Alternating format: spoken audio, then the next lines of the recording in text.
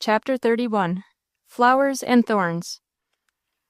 The next day, it happened that the young people were amusing themselves with talking in a room where John Humphreys, walking up and down, was amusing himself with thinking.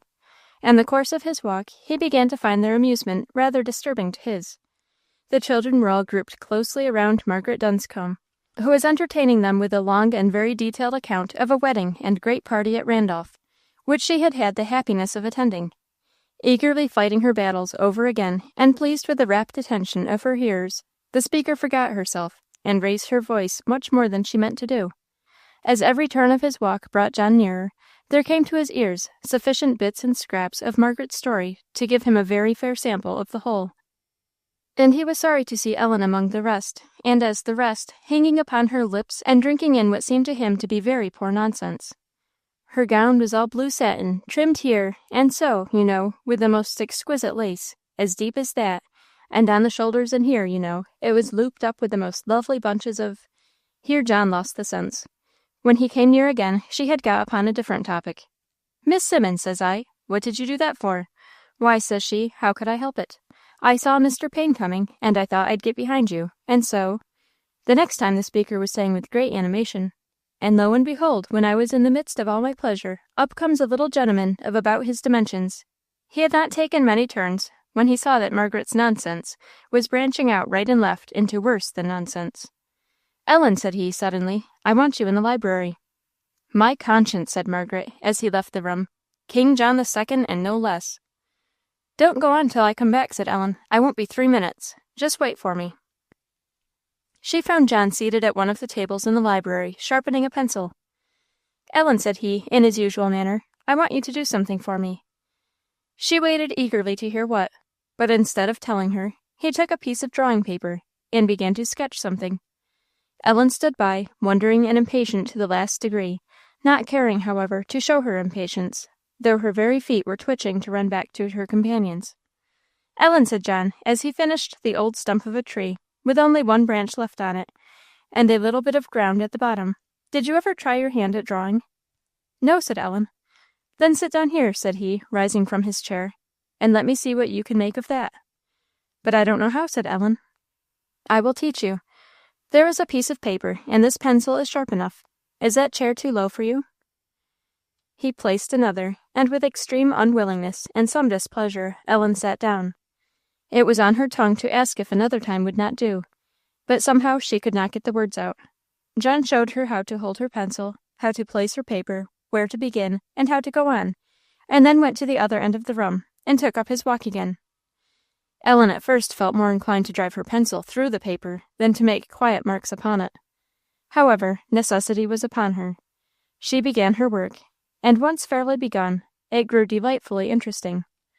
Her vexation went off entirely. She forgot Margaret and her story.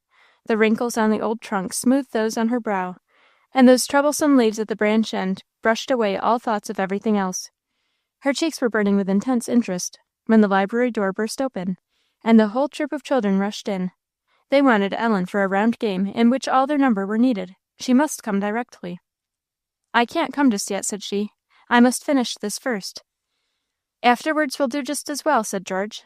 "Come, Ellen, do. You can finish it afterwards." "No, I can't," said Ellen. "I can't leave till it's done." "Why, I thought Mr. John was here. I didn't see him go out. I'll come in a little while." "Did he set you about that precious piece of business?" said William. "Yes. I declare," said Margaret, "he's fitter to be the Grand Turk than anyone else I know." "I don't know who the Grand Turk is," said Ellen. "I'll tell you," said William, putting his mouth close to her ear, and speaking in a disagreeable loud whisper. "It's the biggest gobbler in the yard." "Ain't you ashamed, William?" cried little Ellen Chauncey. "That's it exactly," said Margaret, "always strutting about." "He isn't a bit," said Ellen, very angry. "I've seen people a great deal more like gobblers than he is." "Well," said William, reddening in his turn, "I had rather, at any rate, be a good turkey gobbler than one of those outlandish birds that have an appetite for stones and glass and bits of morocco and such things. Come, let us leave her to do the Grand Turk's bidding. Come, Ellen Chauncey, you mustn't stay to interrupt her. We want you." They left her alone. Ellen had coloured, but William's words did not hit very sore. Since John's talk with her about the matter referred to, she had thought of it humbly and wisely. It is only pride that makes such fault-finding very hard to bear. She was very sorry, however, that they had fallen out again, and that her own passion, as she feared, had been the cause. A few tears had to be wiped away before she could see exactly how the old tree stood. Then, taking up her pencil, she soon forgot everything in her work. It was finished, and with head now on one side, now on the other, she was looking at her picture with very great satisfaction, when her eye caught the figure of John standing before her. "Is it done?" said he. "It is done," said Ellen, smiling, as she rose up to let him come. He sat down to look at it. "It is very well," he said, "better than I expected." "It is very well indeed. Is this your first trial, Ellen?" "Yes, the first. You found it pleasant work?" "Oh, very, very pleasant. I like it dearly." "Then I will teach you." "This shows you have a taste for it, and that is precisely what I wanted to find out. I will give you an easier copy next time. I rather expected, when you sat down," said he, smiling, "that the old tree would grow a good deal more crooked under your hands than I meant it to be." Ellen blushed exceedingly. "I do believe, Mr. John," she said, stammering, "that you know everything I am thinking about." "I might do that, Ellen, without being as wise as an oracle. But I do not expect to make any very painful discoveries in that line." Ellen thought if he did not, it would not be her fault. She truly repented her momentary anger and hasty speech to William. Not that he did not deserve it, or that it was not true, but it was unwise, and had done mischief. And it was not a bit like peacemaking, nor meek at all, Ellen said to herself. She had been reading that morning the 5th chapter of Matthew, and it ran in her head, "Blessed are the meek, blessed are the peacemakers, for they shall be called the children of God." She strove to get back a pleasant feeling towards her young companions, and prayed that she might not be angry at anything they should say. She was tried again at tea time. Miss Sophia had quitted the table, bidding William hand the doughnuts to those who could not reach them. Mary Ann took a great while to make her choice. Her brother grew impatient. "Well, I hope you have suited yourself," said he. "Come, Miss Montgomery, don't you be as long. My arm is tired. Shut your eyes, and then you'll be sure to get the biggest one in the basket." "No, Ellen," said John, who none of the children thought was near. "It would be ungenerous. I wouldn't deprive Master William of his best arguments."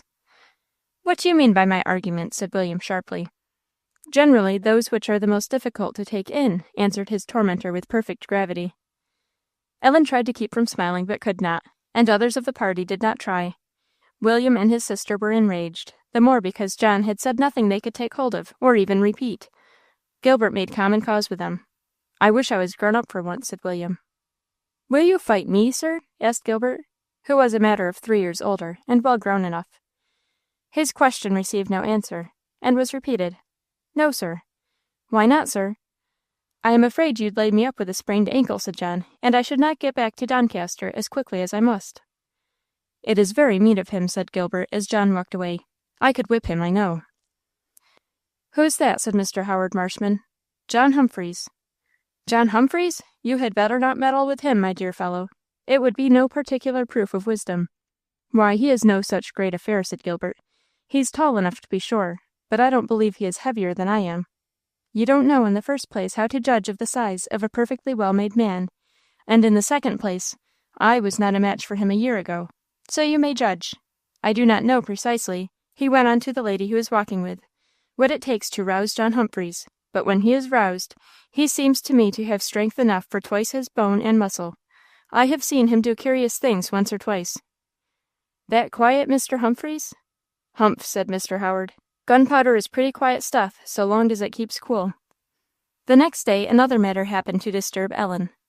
Margaret had received an elegant pair of earrings as a Christmas present, and was showing them for the admiration of her young friends. Ellen's did not satisfy her. "Ain't they splendid?" said she. "Tell the truth now, Ellen Montgomery.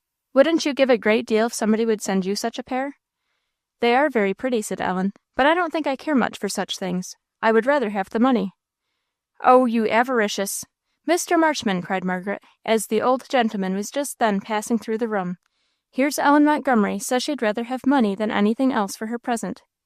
He did not seem to hear her, and went out without making any reply.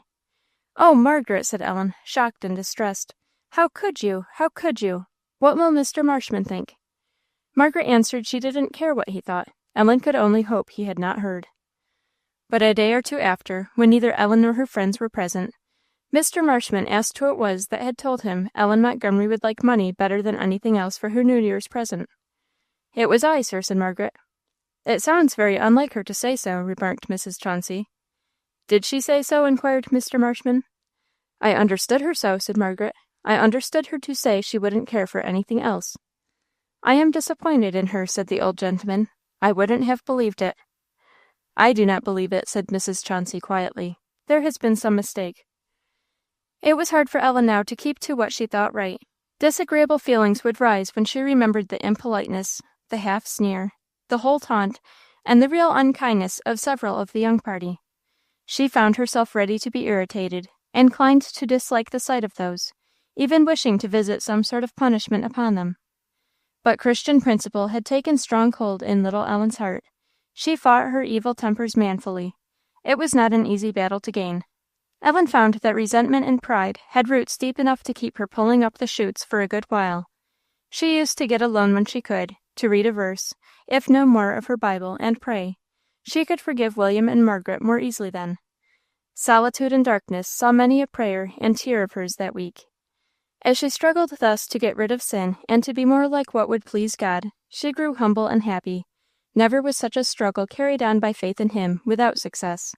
And after a time, though a twinge of the old feeling might come, it was very slight. She would bid William and Margaret good morning, and join them in any enterprise of pleasure or business, with a brow as unclouded as the sun. They, however, were too conscious of having behaved unbecomingly towards their little stranger guest to be over fond of her company. For the most part, she and Ellen Chauncey were left to each other. Meanwhile, the famous needle-book was in a fair way to be finished. Great dismay had at first been excited in the breast of the intended giver, by the discovery that Gilbert had consulted in what seemed to be a very extraordinary fancy, in making the rose a yellow one. Ellen did her best to comfort her. She asked Alice, and found there were such things as yellow roses, and they were very beautiful too, and besides, it would match so nicely the yellow butterfly on the other leaf. "I had rather it wouldn't match," said Ellen Chauncey, "and it don't match the rose-coloured silk, besides. Are the yellow roses sweet?" "No," said Ellen, "but this couldn't have been a sweet rose at any rate, you know." "Oh, but," said the other, bursting into a fresh passion of inconsolable tears, "I wanted it should be the picture of a sweet rose, and I think he might have put up a purple butterfly. Yellow butterflies are so common. I had a great deal rather have had a purple butterfly and a red rose." What cannot be cured, however, must be endured. The tears were dried in course of time, and the needle-book, with its yellow pictures and pink edges, was very neatly finished. Ellen had been busy, too, on her own account. Alice had got a piece of fine linen for her from Miss Sophia. The collar for Mr. Van Brunt had been cut out, and Ellen with great pleasure had made it. The stitching, the strings, and the very buttonhole, after infinite pains, were all finished by Thursday night. She had also made a needle-case for Alice, not of so much pretension as the other one. This was green morocco, lined with crimson satin, no leaves, but ribbon stitched in to hold papers of needles, and a place for a bodkin. Ellen worked very hard at this. It was made with the extremest care, and made beautifully. Ellen Chauncey admired it very much, and anew lamented the uncouth variety of colours in her own. It was a grave question whether pink or yellow ribbon should be used for the latter. Ellen Montgomery recommended pink; she herself inclined to yellow, and, tired of doubting, at last resolved to split the difference, and put one string of each colour. Ellen thought that did not mend matters, but wisely kept her thoughts to herself. Besides the needle-case for Alice, she had snatched the time, whenever she could get away from Ellen Chauncey, to work at something for her. She had begged Alice's advice and help, and between them, out of Ellen's scraps of morocco and silk, they had manufactured a little bag of all the colours of the rainbow, and very pretty and tasteful withal. Ellen thought it a chef d'oeuvre, and was unbounded in her admiration. It lay folded up in white paper, in a locked drawer, ready for New Year's Day. In addition to all these pieces of business, John had begun to give her drawing lessons, according to his promise. These became Ellen's delight.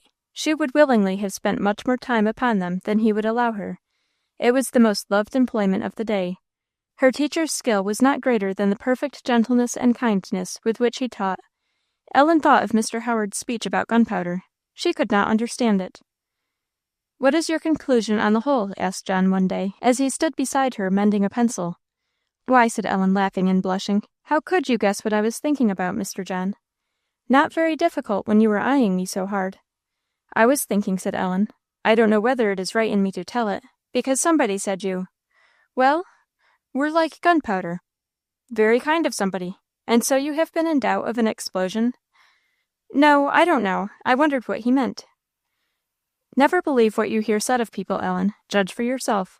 Look here, that house has suffered from a severe gale of wind, I should think. All the uprights are slanting off to the right. Can't you set it up straight? Ellen laughed at the tumble-down condition of the house, as thus pointed out to her, and set about reforming it. It was Thursday afternoon that Alice and Ellen were left alone in the library, several of the family having been called out to receive some visitors. Alice had excused herself, and Ellen, as soon as they were gone, nestled up to her side. How pleasant it is to be alone together, dear Alice. I don't have you even at night now. It is very pleasant, dear Ellie. Home will not look disagreeable again, will it, even after all our gaiety here? No, indeed, at least, your home won't. I don't know what mine will. Oh, me, I had almost forgotten Aunt Fortune. Never mind, dear Ellie. You and I have each something to bear. We must be brave, and bear it manfully.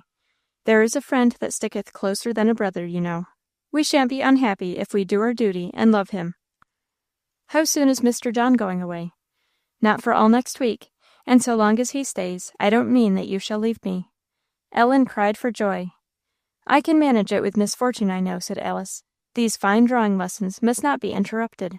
John is very much pleased with your performances. Is he? Said Ellen, delighted. I have taken all the pains I could. That is the sure way to success, Ellie. But, Ellie, I want to ask you something. What was that you said to Margaret Dunscombe about wanting money for a New Year's present? You know it, then? Cried Ellen, starting up. Oh, I'm so glad. I wanted to speak to you about it, so I didn't know what to do, and I thought I oughtn't to. What shall I do about it, dear Alice? How did you know? George said you were not there. Mrs. Chauncey told me. She thought there had been some mistake or something wrong. How was it, Ellen? Why, said Ellen, she was showing us her earrings, and asking us what we thought of them, and she asked me if I wouldn't like to have such a pair. And I thought I would a great deal rather have the money they cost, to buy other things with, you know, that I would like better, and I said so. And just then Mr. Marshman came in, and she called out to him loud that I wanted money for a present, or would like it better than anything else, or something like that. Oh, Alice, how I felt! I was frightened. But then I hoped Mr. Marshman did not hear her, for he did not say anything. But the next day George told me all about what she had been saying in there, and oh, it made me so unhappy, said poor Ellen, looking very dismal. What will Mr. Marshman think of me? He will think I expected a present, and I never dreamed of such a thing. It makes me ashamed to speak of it, even, and I can't bear he should think so. I can't bear it. What shall I do, dear Alice? I don't know what you can do, dear Ellie, but be patient. Mr. Marshman will not think anything very hard of you, I dare say. But I think he does already. He hasn't kissed me since that as he did before. I know he does, and I don't know what to do. How could Margaret say that? Oh, how could she? It was very unkind. What can I do? Said Ellen again after a pause, and wiping away a few tears. Couldn't Mrs. Chauncey tell Mr. Marshman not to give me anything, for that I never expected it, and would a great deal rather not? Why, no, Ellie. I do not think that would be exactly the best or most dignified way. What then, dear Alice? I'll do just as you say. I would just remain quiet. But Ellen says the things are all put on the plates in the morning, and if there should be money on mine, I don't know what I should do. I should feel so badly. I couldn't keep it, Alice. I couldn't. Very well, you need not, but remain quiet in the meanwhile, and if it should be so, then say what you please, only take care that you say it in the right spirit, and in a right manner.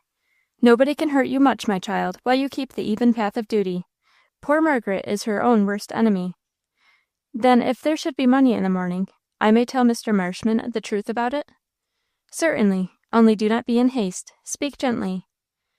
Oh, I wish everybody would be kind and pleasant always, said poor Ellen, but half comforted. What a sigh there was, said John, coming in. What is the matter with my little sister? Some of the minor trials of life, John, said Alice with a smile. What is the matter, Ellie? Oh, something you can't help, said Ellen. And something I mustn't know.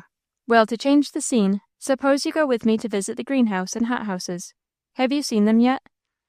No, said Ellen, as she eagerly sprang forward to take his hand, Ellen promised to go with me, but we have been so busy." "Will you come, Alice?" "Not I," said Alice. "I wish I could, but I shall be wanted elsewhere." "By whom, I wonder, so much as by me?" said her brother. "However, after tomorrow I will have you all to myself." As he and Ellen were crossing the hall, they met Mrs. Marshman. "Where are you going, John?" said she. "Where I ought to have been before, ma'am, to pay my respects to Mr. Hutchinson." "You've not seen him yet? That is very ungrateful of you. Hutchinson is one of your warmest friends and admirers. There are few people he mentions with so much respect, or that he is so glad to see, as Mr. John Humphreys." "A distinction I owe, I fear, principally to my English blood," said John, shaking his head. "It is not altogether that," said Mrs. Marshman, laughing, "though I do believe I'm the only Yankee good Hutchinson has ever made up his mind entirely to like. But go and see him, do; he will be very much pleased." "Who is Mr. Hutchinson?" said Ellen, as they went on. "He is the gardener, or rather the head gardener. He came out with his master some 30 or 40 years ago, but his old English prejudice will go to the grave with him, I believe."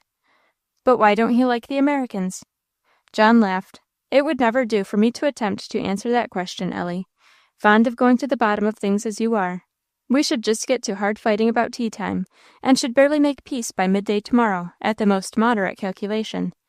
You shall have an answer to your question, however." Ellen could not conceive what he meant, but resolved to wait for his promised answer. As they entered the large and beautifully kept greenhouse, Hutchinson came from the further end of it to meet them, an old man of most respectable appearance. He bowed very civilly, and then slipped his pruning knife into his left hand to leave the right at liberty for John, who shook it cordially. "And why haven't you been to see me before, Mr. John? I've thought it rather art of you. Miss Alice has come several times. The ladies have more leisure, Mr. Hutchinson. You look flourishing here." "Why, yes, sir, pretty middling, within doors. But I don't like the climate, Mr. John. I don't like the climate, sir. There's no country like England, I believe, for my business. 'Ere's a fine rose, sir, if you'll step a bit this way. Quite a new kind. I got it over last autumn. The Palmerston it is. Those are fine buds, sir." The old gentleman was evidently much pleased to see his visitor, and presently plunged him deep into English politics, for which he seemed to have lost no interest by 40 years' life in America. As Ellen could not understand what they were talking about, she quitted John's side, and went wandering about by herself. From the moment the sweet aromatic smell of the plants had greeted her, she had been in a high state of delight, and now, lost to all the world beside, from the mystery of one beautiful and strange green thing to another, she went wondering and admiring, and now and then timidly advancing her nose, to see if something glorious was something sweet too. She could hardly leave a superb cactus, in the petals of which there was such a singular blending of scarlet and crimson as to almost dazzle her sight, and if the pleasure of smell could intoxicate, she would have reeled away from a luxuriant Daphne odorata in full flower, over which she feasted for a long time. The variety of green leaves alone was a marvel to her, some rough and brown-streaked, some shining as if they were varnished, others of hair-like delicacy of structure, all lovely. At last she stood still with admiration, and almost held her breath before a white camellia. "What does that flower make you think of, Ellen?" said John, coming up. His friend the gardener had left him to seek a newspaper in which he wished to show him a paragraph. "I don't know," said Ellen. "I couldn't think of anything but itself. It reminds me of what I ought to be, and of what I shall be if I ever see heaven. It seems to me the emblem of a sinless, pure spirit, looking up in fearless spotlessness. Do you remember what was said to the old church of Sardis? 'Thou hast a few names that have not defiled their garments, and they shall walk with me in white, for they are worthy.'" The tears rushed to Ellen's eyes. She felt she was so very unlike this. But Mr. Hutchinson coming back prevented anything more from being said. She looked at the white camellia. It seemed to speak to her. "That's the paragraph, sir," said the old gardener, giving the paper to John. "'Ere's a little lady that is fond of flowers, if I don't make a mistake. This is somebody I've not seen before. Is this the little lady Miss Helen was telling me about?" "I presume so," said John. "She is Miss Ellen Montgomery, a sister of mine, Mr. Hutchinson, and Mr. Marshman's guest." "By both names entitled to my greatest respect," said the old man, stepping back and making a very low bow to Ellen, with his hand upon his heart, at which she could not help laughing. "I am very glad to see Miss Ellen. What can I do to make her remember old Hutchinson? Would Miss Ellen like a bouquet?" Ellen did not venture to say yes, but her blush and sparkling eyes answered him. The old gardener understood her, and was as good as his word. He began with cutting a beautiful sprig of a large purple geranium, then a slip of lemon myrtle. Ellen watched him as the bunch grew in his hand, and could hardly believe her eyes as one beauty after another was added to what became a most elegant bouquet. And most sweet, too, to her joy. The delicious daphne and fragrant lemon blossom went to make part of it. Her thanks, when it was given her, were made with few words, but with all her face. The old gardener smiled, and was quite satisfied that his gift was not thrown away. He afterwards showed them his hothouses, where Ellen was astonished and very much interested to see ripe oranges and lemons in abundance, and pine too, such as she had been eating since she came to Ventnor, thinking nothing less than that they grew so near home. The grapes had all been cut. There was to be quite a party at Ventnor in the evening of New Year's Day. Ellen knew this, and destined her precious flowers for Alice's adornment. How to keep them in the meanwhile? She consulted Mr. John, and according to his advice, took them to Mrs. Bland, the housekeeper, to be put in water, and kept in a safe place for her till the time. She knew Mrs. Bland, for Ellen Chauncey and she had often gone to her room to work, where none of the children would find and trouble them. Mrs. Bland promised to take famous care of the flowers, and said she would do it with the greatest pleasure. Mr. Marshman's guests, she added, smiling, must have everything they wanted. "What does that mean, Mrs. Bland?" said Ellen. "Why, you see, Miss Ellen, there's a great deal of company always coming, and some is Miss Gillespie's friends, and some Mr. Howard's, and some to see Miss Sophia more particularly, and some belong to Mrs. Marshman, or the whole family, maybe, but now and then Mr. Marshman has an old English friend or so that he sets the greatest store by, and them he calls his guests, and the best in the house is hardly good enough for them, or the country either." "And so I am one of Mr. Marshman's guests," said Ellen. "I didn't know what it meant."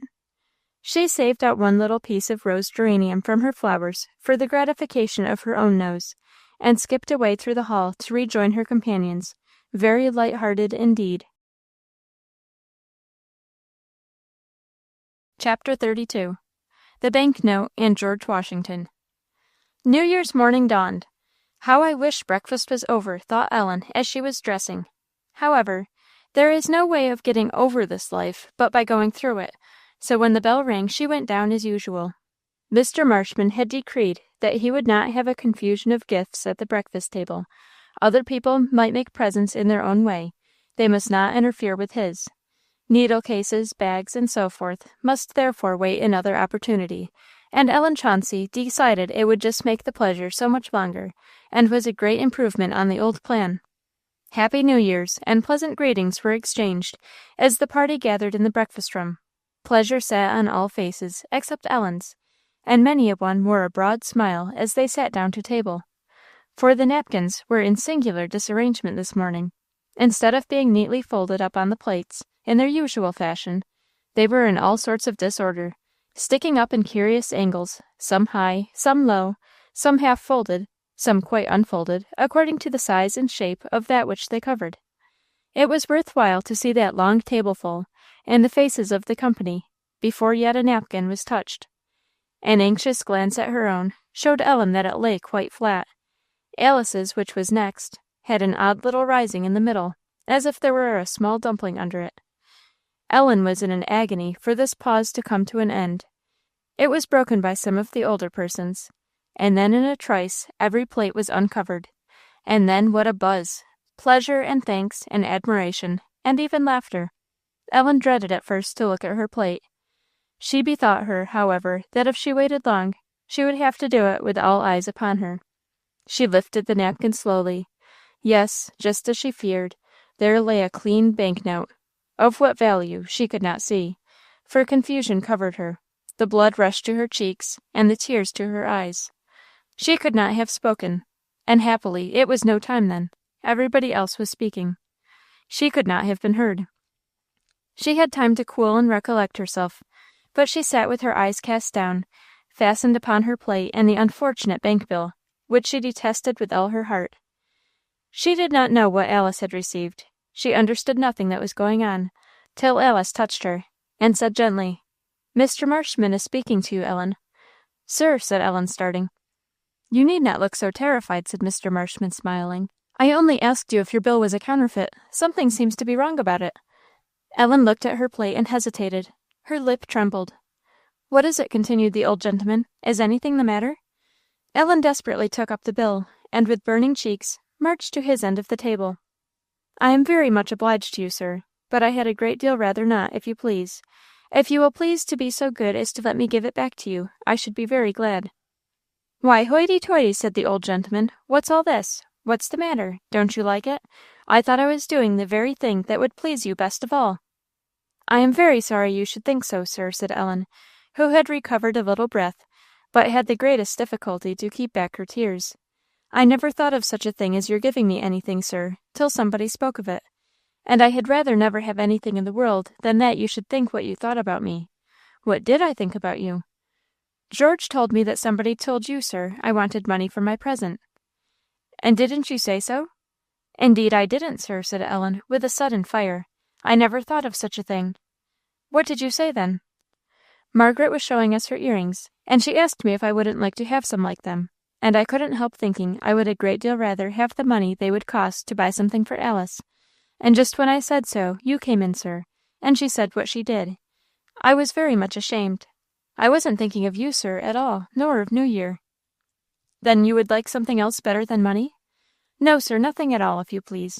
If you'll only be so good as to not give me this, I will be very much obliged to you, indeed.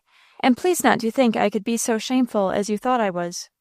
Ellen's face was not to be withstood. The old gentleman took the bill from her hand. "I will never think anything of you," said he, "but what is the very tip-top of honourable propriety. But you make me ashamed now. What am I going to do with this?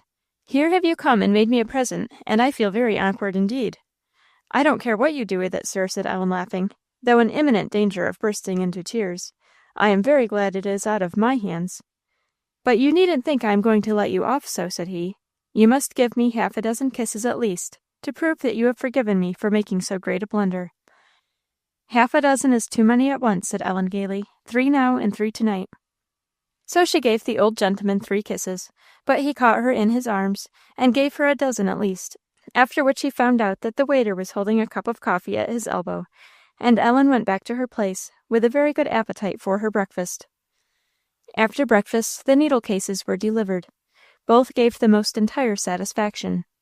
Mrs. Chauncey assured her daughter that she would quite as lief have a yellow as a red rose on the cover, and that she liked the inscription extremely, which the little girl acknowledged to have been a joint device of her own and Ellen's. Ellen's bag gave great delight, and was paraded all over the house. After the bustle of thanks and rejoicing was at last over, and when she had a minute to herself, which Ellen Chauncey did not give her for a good while, Ellen bethought her of her flowers, a sweet gift still to be made. Why not make it now? Why should not Alice have the pleasure of them all day? A bright thought! Ellen ran forthwith to the housekeeper's room, and after a long, admiring look at her treasures, carried them, glass and all, to the library, where Alice and John often were in the morning alone. Alice thanked her in the way she liked best, and then the flowers were smelled and admired afresh. "Nothing could have been pleasanter to me, Ellie, except Mr. Marshman's gift." "And what was that, Alice? I haven't seen it yet." Alice pulled out of her pocket a small, round, morocco case, the very thing that Ellen had thought looked like a dumpling under the napkin, and opened it. "It's Mr. John!" exclaimed Ellen. "Oh, how beautiful!" Neither of her hearers could help laughing. "It is very fine, Ellie," said Alice. "You are quite right. Now I know what was the business that took John to Randolph every day, and kept him there so long, while I was wondering at him unspeakably. Kind, kind Mr. Marshman. Did Mr. John get anything?" "Ask him, Ellie. Did you get anything, Mr. John?" said Ellen, going up to him where he was reading on the sofa. "I got this," said John, handing her a little book which lay beside him. "What is this?" Weems' Life of Washington. Washington. He was May I look at it?" "Certainly." She opened the book, and presently sat down on the floor where she was, by the side of the sofa. Whatever she had found within the leaves of the book, she had certainly lost herself. An hour passed. Ellen had not spoken or moved except to turn over leaves. "Ellen," said John. She looked up, her cheeks coloured high. "What have you found there?" said he, smiling. "Oh, a great deal. But did Mr. Marshman give you this?" "No."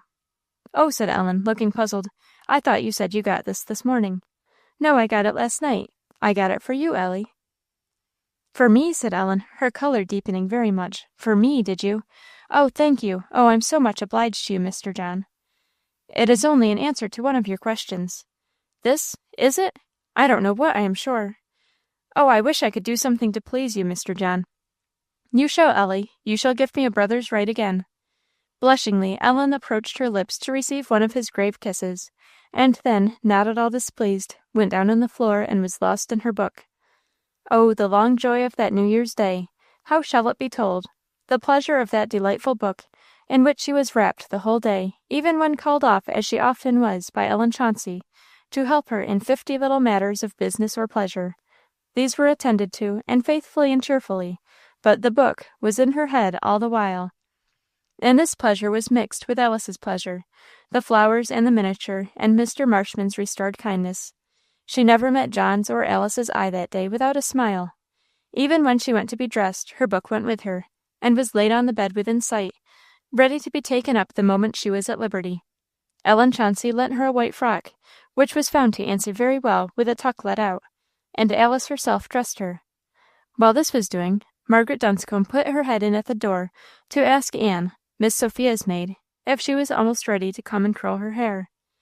"Indeed, I can't say that I am, Miss Margaret," said Anne. "I've something to do for Miss Humphreys, and Miss Sophia hasn't so much as done the first thing towards beginning to get ready yet. It'll be a good hour and more." Margaret went away, exclaiming impatiently that she could get nobody to help her, and would have to wait till everybody was downstairs. A few minutes after, she heard Ellen's voice at the door of her room, asking if she might come in. "Yes, who's that? What do you want?" "I'll fix your hair if you'll let me," said Ellen. "You? I don't believe you can." "Oh, yes, I can. I used to do mamma's very often.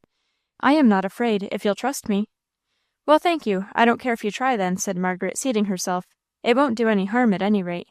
And I want to be downstairs before anybody gets here. I think it's half the fun to see them come in. Bless me, you're dressed and all ready." Margaret's hair was in long, thick curls.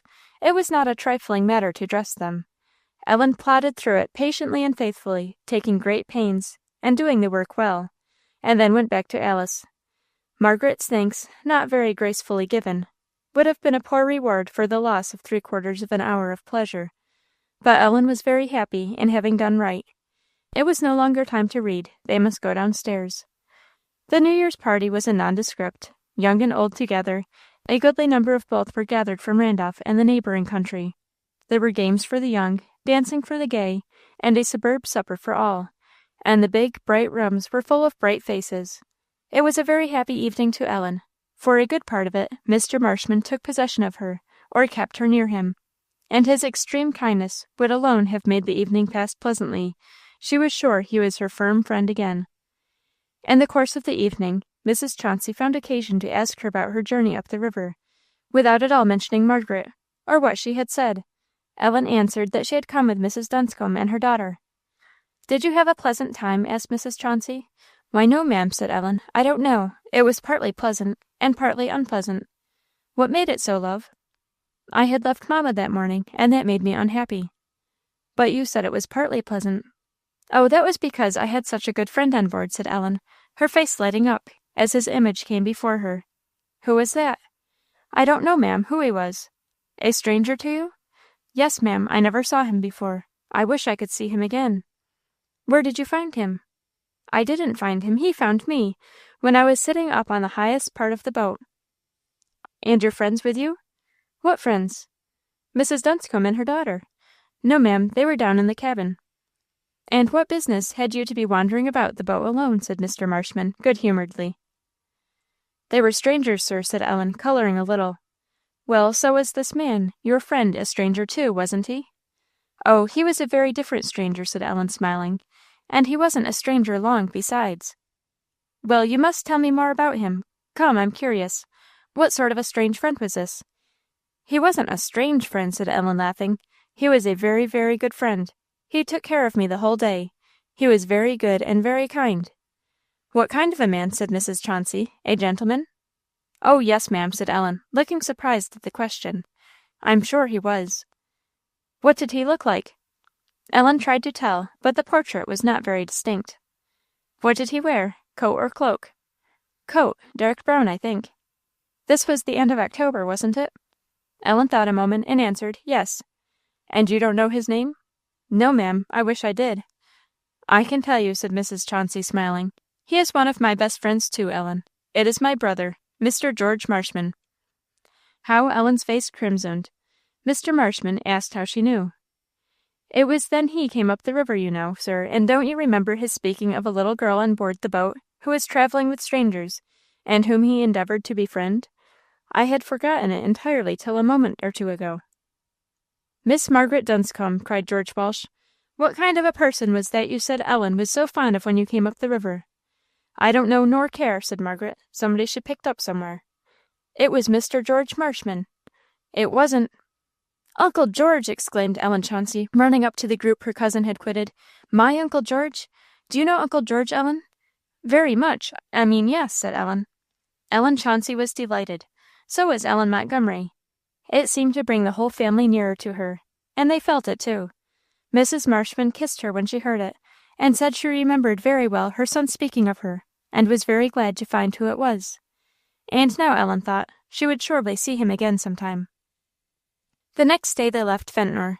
Ellen Chauncey was very sorry to lose her new friend, and begged she would come again as soon as she could. All the family said the same. Mr. Marshman told her she must give him a large place in her heart, or he should be jealous of her strange friend, and Alice was charged to bring her whenever she came to see them. The drive back to Carra Carra was scarcely less pleasant than the drive out had been, and home, Ellen said, looked lovely, that is, Alice's home, which she began to think more of her own than any other. The pleasure of the past 10 days, though great, had not been unmixed. The week that followed was one of perfect enjoyment. In Mr. Humphrey's household there was an atmosphere of peace and purity that even a child could feel, and in which such a child as Ellen throve exceedingly. The drawing lessons went on with great success. Other lessons were begun. There were fine long walks and charming sleigh rides, and more than one visit to Mrs. Voss. And what Ellen perhaps liked the best of all, the long evenings of conversation and reading aloud, and bright firelights, and brighter sympathy and intelligence and affection. That week did them all good, and no one more than Ellen. It was a little hard to go back to Miss Fortune's and begin her old life there. She went on the evening of the day John had departed. They were at supper. Well, said Miss Fortune, as Ellen entered, have you got enough of visiting? I should be ashamed to go where I wasn't wanted for my part. I haven't, Aunt Fortune, said Ellen. She's been nowhere but what's done her good, said Mr. Van Brunt. She's really growed handsome since she's been away. Grown a fiddlestick, said Miss Fortune. She couldn't grow handsomer than she was before, said the old grandmother, hugging and kissing her little granddaughter with great delight. The sweetest posy in the garden she always was. Mr. Van Brunt looked as if he entirely agreed with the old lady. That, while it made some amends for Miss Fortune's dryness, perhaps increased it. She remarked that she thanked heaven she could always make herself contented at home, which Ellen could not help thinking was a happiness for the rest of the world. In the matter of the collar, it was hard to say whether the giver or receiver had the most satisfaction.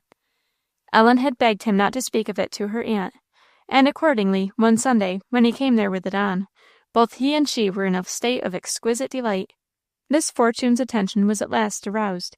She made a particular review of him, and ended it by declaring that he looked uncommonly dandified, but she could not make out what he had done to himself, a remark which transported Mr. Van Brunt and Ellen beyond all bounds of prudence. Nancy's Bible, which had been purchased for her at Randolph, was given to her at the first opportunity. Ellen anxiously watched her as she slowly turned it over, her face showing, however, very decided approbation of the style of the gift. She shook her head once or twice, and then said, "What did you give this to me for, Ellen?" "Because I wanted to give you something for New Year," said Ellen, "and I thought that would be the best thing. If you would only read it, it would make you so happy and good." "You are good, I believe," said Nancy, "but I don't expect ever to be myself. I don't think I could be. You might as well teach a snake not to wriggle." "I am not good at all," said Ellen. "We're none of us good," and the tears rose to her eyes. "But the Bible will teach us how to be. If you'll only read it. Please, Nancy, do. Say you will read a little every day."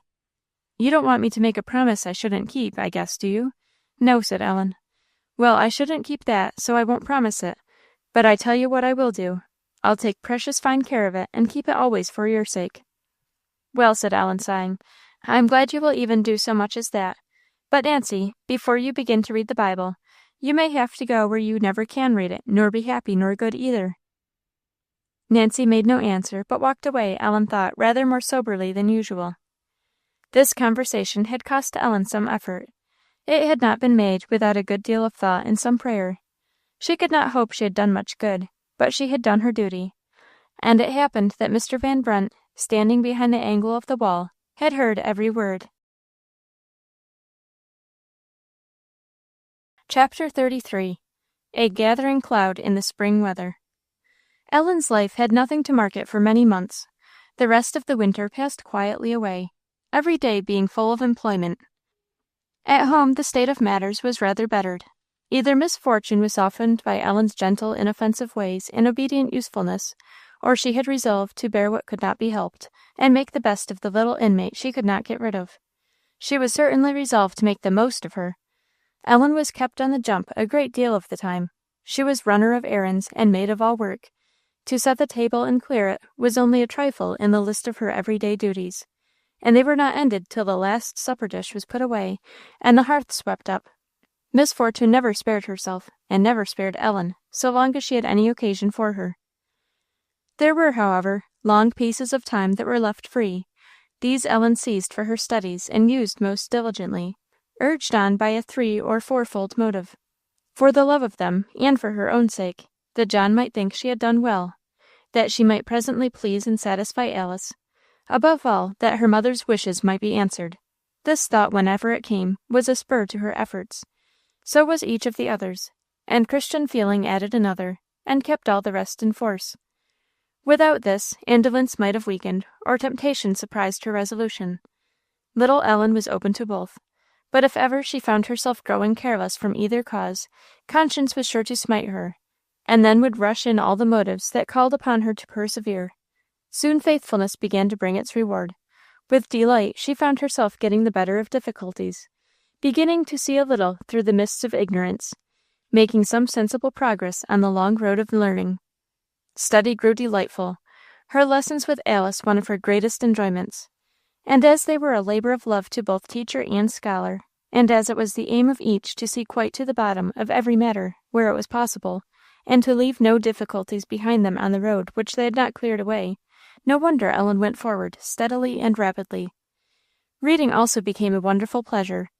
Weem's Life of Washington was read, and read, and read over again, till she almost knew it by heart, and from that she went to Alice's library, and ransacked it for what would suit her. Happily, it was a well-picked one, and Ellen could not light upon many books that would do her mischief.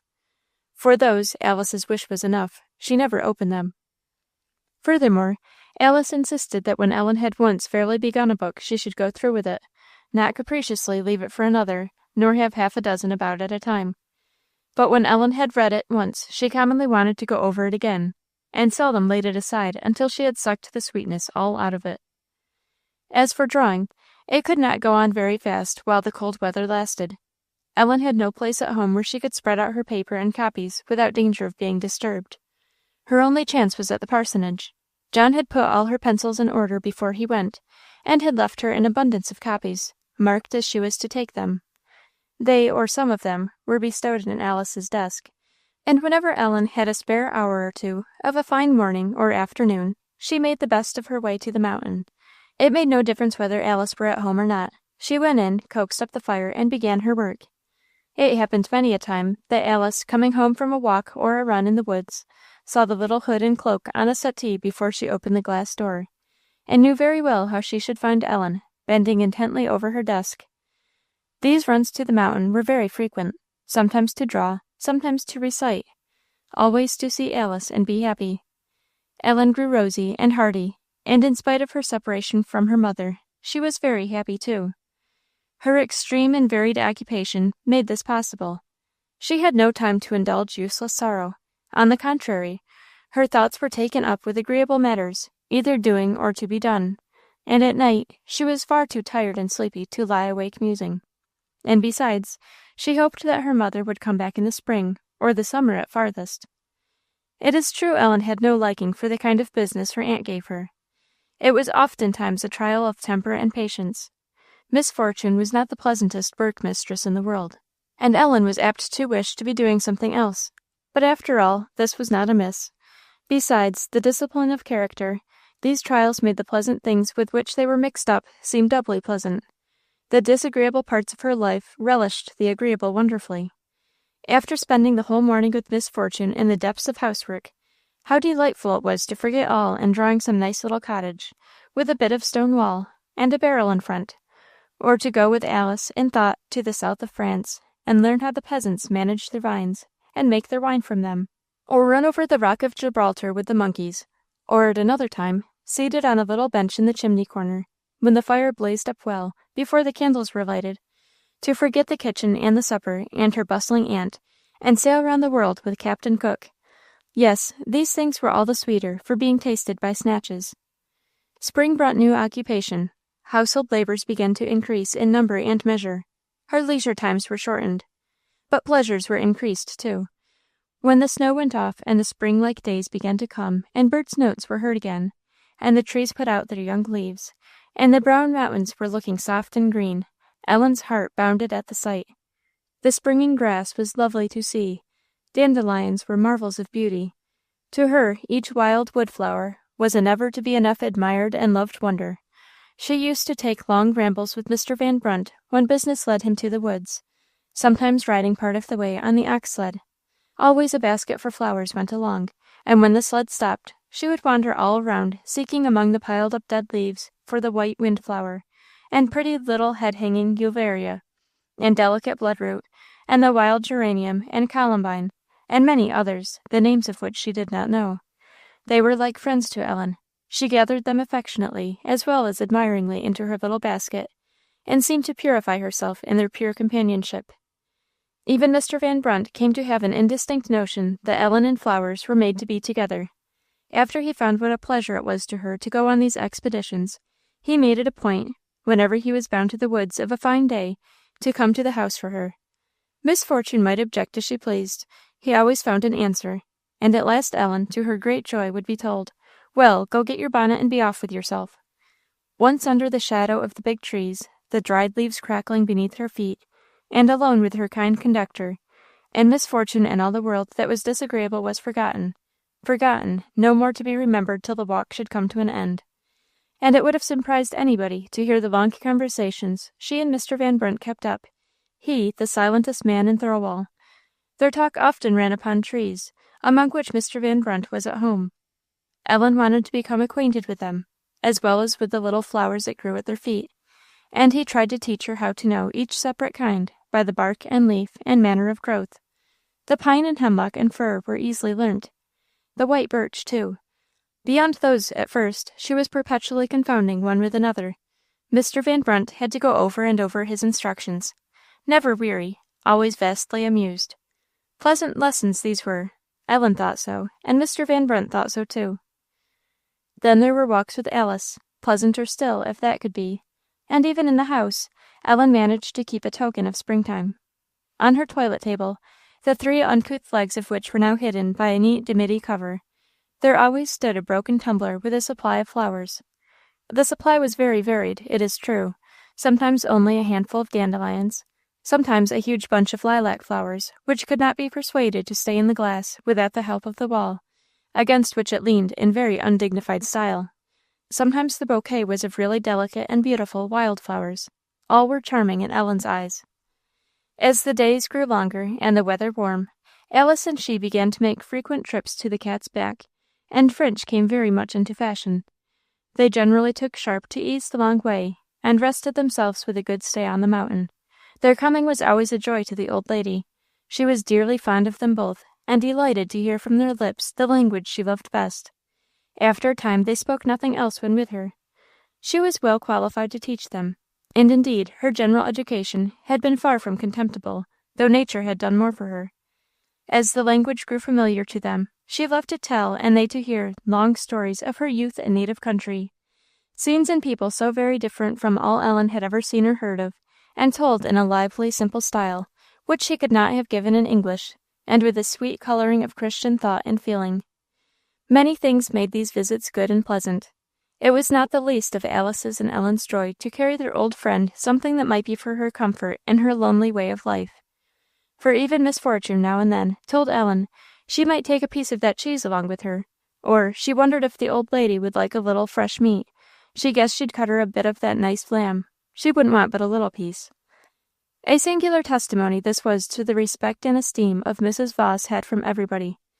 Miss Fortune very, very seldom was known to take a bit from her own comforts to add to those of another. The ruling passion of this lady was thrift, her next good housewifery.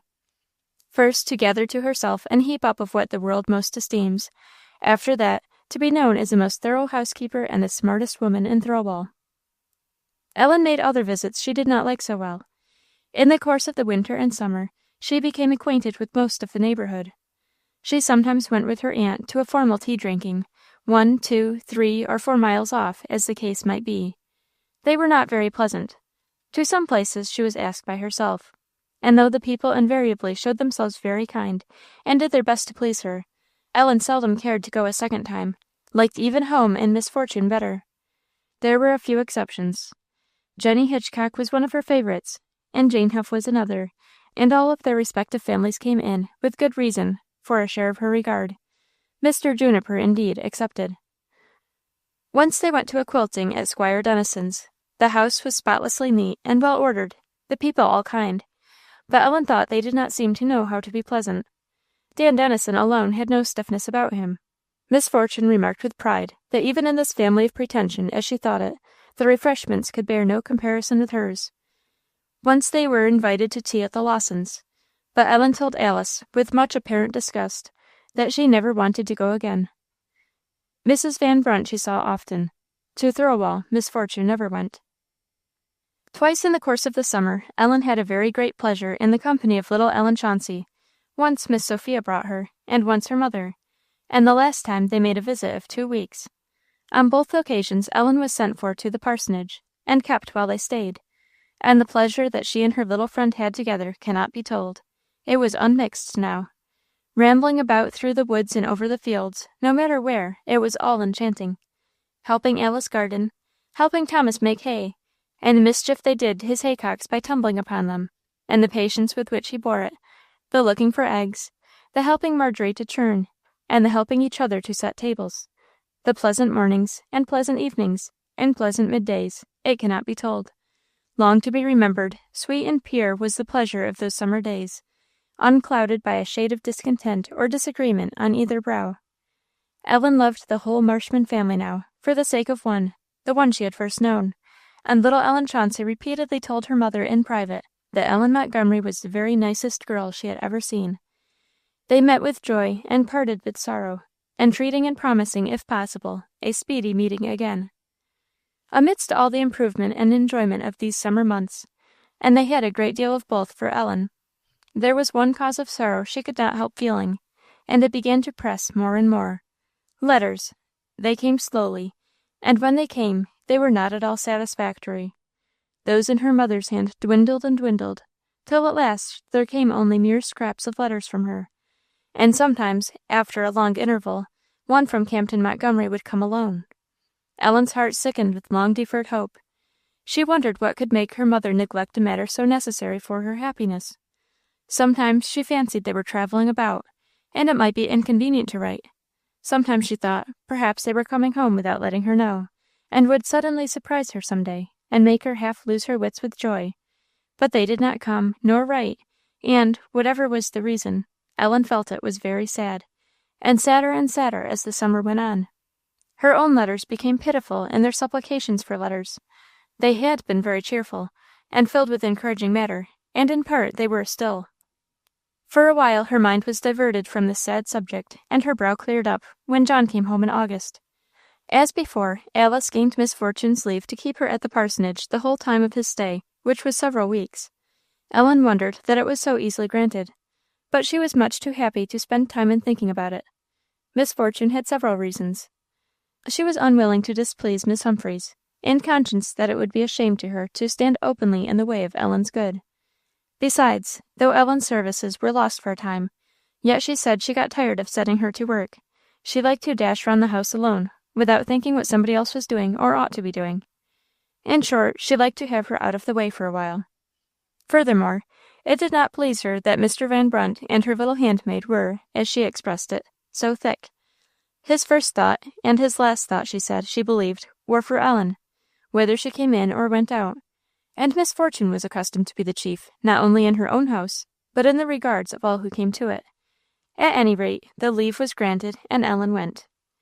And now was repeated the pleasure of the first week in January. It would have been increased, but that increase was not possible. There was only the difference between lovely winter and lovely summer weather. It was seldom very hot in Thirlwall. The fields and hills were covered with green instead of white. Fluttering leaves had taken the place of snow-covered sprays and sparkling icicles, and for the keen north and brisk northwester, soft summer airs were blowing.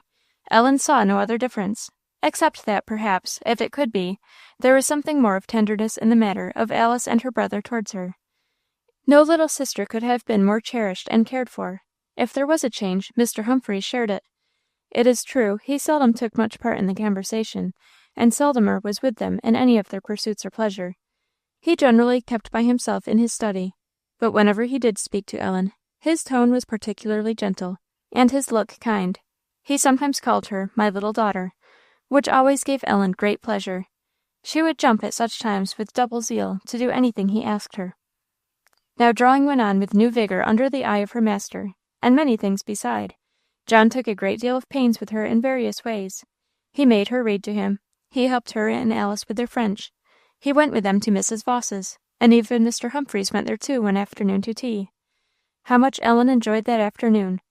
They took with them a great basket of provisions, for Mrs. Voss could not be expected to entertain so large a party, and borrowed Jenny Hitchcock's pony, which, with old John and Sharp, mounted 3 of the company.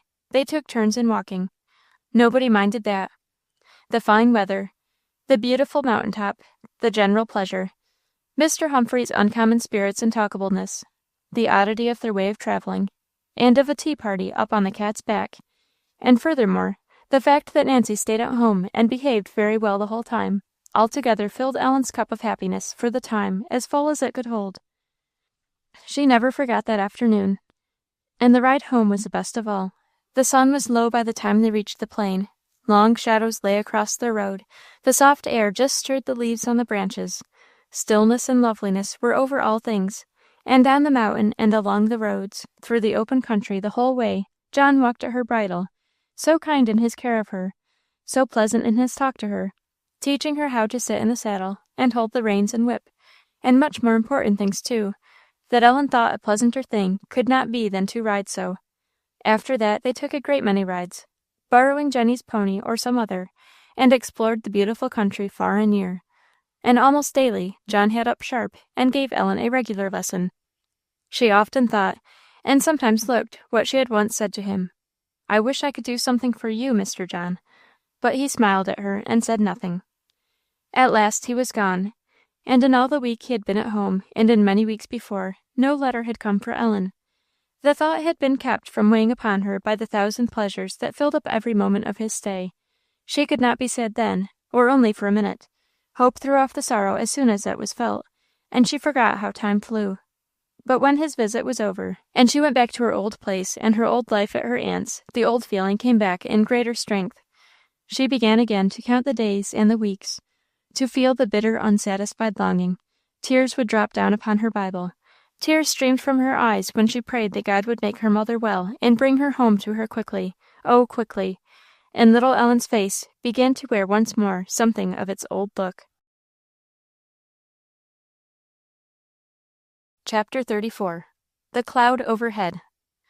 One day in the early part of September, she was standing in front of the house at the little wicket that opened on the road. With her back against the open gate, she was gently moving it to and fro, half enjoying the weather and the scene, half indulging the melancholy mood which drove her from the presence of her bustling aunt. The gurgling sound of the brook a few steps off was a great deal more soothing to her ear than Miss Fortune's sharp tones. By and by a horseman came in sight at the far end of the road, and the brook was forgotten. What made Ellen look at him so sharply? Poor child, she was always expecting news. At first she could only see that the man rode a white horse.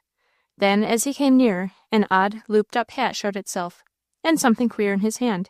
What was it? Who is it? The old newsman, Ellen was sure. Yes, she could now see the saddlebags, and the white horse-tail set in a handle, with which he was brushing away the flies from his horse. The tin trumpet was in his other hand, to blow withal. He was a venerable old figure, with all his oddities, clad in a suit of snuff brown, with a neat, quiet look about him. He and the saddlebags and the white horse jogged on together as if they belonged to nothing else in the world but each other. In an ecstasy of fear and hope, Ellen watched the pace of the old horse to see if it gave any sign of slackening near the gate. Her breath came short. She hardly breathed at all. She was trembling from head to foot. Would he stop, or was he going on? Oh, the long agony of 2 minutes. He stopped. Ellen went towards him. "What little gal is this?" said he. "I am Ellen Montgomery, sir," said Ellen eagerly. "Miss Fortune's niece. I live here." "Stop a bit," said the old man, taking up his saddlebags. "Miss Fortune's niece, eh? Why, I believe as I've got something for her. Something here. Aunt Well, eh?" "Yes, sir. That's more than you be, ain't it?" said he, glancing sideways at Ellen's face. "How do you know but I've got a letter for you here, eh?" The colour rushed to that face, and she clasped her hands. "No, dear, no," said he. "I ha'n't got any for you. It's for the old lady. There, run in with it, dear." But Ellen knew before she touched it that it was a foreign letter, and dashed into the house with it. Miss Fortune coolly sent her back to pay the postage. When she came in again, her aunt was still reading the letter, but her look, Ellen felt, was unpromising. She did not venture to speak. Expectation was chilled. She stood till Miss Fortune began to fold up the paper. "Is there nothing for me?" she said then, timidly. "No." "Oh, why don't she write to me?" cried Ellen, bursting into tears. Miss Fortune stalked about the room, without any particular purpose, as far as could be seen. "It is very strange," said Ellen sorrowfully. "I am afraid she is worse. Does papa say she is worse?" "No." "Oh, if she had only sent me a message! I should think she might. Oh, I wish she had 3 words. Does papa say why she don't write?" "No." "It is very strange," repeated poor Ellen. "Your father talks of coming home," said Miss Fortune, after a few minutes, during which Ellen had been silently weeping. "Home? Then she must be better," said Ellen, with new life. "Does papa say she is better?" "No." "But what does he mean?" said Ellen uneasily. "I don't see what he means. He doesn't say she is worse, and he doesn't say she is better. What does he say?" "He don't say much about anything." "Does he say when they are coming home?" Miss Fortune mumbled something about spring, and whisked off to the buttery. Ellen thought no more was to be got out of her. She felt miserable. Her father and her aunt both seemed to act strangely, and where to find comfort she scarcely knew. She had one day been telling her doubts and sorrows to John. He did not try to raise her hopes, but said, "Troubles will come in this world, Ellie. The best is to trust them and ourselves to our dear Saviour, and let trials drive us to Him. Seek to love Him more, and to be patient under His will. The Good Shepherd means nothing but kindness to any lamb in His flock. You may be sure of that, Ellie." Ellen remembered his words and tried to follow them now, but she could not be patient under His will yet, not quite. It was very hard to be patient in such uncertainty. With swimming eyes, she turned over her Bible in search of comfort, and found it. Her eye lit upon words she knew very well, but that were like the fresh sight of a friend's face for all that. "Let not your heart be troubled. Ye believe in God, believe also in me. In my Father's house are many mansions." There is no parting there, thought little Ellen. She cried a long time, but she was comforted nevertheless. The heart that rests on the Blessed One who said those words can never be quite desolate. For several days things went on in the old train, only her aunt, she thought, was sometimes rather queer, not quite as usual in her manner towards her. Mr. Van Brunt was not rather, but very queer. He scarcely spoke or looked at Ellen, bolted down his food, and was off without a word, and even stayed away entirely from 2 or 3 meals. She saw nobody else. Weather and other circumstances prevented her going to the mountain. One afternoon she was giving her best attention to a French lesson, when she heard herself called. Miss Fortune was in the lower kitchen, dipping candles. Ellen ran down. "I don't know what's got into these candles," said Miss Fortune. "I can't make 'em hang together. The tallow ain't good, I guess. Where's the nearest place they keep bees?" "They have got bees at Mrs. Hitchcock's," said Ellen. "So they have in Egypt, for anything I know," said her aunt. "One would be about as much good now as t'other. Mrs. Lowndes, that ain't far off. Put on your bonnet, Ellen, and run over there, and ask her to let me have a little beeswax. I'll pay her in something she likes best." "Does Mrs. Lowndes keep beehives?" said Ellen doubtfully. No, she makes the beeswax herself, said Miss Fortune, in the tone she always took when anybody presumed to suppose she might be mistaken in anything. How much shall I ask for? Said Ellen. Oh, I don't know, a pretty good piece. Ellen was not very clear what quantity this might mean. However, she wisely asked no more questions, and set out upon her walk. It was hot and disagreeable, just the time of day when the sun had most power, and Mrs. Lowndes' house was about halfway on the road to Alice's. It was not a place where Ellen liked to go, though the people always made much of her. She did not fancy them, and regularly kept out of their way when she could.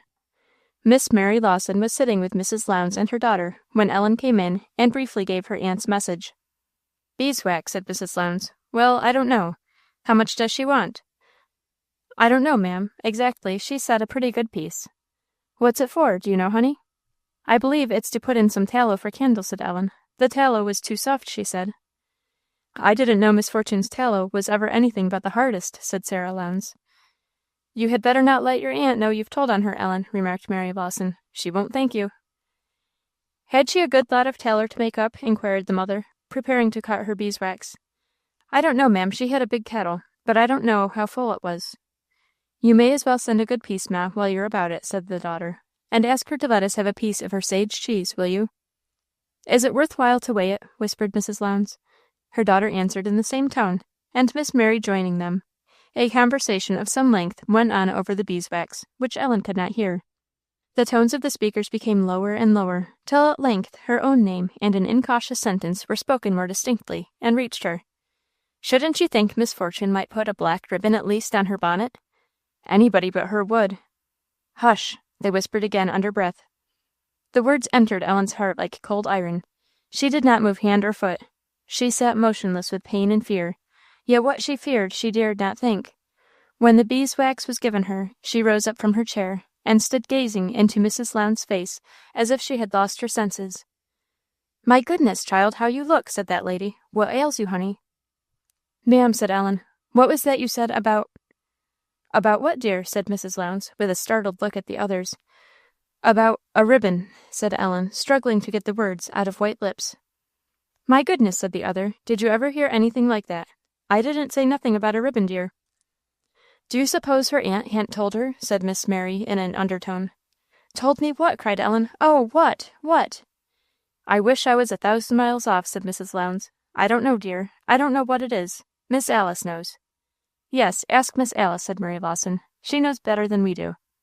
Ellen looked doubtfully from one to the other. Then, as "Go ask Miss Alice" was repeated on all sides, she caught up her bonnet, and flinging the beeswax from her hand, darted out of the house. Those she had left looked at each other a minute in silence. Ain't that too bad now, exclaimed Mrs. Lowndes, crossing the room to shut the door. But what could I say? Which way did she go? I don't know, I am sure. I had no head to look, or anything else. I wonder if I had ought to ha' told her, but I couldn't ha' done it. Just look at her beeswax, said Sarah Lowndes. She will kill herself if she runs up the mountain at that rate, said Mary Lawson. They all made a rush to the door to look after her. She ain't in sight, said Mrs. Lowndes. If she's gone the way to the nose, she's got as far as them big poplars yet, or she'd be somewhere this side of 'em, where we could see her. You hadn't ought to ha' let her go, ma'am, in all this sun, said Miss Lowndes. I declare, said Mrs. Lowndes, she scared me so I hadn't 3 idees left in my head. I wish I knew where she was, though, poor little soul. Ellen was far on her way to the mountain, pressed forward by a fear that knew no stay of heat or fatigue. They were little to her that day. She saw nothing on her way.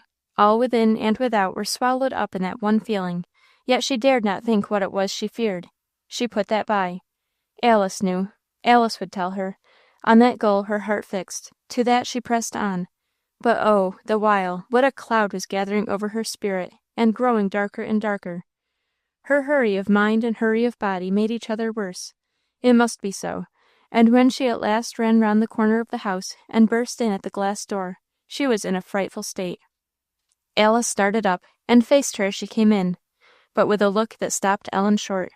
She stood still. The colour in her cheeks, as her eyes read Alice's, faded quite away. Words and the power to speak them were gone together. Alas, the need to utter them was gone too. Alice burst into tears, and held out her arms, saying only, "My poor child." Ellen reached her arms, and strength and spirit seemed to fail there. Alice thought she had fainted, She laid her on the sofa, called Marjorie, and tried the usual things, weeping bitterly herself as she did so. It was not fainting, however. Alice's senses soon came back, but she seemed like a person stunned with a great blow, and Alice wished grief had had any other effect upon her. It lasted for days. A kind of stupor hung over her. Tears did not come. The violent strain of every nerve and feeling seemed to have left her benumbed. She would sleep long, heavy sleeps the greater part of the time, and seemed to have no power to do anything else. Her adopted sister watched her constantly, and for those days lived but to watch her. She had heard all Ellen's story from Mary Lawson and Mr. Van Brunt, who had both been to the parsonage, one on Mrs. Lowndes' part, the other on his own, to ask about her, and she dreaded that a violent fit of illness might be brought on by all Ellen had undergone. She was mistaken, however. Ellen was not ill, but her whole mind and body bowed under the weight of the blow that had come upon her. As the first stupor wore off, there were, indeed, more lively signs of grief. She would weep till she wept her eyes out, and that often, but it was very quietly, no passionate sobbing, no noisy crying. Sorrow had taken too strong hold to be struggled with, and Ellen meekly bowed her head to it. Alice saw this with the greatest alarm. She had refused to let her go back to her aunt's. It was impossible to do otherwise, yet it may be that Ellen would have been better there. The busy industry to which she would have been forced at home might have roused her. As it was, nothing drew her, and nothing could be found to draw her from her own thoughts. Her interest in everything seemed to be gone. Books had lost their charm. Walks and drives and staying at home were all one, except, indeed, that she rather liked best the latter. Appetite failed. Her cheek grew colourless, and Alice began to fear that if a stop were not soon put to this gradual sinking, it would at last end with her life. But all her efforts were without fruit, and the winter was a sorrowful one, not to Ellen alone. As it wore on, there came to be one thing in which Ellen again took pleasure, and that was her Bible. She used to get alone or into a corner with it, and turn the leaves over and over, looking out its gentle promises and sweet comforting words to the weak and the sorrowing. She loved to read about Christ, all he said and did, all his kindness to his people and tender care of them, the love shown them here and the joys prepared for them hereafter. She began to cling more to that one unchangeable friend from whose love neither life nor death can sever those that believe in him, and her heart, tossed and shaken as it had been, began to take rest again in that happy resting place, with stronger affection, and even with greater joy than before. Yet for all that, this joy often kept company with bitter weeping. The stirring of anything like pleasure roused sorrow up afresh, and though Ellen's look of sadness grew less dark, Alice could not see that her face was at all less white and thin. She never spoke of her mother, after once hearing when and where she had died. She never hinted at her loss, except exclaiming in an agony, "I shall get no more letters," and Alice dared not touch upon what the child seemed to avoid so carefully, though Ellen sometimes wept on her bosom, and often sat for hours still and silent, with her head in her lap. The time drew nigh when John was expected home for the holidays. In the meanwhile, they had had many visits from other friends. Mr. Van Brunt had come several times, enough to set the whole neighbourhood a-wondering, if they had only known it. His good old mother oftener still. Mrs. Voss as often as possible. Miss Fortune once, and that because, as she said to herself, everybody would be talking about what was none of their business if she didn't. As neither she nor Ellen knew in the least what to say to each other, the visit was rather a dull one, spite of all Alice could do. Jenny Hitchcock, and the Huffs, and the Dennisons, and others, came now and then, but Ellen did not like to see any of them all but Mrs. Voss. Alice longed for her brother. He came at last, just before New Year. It was the middle of a fine afternoon, and Alice and her father had gone in the sleigh to Carra. Ellen had chosen to stay behind, but Marjorie did not know this, and of course did not tell John. After paying a visit to her in the kitchen, he had come back to the empty sitting-room, and was thoughtfully walking up and down the floor, when the door of Alice's room slowly opened, and Ellen appeared.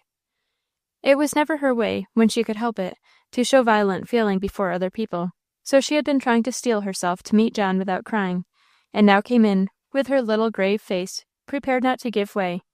His first look had like to overset it all.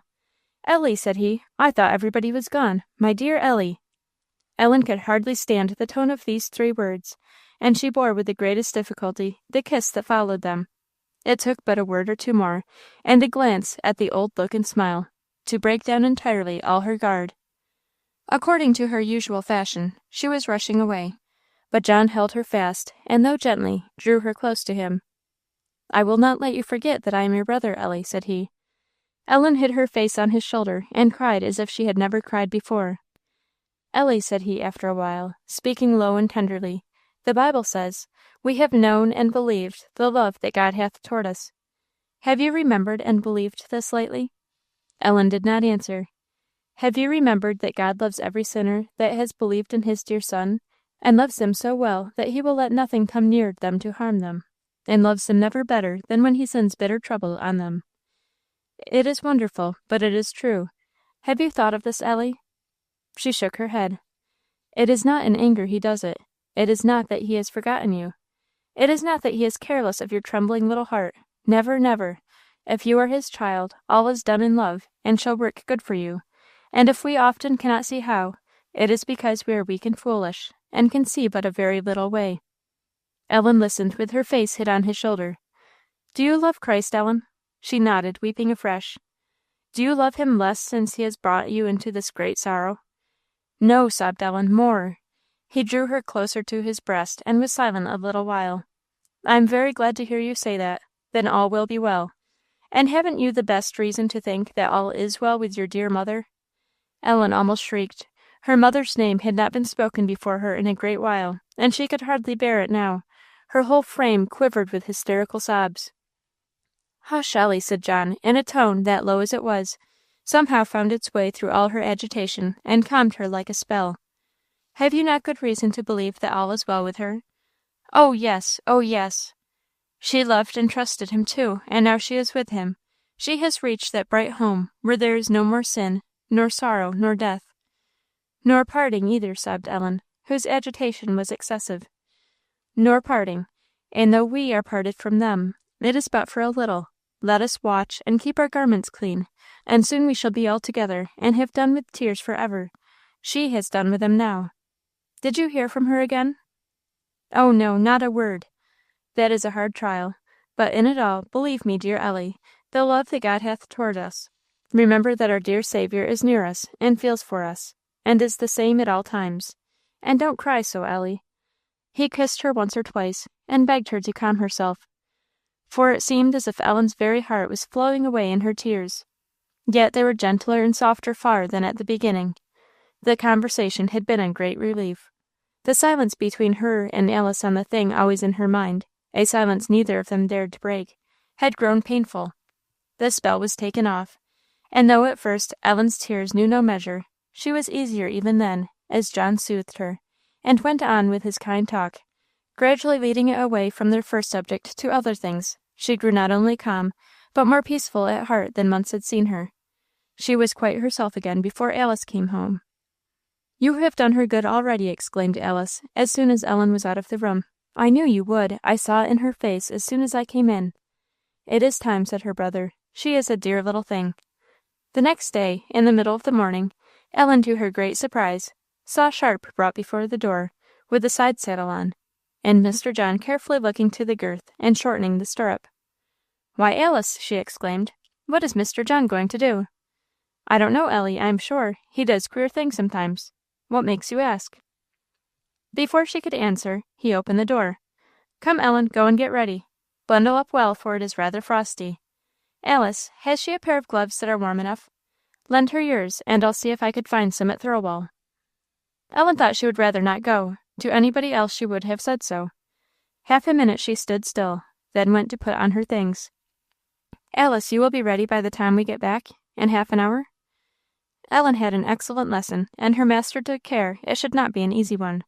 She came back, looking as she had not done all winter.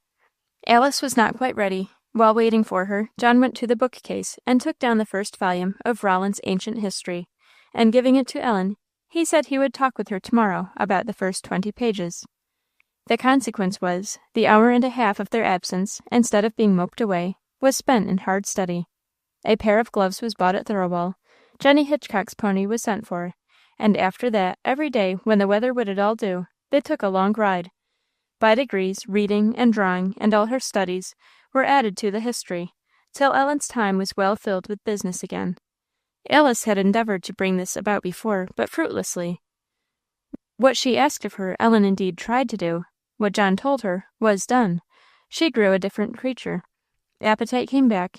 The color sprang again to her cheek. Hope, meek and sober as it was, relighted her eye.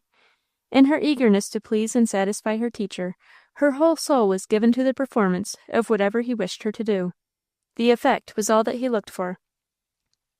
The second evening after he came, John called Ellen to his side, saying he had something he wanted to read to her. It was before candles were brought, but the room was full of light from the blazing wood fire. Ellen glanced at his book as she came to the sofa. It was a largish volume, in a black leather cover, a good deal worn. It did not look at all interesting. "What is it?" she asked. "It is called," said John, "The Pilgrim's Progress from this world to a better." Ellen thought it did not sound at all interesting. She had never been more mistaken in her life, and that she found almost as soon as he begun. Her attention was nailed. The listless, careless mood in which she sat down was changed for one of rapt delight. She devoured every word that fell from the reader's lips. Indeed, they were given their fullest effect by a very fine voice and singularly fine reading. Whenever anything might not be quite clear to Ellen, John stopped to make it so, and with his help, and without it, many a lesson went home. Next day she looked a long time for the book. It could not be found. She was forced to wait until evening. Then, to her great joy, it was brought out again, and John asked her if she wished to hear some more of it. After that, every evening while he was at home, they spent an hour with the pilgrim. Alice would leave her work and come to the sofa too, and with her head on her brother's shoulder, her hand in his, and Ellen's face leaning against his other arm, that was the common way they placed themselves to see and hear. No words can tell Ellen's enjoyment of those readings. They made her sometimes laugh and sometimes cry. They had much to do in carrying on the cure which John's wisdom and kindness had begun. They came to the place where Christian loses his burden at the cross, and as he stood looking and weeping, 3 shining ones came to him. The first said to him, "Thy sins be forgiven thee." The second stripped him of his rags, and clothed him with a change of raiment. The third also set a mark on his forehead. John explained what was meant by the rags and the change of raiment. "And the mark in his forehead?" said Ellen. "That is the mark of God's children, the change wrought in them by the Holy Spirit, the change that makes them different from others, and different from their old selves. Do all Christians have it?" "Certainly. None can be a Christian without it." "But how can one tell whether one has it or no?" said Ellen, very gravely. "Carry your heart and life to the Bible, and see how they agree. The Bible gives a great many signs and descriptions, by which Christians may know themselves, both know what they are and what they ought to be. If you find your own feelings and manner of life at one with these Bible words, you may hope that the Holy Spirit has changed you, and set his mark upon you." "I wish you would tell me of one of those places," said Ellen. "The Bible is full of them. To them that believe, Christ is precious. There is one. If ye love me, keep my commandments. He that saith he abideth in him, ought himself also so to walk, even as he walked. Oh, how I love thy law!" The Bible is full of them, Ellie. But you have need to ask for great help when you go to try yourself by them. The heart is deceitful. Ellen looked sober all the rest of the evening, and the next day she pondered the matter a good deal. "I think I am changed," she said to herself at last. "I didn't used to like to read the Bible, and now I do very much. I never liked praying in old times, and now, oh, what should I do without it? I didn't love Jesus at all, but I'm sure I do now. I don't keep his commandments, but I do try to keep them. I must be changed a little. Oh, I wish Mamma had known it before." Weeping with mixed sorrow and thankful joy, Ellen bent her head upon her little Bible to pray that she might be more changed, and then, as she often did, raised the cover to look at the text in the beloved handwriting. "I love them that love me, and they that seek me early shall find me." Ellen's tears were blinding her. That has come true, she thought. "I will be a God to thee, and to thy seed after thee." That has come true too, she said, almost in surprise, and Mamma believed it would. And then, as by a flash, came back to her mind the time it was written. She remembered how, when it was done, her mother's head had sunk upon the open page. She seemed to see again the thin fingers tightly clasped. She had not understood it then. She did now. She was praying for me, thought Ellen. She was praying for me. She believed that would come true. The book was dashed down, and Ellen fell upon her knees in a perfect agony of weeping. Even this, when she was calm again, served to steady her mind. There seemed to be a link of communion between her mother and her that was wanting before. The promise, written and believed in by the one, realized and rejoiced in by the other, was a dear something in common, though one had in the meanwhile removed to heaven, and the other was still a lingerer on the earth. Ellen bound the words upon her heart. Another time, when they came to the last scene of Christian's journey, Ellen's tears ran very fast. John asked if he should pass it over, if it distressed her. She said, oh no, it did not distress her. She wanted him to go on, and he went on, though himself much distressed, and Alice was near as bad as Ellen. But the next evening, to his surprise, Ellen begged that before he went on to the second part, he would read that piece over again. And when he lent her the book, with only the charge that she should not go further than he had been, she pored over that scene with untiring pleasure, till she almost had it by heart. In short, never was a child more comforted and contented with a book than Ellen was with the Pilgrim's Progress. That was a blessed visit of John's. Alice said he had come like a sunbeam into the house. She dreaded to think what would be when he went away. She wrote him, however, when he had been gone for a few weeks, that his will seemed to carry all before it, present or absent. Ellen went on steadily mending, or at least she did not go back any. They were keeping up their rides, also their studies, most diligently. Ellen was untiring in her efforts to do whatever he had wished her, and was springing forward, Alice said, in her improvement. Chapter 35. This Working-Day World. The spring had come, and Alice and Ellen were looking forward to pleasanter rides and walks, after the sun should have got a little warmth, and the snow should be gone, when one morning, in the early part of March, Mr. Van Brunt made his appearance. Miss Fortune was not well, and had sent him to beg that Ellen would come back to her. He was sorry, he said. He knew Ellen was in the best place, but her aunt wanted her, and he supposed she'd have to go. He did not know what was the matter with Miss Fortune. It was a little of one thing and a little of another. He supposed she'd overdid, and it was a wonder, for he didn't know she could do it. She thought she was as tough as a piece of shoe leather, but even that could be wore out. Ellen looked blank. However, she hurriedly set herself to get her things ready, and, with Alice's help, in half an hour she was ready to go. The parting was hard. They held each other fast a good while, and kissed each other many times without speaking. "Good-bye, dear Ellie," whispered Alice at last. "I'll come and see you soon. Remember what John said when he went away." Ellen did not trust herself to speak. She pulled herself away from Alice and turned to Mr. Van Brunt, saying by her manner that she was ready. He took her bundle, and they went out of the house together. Ellen made a manful effort all the way down the hill to stifle the tears that were choking her. She knew they would greatly disturb her companion, and she did succeed, though with great difficulty, in keeping them back.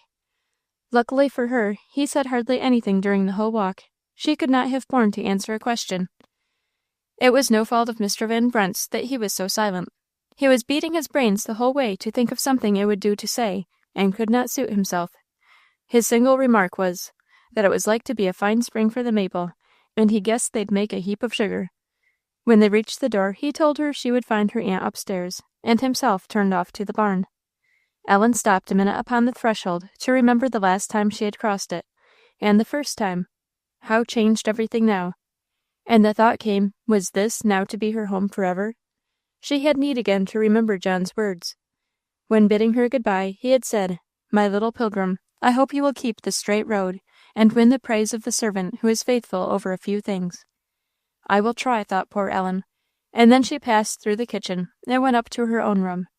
Here, without stopping to think, she took off her things, gave one strange look at the old familiar place and her trunk in the corner, fell on her knees for 1 minute, and then went to her aunt's room. "Come in," cried Miss Fortune when Ellen had knocked. "Well, Ellen, there you are. I am thankful it is you. I was afraid it might be Mimie Lawson, or Sarah Lowndes, or some of the rest of the set. I know they'll all come scampering here as soon as they hear I'm laid up." "Are you very sick, Aunt Fortune?" said Ellen. "La, no, child. I shall be up again tomorrow. But I felt queer this morning somehow, and I thought I'd try lying down. I expect I've caught some cold." There was no doubt of this, but this was not all. Besides catching cold, and doing her best to bring it about, Miss Fortune had overtasked her strength, and by dint of economy, housewifery, and smartness, had brought on herself the severe punishment of lying idle and helpless for a much longer time than she at first reckoned on. "What can I do for you, Aunt Fortune?" said Ellen. "Oh, nothing as I know," said Miss Fortune, Only let me alone, and don't ask me anything, and keep people out of the house. Mercy, my head feels as if it would go crazy. Ellen, look here," said she, raising herself on her elbow. "I won't have anybody come into this house. If I lie here till doomsday, I won't. Now you mind me. I ain't a-going to have Mimey Lawson nor nobody else poking all round into every hole and corner, and turning every cheese upside down to see what's under it. There ain't one of 'em too good for it, and they shan't have a chance. They'll be streaking here, a dozen of 'em, to help take care of the house. But I don't care what becomes of the house. I won't have anybody in it. Promise me you won't let Mr. Van Brunt bring anyone here to help. I know I can trust you to do what I tell you. Promise me." Ellen promised, a good deal gratified at her aunt's last words, and once more asked if she could do anything for her. "Oh, I don't know," said Miss Fortune, flinging herself back on her pillow. "I don't care what you do, if you only keep the house clear. There's the clothes in the basket under the table downstairs. You might begin to iron 'em. They're only rough dry. But don't come asking me about anything. I can't bear it. Ellen, don't let a soul go into the buttery except yourself. And Ellen, I don't care if you make me a little catnip tea. The catnip's up in the storeroom, the furthest door in the back attic. Here's the keys. Don't go to fussing with anything else there." Ellen thought the prospect before her rather doleful when she reached the kitchen. It was in order, to be sure, and clean, but it looked as if the mistress was away. The fire had gone out, the room was cold. Even so little a matter as catnip tea seemed a thing far off and hard to come by. While she stood looking at the great logs in the fireplace, which she could hardly move, and thinking it was rather a dismal state of things, in came Mr. Van Brunt with his good-natured face, and wanted to know if he could do anything for her. The very room seemed more comfortable as soon as his big figure was in it. He set about kindling the fire forthwith, while Ellen went up to the storeroom. A well-filled storeroom. Among other things, there hung at least a dozen bunches of dried herbs from one of the rafters. Ellen thought she knew catnip, but after smelling of 2 or 3, she became utterly puzzled, and was fain to carry a leaf of several kinds down to Mr. Van Brunt to find out which was which. When she came down again, she found he had hung on the kettle for her and swept up the hearth. So Ellen, wisely thinking it best to keep busy, put the ironing blanket on the table and folded the clothes and set the irons to the fire. By this time the kettle boiled. How to make catnip tea Ellen did not exactly know, but supposed it must follow the same rules as black tea, in the making of which she felt herself very much at home. So she put a pinch or 2 of catnip leaves into the pot, poured a little water on them, and left it to draw. Meanwhile came in kind Mr. Van Brunt, with an armful or 2 of small short sticks for the fire, which Ellen could manage. "I wish I could stay here and take care of you all the while," said he, "but I'll be round. If you want anything, you must come to the door and holler." Ellen began to thank him. "Just don't say anything about that," said he, moving his hands as if he were shaking her thanks out of them. "I'd back all the wood you could burn every day for the pleasure of having you home again, if I didn't know you was better where you was, but I can't help that. Now, who am I going to get to stay with you? Who would you like to have?" "Nobody, if you please, Mr. Van Brunt," said Ellen. "Aunt Fortune don't wish it, and I had rather not indeed." He stood up and looked at her in amazement. "Why, you don't mean to say," said he, "that you are thinking, or she is thinking, you can get along here without help." "I'll get along somehow," said Ellen. "Never mind. Please let me, Mr. Van Brunt. It would worry Aunt Fortune very much to have anybody. Don't say anything about it." "Worry her," said he, and muttered something Ellen did not quite understand, about bringing the old woman to reason. However, he went off for the present, and Ellen filled up her teapot and carried it upstairs. Her old grandmother was awake before, when Ellen was in the room. She had been napping. Now she showed the greatest delight at seeing her, fondled her, kissed her, cried over her, and finally insisted on getting up directly and going downstairs. Ellen received and returned her caresses with great tenderness, and then began to help her rise and dress. "Yes, do," said Miss Fortune. "I shall have a little better chance of sleeping. My stars, Ellen, what do you call this?" "Isn't it catnip?" said Ellen, alarmed. "Catnip? It tastes of nothing but the tea kettle. It's as weak as dishwater. Take it down and make some more. How much did you put in? You want a good double handful, stalks and all. Make it strong. I can't drink such stuff as that. I think if I could get into a sweat, I should be better." Ellen went down, established her grandmother in her old corner, and made some more tea. Then, her irons being hot, she began to iron, doing double duty at the same time. For Mrs. Montgomery had one of her talking fits on, and it was necessary to hear and answer a great many things. Presently the first visitor appeared in the shape of Nancy. "Well, Ellen," said she, "so Miss Fortune is really sick for once, and you are keeping house. Ain't you grand?" "I don't feel very grand," said Ellen. "I don't know what is the matter with these clothes. I cannot make 'em look smooth." "Irons ain't hot," said Nancy. "Yes, they are, too hot. I've scorched a towel already." "My goodness, Ellen, I guess you have. If Miss Fortune was down, you'd get it." "Why, they're bone dry," said Nancy, plunging her hand into the basket. "You haven't sprinkled 'em, have you?" "To be sure," said Ellen, with an awakened face. "I forgot it." "Here, get out of the way. I'll do it for you," said Nancy, rolling up her sleeves and pushing Ellen from the table. "You just get me a bowl of water, will you? And we'll have 'em done in no time. Who's a coming to help you?" "Nobody." "Nobody, you poor chicken! Do you think you are going to do all the work of the house yourself?" "No," said Ellen, "but I can do a good deal, and the rest will have to go." "You ain't going to do no such thing. I'll stay myself." "No, you can't, Nancy," said Ellen quietly. "I guess I will, if I've a mind to. I should like to know how you'd help it. Miss Fortune's abed." "I could help it, though," said Ellen, "but I'm sure you won't when I ask you not." "I'll do anything you please," said Nancy, "if you'll get Miss Fortune to let me stay. Come, do, Ellen. It will be splendid, and I'll help you finely. And I won't bother you neither. Come, go ask her. If you don't, I will." "I can't, Nancy. She don't want anybody, and it worries her to talk to her. I can't go and ask her." Nancy impatiently flung down the cloth she was sprinkling, and ran upstairs. In a few minutes she came down with a triumphant face, and bade Ellen go up to her aunt. "Ellen," said Miss Fortune, "if I let Nancy stay, will you take care of the keys, and keep her out of the buttery?" "I'll try to, ma'am, as well as I can." "I'd as lief have her as anybody," said Miss Fortune, "if she'd behave. She was with me a little in the winter. She is smart and knows the ways. If I was sure she would behave herself, but I'm afraid she will go rampaging about the house like a wild cat." "I think I could prevent that," said Ellen, who, to say truth, was willing to have anybody come to share what she felt would be a very great burden. She knows I could tell Mr. Van Brunt if she didn't do right, and she would be afraid of that. "Well," said Miss Fortune, disconsolately, "let her stay, then. Oh, dear, to lie here! But tell her if she don't do just what you tell her, I'll have Mr. Van Brunt turn her out by the ears. And don't let her come near me, for she drives me mad. And, Ellen, put the keys in your pocket. Have you got a pocket in that dress?" "Yes, ma'am." "Put 'em in there, and don't take 'em out. Now go."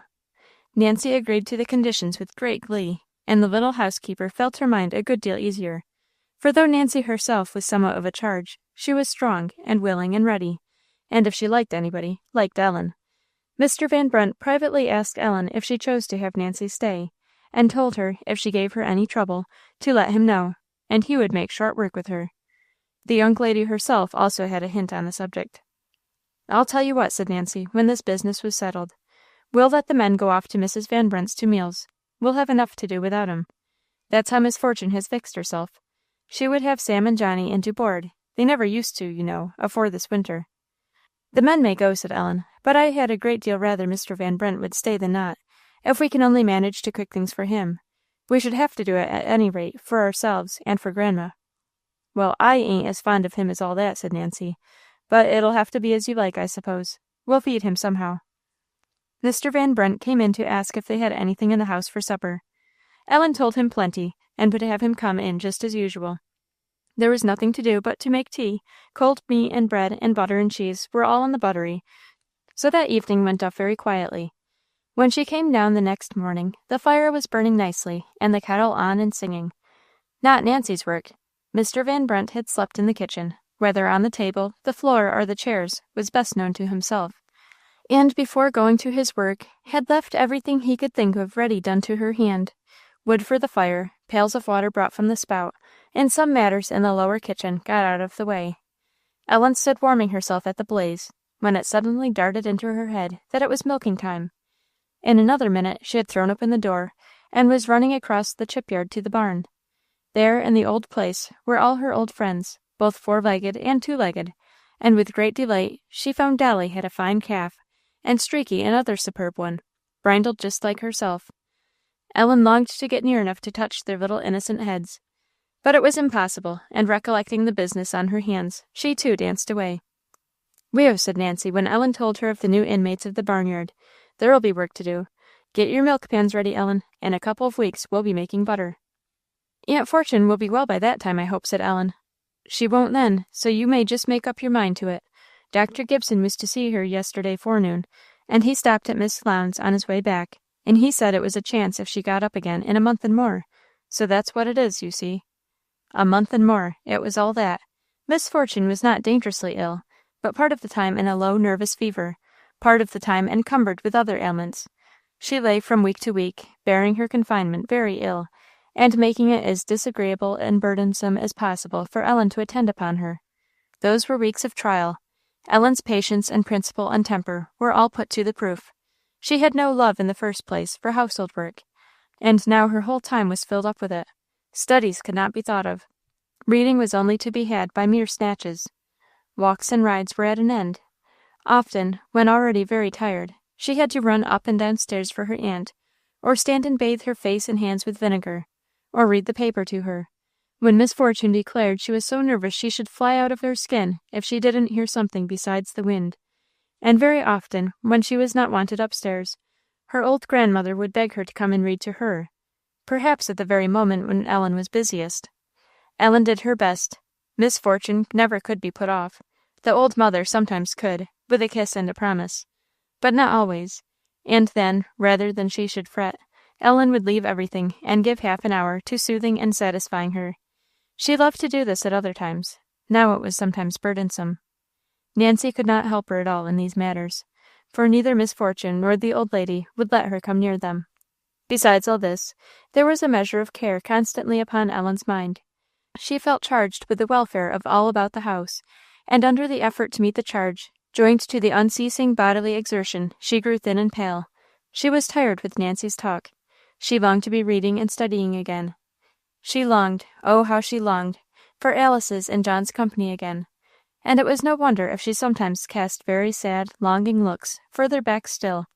Now and then an old fit of weeping would come, but Ellen remembered John's words, and often in the midst of her work, stopping short with a sort of pang of sorrow and weariness, and the difficulty of doing right, she would press her hands together and say to herself, "I will try to be a good pilgrim." Her morning hour of prayer was very precious now, and her Bible grew more and more dear.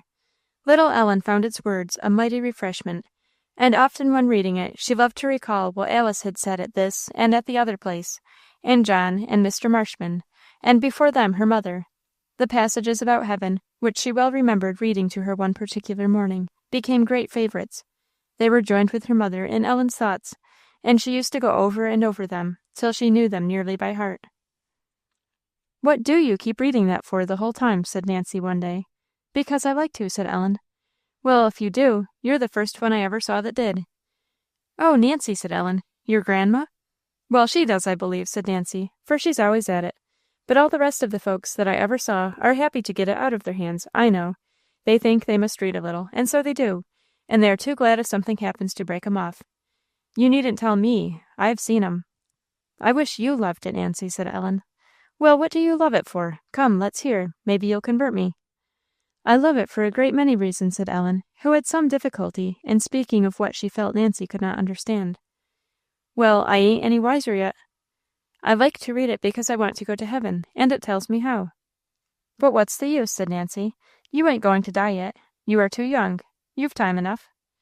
"Oh, Nancy, little John Dolan, and Eleanor Parsons, and Mary Huff, all younger than you and I. How can you say so?" "Well," said Nancy, "at any rate, that ain't reading it because you love it. It's because you must, like other folks." "That's only one of my reasons," said Ellen, hesitating and speaking gravely. "I like to read about the Saviour, and what he has done for me, and what a friend he will be to me, and how he forgives me. I had rather have the Bible, Nancy, than all the other books in the world."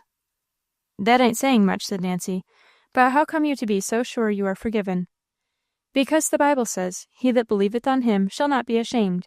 And I believe in him, and that he will not cast out any one that comes to him, and I have come to him, and that he loves those that love him, and I love him.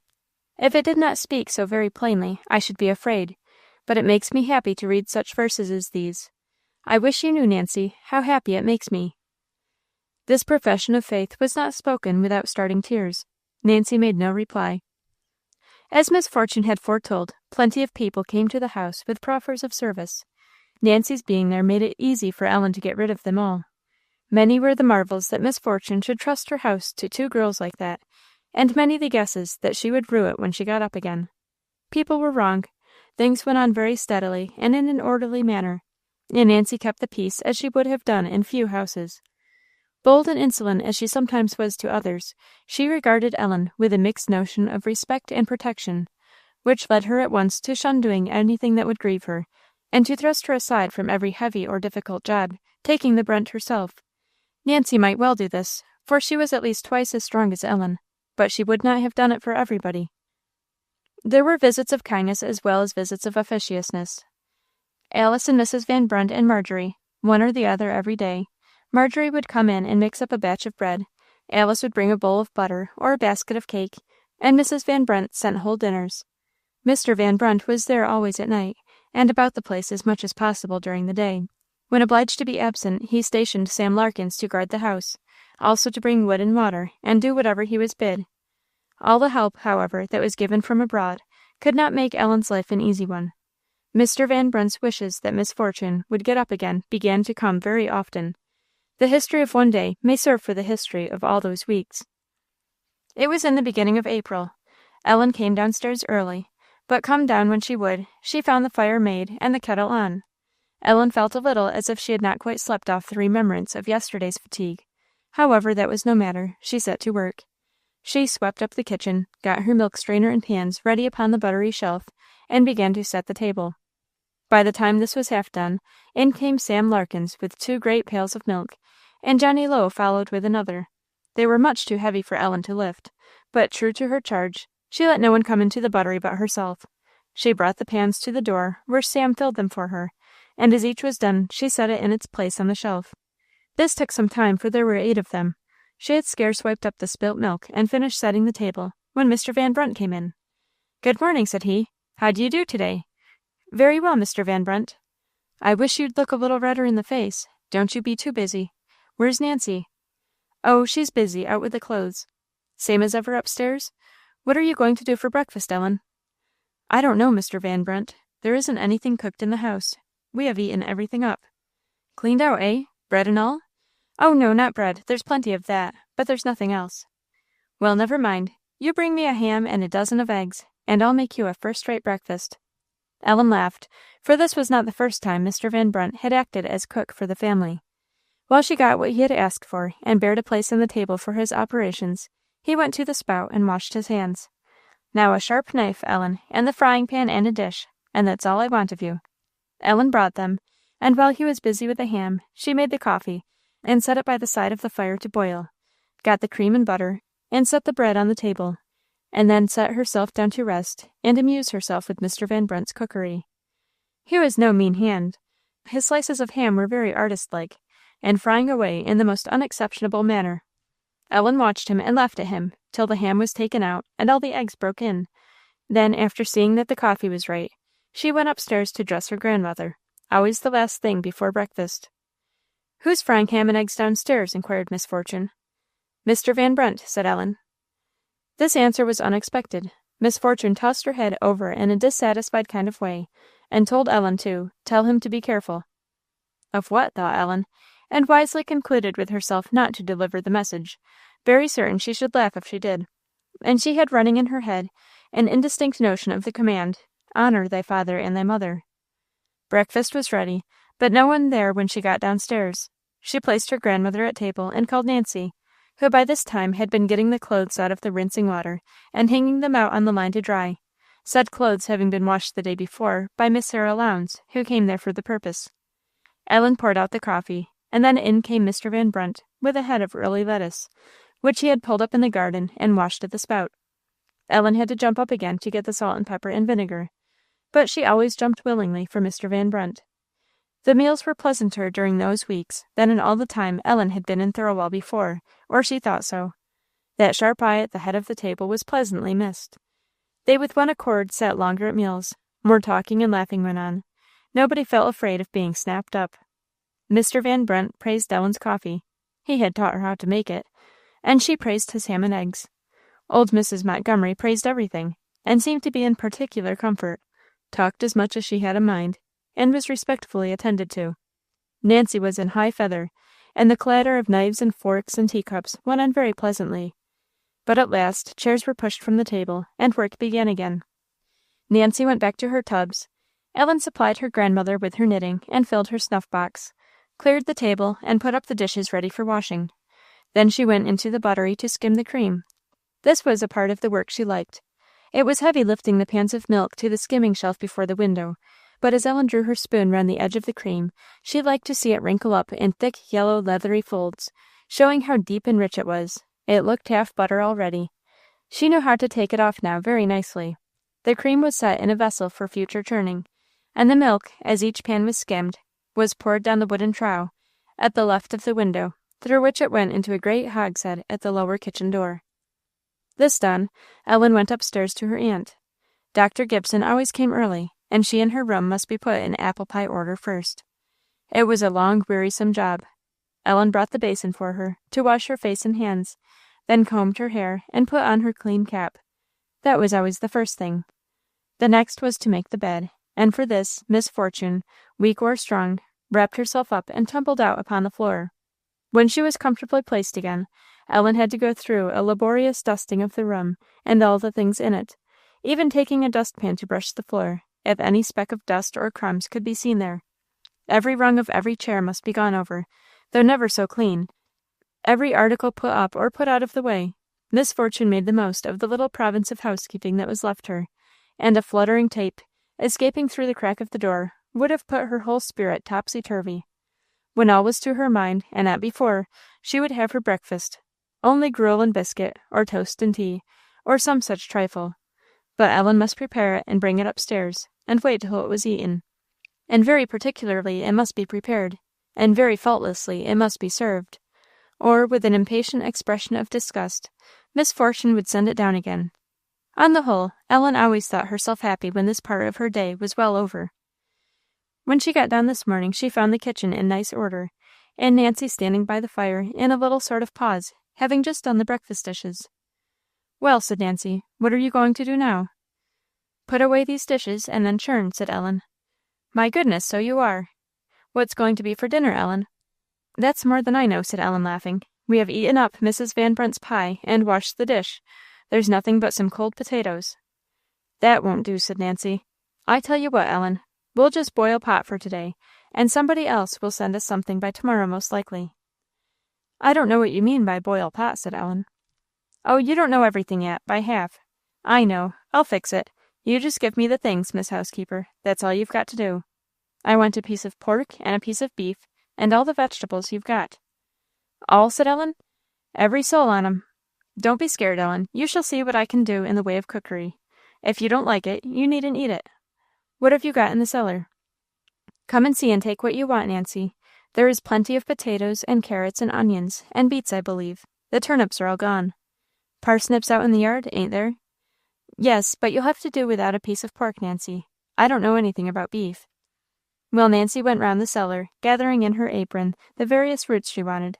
Ellen uncovered the pork barrel, and, after looking a minute at the dark pickle she never loved to plunge into, bravely bared her arm, and fished up a piece of pork. "Now, Nancy, just help me with this churn out of the cellar, will you? And then you may go." "My goodness, it is heavy," said Nancy. "You'll have a time of it, Ellen, but I can't help you." She went off to the garden for parsnips, and Ellen quietly put in the dasher and the cover, and began to churn. It was tiresome work. The churn was pretty full, as Nancy had said. The cream was rich and cold, and at the end of a half an hour grew very stiff. It splattered and sputtered up on Ellen's face and hands, and frock and apron, and over the floor. Legs and arms were both weary. But still that pitiless dasher must go up and down, hard as it might be to force it either way. She must not stop. In this state of matters, she heard a pair of thick shoes come clumping down the stairs, and beheld Mr. Van Brunt. "How are you?" said he. "Churning. Been long at it?" "A good while," said Ellen, with a sigh. "Coming?" "I don't know when." Mr. Van Brunt stepped to the door, and shouted for Sam Larkins. He was ordered to take the churn and bring the butter, and Ellen, very glad of a rest, went out to amuse herself with feeding the chickens, and then upstairs to see what Nancy was doing. "Butter come?" said Nancy. "No, Sam has taken it. How are you getting on?" "Oh, I am tired." "I'm getting on first rate. I've got all the things in." "In what?" "Why, in the pot. In a pot of water. Boiling away as fast as they can. We'll have dinner directly. Hurrah! Who comes there?" She jumped to the door. It was Thomas, bringing Marjorie's respects and a custard pie for Ellen. "I declare," said Nancy, "it's a good thing to have friends, ain't it? I'll try and get some. Hello, what's wanting? Mr. Van Brent's calling you, Ellen." Ellen ran down. "The butter's come," said he. "Now, do you know what to do with it?" "Oh, yes," said Ellen, smiling. "Marjorie showed me nicely." He brought her a pail of water from the spout, and stood by with a pleased kind of look, while she carefully lifted the cover and rinsed down the little bits of butter which stuck to it and the dasher, took out the butter with her ladle into a large wooden bowl, washed it, and finally salted it. "Don't take too much pains," said he. "The less of the hand it gets, the better. That will do very nicely." "Now, are you ready?" said Nancy, coming downstairs, "'cause dinner is." "My goodness, ain't that a fine lot of butter? There's 4 pounds, ain't there?" "5," said Mr. Van Brunt. "And as sweet as it can be," said Ellen. "Beautiful, isn't it? Yes, I'm ready as soon as I set this in the cellar and cover it up." Nancy's dish, the pork, potatoes, carrots, beet, and cabbage, all boiled in the same pot together, was found very much to everybody's taste, except Ellen's. She made her dinner off potatoes and bread, the former of which she declared, laughing, were very porky and cabbagey. Her meal would have been an extremely light one, had it not been for the custard pie. After dinner, new labors began. Nancy had forgotten to hang on a pot of water for the dishes, so, after putting away the eatables in the buttery, while the water was heating, Ellen warmed some gruel and carried it, with a plate of biscuit, upstairs to her aunt. But Miss Fortune said she was tired of gruel and couldn't eat it. She must have some milk porridge, and she gave Ellen very particular directions how to make it. Ellen sighed only once as she went down with her despised dish of gruel, and set about doing her best to fulfill her aunt's wishes. The first dish of milk she burnt. Another sigh and another trial. Better care this time had better success, and Ellen had the satisfaction to see her aunt perfectly suited with her dinner. When she came down with the empty bowl, Nancy had a pile of dishes ready washed, and Ellen took the towel to dry them. Mrs. Montgomery, who had been in an uncommonly quiet fit all day, now laid down her knitting, and asked if Ellen would not come and read to her. "Presently, Grandma, as soon as I have done here." "I know somebody that's tired," said Nancy. "I'll tell you what, Ellen, you had better take to liking pork. You can't work on potatoes. I ain't tired a bit. There's somebody coming to the door again. Do run and open it, will you? My hands are wet. I wonder why folks can't come in without giving so much trouble." It was Thomas again, with a package for Ellen, which had just come, he said, and Miss Alice thought she would like to have it directly. Ellen thanked her and thanked him, with a face from which all signs of weariness had fled. The parcel was sealed up, and directed in a hand she was pretty sure she knew. Her fingers burned to break the seal, but she would not open it there, neither leave her work unfinished. She went on wiping the dishes, with trembling hands and a beating heart. "What's that?" said Nancy. "What did Thomas Grimes want? What have you got there?" "I don't know," said Ellen, smiling. "Something good, I guess." "Something good? Is it something to eat?" "No," said Ellen. "I didn't mean anything to eat when I said something good. I don't think those are the best things." To Ellen's delight, she saw that her grandmother had forgotten about the reading, and was quietly taking short naps, with her head against the chimney. So she put away the last dish, and then seized her package and flew upstairs. She was sure it had come from Doncaster. She was right. It was a beautiful copy of the Pilgrim's Progress, on the first leaf written, "To my little sister, Ellen Montgomery, from J. H." And within the cover lay a letter. This letter Ellen read in the course of the next 6 days, at least twice as many times, and never without crying over it. "Alice has told me," said John, "about your new troubles. There is said to be a time when the clouds return after the rain. I am sorry, my little sister, this time should come to you so early. I often think of you, and wish I could be near you. Still, dear Ellie, the good husbandman knows what his plants want. Do you believe that, and can you trust him? They would have nothing but sunshine if that was good for them. He knows it is not, so there come clouds and rain, and stormy wind fulfilling his will. And what is it all for? Herein is my Father glorified, that ye bear much fruit. Do not disappoint his purpose, Ellie. We shall have sunshine enough by and by. But I know it is hard for so young a one as my little sister to look much forward. So do not look forward, Ellie, look up. Look off unto Jesus from all your duties, troubles, and wants. He will help you in them all. The more you look up to him, the more he will look down to you. And he especially said, 'Suffer little children to come unto me.' You see, you are particularly invited." Ellen was a long time upstairs, and when she came down, it was with red eyes. Mrs. Montgomery was now awake, and asked for the reading again, and for 3/4 of an hour Ellen and she were quietly busy with the Bible. Nancy, meanwhile, was downstairs washing the dairy things. When her grandmother released her, Ellen had to go up to wait upon her aunt, after which she went into the buttery and skimmed the cream, and got the pans ready for the evening milk. By this time it was 5 o'clock, and Nancy came in with a basket of dry clothes, at which Ellen looked with the sorrowful consciousness that they must be sprinkled and folded by and by, and ironed tomorrow. It happened, however, that Jane Huff came in just then, with a quantity of hot shortcake for tea, and seeing the basket, she very kindly took the business of sprinkling and folding upon herself. This gave Ellen spirits to carry out a plan she had long had, to delight the whole family with some eggs, scrambled in Marjorie's fashion. After the milk was strained and put away, she went about it, while Nancy set the table. A nice bed of coals was prepared, the spider set over them, the eggs broken in, peppered and salted, and she began carefully to stir them, as she had seen Marjorie do. But instead of acting right, the eggs maliciously stuck fast to the spider and burned. Ellen was confounded. "How much butter did you put in?" said Mr. Van Brunt, who had come in and stood looking on. "Butter," said Ellen, looking up. "Oh, I forgot all about it. I ought to have put that in, oughtn't I? I'm sorry." "Never mind," said Mr. Van Brunt. "'Tain't worth your being sorry about. Here, Nancy, clean us off this spider, and we'll try again." At this moment, Miss Fortune was heard screaming. Ellen ran up.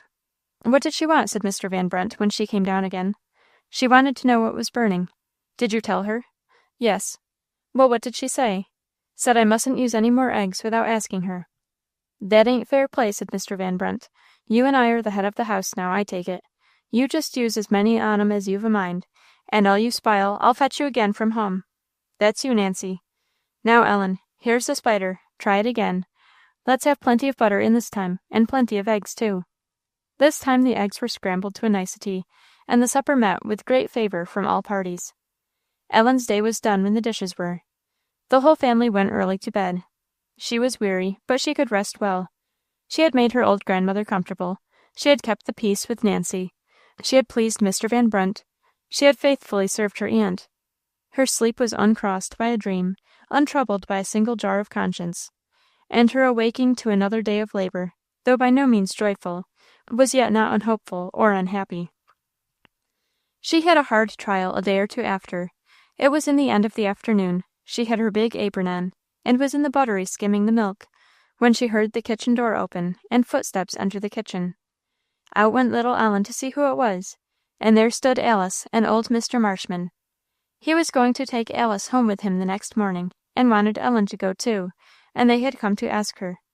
Ellen knew it was impossible, that is, it would not be right, and she said so, and in spite of Alice's wistful look, and Mr. Marshman's insisting, she stood her ground, not without some difficulty and some glistening of the eyes.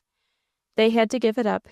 Mr. Marshman then wanted to know what she meant by swallowing herself in an apron in that sort of way. So Ellen had him into the buttery, and showed him what she had been about. He would see her skim several pans, and laughed at her prodigiously, though there was a queer look about his eyes, too, all the time. And when he went away, he held her in his arms, and kissed her again and again, and said that some of these days he would take her away from her aunt, and she should have her no more. Ellen stood and looked after them till they were out of sight, and then went upstairs and had a good cry. The butter-making soon became quite too much for Ellen to manage, so Jane Huff and Jenny Hitchcock were engaged to come by turns and do the heavy part of it, all within the butteries being still left to Ellen, for Miss Fortune would have no one else go there. It was a great help to have them take even so much off her hands, and they often did some other little odd jobs for her. The milk, however, seemed to increase as fast as the days grew longer, and Ellen could not find that she was much less busy. The days were growing pleasant, too. Soft airs began to come. The grass was of a beautiful green. The buds on the branches began to swell, and on some trees to put out.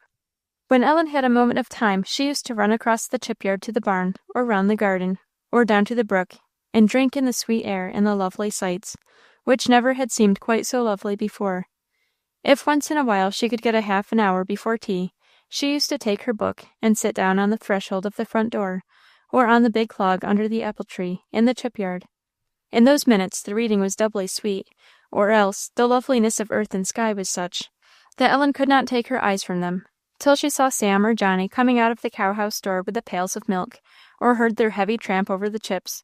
Then she had to jump and run. Those were sweet half-hours. Ellen did not at first know how much reason she had to be delighted with her Pilgrim's Progress. She saw, to be sure, that it was a fine copy, well bound, with beautiful cuts. But when she came to look further, she found all through the book, on the margin, or at the bottom of the leaves, in John's beautiful handwriting, a great many notes.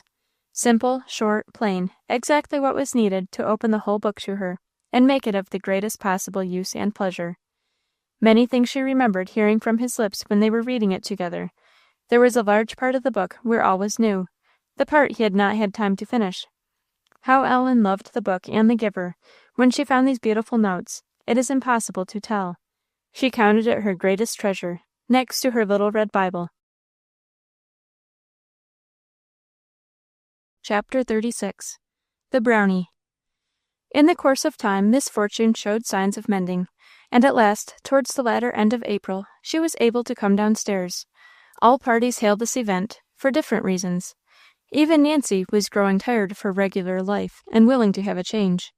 Ellen's joy was, however, soon diminished by the terrible rummaging which took place.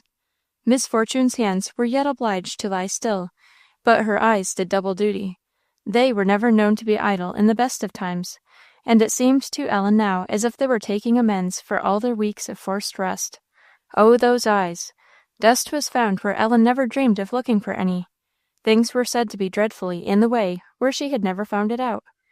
Disorder and dirt were groaned over where Ellen did not know the fact, or was utterly ignorant how to help it. Waste was suspected where none had been, and carelessness charged where rather praise was due.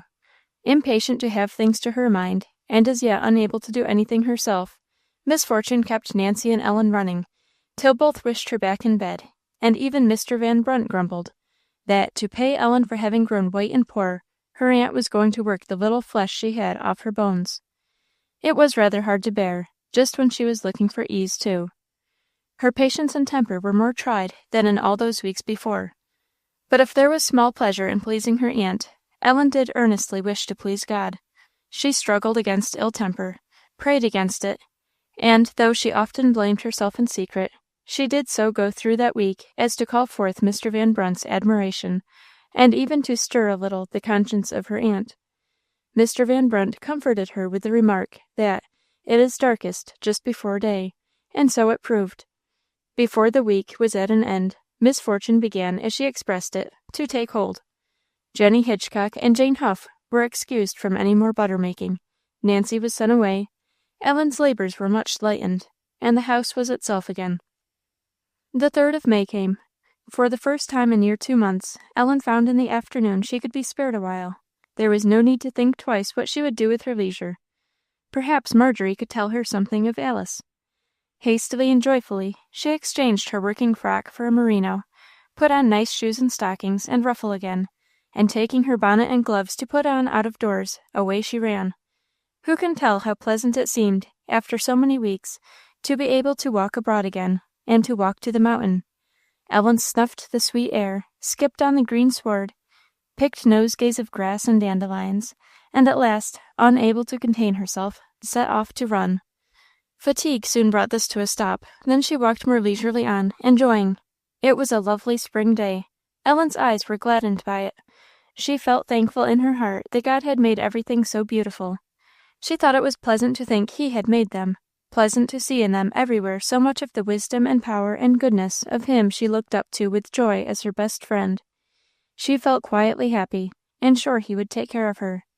Then a thought of Alice came into her head.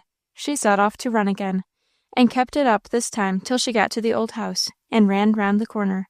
She stopped at the shed door, and went through into the lower kitchen.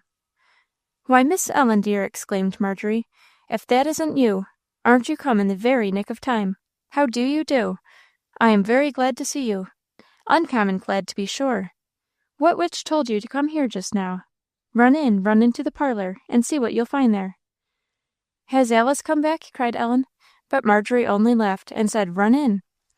Up the steps, through the kitchen, and across the hall, Ellen ran, burst open the parlour door, and was in Alice's arms.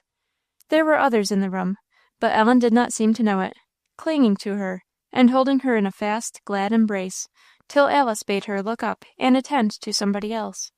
And then she was seized around the neck by little Ellen Chauncey, and then came her mother, and then Miss Sophia. The two children were overjoyed to see each other, while their joy was touching to see, from the shade of sorrow in the one, and of sympathy in the other.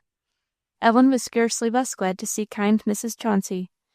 Miss Sophia's greeting, too, was very affectionate, but Ellen returned to Alice, and resting herself in her lap, with one arm round her neck, the other hand being in little Ellen's grasp. "And now you are happy, I suppose?" said Miss Sophia, when they were thus placed. "Very," said Ellen, smiling. "Ah, but you'll be happier by and by," said Ellen Chauncey. "Hush, Ellen," said Miss Sophia. "What curious things children are! You didn't expect to find us all here, did you, Ellen Montgomery?" "No, indeed, ma'am," said Ellen, drawing Alice's cheek nearer for another kiss. "We have but just come, Ellie," said her sister. "I should not have been long in finding you out. My child, how thin you have got!" "Oh, I'll grow fat again now," said Ellen. "How is Miss Fortune?" "Oh, she is up again and well." "Have you any reason to expect your father home, Ellen?" said Mrs. Chauncey. "Yes, ma'am. Aunt Fortune says perhaps he will be here in a week." "Then you are very happy and looking forward, aren't you?" said Miss Sophia, not noticing the cloud that had come over Ellen's brow. Ellen hesitated, colored more, and finally, with a sudden motion, hid her face against Alice. "When did he sail, Ellie?" said Alice gravely. "In the Duc d'Orleans. He said he would." "When?" "The 5th of April." "Oh, I can't help it!" exclaimed Ellen, failing in the effort to control herself. She clasped Alice as if she feared even then the separating hand. Alice bent her head down, and whispered words of comfort. "Mamma," said little Ellen Chauncey, under her breath, and looking solemn to the last degree, "don't Ellen want to see her father?" "She's afraid that he may take her away where she will not be with Alice any more, and you know she has no mother to go to." "Oh," said Ellen, with a very enlightened face, "but he won't, will he?" "I hope not. I think not." Cheered again, the little girl drew near, and silently took one of Ellen's hands. "We shall not be parted, Ellie," said Alice. "You need not fear. If your father takes you away from your Aunt Fortune, I think it will be only to give you to me. You need not fear yet." "Mamma says so too, Ellen," said her little friend. This was a strong consolation. Ellen looked up and smiled. "Now come with me," said Ellen Chauncey, pulling her hand.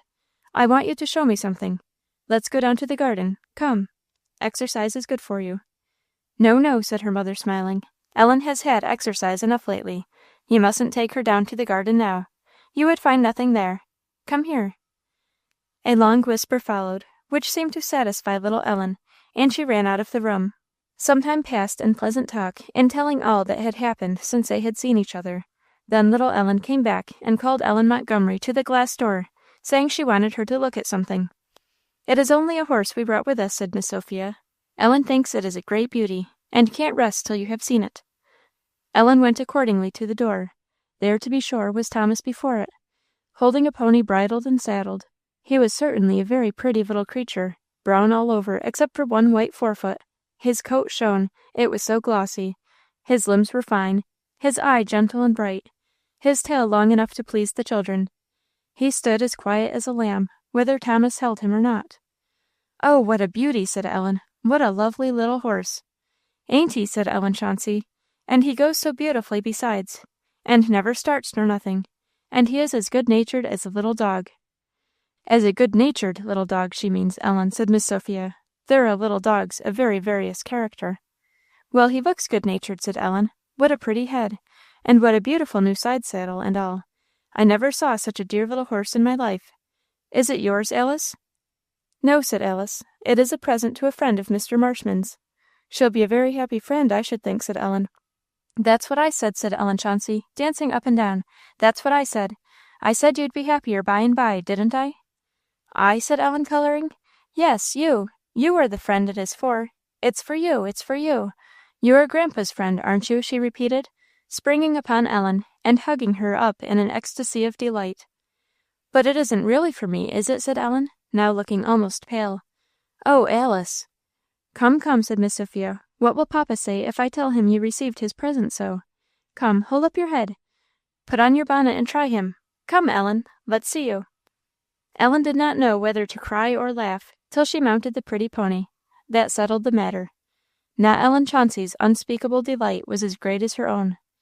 She rode slowly up and down before the house, and once a-going, would not have known how to stop if she had not recollected that the pony had travelled 30 miles that day and must be tired. Ellen begged not another turn after that. She jumped down and begged Thomas to take the tenderest care of him, patted his neck, ran into the kitchen to beg of Marjorie a piece of bread to give him from her hand, examined the new stirrup and housings, and the pony all over a dozen times, and after watching him as Thomas led him off till he was out of sight, finally came back into the house with a face of marvelous contentment. She tried to fashion some message of thanks for the kind giver of the pony, but she wanted to express so much that no words would do. Miss Chauncey, however, smiled, and assured her she knew exactly what to say. "That pony has been destined for you, Ellen," she said, "this year and more, but my father waited to have him thoroughly well broken. You need not be afraid of him. He is perfectly gentle and well trained. If he had not been sure of that, my father would not have sent him, though Mr. John is making such a horsewoman of you." "I wish I could thank him," said Ellen, "but I don't know how." "What will you call him, Ellen?" said Miss Sophia. "My father has dubbed him George Marshman. He says you will like that, as my brother is such a favourite of yours." "He didn't really, did he?" said Ellen, looking from Sophia to Alice. "I needn't call him that, need I?" "Not unless you like," said Miss Sophia, laughing. "You may change it. But what will you call him?" "I don't know," said Ellen, very gravely. "He must have a name, to be sure." "But why don't you call him that?" said Ellen Chauncey. "George is a very pretty name. I like that. I should call him Uncle George." "Oh, I couldn't," said Ellen. "I couldn't call him so. I shouldn't like it at all." "George Washington?" said Mrs. Chauncey.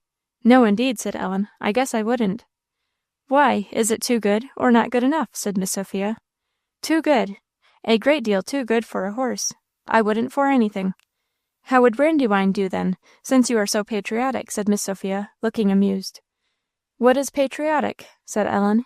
"A patriot, Ellen," said Alice, smiling, "is one who has a strong and true love for his country." "I don't know whether I am patriotic," said Ellen, "but I won't call him Brandywine." "Why, Miss Sophia?" "No, I wouldn't either," said Ellen Chauncey. "It isn't a pretty name. Call him Seraphine, like Miss Angel's pony. That's pretty." "No, no, Seraphine, nonsense," said Miss Sophia. "Call him Benedict Arnold, Ellen, and then it will be a relief to your mind to whip him." "Whip him!" said Ellen. "I don't want to whip him, I am sure, and I should be afraid to, besides." "Hasn't John taught you that lesson yet?" said the young lady. "He is perfect in it himself. Do you remember, Alice, the chastising he gave that fine black horse of ours we called the Black Prince? A beautiful creature he was. More than a year ago? My conscience, he frightened me to death." "I remember," said Alice. "I remember I could not look on." "What did he do that for?" said Ellen. "What's the matter, Ellen Montgomery?" said Miss Sophia, laughing. "Where did you get that long face? Are you thinking of John or the horse?" Ellen's eyes turned to Alice. "My dear Ellen," said Alice, smiling, though she spoke seriously, "it was necessary. It sometimes is necessary to do such things. You do not suppose John would do it cruelly or unnecessarily." Ellen's face shortened considerably. "But what had the horse been doing?" "He had not been doing anything. He would not do. That was the trouble. He was as obstinate as a mule." "My dear Ellen," said Alice, "it was no such terrible matter as Sophia's words have made you believe. It was a clear case of obstinacy. The horse was resolved to have his own way, and not do what his rider required of him. It was necessary that either the horse or the man should give up, and as John has no fancy for giving up, he carried his point, partly by management, partly, I confess, by judicious use of the whip and spur. But there is no such furious flagellation as Sophia seems to mean, and which a good horseman would scarce be guilty of." "A very determined use," said Miss Sophia. "I advise you, Ellen, not to trust your pony to Mr. John. He will have no mercy on him." "Sophia is laughing, Ellen," said Alice. "You and I know John, do we not?" "Then he did right?" said Ellen. "Perfectly right, except in mounting the horse at all, which I never wished him to do. No one on the place would ride him." "He carried John beautifully all the day after that, though," said Miss Sophia, "and I dare say he might have ridden him to the end of the chapter if you would have let Papa give him to him. But he was of no use to anybody else. Howard couldn't manage him. I suppose he was too lazy. Papa was delighted enough that day to have given John anything, and I can tell you Black Prince the Second is spirited enough. I'm afraid you won't like him." "John has a present of a horse too, Ellen," said Alice. "Has he? From Mr. Marshman?" "Yes." "I'm very glad. Oh, what rides we can take now, can't we, Alice? We shan't want to borrow Jenny's pony any more. What kind of a horse is Mr. John's?" "Black, perfectly black." "Is he handsome?" "Very." "Is his name Black Prince?" "Yes." Ellen began to consider the possibility of calling her pony the Brown Princess, or by some similar title, the name of John's two chargers seeming the very most striking a horse could be known by. "Don't forget, Alice," said Mrs. Chauncey, "to tell John to stop for him on his way home. It will give us a chance of seeing him, which is not a common pleasure, in any sense of the term." They went back to the subject of the name, which Ellen pondered with uneasy visions of John and her poor pony flitting through her head. The little horse was very hard to fit, or else Ellen's taste was very hard to suit. A great many names were proposed, none of which were to her mind, Charlie and Cherry and Brown and Dash and Jumper, but she said they had John and Jenny already in Thirlwall, and she didn't want a Charlie. Brown was not pretty, and she hoped he wouldn't dash at anything, nor be a jumper when she was on his back. Cherry she mused a while about, but it wouldn't do. "Call him Fairy," said Ellen Chauncey. "That's a pretty name. Mamma says she used to have a horse called Fairy. Do, Ellen, call him Fairy." "No," said Ellen, "he can't have a lady's name, that's the trouble." "I have it, Ellen," said Alice. "I have a name for you. Call him the Brownie." "The Brownie?" said Ellen. "Yes, brownies are male fairies, and brown is his colour, so how will that do?" It was soon decided that it would do very well. It was simple, descriptive, and not common. Ellen made up her mind that the Brownie should be his name. No sooner given, it began to grow dear. Ellen's face quitted its look of anxious gravity, and came out into the broadest and fullest satisfaction. She never showed joy boisterously, but there was a light in her eye which brought many a smile into those of her friends as they sat round the tea-table. After tea it was necessary to go home, much to the sorrow of all parties.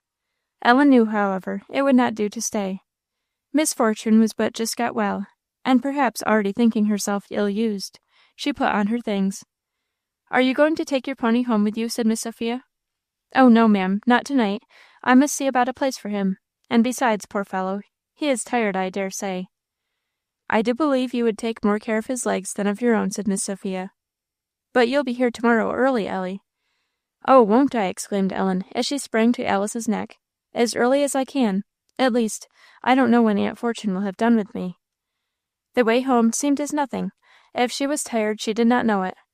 The Brownie, the Brownie! The thought of him carried her as cleverly over the ground as his very back would have done. She came running into the chip-yard. "Hello!" cried Mr. Van Brunt, who was standing under the apple-tree, cutting a piece of wood for the tongue of the ox-cart, which had been broken. "I'm glad to see you can run. I was afeard you'd hardly be able to stand by this time. But there you come like a young deer." "Oh, Mr. Van Brunt," said Ellen, coming up close to him, and speaking in an undertone, "you don't know what a present I have had. What do you think? Mr. Marshman had sent me from Ventnor." "Couldn't guess," said Mr. Van Brunt, resting the end of his pole on a log, and chipping at it with his hatchet. "Never guessed anything in my life. What is it?" "He has sent me the most beautiful little horse you ever saw, for my own, for me to ride, and a beautiful saddle and bridle. You never saw anything so beautiful, Mr. Van Brunt. He is all brown, with one white forefoot, and I've named him the Brownie. And oh, Mr. Van Brunt, do you think Aunt Fortune will let him come here?" Mr. Van Brunt chipped away at his pole, looking very good-humoured. "Because you know I couldn't have half the good of him if he had to stay away from me up on the mountain. I shall want to ride him every day. Do you think Aunt Fortune will let him be kept here, Mr. Van Brunt?" "I guess she will," said Mr. Van Brunt, soberly, and his tone said to Ellen, "I will, if she don't." "Then will you ask her and see about it, if you please, Mr. Van Brunt? I'd rather you would. And you won't have him put to plough or anything, will you, Mr. Van Brunt? Miss Sophia says it would spoil him." "I'll plough myself first," said Mr. Van Brunt, with his half-smile. "There shan't be a hair of his coat turned the wrong way. I'll see to him as if he was a prince." "Oh, thank you, dear Mr. Van Brunt. How good you are! Then I shall not speak about him at all till you do, remember. I am very much obliged to you, Mr. Van Brunt." Ellen ran in. She got a chiding for her long stay, but it fell upon ears that could not hear. The Brownie came like a shield between her and all trouble. She smiled at her aunt's hard words as if they had been sugar plums. And her sleep that night might have been prairie land, for the multitude of horses of all sorts that chased through it. "Have you heard the news?" said Mr. Van Brunt, when he had got his second cup of coffee at breakfast next morning. "No," said Miss Fortune. "What news?" "There ain't as much news as there used to be when I was young," said the old lady. "Seems to me I don't hear nothing nowadays." "You might if you'd keep your ears open, mother." "What news, Mr. Van Brunt?" "Why, here's Ellen got a splendid little horse sent her a present from some of her great friends, Mr. Marshchalk." "Mr. Marshman," said Ellen. "Mr. Marshman. There ain't the like in the country, as I've heerd tell, and I expect next thing she'll be flying all over the fields and fences like smoke." There was a meaning silence. Ellen's heart beat. "What's going to be done with him, do you suppose?" said Miss Fortune. Her look said, "If you think I'm coming around, you are mistaken." "Humph," said Mr. Van Brunt, slowly. "I suppose he'll eat grass in the meadow, and there'll be a place fixed for him in the stables." "Not in my stables," said the lady, shortly. "No, in mine," said Mr. Van Brunt, half smiling. "And I'll settle with you about it by and by, when we square up our accounts." Miss Fortune was very much vexed. Ellen could see that, but she said no more, good or bad, about the matter. So the Brownie was allowed to take quiet possession of meadow and stables, to his mistress's unbounded joy. Anybody that knew Mr. Van Brunt would have been surprised to hear what he said that morning, for he was thought to be quite as keen a looker after the main chance as Miss Fortune herself. Only somehow it was never laid against him as it was against her. However that might be, it was plain he took pleasure in keeping his word about the pony. Ellen herself couldn't have asked for more carefulness for her favourite than the Brownie had from every man and boy about the farm. Chapter 37. Timothy and his Master. Captain Montgomery did not come the next week, nor the week after, and what is more, the Duc d'Orleans, as his sister called the ship in which he had taken passage, was never heard of from that time. She sailed duly on the 5th of April, as they learnt from the papers, but whatever became of her, she never reached port. It remained a doubt whether Captain Montgomery had actually gone in her, and Ellen had many weeks of anxious watching, first for herself, and then for news of him, in case he were still in France. None ever came. Anxiety gradually faded into uncertainty, and by midsummer no doubt of the truth remained in any mind. If Captain Montgomery had been alive, he would certainly have written, if not before, on learning the fate of the vessel in which he had told his friends to expect him home. Ellen felt rather that she was an orphan than that she had lost her father. She had never learned to love him. He had never given her much cause. Comparatively, a small portion of her life had been passed in his society, and she looked back to it as the least agreeable of all, and it had not been possible for her to expect with pleasure his return to America and visit to Thirlwall. She dreaded it. Life had nothing now worse for her than a separation from Alice and John Humphreys. She feared her father might take her away, and put her in some dreadful boarding school, or carry her about the world wherever he went, a wretched wanderer from everything good and pleasant. The knowledge of his death had less pain for her than the removal of this fear brought relief. Ellen felt sometimes, soberly and sadly, that she was thrown upon the wide world now, to all intents and purposes. So she had been 1 year and 3/4 before, but it was something to have a father and mother living, even on the other side of the world. Now Miss Fortune was her sole guardian and owner. However, she could hardly realize that, with Alice and John so near at hand. Without reasoning much about it, she felt tolerably secure that they would take care of her interests, and make good their claim to interfere if ever need were. Ellen and her little horse grew more and more fond of each other. This friendship, no doubt, was a comfort to the Brownie, but to his mistress it made a large part of the pleasure of her everyday life. To visit him was her delight, at all hours, early and late, and it is to the Brownie's credit that he always seemed as glad to see her as she was to see him. At any time Ellen's voice would bring him from the far end of the meadow where he was allowed to run. He would come trotting up at her call, and stand to have her scratch his forehead, or pat him and talk to him, and though the Brownie could not answer her speeches, he certainly seemed to hear them with pleasure. Then, throwing up his head, he would bound off, take a turn in the field, and come back again to stand as still as a lamb as long as she stayed there herself. Now and then, when she had a little more time, she would cross the fence and take a walk with him, and there, with his nose just at her elbow, wherever she went the Brownie went after her. After a while there was no need that she should call him. If he saw or heard her at any distance, it was enough. He would come running up directly. Ellen loved him dearly. She gave him more proof of it than words and caresses. Many were the apples and scraps of bread hoarded up for him, and if these failed, Ellen sometimes took him a little salt, to show him that he was not forgotten. There were not certainly many scraps left at Miss Fortune's table, nor apples to be had at home for such a purpose, except what she gathered up from the poor ones that were left under the trees for the hogs. But Ellen had other sources of supply. Once she had begged from Jenny Hitchcock a waste bit that she was going to throw away.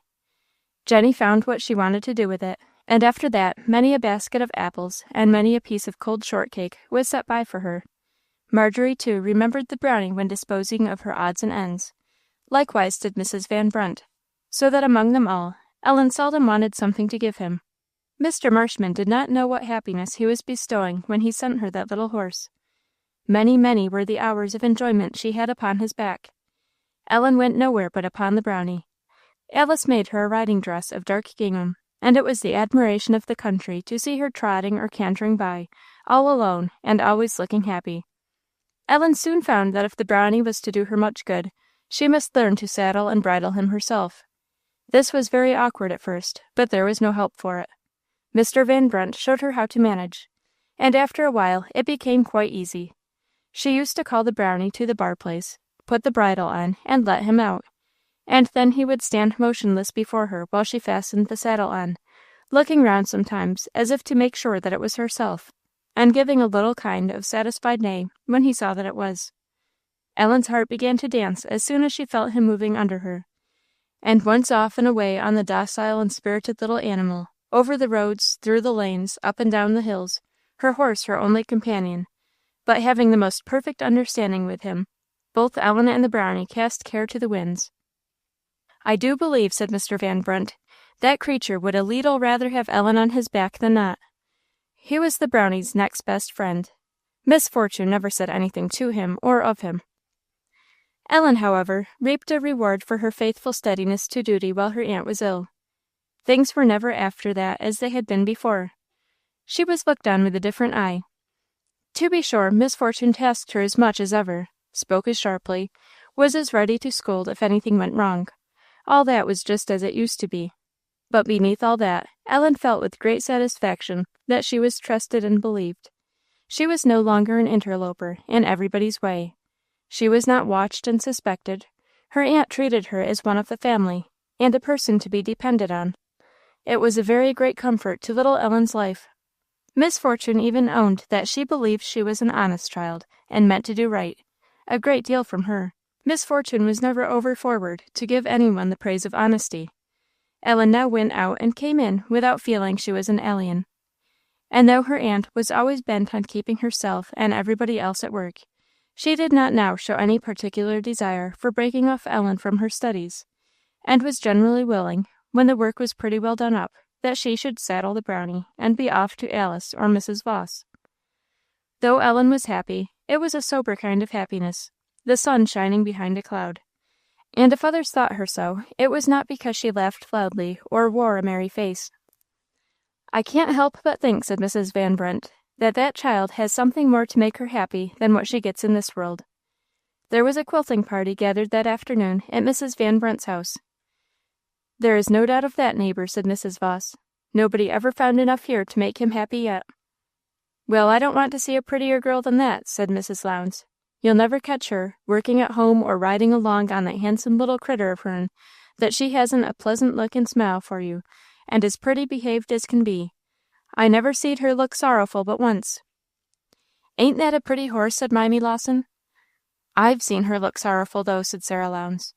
"I've been up at the house when Miss Fortune was hustling everybody round, and as sharp as vinegar, and you'd think it would take Job's patience to stand it. And for all there wouldn't be a bit of crossness in that child's face, she'd go round and not say a word that wasn't just so. You'd 'a thought her bread was all spread with honey, and everybody knows it ain't. I don't see how she could do it, for my part. I know I couldn't." "Ah, neighbour," said Mrs. Voss, "Ellen looks higher than to please her aunt. She tries to please her God, and one can bear people's words or looks when one is pleasing him. She is a dear child." "And there's Brom," said Mrs. Van Brunt. "He thinks the whole world of her. I never see him take so to anyone. There ain't an earthly thing he wouldn't do to please her. If she was his own child, I've no idea he could set her up more than he does." "Very well," said Nancy, coming up. "Good reason. Ellen don't set him up any, does she? I wish you'd just seen her once, the time when Miss Fortune was abed. The way she'd look out for him. Mr. Van Brunt's as good as at home in that house, sure enough, whoever's downstairs." "Bless her dear little heart," said his mother. "A good name is better than precious ointment." August had come, and John was daily expected home. One morning, Miss Fortune was in the lower kitchen, up to the elbows in making a rich fall cheese. Ellen was busy upstairs, when her aunt shouted to her to "come and see what was all that splashing and crashing in the garden." Ellen ran out. "Oh, Aunt Fortune," said she, "Timothy has broken down the fence and got in." "Timothy?" said Miss Fortune. "What Timothy?" "Why, Timothy, the near ox," said Ellen, laughing. "He has knocked down the fence over there where it was low, you know." "The near ox?" said Miss Fortune. "I wish he weren't quite so near this time. Look, he'll be at the corn, and over everything. Run and drive him into the barnyard, can't you?" But Ellen stood still and shook her head. "He wouldn't stir for me," she said, "and besides, I'm as afraid of that ox as can be. If it was Clover, I wouldn't mind." "But he'll have every bit of the corn eaten up in 5 minutes. Where's Mr. Van Brunt?" "I heard him say he was going home till noon," said Ellen. "And Sam Larkins is gone to the mill, and Johnny Lowe is laid up with the shakes. Very careless of Mr. Van Brunt," said Miss Fortune, drawing her arms out of the cheese tub, and wringing off the whey. "I wish he'd mind his own oxen. There was no business to be a low place in the fence. Well, come along. You ain't afraid with me, I suppose." Ellen followed, at a respectful distance. Miss Fortune, however, feared the face of neither man nor beast. She pulled up a beanpole, and made such a show of fight, that Timothy, after looking at her a little, fairly turned tail and marched out at the breach he had made. Miss Fortune went after, and rested not till she had driven him quite into the meadow. Get him into the barnyard she could not. "You ain't worth a straw, Ellen," said she, when she came back. "Couldn't you have headed him, and driv him into the barnyard? Now that plaguey beast will be back again by the time I get well to work. He ha'n't done much mischief yet. There's Mr. Van Brunt's cellar he's made a pretty mess of. I'm glad on't. He should have put potatoes, as I told him. I don't know what's to be done. I can't be leaving my cheese to run and mind the garden every time, if it was full of Timothys.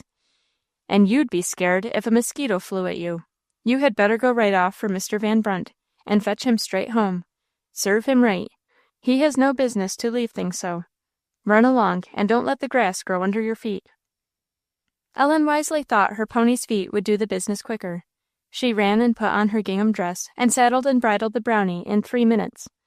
But before setting off, she had to scream to her aunt that Timothy was coming round the corner of the barn again. And Miss Fortune rushed out to the garden as Ellen and the Brownie walked down to the gate. The weather was fine, and Ellen thought with herself, it was an ill wind that blew no good. She was getting a nice ride in the early morning, that she would not have had but for Timothy's lawless behavior. To ride at that time was particularly pleasant and rare, and forgetting how she had left poor Miss Fortune between the ox and the cheese tub, Ellen and the Brownie cantered on in excellent spirits. She looked in vain as she passed his grounds to see Mr. Van Brunt in the garden or about the barn. She went on to the little gate of the courtyard, dismounted, and led the Brownie in. Here she was met by Nancy, who came running from the way of the barnyard.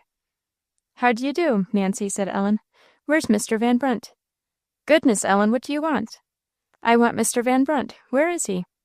"Mr. Van Brunt? He's out in the barn, but he's used himself up." "Used himself up? What do you mean?" "Why, he's fixed himself in fine style. He's fell through the trapdoor and broke his leg." "Oh, Nancy!" screamed Ellen. "He hasn't! How could he?" "Why, easy enough, if he didn't look where he was going. There's so much hay on the floor. But it's a pretty bad place to fall." "How do you know his leg is broken?" "'Cause he says so, and anybody with eyes can see it must be. I'm going over to Hitchcock's to get somebody to come and help in with him. For you know me and Mrs. Van Brunt ain't Samsons."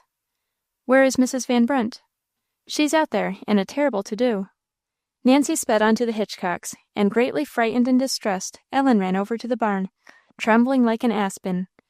Mr. Van Brunt was lying in the lower floor, just where he had fallen, one leg doubled under him in such a way as left no doubt it must be broken. He had lain there some time before anyone found him, and on trying to change his position, when he saw his mother's distress, he had fainted from pain. She sat by, weeping most bitterly. Ellen could bear but one look at Mr. Van Brunt. That one sickened her. She went up to his poor mother, and getting down on her knees by his side, put both arms round her neck. "Don't cry so, dear Mrs. Van Brunt." Ellen was crying so she could hardly speak herself. "Pray don't do so. He'll be better. Oh, what shall we do?" "Oh, ain't it dreadful?" said poor Mrs. Van Brunt. "Oh, Brom, my son, the best son that ever was to me. Oh, to see him there! Ain't it dreadful? He's dying." "Oh, no, he isn't," said Ellen. "Oh, no, he isn't. What shall we do, Mrs. Van Brunt? What shall we do?" "The doctor," said Mrs. Van Brunt. "He said, send for the doctor. But I can't go, and there's nobody to send.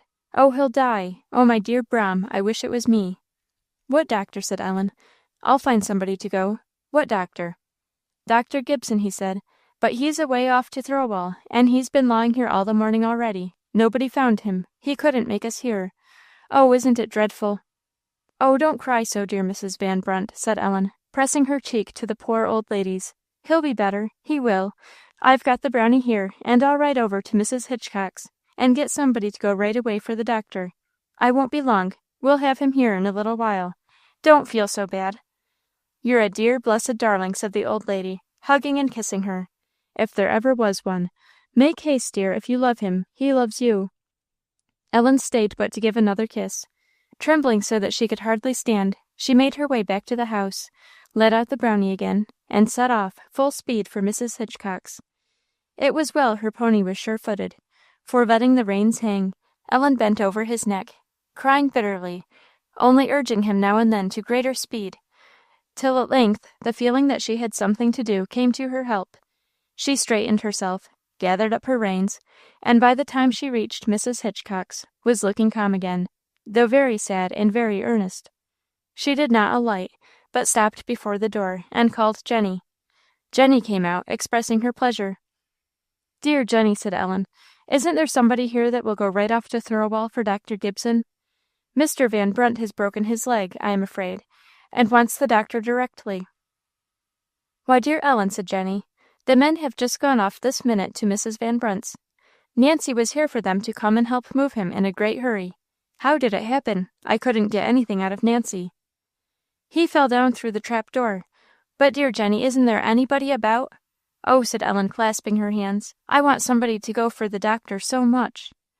"There ain't a living soul," said Jenny. "Two of the men and all the teams are way on the other side of the hill plowing, and Pa and June and Black Bill have gone over, as I told you. But I don't believe there'll be enough." "Where's his leg broke?" "I didn't meet them," said Ellen. "I came away only a little while after Nancy. They went cross lots, I guess, that's how it was, and that's the way Nancy got the start of you." "What shall I do?" said Ellen. She could not bear to wait till they returned. If she rode back she might miss them again, besides the delay, and then a man on foot would make a long journey of it. Jenny told her of a house or two where she might try for a messenger, but they were strangers to her. She could not make up her mind to ask such a favour of them. Her friends were too far out of the way. "I'll go myself," she said suddenly. "Tell him, dear Jenny, will you, that I've gone for Dr. Gibson, and that I'll bring him back as quick as ever I can. I know the road to Thirlwall." "But, Ellen, you mustn't," said Jenny. "I'm afraid to have you go all that way alone. Wait till the men come back. They won't be long." "No, I can't, Jenny," said Ellen. "I can't wait. I must go. You needn't be afraid. Tell him I'll be as quick as I can." "But see, Ellen," cried Jenny as she was moving off, "I don't like to have you." "I must, Jenny. Never mind." "But see, Ellen," cried Jenny again, "if you will go, if you don't find Dr. Gibson, just get Dr. Marshchalk. He's every bit as good, and some folks think he's better. He'll do just as well. Good-bye." Ellen nodded and rode off. There was a little fluttering of the heart at taking so much upon herself. She had never been to Thirlwall but once since the first time she saw it. But she thought of Mr. Van Brunt, suffering for help which could not be obtained, and it was impossible for her to hesitate. "I am sure I am doing right," she thought, "and what is there to be afraid of? If I ride 2 miles alone, why shouldn't I 4? And I am doing right. God will take care of me." Ellen earnestly asked him to do so, and after that she felt pretty easy. "Now, dear Brownie," said she, patting his neck, "you and I have work to do to-day. Behave like a good little horse as you are." The Brownie answered with a little cheerful kind of neigh, as much to say, "Never fear me." They trotted on nicely. but nothing could help that's being a disagreeable ride. Do what she would, Ellen felt a little afraid when she found herself on a long piece of road where she had never been alone before. There were not many houses on the way. The few there were looked strange. Ellen did not know exactly where she was, or how near the end of her journey. It seemed a long one. She felt rather lonely, a little shy of meeting people, and yet a little unwilling to have the intervals between them so very long. She repeated to herself, "I am doing right. God will take care of me." Still, there was a nervous trembling at heart. Sometimes she would pat her pony's neck and say, "Trot on, dear Brownie, we'll soon be there," by way of cheering herself. For certainly the Brownie needed no cheering, and was trotting on bravely. Then the thought of Mr. Van Brunt, as she had seen him lying on the barn floor, made her feel sick and miserable. Many tears fell during her ride, when she remembered him. Heaven will be a good place, thought little Ellen as she went. There will be no sickness, no pain, no sorrow. But Mr. Van Brunt, I wonder if he is fit to go to heaven. This was a new matter of thought and uneasiness, not now for the first time in Ellen's mind. And so the time passed, till she crossed the bridge over the little river, and saw the houses of Thirlwall stretching away in the distance. Then she felt comfortable. Long before, she had bethought her that she did not know where to find Dr. Gibson, and had forgotten to ask Jenny. For one instant Ellen drew bridle, but it was too far to go back, and she recollected anybody could tell her where the doctor lived. When she got to Thirlwall, however, Ellen found that she did not like to ask anybody. She remembered her old friend Mrs. Forbes of the Star Inn, and resolved she would go there, in the first place. She rode slowly up the street, looking carefully till she came to the house. There was no mistaking it. There was the very same big star over the front door that had caught her eye from the coach window, and there was the very same boy or man, Sam, lounging on the sidewalk. Ellen reined up, and asked him to ask Mrs. Forbes if she would be so good as to come out to her for 1 minute. Sam gave her a long Yankee look and disappeared, coming back again directly with the landlady. "How do you do, Mrs. Forbes?" said Ellen, holding out her hand. "Don't you know me? I am Ellen Montgomery, that you are so kind to, and gave me bread and milk when I first came here. Misfortunes." "Oh, bless your dear little heart!" cried the landlady. "Don't I know you, and ain't I glad to see you? I must have a kiss. Bless you, I couldn't mistake you in Jerusalem, but the sun was in my eyes, and that way I was almost blind. But ain't you grown, though? Forget you? I guess I han't. There's one of your friends wouldn't let me do that in a hurry. If I han't seen you, I've heard on you. But what are you sitting there in the sun for? Come in, and I'll give you something better than bread and milk this time. Come, jump down." "Oh, I can't, Mrs. Forbes," said Ellen. "I'm in a great hurry. Mr. Van Brunt has broken his leg, and I want to find the doctor." "Mr. Van Brunt!" cried the landlady. "Broken his leg? The land's sakes! How did he do that? He, too.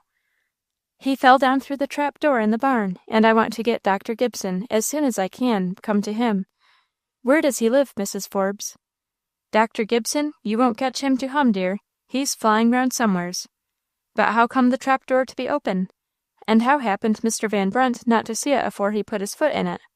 Dear, I declare I'm real sorry to hear you tell. How happened it, darlin'? I'm curious to hear."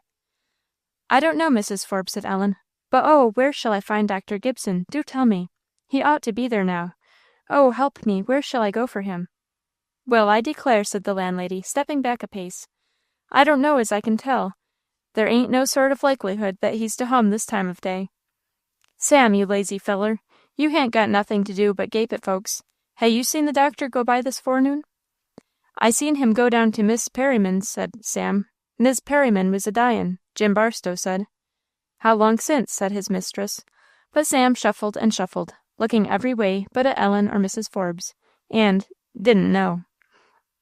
"Well, then," said Mrs. Forbes, turning to Ellen, "I don't know but you might as well go down to the post office. But if I was you, I'd just get Dr. Marshchalk instead.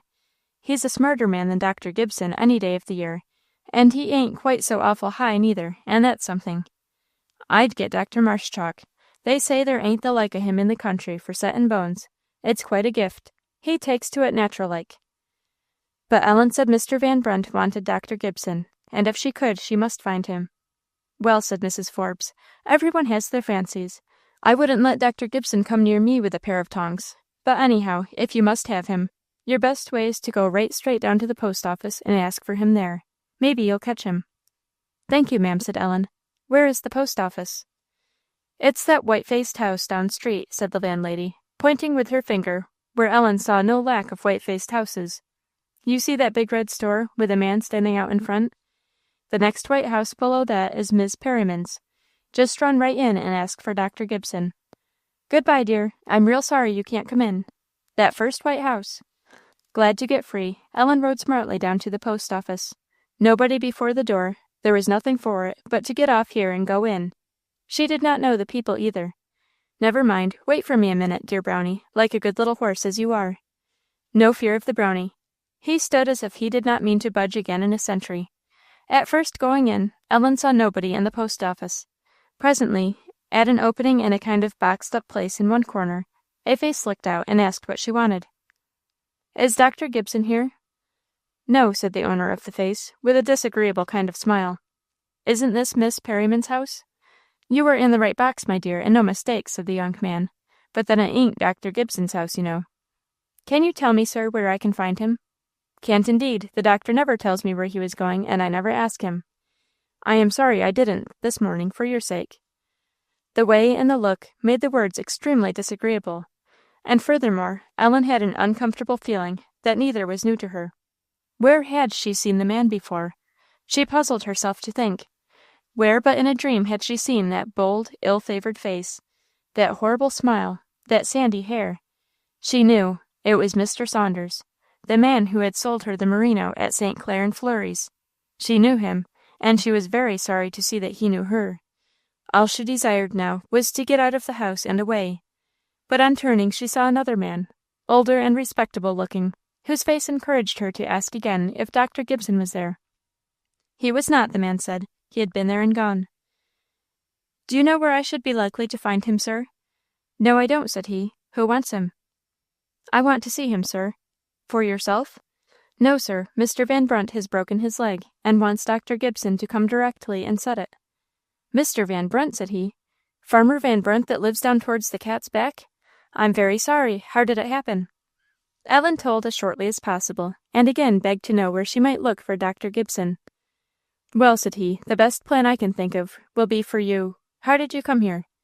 "I came on horseback, sir." "Ah, well, the best plan will be for you to ride up to his house. Maybe he'll have left word there. And anyhow, you can leave word for him to come down as soon as he gets home. Do you know where the doctor lives?" "No, sir." "Come here," said he, pulling her to the door. "You can't see it from here, but you must ride up the street till you have passed 2 churches, one on the right hand first, and then a good piece beyond you'll come to another red brick one on the left hand. And Dr. Gibson lives in the next block but one after that, on the other side. Anybody will tell you the house. Is that your horse?" "Yes, sir. I'm very much obliged to you." "Well, I will say, if you ha'n't the prettiest fit out in Thirlwall. Shall I help you? Will you have a cheer?" "No, I thank you, sir. I'll bring him up to the step. It will do just as well. I am very much obliged to you, sir."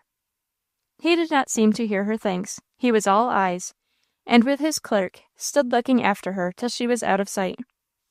Poor Ellen found it a long way up to the doctor's. The post office was near the lower end of the town, and the doctor's house was near the upper. She passed one church, and then the other, but there was a long distance between, or what she thought so. Happily, the Brownie did not seem tired at all.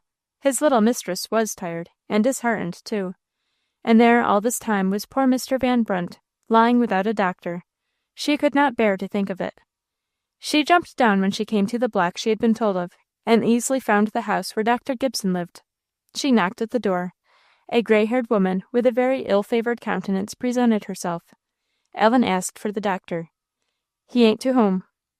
"When will he be at home?" "Couldn't say." "Before dinner?" The woman shook her head. "Guess not till late in the day." "Where is he gone?" "He is gone to Babcock, gone to attend a consummation, I guess he told me. Babcock is a considerable long way." Ellen thought a minute. "Can you tell me where Dr. Marshchalk lives?" "I guess you'd better wait till Dr. Gibson comes back, can't you?" said the woman coaxingly. "He'll be along by and by. If you leave your name, I'll give it to him." "I cannot wait," said Ellen. "I'm in a dreadful hurry. Will you be so good as to tell me where Dr. Marshchalk lives?" "Well, if so be you're in such a takin' you can't wait, You know where Miss Forbes lives? At the inn, the Star? Yes. He lives a few doors this side of hern. You'll know it the first minute you set your eyes on it. It's painted a bright yeller." Ellen thanked her, once more mounted, and rode down the street. Chapter 38. Wherein the Black Prince arrives opportunely. The yellow door, as the old woman had said, was not to be mistaken. Again Ellen dismounted and knocked. Then she heard a slow step coming along the entry, and the pleasant, kind face of Miss Janet appearing at the open door. It was a real refreshment, and Ellen wanted one. "Why, it's dear little, ain't it, her that lives down to Miss Fortune Emerson's? Yes, it is. Come in, dear. I'm very glad to see you. How's all at your house?" "Is the doctor at home, ma'am?" "No, dear, he ain't to home just this minute, but he'll be in directly. Come in. Is that your horse? Just hitch him to the post there so he won't run away, and come right in. Who did you come along with?"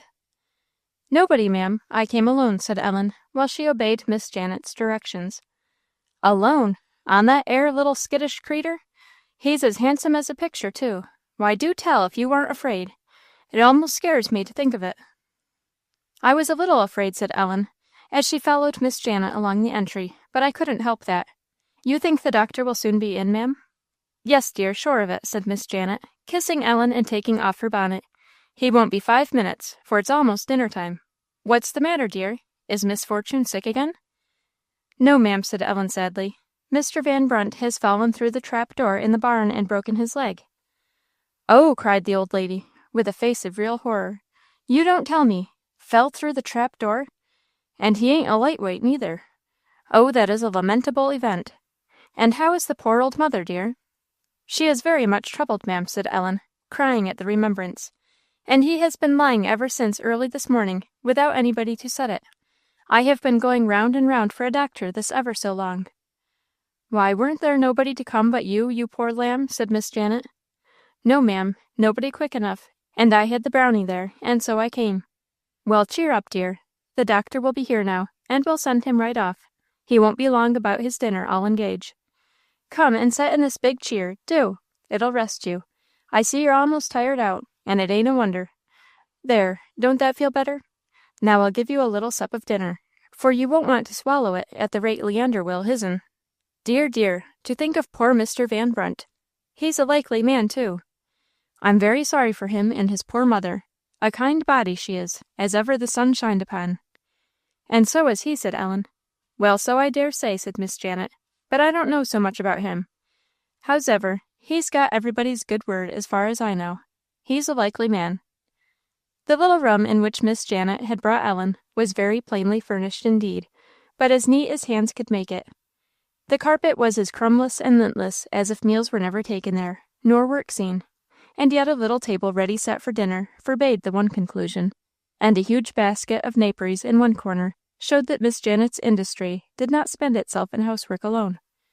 Before the fire stood a pretty good-sized kettle, and a very appetizing smell came from it to Ellen's nose. In spite of sorrow and anxiety, her ride had made her hungry. It was not without pleasure that she saw her kind hostess arm herself with a deep plate and a tin dipper, and carefully taking off the pot cover, so that no drops might fall on the hearth, proceed to ladle out a goodly supply of what Ellen knew was that excellent country dish called pot pie. Excellent it is when well made, and that was Miss Janet's. The pieces of crust were white and light like new bread. The very titbits of the meat she called out for Ellen, and the soup gravy, poured over all, would have met even Miss Fortune's wishes, from its just degree of richness and exact seasoning. Smoking hot, it was placed before Ellen, on a little stand by her easy-chair, with some nice bread and butter, and presently Miss Janet poured her out a cup of tea, for, she said, Leander never could take his dinner without it. Ellen's appetite needed no silver fork. Tea and pot pie were never better liked, yet Miss Janet's enjoyment was perhaps greater still. She sat talking and looking at her little visitor with secret but immense satisfaction. "Have you heard what fine doings we're going to have here by and by?" said she. "The doctor's tired of me. He's going to get a new housekeeper. He's going to get married some of these days." "Is he?" said Ellen. "Not to Jenny?" "Yes, indeed he is, to Jenny Hitchcock, and a nice little wife she'll make him. You're a great friend of Jenny, I know." "How soon?" said Ellen. "Oh, not just yet. By and by. After we get a little smarted up, I guess. Before a great while. Don't you think he'll be a happy man?" Ellen could not help wondering, as the doctor just then came in, and she looked up at his unfortunate three-cornered face, whether Jenny would be a happy woman. But as people often do, she only judged from the outside. Jenny had not made such a bad choice after all. The doctor said he would go directly to Mr. Van Brunt after he had been over to Mrs. Sibnorth's. It wouldn't be a minute. Ellen meant to ride back in his company, and having finished her dinner, waited now only for him. But the 1 minute passed, 2 minutes, 10, 20. She waited impatiently, but he came not. "I'll tell you how it must be," said his sister. "He's gone off without his dinner, calculating to get it at Miss Hitchcock's. He'd be glad of the chance. That's how it is, dear, and you'll have to ride home alone. I'm real sorry. S'pose you stop till evening, and I'll make the doctor go along with you. But, oh dear, maybe he wouldn't be able to neither. He's got to go up to that tiresome Mrs. Robin's. It's too bad. Well, take good care of yourself, darling. Couldn't you stop till it's cooler? Well, come and see me as soon as you can again, but don't come without someone else along. Good-bye. I wish I could keep you." She went to the door to see her mount, and smiled and nodded her off. Ellen was greatly refreshed with her rest and her dinner. It grieved her that the Brownie had not fared as well. All the refreshment that kind words and patting could give him, she gave, promised him the freshest of water and the sweetest of hay when he should reach home, and begged him to keep up his spirits and hold on for a little longer. It may be doubted whether the Brownie understood the full sense of her words, but he probably knew what the kind tones and gentle hand meant. He answered cheerfully, threw up his head, and gave a little neigh, as much as to say he wasn't going to mind a few hours of sunshine, and trotted on as if he knew his face was towards home, which no doubt he did. Luckily, it was not a very hot day. For August, it was remarkably cool and beautiful. Indeed, there was little very hot weather ever known in Thirlwall. Ellen's heart felt easier, now that her business was done, and when she had left the town behind her and was again in the fields, she was less timid than she had been before. She was going towards home. That makes a great difference, and every step was bringing her nearer. "I am glad I came after all," she thought, "but I hope I shall never have to do such a thing again. But I am glad I came." She had no more than crossed the little bridge, however, when she saw what brought her heart into her mouth. It was Mr. Saunders, lolling under a tree. What could he have come there for at that time of day? A vague feeling crossed her mind, that if she could only get past him, she should pass a danger. She thought to ride by without seeming to see him, and quietly gave the Brownie a pat to make him go faster. But as she drew near, Mr. Saunders rose up, came to the middle of the road, and taking hold of her bridle, checked her pony's pace, so that he could walk alongside, to Ellen's unspeakable dismay. "What's kept you so long?" said he. "I've been looking out for you this great while. Had hard work to find the doctor?" "Won't you please to let go of my horse?" said Ellen, her heart beating very fast. "I am in a great hurry to get home. Please don't keep me." "Oh, I want to see you a little," said Mr. Saunders. "You ain't in such a hurry to get away from me as that comes to, are you?" Ellen was silent. "It's quite a long time since I saw you last," said he. "How have the merinos worn?" Ellen could not bear to look at his face, and did not see the expression which went with these words, yet she felt it. "They have worn very well," said she, "but I want to get home very much. Please let me go." Not yet," said he. "Oh, no, not yet. I want to talk to you. Why, what are you in such a devil of a hurry for? I came out on purpose. Do you think I'm going to have all my long waiting for nothing?" Ellen did not know what to say. Her heart sprang with a nameless pang to the thought, if she ever got free from this. Meanwhile, she was not free. "Whose horse is that you're on?" "Mine," said Ellen. "Yourn, that's a likely story. I guess he ain't yourn, and so you won't mind if I touch him up a little. I want to see how well you could sit on a horse." Passing his arm through the bridle as he said these words, Mr. Saunders led the pony down to the side of the road, where grew a clump of high bushes, and with some trouble cut off a long, stout sapling. Ellen looked in every direction while he was doing this, despairing, as she looked, of aid from any quarter of the broad, quiet, open country. Oh, for wings! But she could not leave the Brownie if she had them. Returning to the middle of the road, Mr. Saunders amused himself as they walked along, with stripping off all the leaves and little twigs from his sapling, leaving it, when done, a very good imitation of an ox whip in size and length, with a fine lash-like point.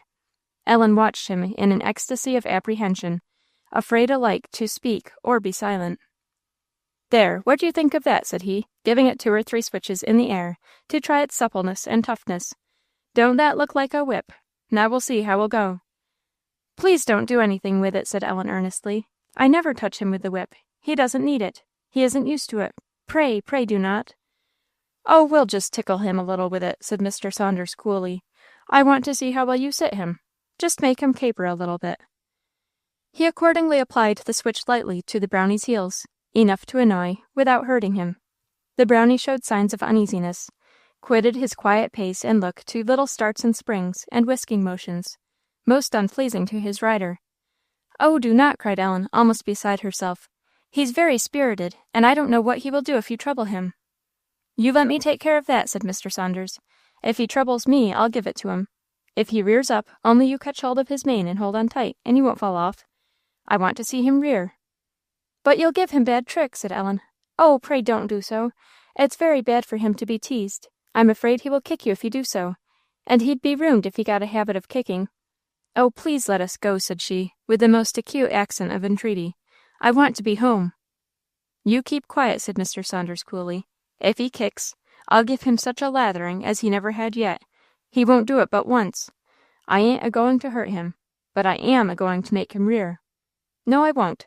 I'll make him leap over a rail, the first bar place we come to. That'll be prettier." "Oh, you mustn't do that," said Ellen. "I have not learned to leap yet. I couldn't keep on. You mustn't do that if you please. You just hold fast and hold your tongue. Catch hold of his ears and you'll stick on fast enough. If you can't, you may get down, for I am going to make him take the leap, whether you will or no." Ellen feared still more to get off and leave the Brownie to her tormentor's mercy than to stay where she was and take her chance. She tried in vain, as well as she could, to soothe her horse, the touches of the whip coming now in one place and now in another, and some of them pretty sharp.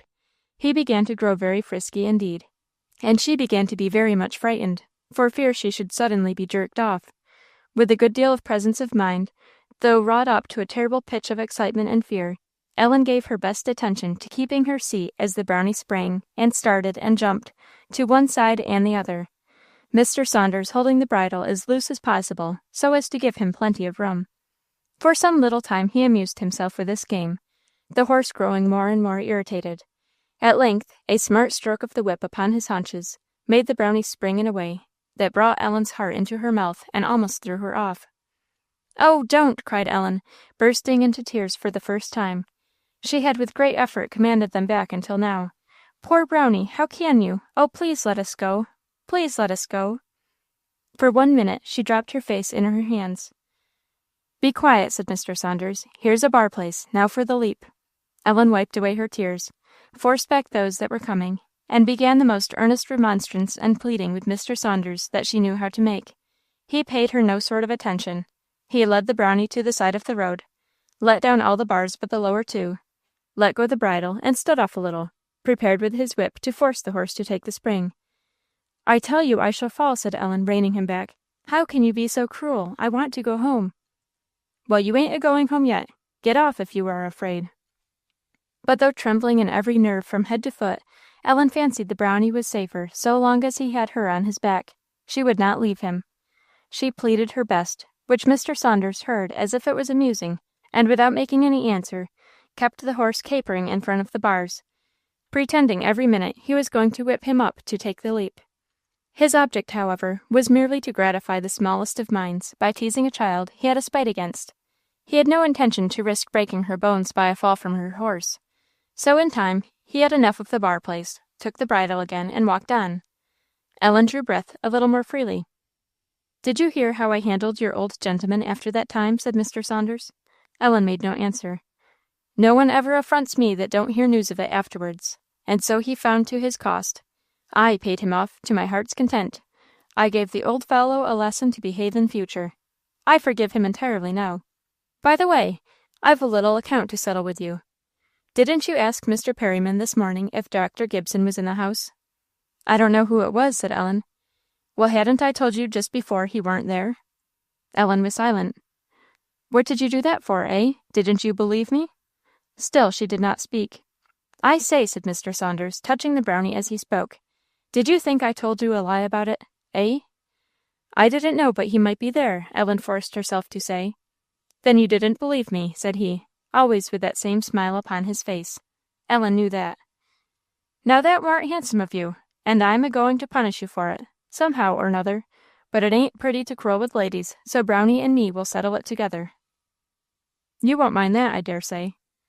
"What are you going to do?" said Ellen, as he once more drew her down to the side of the fence. "Get off and you'll see," said he, laughing. "Get off and you'll see." "What do you want to do?" repeated Ellen, though scarce able to speak the words. "I'm just going to tickle Brownie a little, to teach you to believe honest folks when they speak the truth. Get off."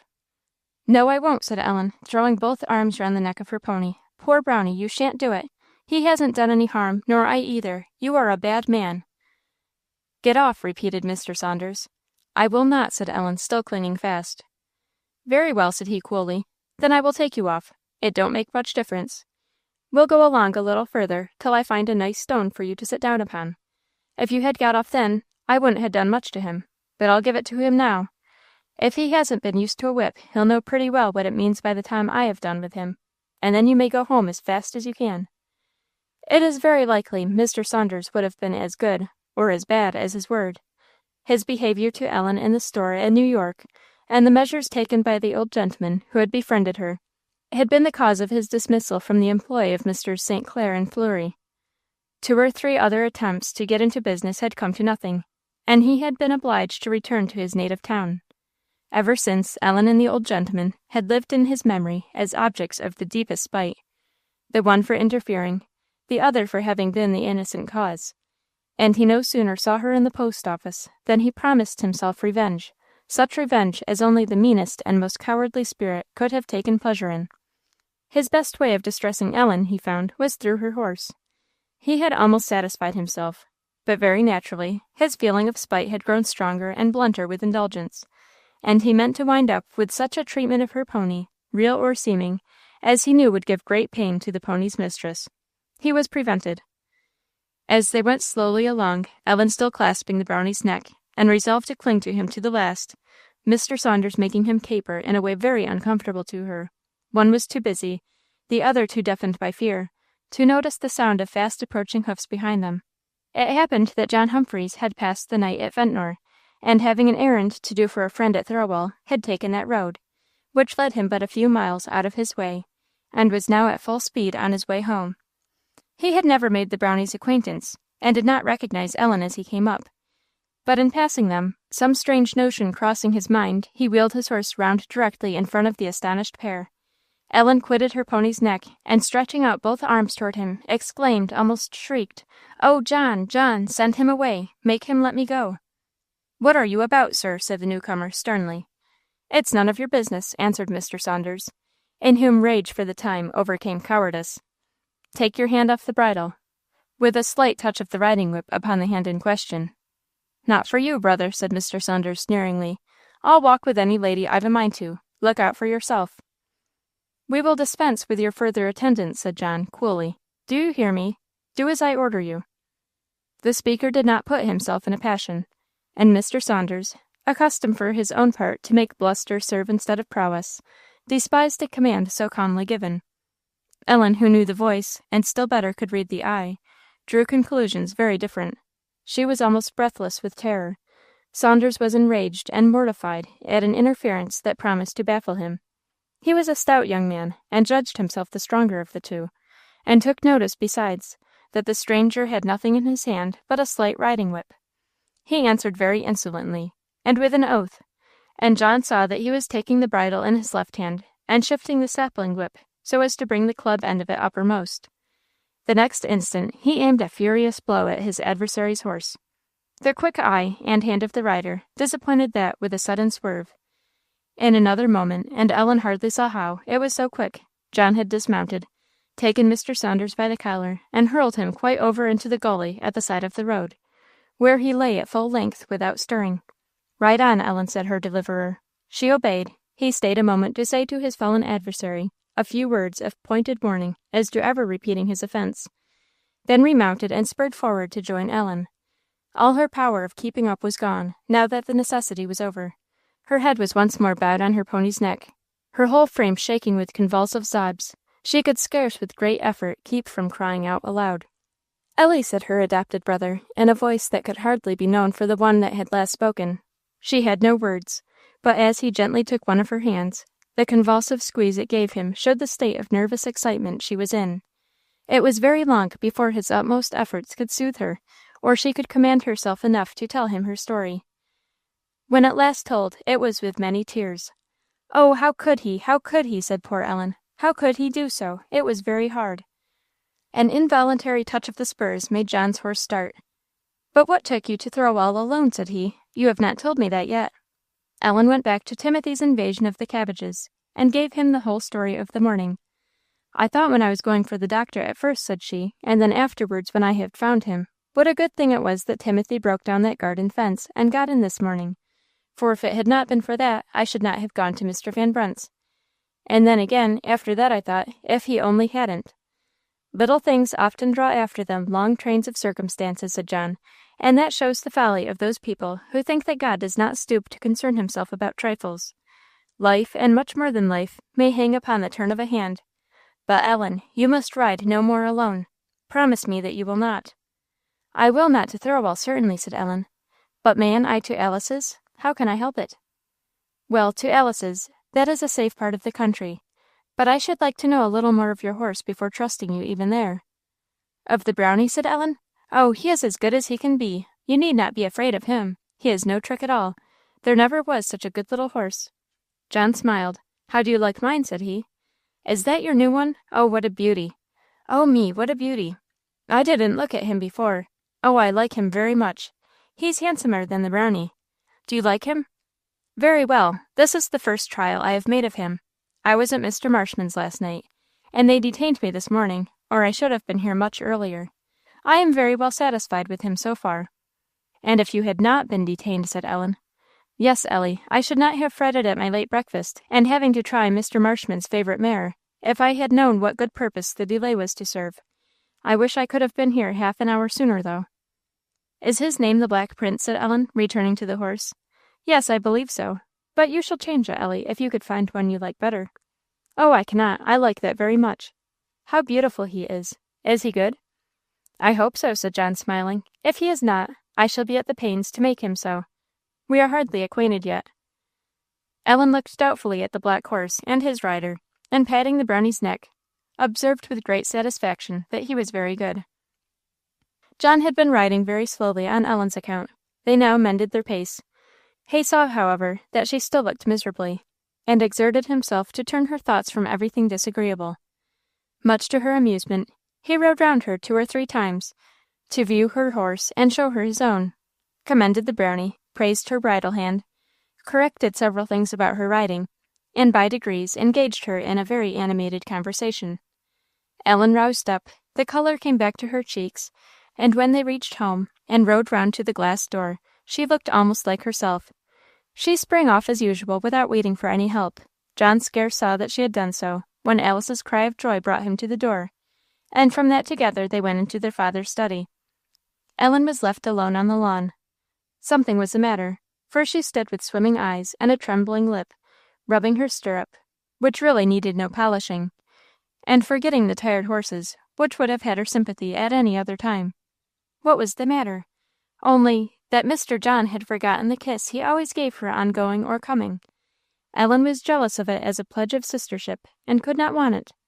And though she tried as hard as she could to get her face in order, so that she might go in and meet them, somehow it seemed to take a great while. She was still busy with her stirrup, when she suddenly felt 2 hands on her shoulders, and looking up, received the very kiss the want of which she had been lamenting. But John saw the tears in her eyes, and asked her, she thought with somewhat a comical look, what the matter was. Ellen was ashamed to tell, but he had her there by the shoulders, and besides, whatever that eye demanded, she never knew how to keep back, so with some difficulty she told him. "You are a very foolish child, Ellie," said he gently, and kissing her again. "Run in out of the sun while I see to the horses." Ellen ran in and told her long story to Alice, and then, feeling very weary and weak, she sat on the sofa, and lay resting in her arms, in a state of the most entire and unruffled happiness. Alice, however, after a good while, transferred her to bed, thinking with good reason that a long sleep would be the best thing for her. Chapter 39. Halcyon Days. When Ellen came out of Alice's room again, it was late in the afternoon. The sun was so low that the shadow of the house had crossed the narrow lawn and mounted up near to the top of the trees, but on them he was still shining brightly, and on the broad landscape beyond, which lay open to view through the gap in the trees. The glass door was open. The sweet summer air and the sound of birds and insects and fluttering leaves floated into the room, making the stillness musical. On the threshold Pussy sat crouched, with his 4 feet doubled under his breast, watching, with intense gravity, the operations of Marjorie, who was setting the table on the lawn, just before his eyes. Alice was paring peaches. "Oh, we are going to have tea out of doors, aren't we?" said Ellen. "I'm very glad. What a lovely evening, isn't it? Just look at Pussy, will you, Alice? Don't you believe he knows what Marjorie is doing? Why didn't you call me to go along with you after peaches?" "I thought you were doing the very best thing you possibly could, Ellie, my dear. How do you do?" "Oh, nicely now. Where's Mr. John? I hope he won't ask for my last drawing tonight. I want to fix the top of that tree before he sees it." "Fix the top of your tree, you little Yankee," said Alice. "What do you think John would say to that? Unfix it, you mean. It is too stiff already, isn't it?" "Well, what shall I say?" said Ellen, laughing. "I'm sorry that is Yankee, for I suppose one must speak English. I want to do something to my tree, then. Where is he, Alice?" "He has gone down to Mr. Van Brunt's, to see how he is, and to speak to Miss Fortune about you on his way back." "Oh, how kind of him! He's very good. That is just what I want to know. But I am sorry, after this long ride." "He don't mind that, Ellie. He'll be home presently. How nice those peaches look! They are as good as strawberries, don't you think so? Better. I don't know which is best. But Mr. John likes these best, don't he? Now you've done, shall I set them on the table? And here's a pitcher of splendid cream, Alice. You had better not tell John so, or he will make you define splendid." John came back in good time, and brought word that Mr. Van Brunt was doing very well, so far as could be known. Also, that Miss Fortune consented to Ellen's remaining where she was. He wisely did not say, however, that her consent had been slow to gain, till he had hinted at his readiness to provide a substitute for Ellen's services, on which Miss Fortune had instantly declared she did not want her, and she might stay as long as she pleased. This was all that was needed to complete Ellen's felicity. "Wasn't your poor horse too tired to go out again this afternoon, Mr. John?" "I did not ride him, Ellie. I took yours." "The Brownie, did you? I'm very glad. How did you like him? But perhaps he was tired a little, and you couldn't tell so well today." "He was not tired with any work you had given him, Ellie. Perhaps he may be a little now." "Why?" said Ellen, somewhat alarmed. "I have been trying him, and instead of going quietly along the road, we have been taking some of the fences in our way. As I intended practicing you at the bar, I wished to make sure, in the first place, that he knew his lesson." "Well, how did he do?" "Perfectly well. I believe he is a good little fellow. I wanted to satisfy myself if he was fit to be trusted with you, and I rather think Mr. Marshman has taken care of that." The whole wall of trees was in shadow when the little family sat down to table, but there was still the sunlit picture behind, and there was another kind of sunshine in every face at the table. Quietly happy, the whole 4, or at least the whole 3, were, first in being together, after that in all things beside. Never was tea so refreshing, or bread and butter so sweet, or the song of birds so delightsome. When the birds were gone to their nests, the cricket and the grasshopper, the tree toad and katydid, and nameless other songsters kept up a concert, nature's own, in delicious harmony with woods and flowers, and summer breezes and evening light. Ellen's cup of enjoyment was running over. From one beautiful thing to another her eye wandered. From one joy to another her thoughts went, till her full heart fixed on the God who had made and given them all, and that Redeemer whose blood had been their purchase money. From the dear friends beside her, the best love she had in the world, she thought of the one dearer, yet from whom death had separated her, yet living still, and to whom death would restore her, thanks to him who had burst the bonds of death and broken the gates of the grave, and made a way for his ransom to pass over. And the thought of him was the joyfulest of all. "You look happy, Ellie," said her adopted brother. "So I am," said Ellen, smiling a very bright smile. "What are you thinking about?" but John saw it would not do to press his question. "You remind me," said he, "of some old fairy story that my childish ears received, in which the fountains of the sweet and bitter waters of life were said to stand very near each other, and to mingle their streams but a little way from their source. Your tears and smiles seem to be brothers and sisters. Whenever we see one, we may be sure the other is not far off." "My dear Jack," said Alice, laughing, "what an unhappy simile! Are all brothers and sisters always found like that?" "I wish they were," said John, sighing and smiling. "But my last words had nothing to do with my simile, as you call it." When tea was over, and Marjorie had withdrawn the things and taken away the table, they still lingered in their places. It was far too pleasant to go in. Mr. Humphreys moved his chair to the side of the house, and throwing a handkerchief over his head to defend him from the mosquitoes, a few of which were buzzing about, he either listened, meditated, or slept, most probably one of the two latter, for the conversation was not very loud nor very lively. It was happiness enough to merely breathe so near each other. The sun left the distant fields and hills. Soft twilight stole through the woods, down the gap and over the plain. The grass lost its green, the wall of trees grew dark and dusky, and very faint and dim showed the picture that was so bright a little while ago. As they sat quite silent, listening to what nature had to say to them, or letting fancy and memory take their way, the silence was broken, hardly broken, by the distinct, far-off cry of a whippoorwill. Alice grasped her brother's arm, and they remained motionless, while it came nearer, nearer, then quite near, with its clear, wild, shrill, melancholy note, sounding close by them again and again, strangely, plaintively. Then leaving the lawn, it was heard further and further off, till the last faint whippoorwill in the far distance ended its pretty interlude. It was almost too dark to read faces, but the eyes of the brother and sister had sought each other, remained fixed till the bird was out of hearing. Then Alice's hand was removed to his, and her head found its old place on her brother's shoulder. "Sometimes, John," said Alice, "I am afraid I have one tie too strong to this world. I cannot bear, as I ought, to have you away from me." Her brother's lips were instantly pressed to her forehead. "I may say to you, Alice, as Colonel Gardiner said to his wife, we have an eternity to spend together." "I wonder," said Alice, after a pause, "how those can bear to love or be loved, whose affection can see nothing but a blank beyond the grave." "Few people, I believe," said her brother, "would come exactly under that description. Most flatter themselves with a vague hope of reunion after death. But that is a miserable hope, very different from ours." "Very different indeed, and miserable, for it can only deceive, but ours is sure. Them that sleep in Jesus will God bring with him."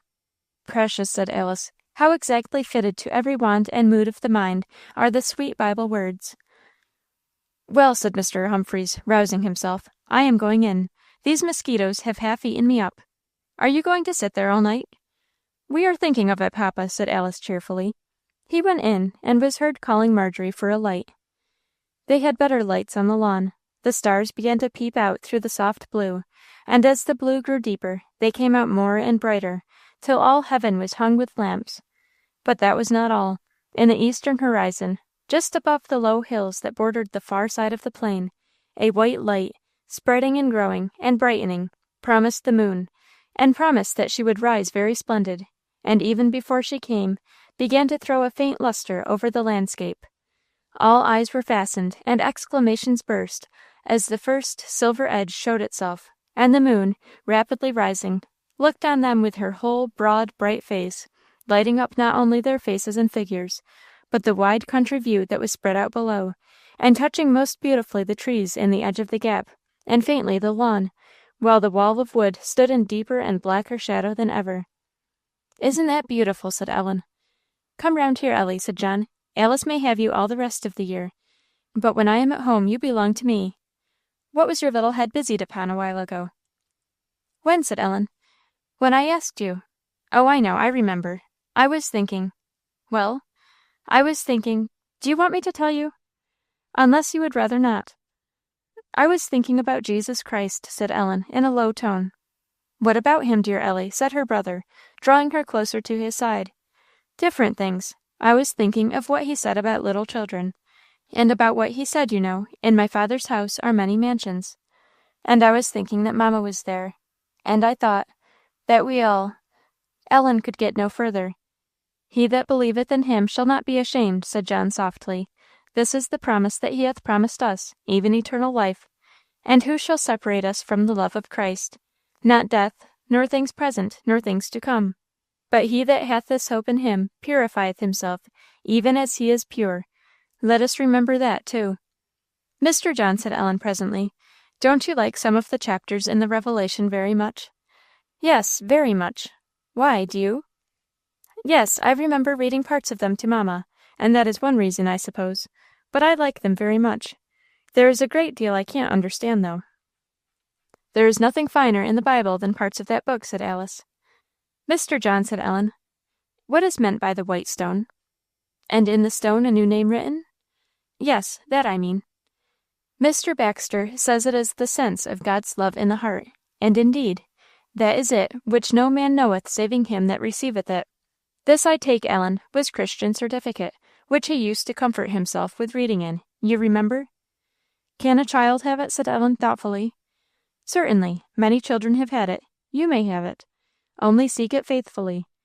Thou meetest him that rejoiceth and worketh righteousness, those that remember thee in thy ways. And Christ said, He that loveth me shall be loved of my Father, and I will love him, and I will manifest myself to him. There is no failure in these promises, Ellie. He that made them is the same yesterday, today, and forever. For a little while each was busy with his own meditations. The moon, meanwhile, rising higher and higher, poured a flood of light through the gap in the woods before them, and stealing among the trees here and there, lit up a spot of ground under their deep shadow. The distant picture lay in mazy brightness. All was still but the ceaseless chirrup of insects and gentle flapping of leaves.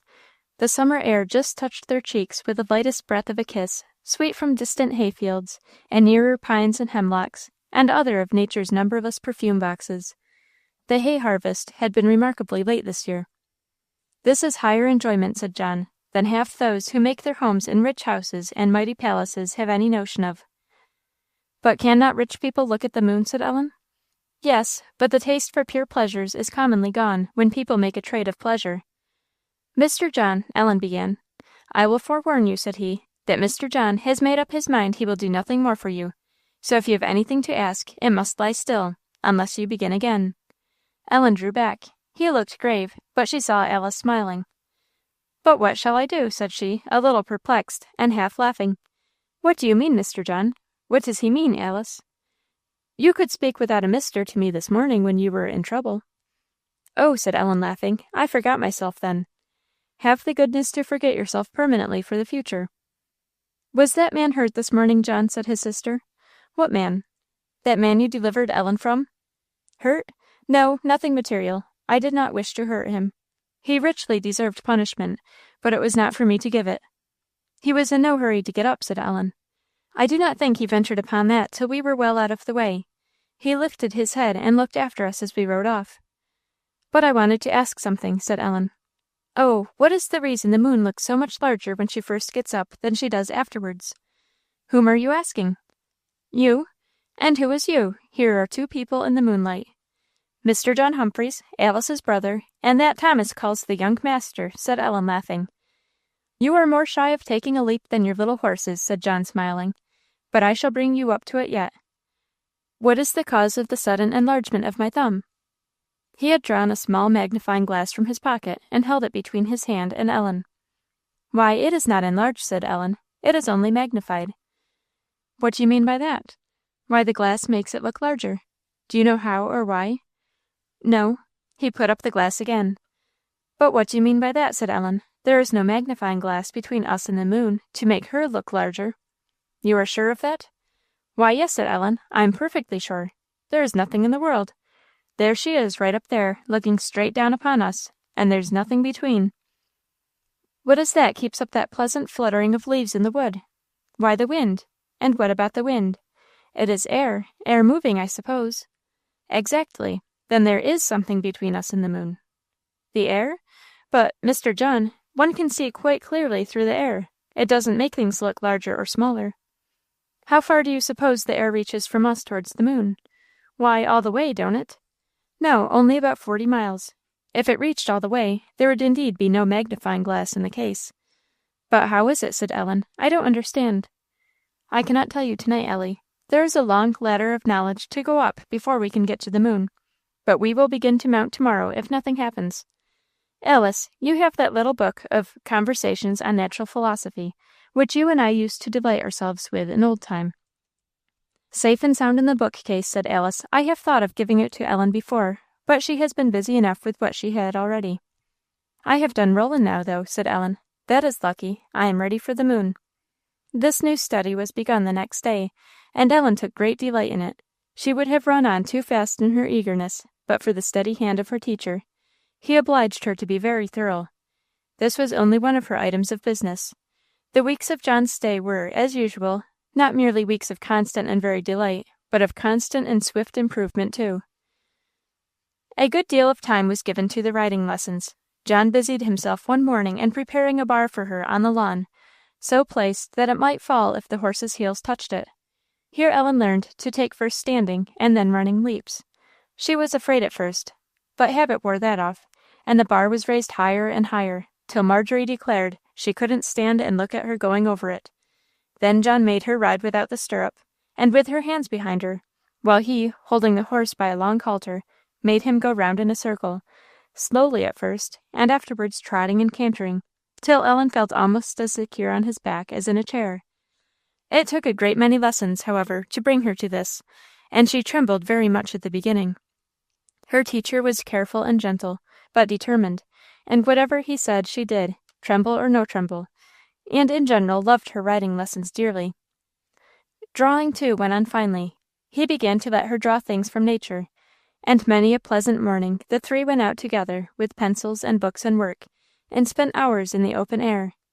They would find a pretty point of view, or a nice shady place where the breeze came, and where there was some good old rock with a tree beside it, or a piece of fence, or the house or barn in the distance, for Ellen to sketch, and while she drew and Alice worked, John read aloud to them.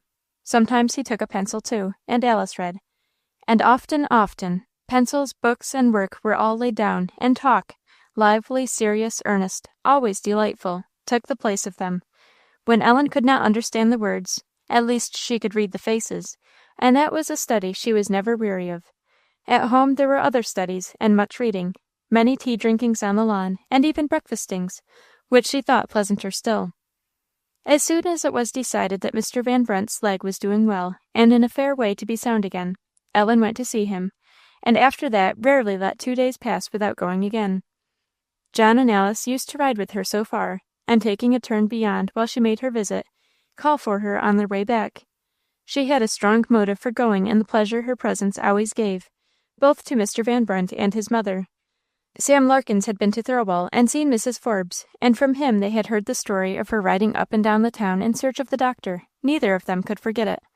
Mrs. Van Brunt poured out her affection in all sorts of expressions whenever she had Ellen's ear. Her son was not a man of many words, but Ellen knew his face and manner well enough without them, and read there, whenever she went into his room, what gave her great pleasure. "How do you do, Mr. Van Brunt?" she said, on one of these occasions. "Oh, I'm getting along, I suppose," said he, "getting along as well as a man can that's lying on his back from morning to night, prostrated, as Squire Dennison said his corn was t'other day." "It is very tiresome, isn't it?" said Ellen. "It's the tiresomest work that ever was, for a man that has 2 arms to be a-doing nothing, day after day. And what bothers me is the wheat in the 10-acre lot, that ought to be prostrated too, and ain't, nor ain't like to be, as I know, unless the rain comes and does it. Sam and Johnny'll make no headway at all with it, I can tell as well as if I see 'em." "But Sam is good, isn't he?" said Ellen. "Sam's as good a boy as ever was, but then Johnny Lowe is mischievous, you see, and he gets Sam out of his tracks once in a while. I never see a finer growth of wheat. I had a sight rather cut and harvest the whole of it than to lie here and think of it getting spoiled. I'm almost out of conceit of trap doors, Ellen." Ellen could not help smiling. "What can I do for you, Mr. Van Brunt?" "There ain't nothing," said he. "I wish there was. How are you coming along at home?" "I don't know," said Ellen. "I am not there just now, you know. I am staying up with Miss Alice again." "Oh, ay, well, her brother's at home. He's a splendid man, that young Mr. Humphreys, ain't he?" "Oh, I knew that a great while ago," said Ellen, the bright colour of pleasure overspreading her face. "Well, I didn't, you see, till the other day, when he came here, very kindly, to see how I was getting on. I wish something would bring him again. I never heerd a man talk I like to hear so much." Ellen secretly resolved something should bring him, and went on with a purpose she had had for some time in her mind. "Wouldn't it be pleasant while you are lying there and can do nothing? Wouldn't you like to have me read something to you, Mr. Van Brunt? I should like to very much."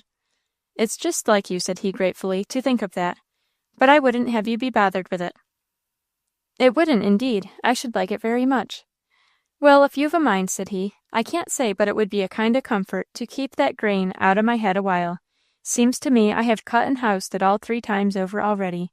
Read just whatever you have a mind to.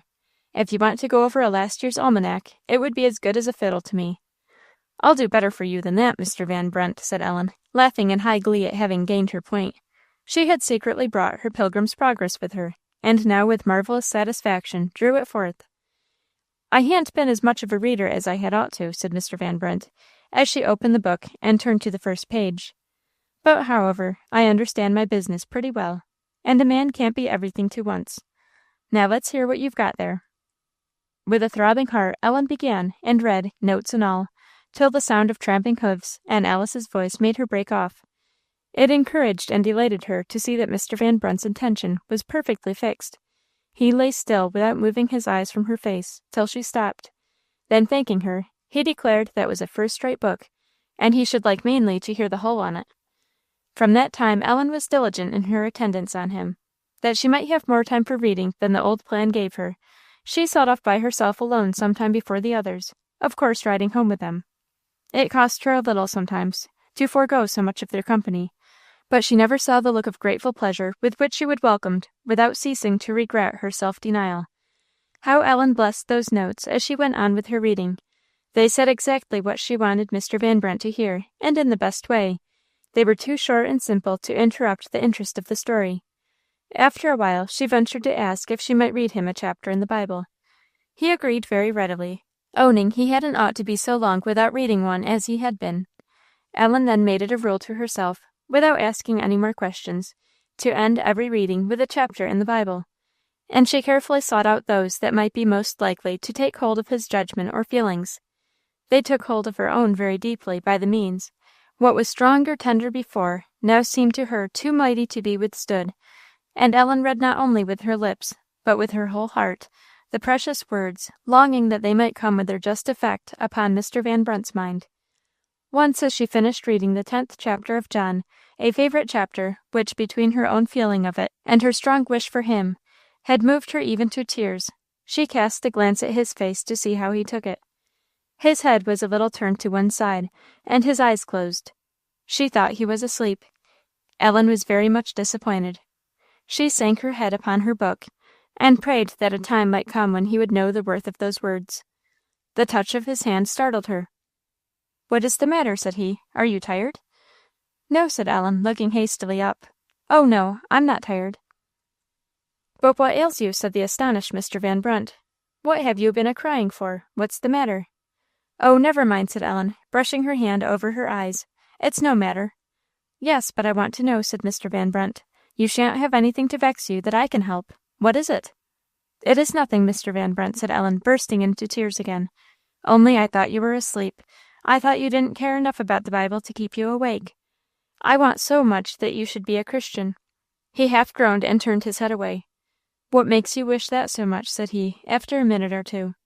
"Because I want you to be happy," said Ellen, "and I know you can't without."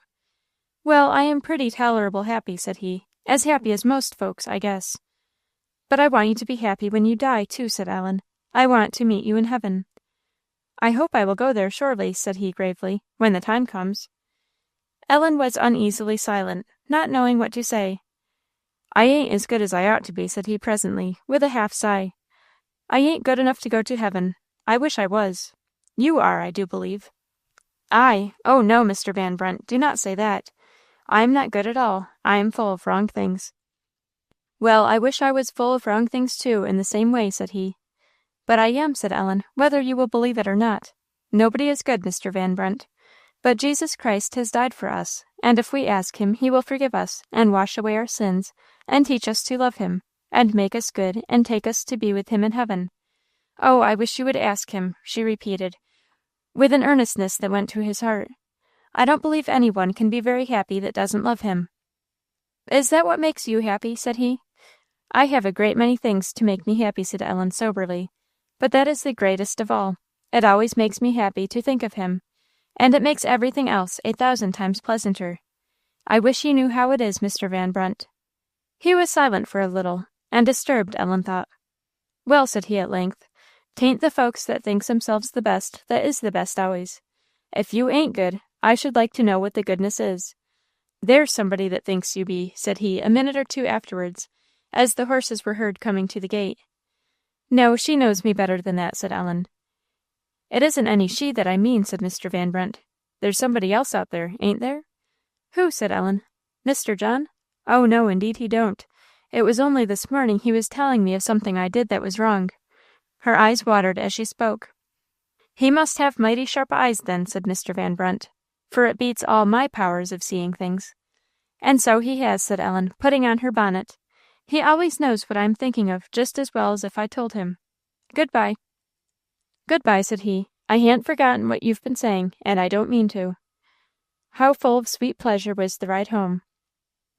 The something wrong of which Ellen had spoken was this.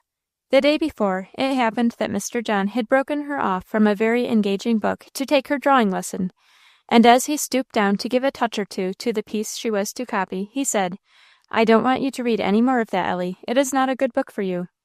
Ellen did not for a moment question that he was right, nor wish to disobey, but she had become very much interested, and was a good deal annoyed at having such a sudden stop put to her pleasure.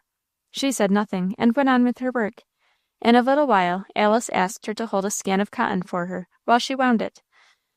Ellen was annoyed again at the interruption. The harp strings were jarring yet, and gave fresh discord to every touch. She had, however, no mind to let her vexation be seen. She went immediately and held the cotton, and, as soon as it was done, sat down again to her drawing. Before 10 minutes had passed, Margery came to set the table for dinner. Ellen's papers and desk must move. "Why, it's not time for dinner yet, this great while, Margery," said she. "It isn't much after 12." "No, Miss Ellen," said Margery, under her breath, for John was in one corner of the room reading. "But by and by I'll be busy with the chops and frying the salsify, and I couldn't leave the kitchen, if you'll let me have the table now." Ellen said no more, and moved her things to a stand before the window, where she went on with her copying till dinner was ready. What the reason was, however, her pencil did not work smoothly, her eye did not see true, and she lacked her usual steady patience. The next morning, after an hour and more's work and much painstaking, the drawing was finished. Ellen had quite forgotten her yesterday's trouble. But when John came to review her drawing, he found several faults with it, pointed out 2 or 3 places in which it had suffered from haste and want of care, and asked her how it had happened. Ellen knew it happened yesterday. She was vexed again, though she did her best not to show it. She stood quietly and heard what he had to say. He then told her to get ready for her riding lesson. "Mayn't I just make this right first?" said Ellen. "It won't take me long." "No," said he. "You have been sitting long enough. I must break you off. The Brownie will be here in 10 minutes." Ellen was impatiently eager to mend the bad places in her drawing, and impatiently displeased at being obliged to ride first. Slowly and reluctantly she went to get ready. John was already gone. She would not have moved so leisurely if he had been anywhere within seeing distance. As it was, she found it convenient to quicken her movements, and was at the door ready as soon as he and the Brownie. She was soon thoroughly engaged in the management of herself and her horse. A little smart riding shook all the ill humour out of her, and she was entirely herself again. At the end of 15 or 20 minutes, they drew up under the shade of a tree to let the Brownie rest a little. It was a warm day, and John had taken off his hat and stood resting too, with his arm leaning on the neck of the horse. Presently he looked round to Ellen, and asked her with a smile if she felt right again. "Why?" said Ellen, the crimson of her cheeks mounting to her forehead. But her eye sunk immediately at the answering glance of his. He then, in a very few words, set the matter before her, with such a happy mixture of pointedness and kindness, that while the reproof coming from him went to the quick, Ellen yet joined with it no thought of harshness or severity. She was completely subdued, however. The rest of the riding lesson had to be given up, and for an hour Ellen's tears could not be stayed.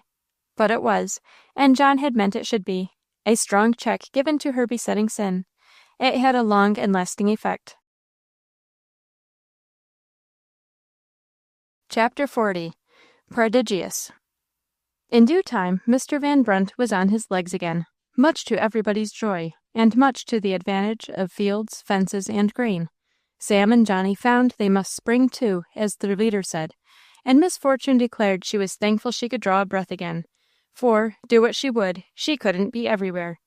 Before this, John and the Black Prince had departed, and Alice and Ellen were left alone again. "How long will it be, dear Alice," said Ellen, as they stood sorrowfully looking down the road by which he had gone, "before he will be through that? Before he will be able to leave Doncaster?" "Next summer." "And what will he do then?" "Then he will be ordained." "Ordained? What is that?" "He will be solemnly set apart for the work of the ministry, and appointed to it by a number of clergymen."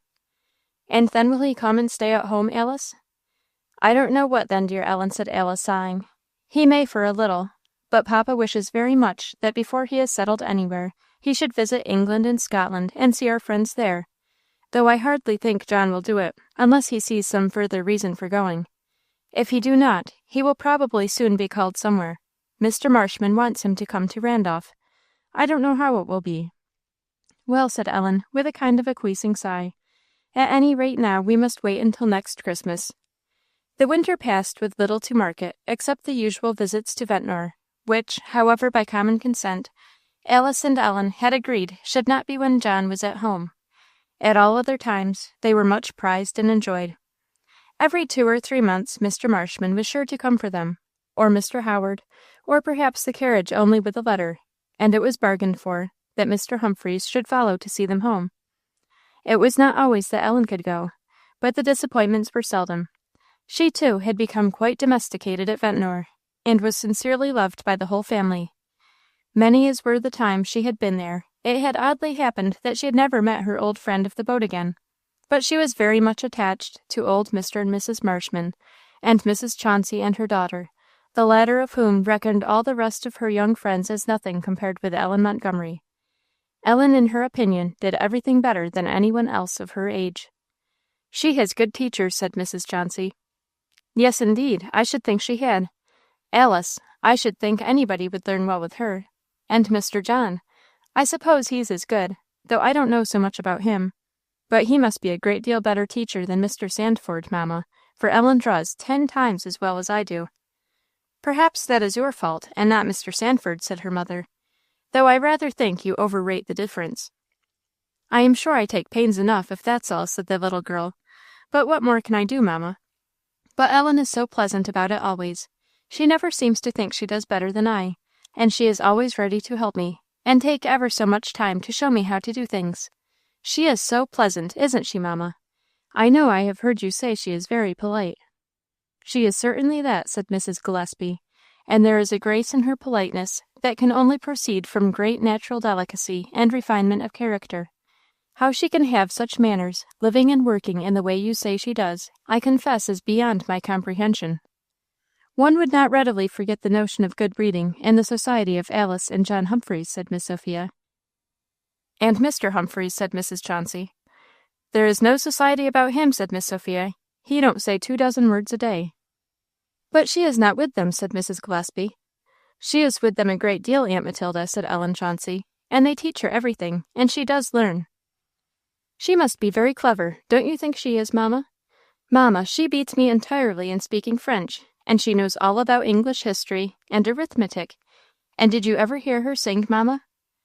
"I do not believe she beats you, as you call it, in generous estimation of others," said Mrs. Chauncey, smiling and bending forward to kiss her daughter. "But what is the reason Ellen is so much better read in history than you?" "I don't know, mamma, unless I wish I wasn't so fond of reading stories." "Ellen Montgomery is just as fond of them, I'll warrant," said Miss Sophia. "Yes, oh, I know she is fond of them, but then Alice and Mr. John don't let her read them, except now and then one." "I fancy she does it, though, when their backs are turned," said Mrs. Gillespie. "She? Oh, Aunt Matilda, she wouldn't do the least thing they don't like for the whole world. I know she never reads a story when she is here, unless it is my Sunday books, without asking Alice first." "She is a most extraordinary child," said Mrs. Gillespie. "She is a good child," said Mrs. Chauncey. "Yes, mamma, and that is what I wanted to say. I do not think Ellen is so polite because she is so much with Alice and John, but because she is so sweet and good. I don't think she could help being polite." "It is not that," said Mrs. Gillespie. "Mere sweetness and goodness would never give so much elegance of manner.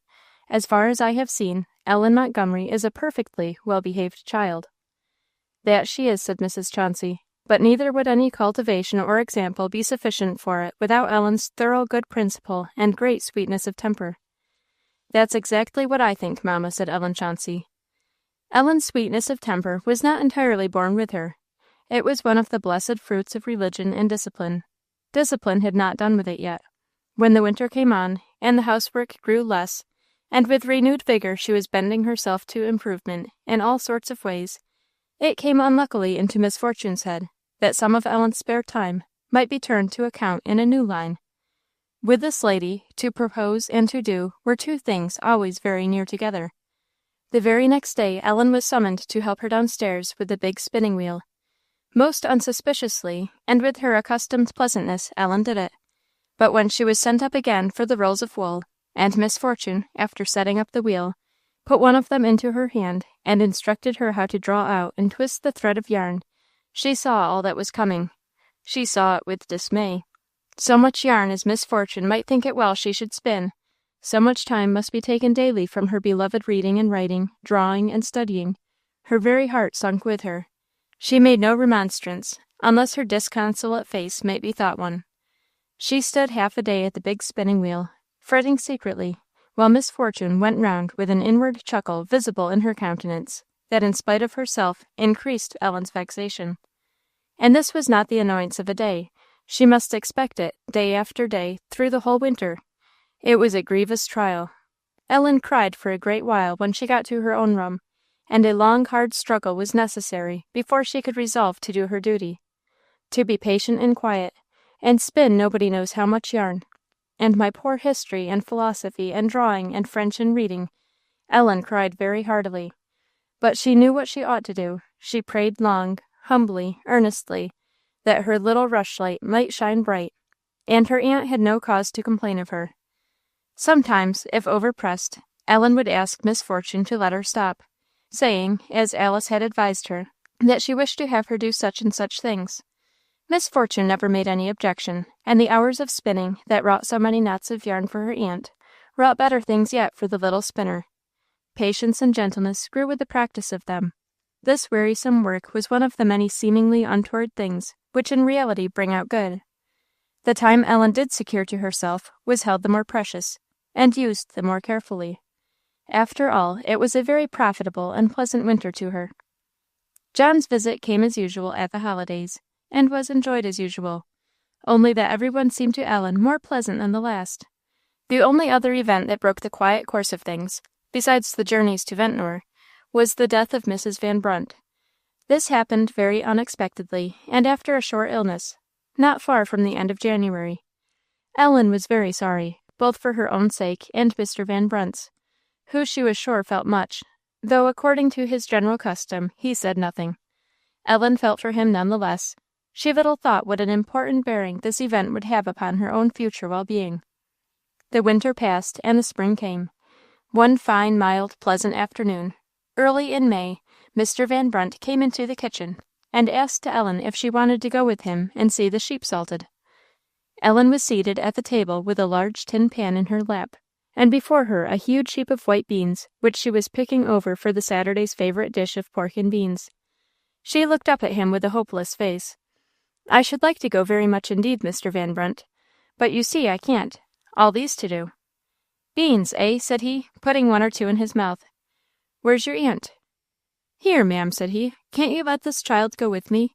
I want her along to help feed the sheep." To Ellen's astonishment, her aunt called to her through the closed door to go along and leave the beans till she came back. Joyfully Ellen obeyed. She turned her back upon the beans, careless of the big heap which would still be there to pick over when she returned, and ran to get her bonnet. In all the time she had been at Thirlwall, something had always prevented her seeing the sheep fed with salt, and she went eagerly out of the door with Mr. Van Brunt to a new pleasure. They crossed 2 or 3 meadows back of the barn to a low rocky hill covered with trees. On the other side of this they came to a fine field of spring wheat. Footsteps must not go over the young grain. Ellen and Mr. Van Brunt coasted carefully round by the fence to another piece of rocky woodland that lay on the far side of the wheat field. It was a very fine afternoon. The grass was green in the meadow. The trees were beginning to show their leaves. The air was soft and spring-like. In great glee, Ellen danced along, luckily needing no entertainment from Mr. Van Brunt, who was devoted to his salt pan. His natural taciturnity seemed greater than ever. He amused himself all the way over the meadow with turning over his salt and tasting it, till Ellen laughingly told him she believed he was as fond of it as the sheep were. And then he took to chucking little bits of it right and left, at anything he saw that was big enough to serve for a mark. Ellen stopped him again by laughing at his wastefulness, and so they came to the wood. She left him then to do as he liked, while she ran hither and thither to search for flowers. It was slow getting through the wood. He was fain to stop and wait for her.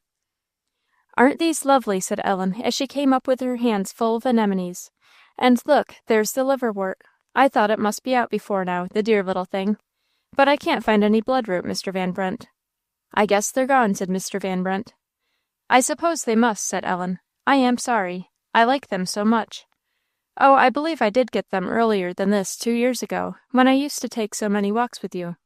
Only think of my not having been to look for flowers before this spring." "It hadn't ought to ha' happened, that's a fact," said Mr. Van Brunt. "I don't know how it has." "Oh, there are my yellow bells!" exclaimed Ellen. "Oh, you beauties! Aren't they, Mr. Van Brunt?" "I won't say but what I think an ear of wheat's handsomer," said he, with his half-smile. "Why, Mr. Van Brunt, how can you? But an ear of wheat's pretty, too.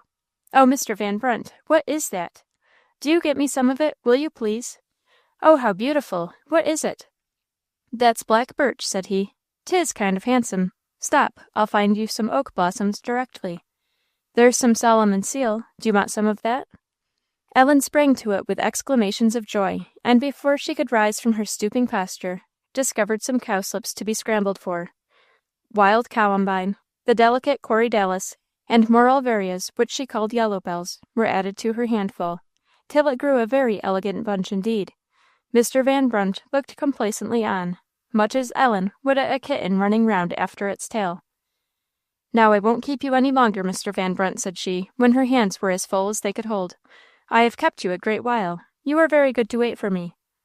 They took up their line of march again, and after crossing the last piece of rocky woodland, came to an open hillside, sloping gently up, at the foot of which were several large flat stones. "But where are the sheep, Mr. Van Brunt?" said Ellen. "I guess they ain't fur," said he. "You keep quiet, 'cause they don't know you, and they are mighty scary. Just stand still there by the fence. Canan, canan, canan, nan, nan, nan, nan, nan." This was the sheep call, and raising his voice, Mr. Van Brunt made it sound abroad far over the hills. Again and again it sounded, and then Ellen saw the white nose of a sheep at the edge of the woods, on the top of the hill. On the call sounding again, the sheep set forward, and in a long train they came running along a narrow footpath, down towards where Mr. Van Brunt was standing with his pan. The soft tramp of a multitude of light hoofs in another direction turned Ellen's eyes that way, and there were 2 more single files of sheep running down the hill from different points in the woodland. The pretty things came scampering along, seeming in a great hurry, till they got very near. Then the whole multitude came to a sudden halt, and looked very wistfully and doubtfully indeed at Mr. Van Brunt, and the strange little figure standing so still by the fence. They seemed in great doubt, every sheep of them, whether Mr. Van Brunt were not a traitor, who had put on a friend's voice, and lured them down there with some dark evil intent, which he was going to carry out by means of that same dangerous-looking stranger by the fence. Ellen almost expected to see them turn about and go as fast as they had come. But Mr. Van Brunt, gently repeating his call, went quietly up to the nearest stone, and began to scatter the salt upon it, full in their view. Doubt was at an end. He had hung out the white flag.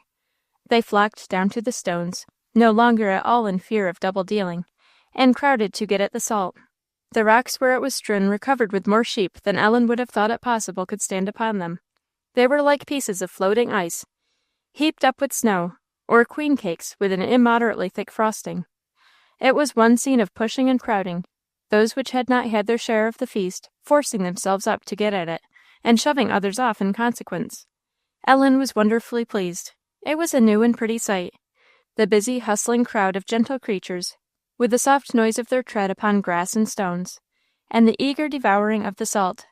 She was fixed with pleasure, looking and listening, and did not move till the entertainment was over, and the body of the flock were carelessly scattering here and there, while a few that had perhaps been disappointed of their part still lingered upon the stones, in the vain hope of yet licking a little saltiness from them.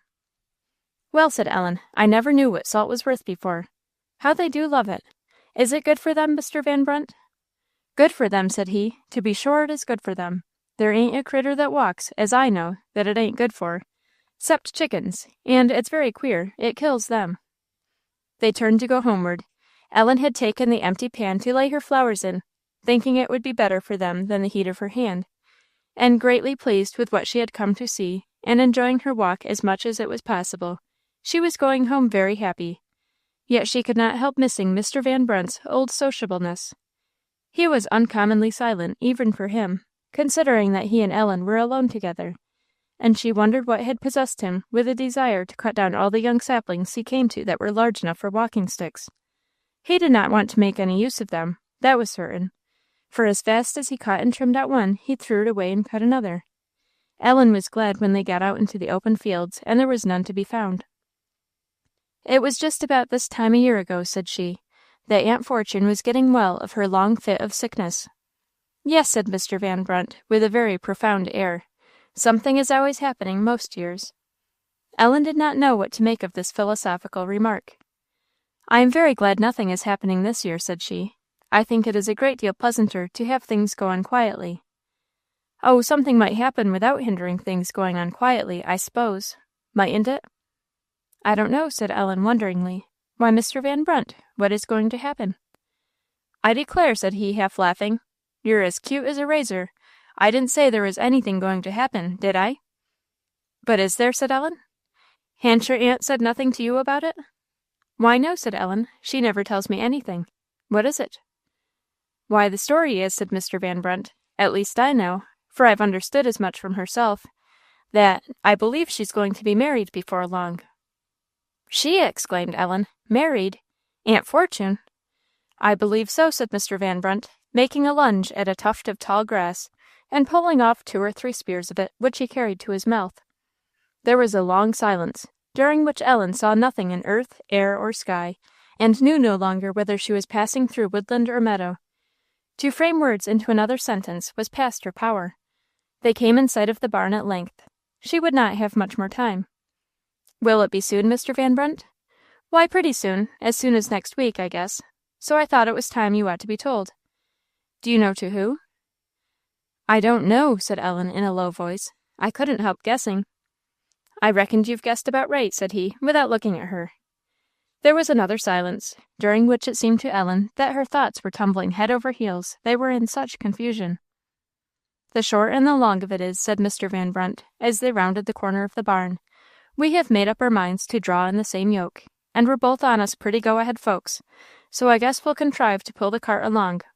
I had just as lief tell you, Ellen, that all this was as good as settled a long spell back, afore ever you came to Thirlwall, but I was never a-going to leave my old mother without a home, so I stuck to her, and would to the end of time if I had never been married.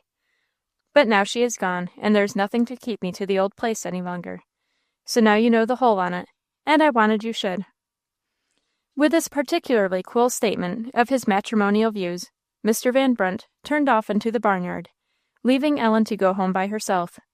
She felt as if she were walking on air while she crossed the chip-yard, and the very house had a seeming of unreality. Mechanically, she put her flowers in water, and sat down to finish the beans. But the beans might have been flowers, and the flowers beans, for all the difference Ellen saw in them.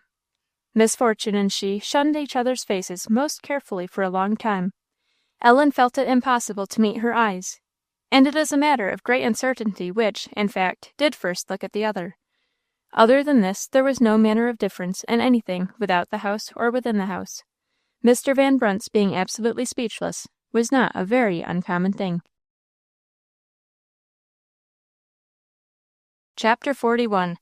The Clouds Return After the Rain. As soon as she could, Ellen carried this wonderful news to Alice, and eagerly poured out the whole story, her walk and all. She was somewhat disappointed at the calmness of her hearer. "But you don't seem half as surprised as I expected, Alice. I thought you would be so much surprised." "I am not surprised at all, Ellie." "Not? Aren't you? Why, did you know anything of this before?" "I did not know, but I suspected. I thought it was very likely. I am very glad it is so." "Glad? Are you glad? I am so sorry. Why are you glad, Alice?" "Why are you sorry, Ellie?" "Oh, because, I don't know, it seems so queer. I don't like it at all. I am very sorry indeed." "For your aunt's sake, or for Mr. Van Brunt's sake?" "What do you mean?" "I mean, do you think he or she will be a loser by the bargain?" "Why, he to be sure. I think he will. I don't think she will. I think he is a great deal too good. And besides, I wonder if he wants to, really. It was settled so long ago.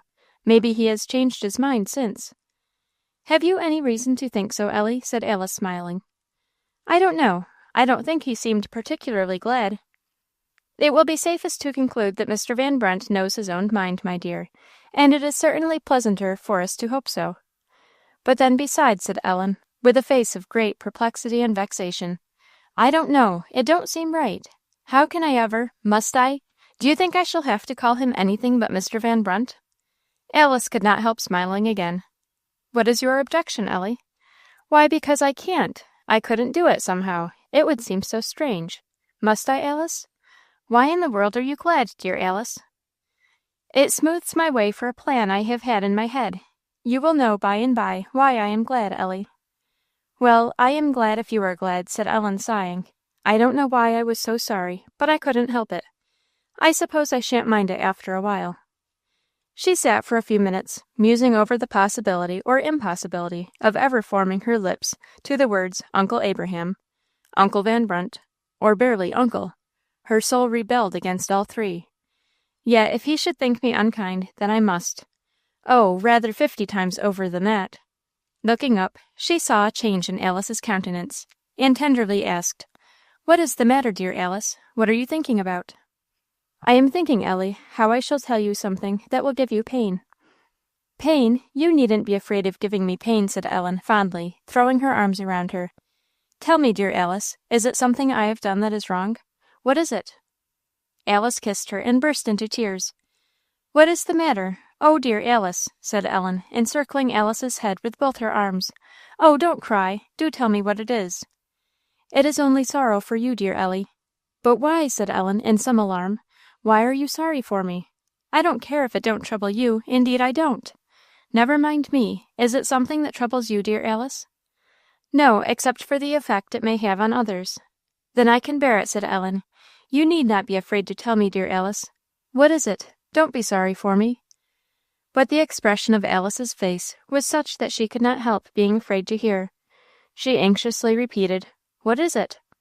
Alice fondly smoothed back the hair from her brow, looking herself somewhat anxiously and somewhat sadly upon the uplifted face. "Suppose, Ellie," she said at length, "that you and I were taking a journey together, a troublesome, dangerous journey, and that I had a way of getting at once safe to the end of it. Would you be willing to let me go, and you do without me for the rest of the way?" "I would rather you should take me with you," said Ellen, in a kind of maze of wonder and fear. "Why, where are you going, Alice?" "I think I am going home, Ellie, before you." "Home?" said Ellen. "Yes, home. I feel it to be. It is not a strange land. I thank God it is my home I am going to." Ellen sat looking at her, stupefied. "It is your home too, love, I trust and believe," said Alice, tenderly. "We shall be together at last. I am not sorry for myself. I only grieve to leave you alone, and others. But God knows best. We must both look to him." "Why, Alice," said Ellen, starting up suddenly, "what do you mean? What do you mean? I don't understand you. What do you mean?" "Do you not understand me, Ellie?" But Alice, dear Alice, what makes you say so? Is there anything the matter with you?" "Do I look well, Ellie?" Ellen saw in Alice's face for the tokens of which she wished, and what she feared. It had once or twice lately flitted through her mind that Alice was very thin, and seemed to want her old strength, whether in riding or walking or any other exertion. And it had struck her that the bright spots of colour in Alice's face were just like what her mother's cheeks used to wear in her last illness. These thoughts had just come and gone, But now, as she recalled them, and was forced to acknowledge the justness of them, and her review of Alice's face pressed them home anew, hope for a moment faded. She grew white, even to her lips. My poor Ellie, said Alice, pressing her little sister to her bosom. It must be. We must say, the Lord's will be done. We must not forget he does all things well. But Ellen rallied. She raised her head again. She could not believe what Alice had told her. To her mind, it seemed an evil too great to happen. It could not be. Alice saw this in her look, and again sadly stroked her hair from her brow. It must be, Ellie, she repeated. But have you seen somebody? Have you asked somebody? Said Ellen. Some doctor? I have seen, and I have asked, said Alice. It was not necessary, but I have done both. They think as I do. But these Thirlwall doctors? Not them. I did not apply to them. I saw an excellent physician at Randolph the last time I went to Ventnor. And he said, as I have told you. Ellen's countenance fell. It is easier for me to leave you than for you to be left. I know that, my dear little Ellie. You have no reason to be sorry for me. I am sorry for you. But the hand that is taking me away is one that will touch neither of us but to do us good. I know that, too. We must both look away to our dear Saviour, and not for a moment doubt his love. I do not. You must not. Is it not said that he loved Martha, and her sister, and Lazarus? Yes, said Ellen, who never stirred her eyes from Alice's. And might he not? Did it not rest with a word of his lips to keep Lazarus from dying, and save his sisters from all the bitter sorrows his death caused them? Again Ellen said yes, or her lips seemed to say it. And yet there were reasons, good reasons, why he should not, little as poor Martha and Mary could understand it. But had he at all ceased to love them, when he bade all that trouble come? Do you remember, Ellie? Oh, how beautiful those words are, when at last he arrived near the place, and first one sister came to him, with the touching reminder that he might have saved them from this, and then the other, weeping, and falling at his feet, and repeating, Lord, if thou hadst been here. When he saw their tears, and more, saw the torn hearts that tears could not ease, he even wept with them too. Oh, I thank God for those words. He saw reason to strike, and his hand did not spare, but his love shed tears for them, and he is just the same now. Some drops fell from Alice's eyes, not sorrowful ones. Ellen had hid her face. Let us never doubt his love, dear Ellie, and surely then we can bear whatever that love may bring upon us. I do trust it. I do believe it shall be well with them that fear God. I believe it will be well for me when I die. Well for you, my dear, dear Ellie. Well even for my father. She did not finish the sentence, afraid to trust herself. But oh, Ellen knew what it would have been, and it suddenly startled into life all the load of grief that had been settling heavily on her heart. Her thoughts had not looked that way before. Now, when they did, this new vision of misery was too much to bear. Quite unable to contain herself, and unwilling to pain Alice more than she could help, with a smothered burst of feeling she sprang away out of the door into the woods, where she would be unseen and unheard. And there, in the first burst of her agony, Ellen almost thought she should die. Her grief had not now, indeed, the goading sting of impatience. She knew the hand that gave the blow, and did not raise her own against it. She believed, too, what Alice had been saying, and the sense of it was, in a manner, present with her in her darkest time. But her spirit died within her. She bowed her head as if she were never to lift it up again, and she was ready to say with Job, What good is my life to me? It was long, very long after, when slowly and mournfully she came in again to kiss Alice before going to her aunt's. She would have done it hurriedly and turned away, but Alice held her, and looked sadly for a minute into the woebegone little face, then clasped her close, and kissed her again and again. "Oh, Alice," sobbed Ellen on her neck, "aren't you mistaken? Maybe you are mistaken." "I am not mistaken, my dear Ellie, my own Ellie," said Alice's clear, sweet voice, "nor sorry, except for others. I will talk with you more about this. You will be sorry for me at first, and then I hope you will be glad. It is only that I am going home a little before you. Remember what I was saying to you a while ago. Will you tell Mr. Van Brunt I should like to see him for a few minutes, sometime when he has leisure? And come to me early tomorrow, love." Ellen could hardly get home. Her blinded eyes could not see where she was stepping, and again her fullness of heart got the better of everything else, and unmindful of the growing twilight, she sat down on a stone by the wayside, or flung herself on the ground, to let sorrows have full sway. In one of these fits of bitter struggling with pain, there came on her mind, like a sunbeam across a cloud, the thought of Jesus weeping at the grave of Lazarus. It came with singular power. Did he love them so well, thought Ellen, and is he looking down upon us with the same tenderness even now? She felt that the sun was shining still, though the cloud might be between. Her broken heart crept to his feet and laid its burden there, and after a few minutes she rose up and went on her way, keeping that thought still close to her heart. The unspeakable tears that were shed during those few minutes were that softened outpouring of the heart that leaves it eased. Very, very sorrowful as she was, she went on calmly now, and stopped no more. It was getting dark, and a little way from the gate, on the road, she met Mr. Van Brunt.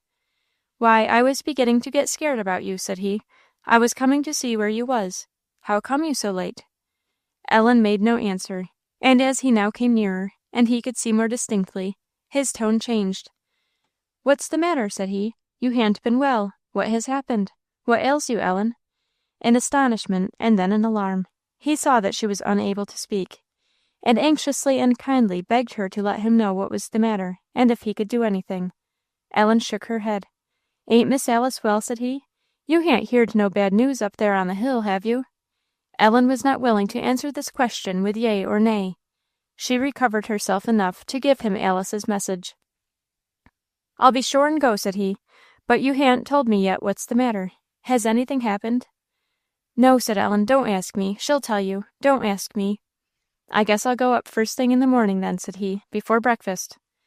"No," said Ellen, "better not. Perhaps she wouldn't be up so early." "After breakfast, then. I'll go up right after breakfast. I was a-going with the boys up into that 'ere wheat lot, but anyhow I'll do that first. They won't have a chance to do much bad or good before I get back to them, I reckon." As soon as possible she made her escape from Miss Fortune's eye in questions of curiosity, which she could not bear to answer, and got to her own room. There, the first thing she did was to find the 11th chapter of John. She read it as she never had read it before.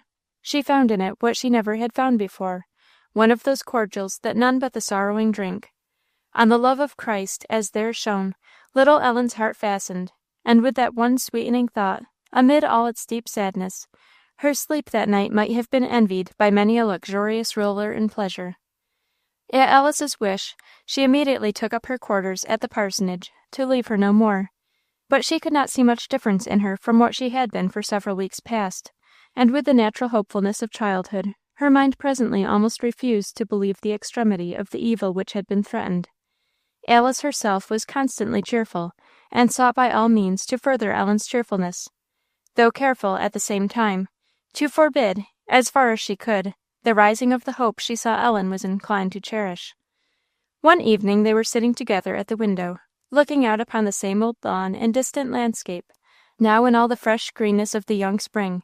The woods were not yet in full leaf, and the light of the setting sun upon the trees bordering the other side of the lawn showed them in the most exquisite and varied shades of colour. Some had the tender green of the new leaf, some were in the red or yellow browns of the half-opened bud, others in various stages of forwardness, mixing all the tints between, and the evergreens standing dark as ever, setting off the delicate hues of the surrounding foliage. This was all softened off in the distance. The very light of the spring was mild and tender, compared with that of other seasons, and the air that stole round the corner of the house, and came in at the open window, was laden with aromatic fragrance. Alice and Ellen had been for some time silently breathing it, and gazing thoughtfully on the loveliness that was abroad. "I used to think," said Alice, "that it must be a very hard thing to leave such a beautiful world. Did you ever think so, Ellie?" "I don't know," said Ellen faintly. "I don't remember."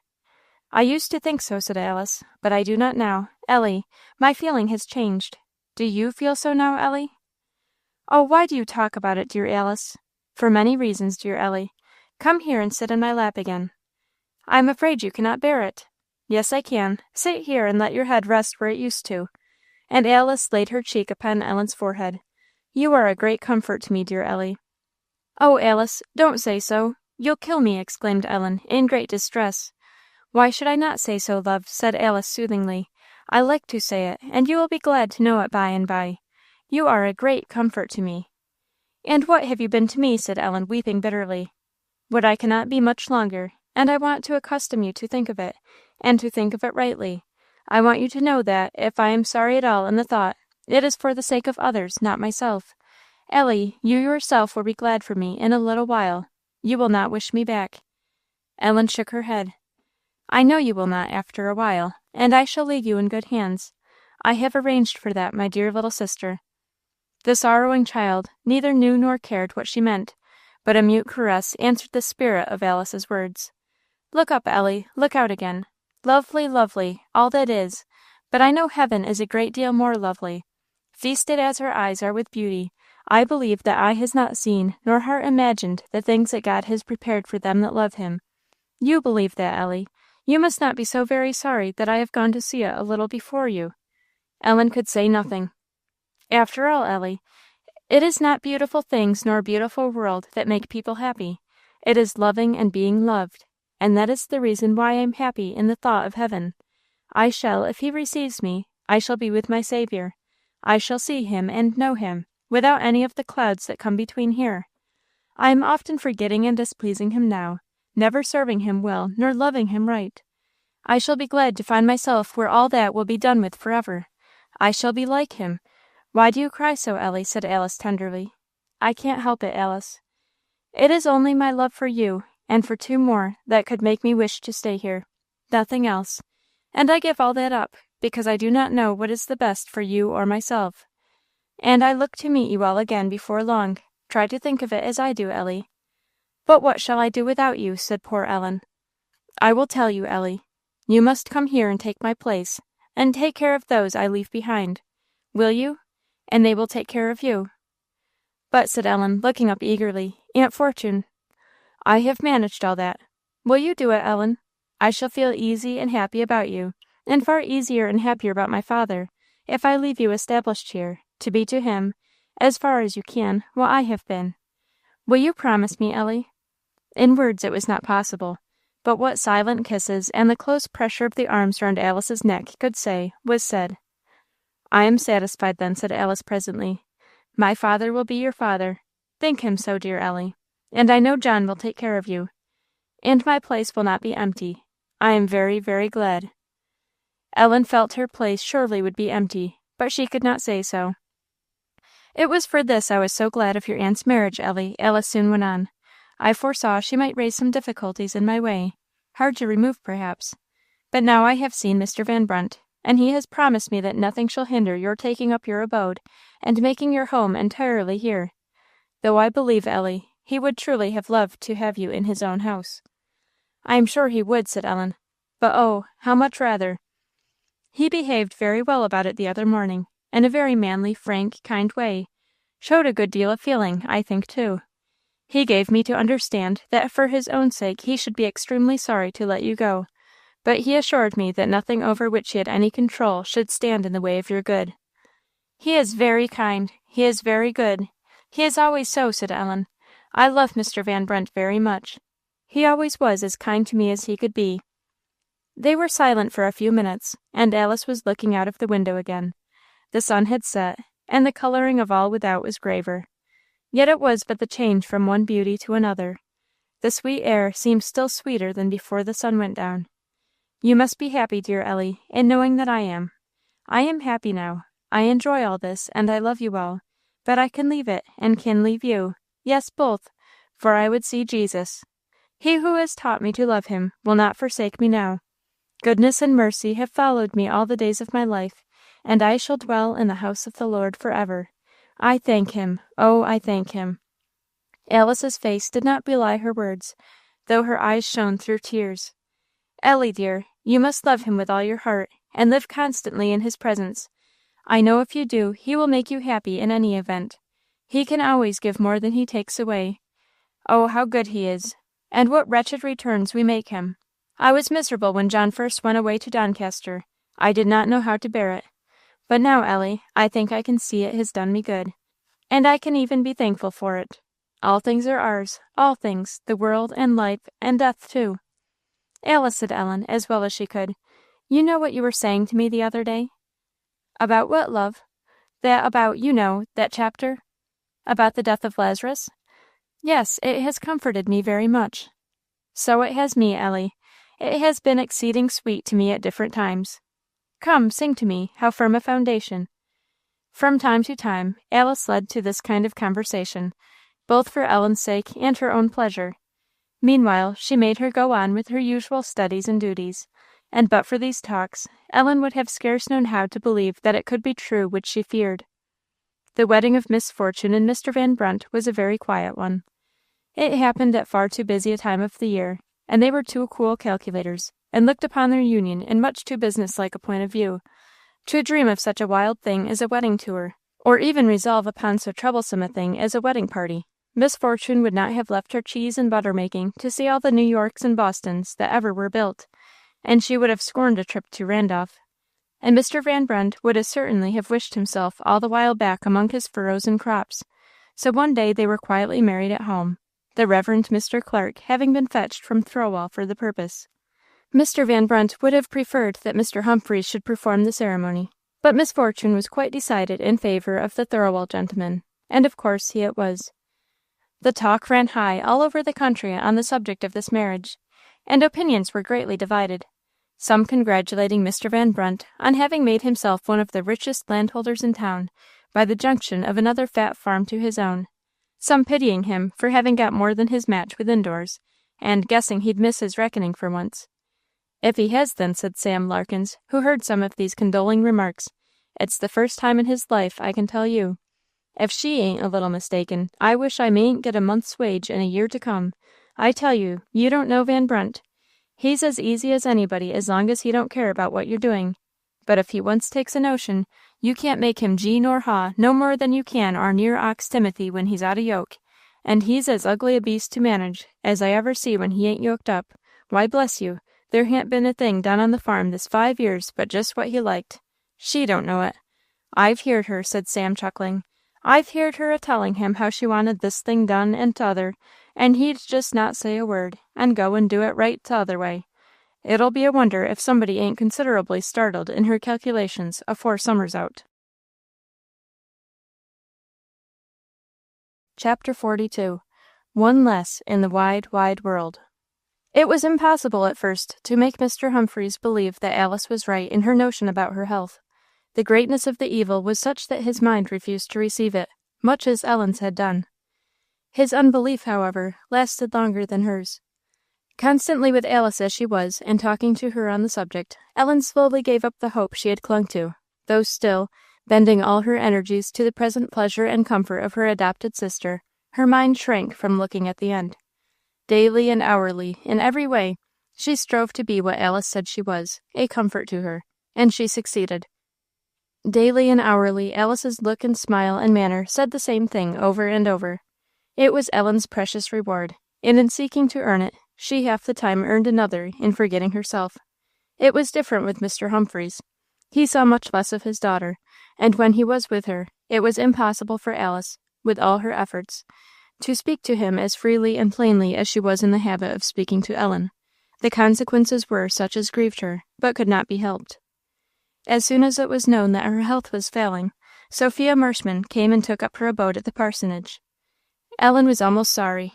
It broke up in a measure the sweet and peaceful way of life she and Alice had held together ever since her own coming. Miss Sophia could not make a third in their conversations. But as Alice's strength grew less, and she needed more attendance and help, it was plain her friend's being there was a happy thing for both Alice and Ellen. Miss Sophia was active, cheerful, untiring in her affectionate care, always pleasant in manner and temper, a very useful person in the house where one was ailing. Mrs. Voss was often there too, and to her Ellen clung, whenever she came, as to a pillar of strength. Miss Sophia could do nothing to help her. Mrs. Voss could, a great deal. Alice had refused to write or allow others to write to her brother. She said he was just finishing his course of study at Doncaster. She would not have him disturbed or broken off by bad news from home. In August he would be quite through. The 1st of August he would be home. Before the middle of June, however, her health began to fail much more rapidly than she had counted upon. It became too likely that, if she waited for his regular return at the 1st of August, she would see but little of her brother. She at last reluctantly consented that Mrs. Chauncey should write to him, and from that moment counted the days. Her father had scarcely till now given up his old confidence respecting her. He came into her room one morning when just about to set out for Carra to visit one or two of his poor parishioners. "How are you today, my daughter?" he asked tenderly. "Easy, papa, and happy," said Alice.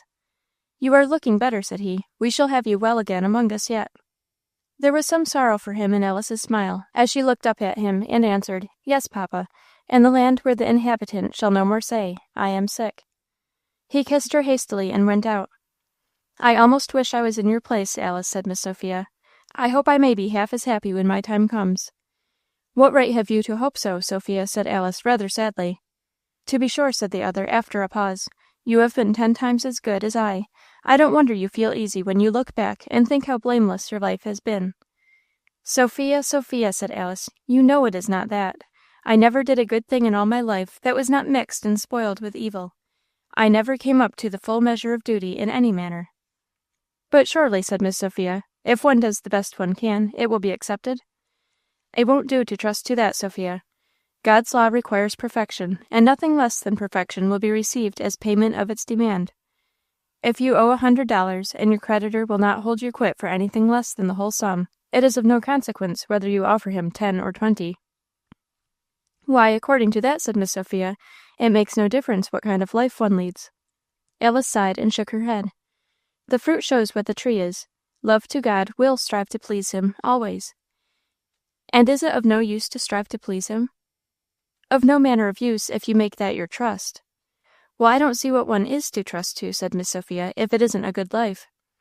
"I will answer you," said Alice, with a smile in which there was no sorrow, "in some words that I love very much, of an old Scotchman, I think. I have taken all my good deeds and all my bad, and have cast them together in a heap before the Lord, and from them all I have fled to Jesus Christ, and in him alone I have sweet peace." Sophia was silenced for a minute by her look. "Well," said she, "I don't understand it. That is what George is always talking about. But I cannot understand him." "I am very sorry you cannot," said Alice gravely. They were both silent for a little while.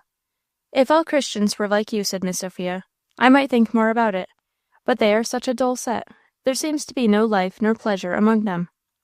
Alice thought of these lines: "Their pleasures rise to things unseen, beyond the bounds of time, where neither eyes nor ears have been, nor thoughts of mortals climb." "You judge," said she, "like the rest of the world, of that which they see not. After all, they know best whether they are happy. What do you think of Mrs. Voss?" "I don't know what to think of her. She is wonderful to me.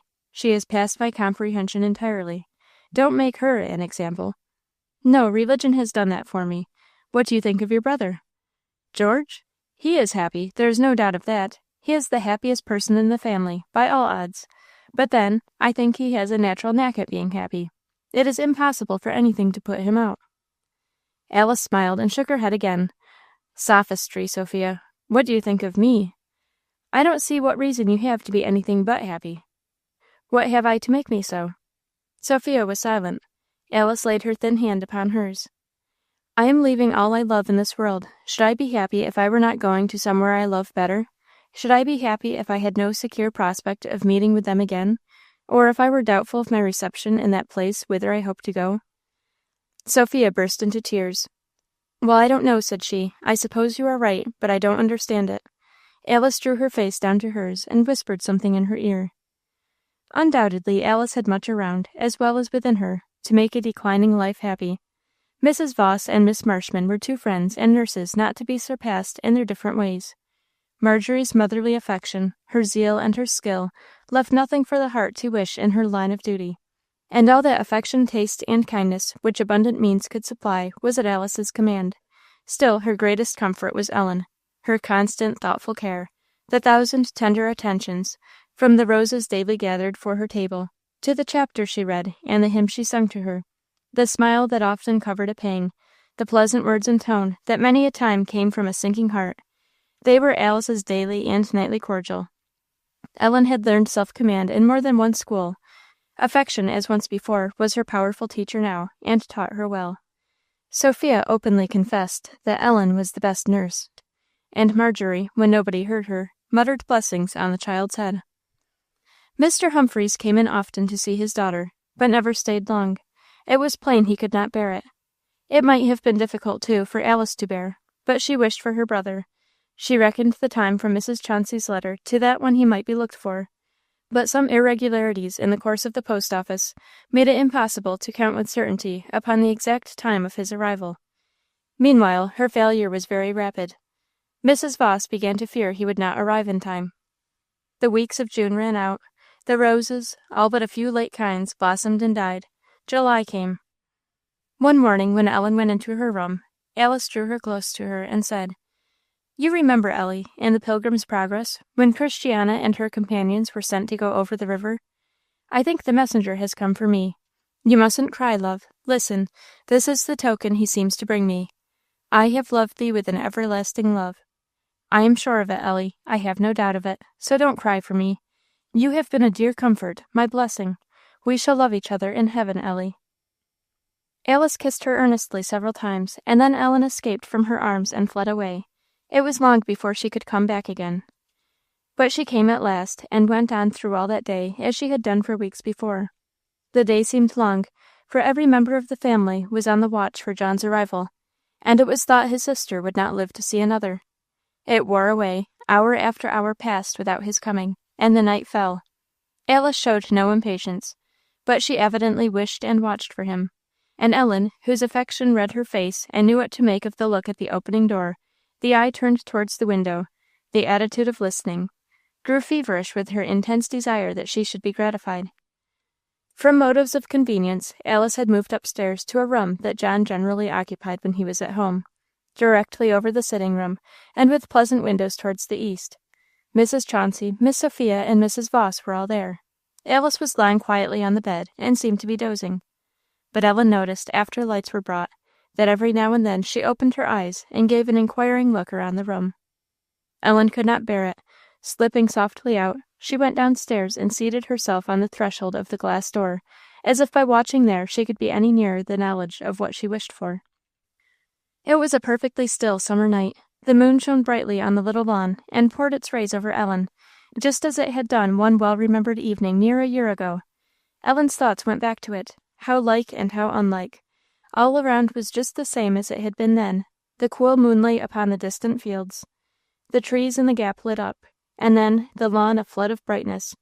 But there was no happy party gathered there now. They were scattered.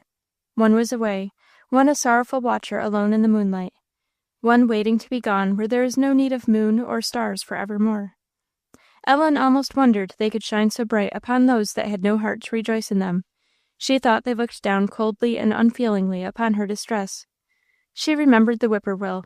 None was heard tonight, near or far. She was glad of it. It would have been too much. And there were no fluttering leaves. The air was absolutely still. Ellen looked up again at the moon and stars. They shone calmly on, despite the reproaches she cast upon them, and as she still gazed up towards them in their purity and steadfastness, other thoughts began to come into her head of that which was more pure still, and more steadfast. How long they have been shining, thought Ellen, going on just the same, from night to night, and from year to year, as if they never would come to an end. But they will come to an end. The time will come when they stop shining bright as they are. And then, when all they are swept away, then heaven will be only begun. That will never end, never. And in a few years, we who were so happy a year ago, and are so sorry now, shall be all glad together there. This will be all over.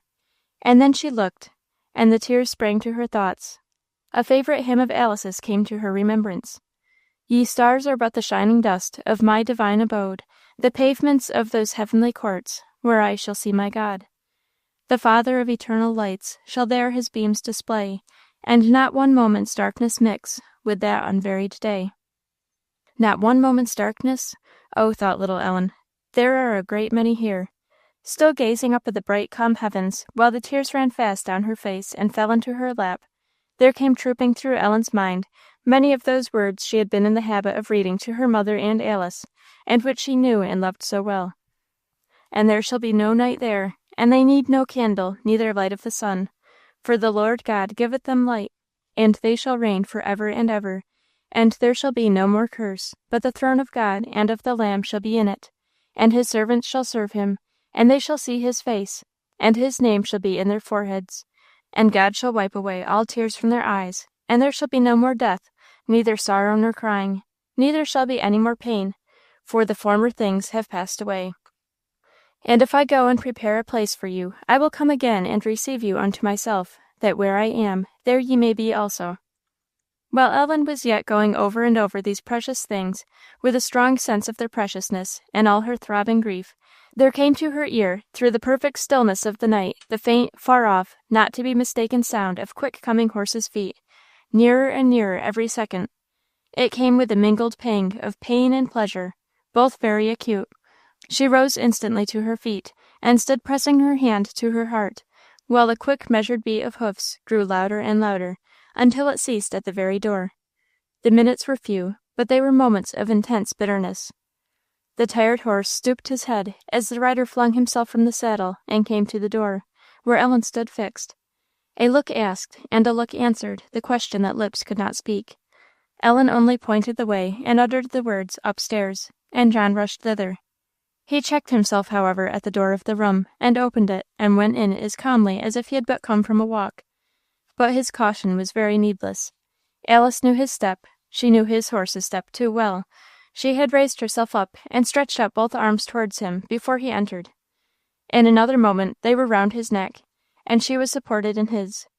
There was a long, long silence. "Are you happy, Alice?" whispered her brother. "Perfectly. This was all I wanted.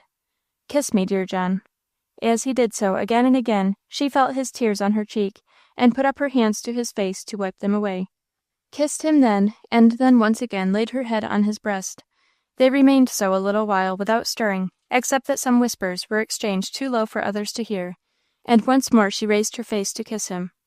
A few minutes after, those who could look saw his colour change. He felt the arms unclasp their hold, and as he laid her gently back on the pillow, they fell languidly down. The will and the power that had sustained them were gone. Alice was gone, but the departing spirit had left a ray of brightness on its earthly house. There was a half-smile on the sweet face, of most entire peace and satisfaction. Her brother looked for a moment, closed the eyes, kissed once and again the sweet lips, and left the room. Ellen saw him no more that night, nor knew how he passed it. For her, wearied with grief and excitement, it was spent in long, heavy slumber.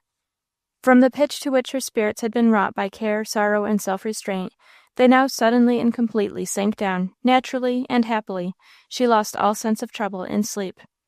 When sleep at last left her, and she stole downstairs into the sitting-room in the morning, it was rather early.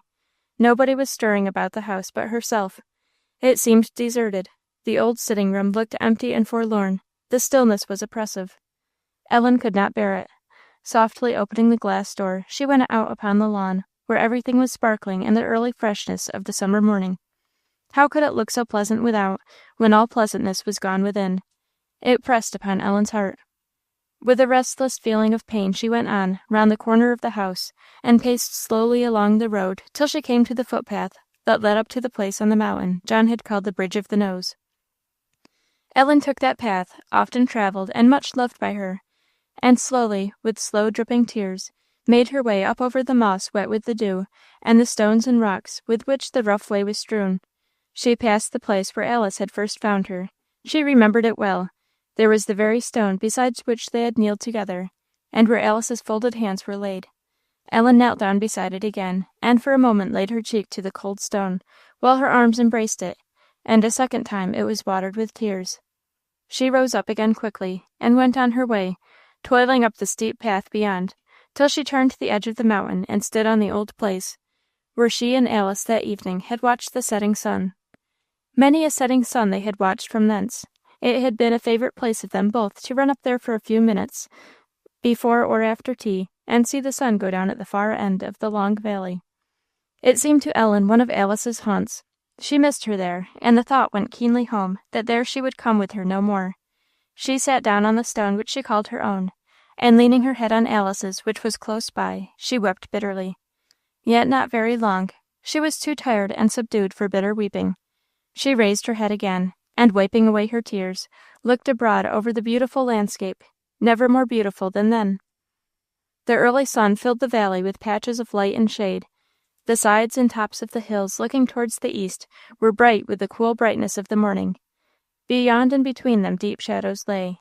The sun could not yet look at that side of the mountain where Ellen sat, nor at the long reach of ground it screened from his view, stretching from the mountain foot to the other end of the valley. But to the left, between that and the cat's back, the rays of the sun streamed through, touching the houses of the village, showing the lake, and making every tree and barn and clump of wood in the distance stand out in bright relief. Deliciously cool, both the air and the light, though a warm day was promised.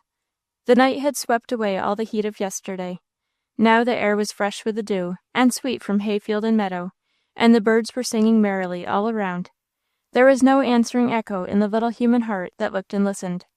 Ellen loved all things too well not to notice them even now. She felt their full beauty, but she felt it sadly. She will look at it no more, she said to herself, but instantly came an answer to her thought. Behold, I create new heavens and a new earth, and the former shall not be remembered, nor come into mind. The sun shall no more go down, neither shall thy moon withdraw itself. For the Lord shall be thine everlasting light, and the days of thy mourning shall be ended. She is there now, thought Ellen. She is happy. Why should I be sorry for her? I am not.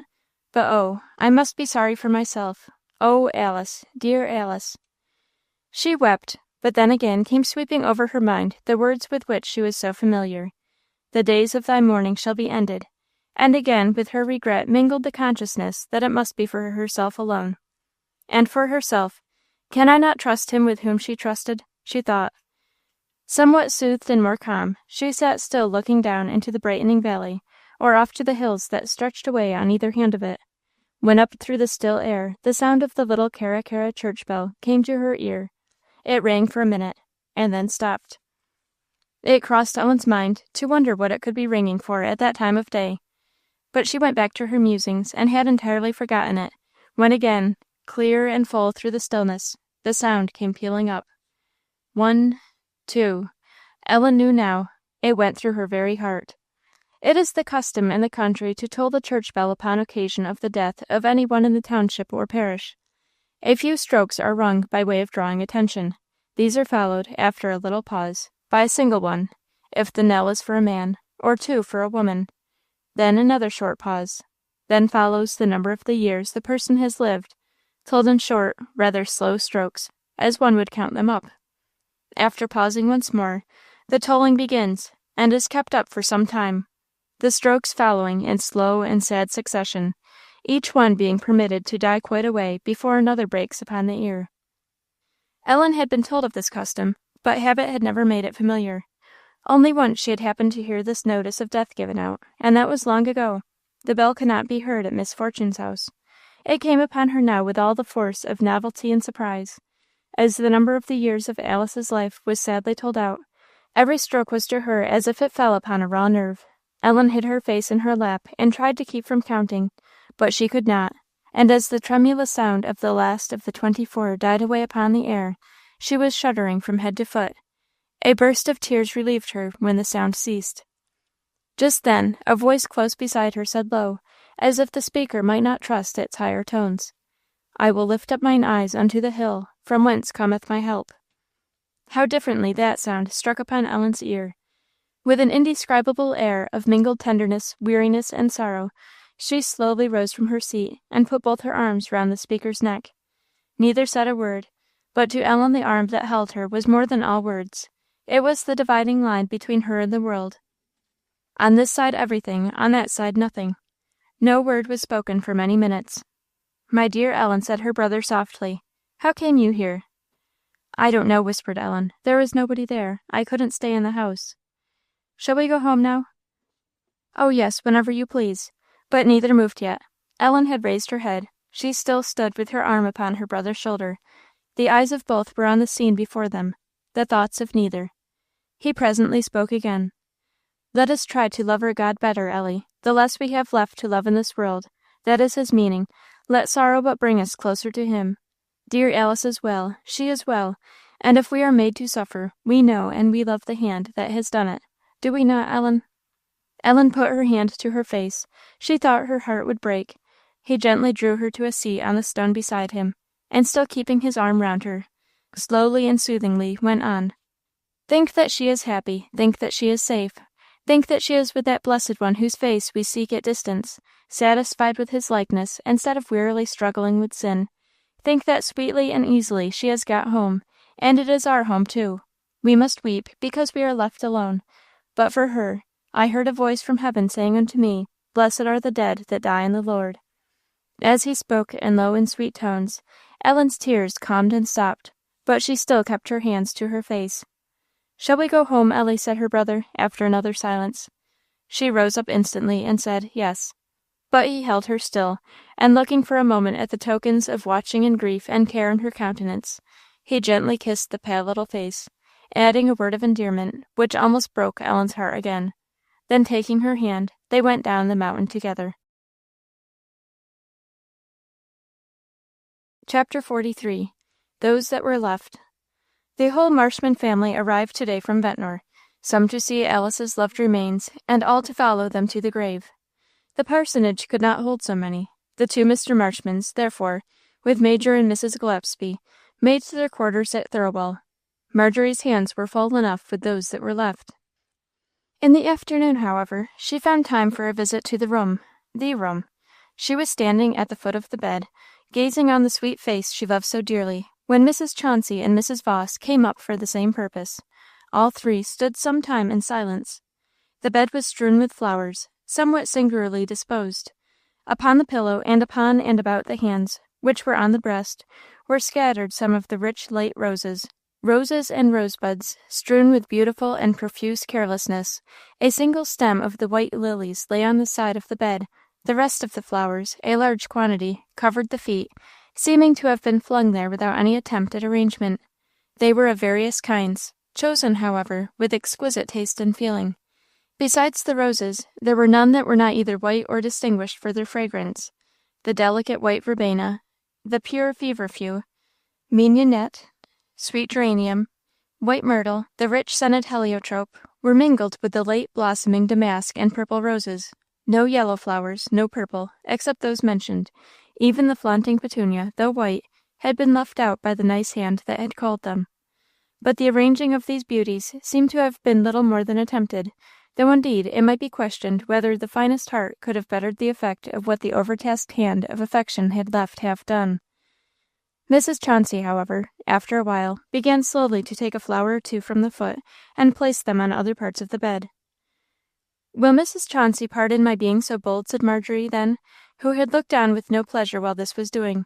But if she had seen when those flowers had been put there, it wouldn't be her wish, I'm sure it wouldn't be her wish, to stir one of them. Mrs. Chauncey's hand, which was stretched out for a fourth, drew back. "Why, who put them there?" she asked. "Miss Ellen, ma'am."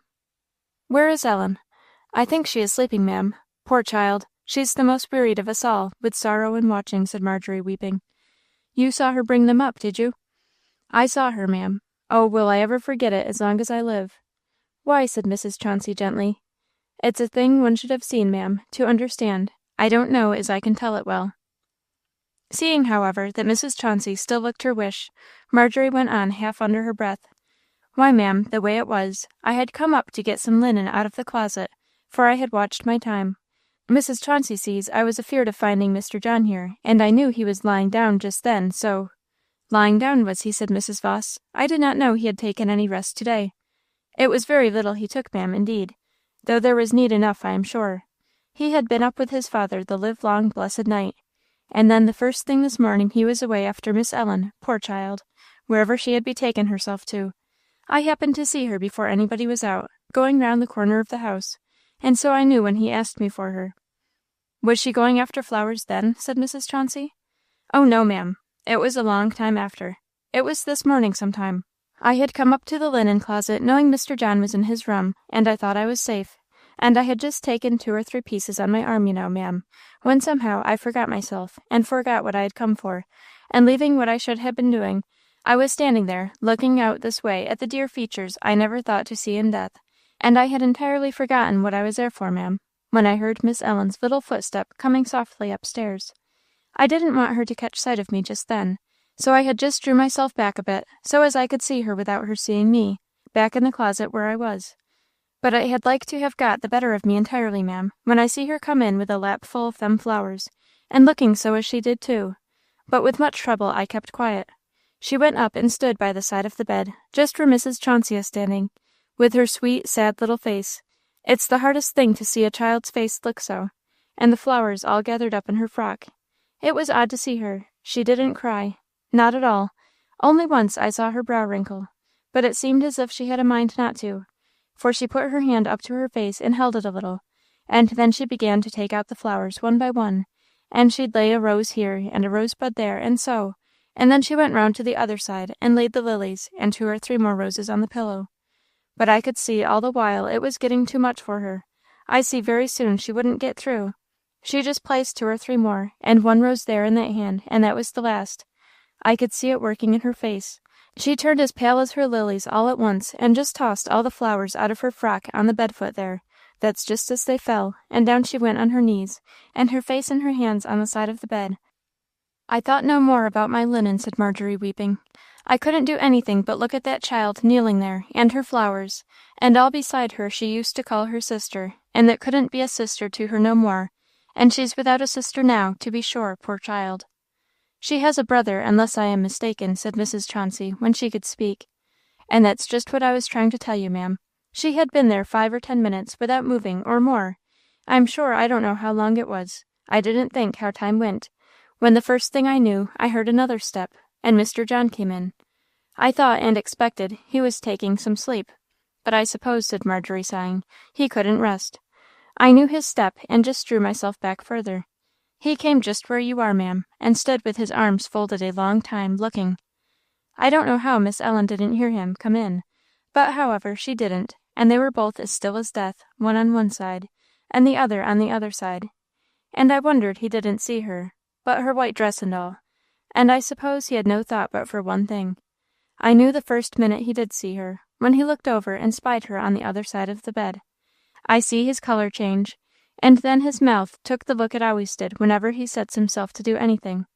He stood a minute, and then he went round, and knelt down beside her, and softly took away one of her hands from under her face, and held it in both of his own.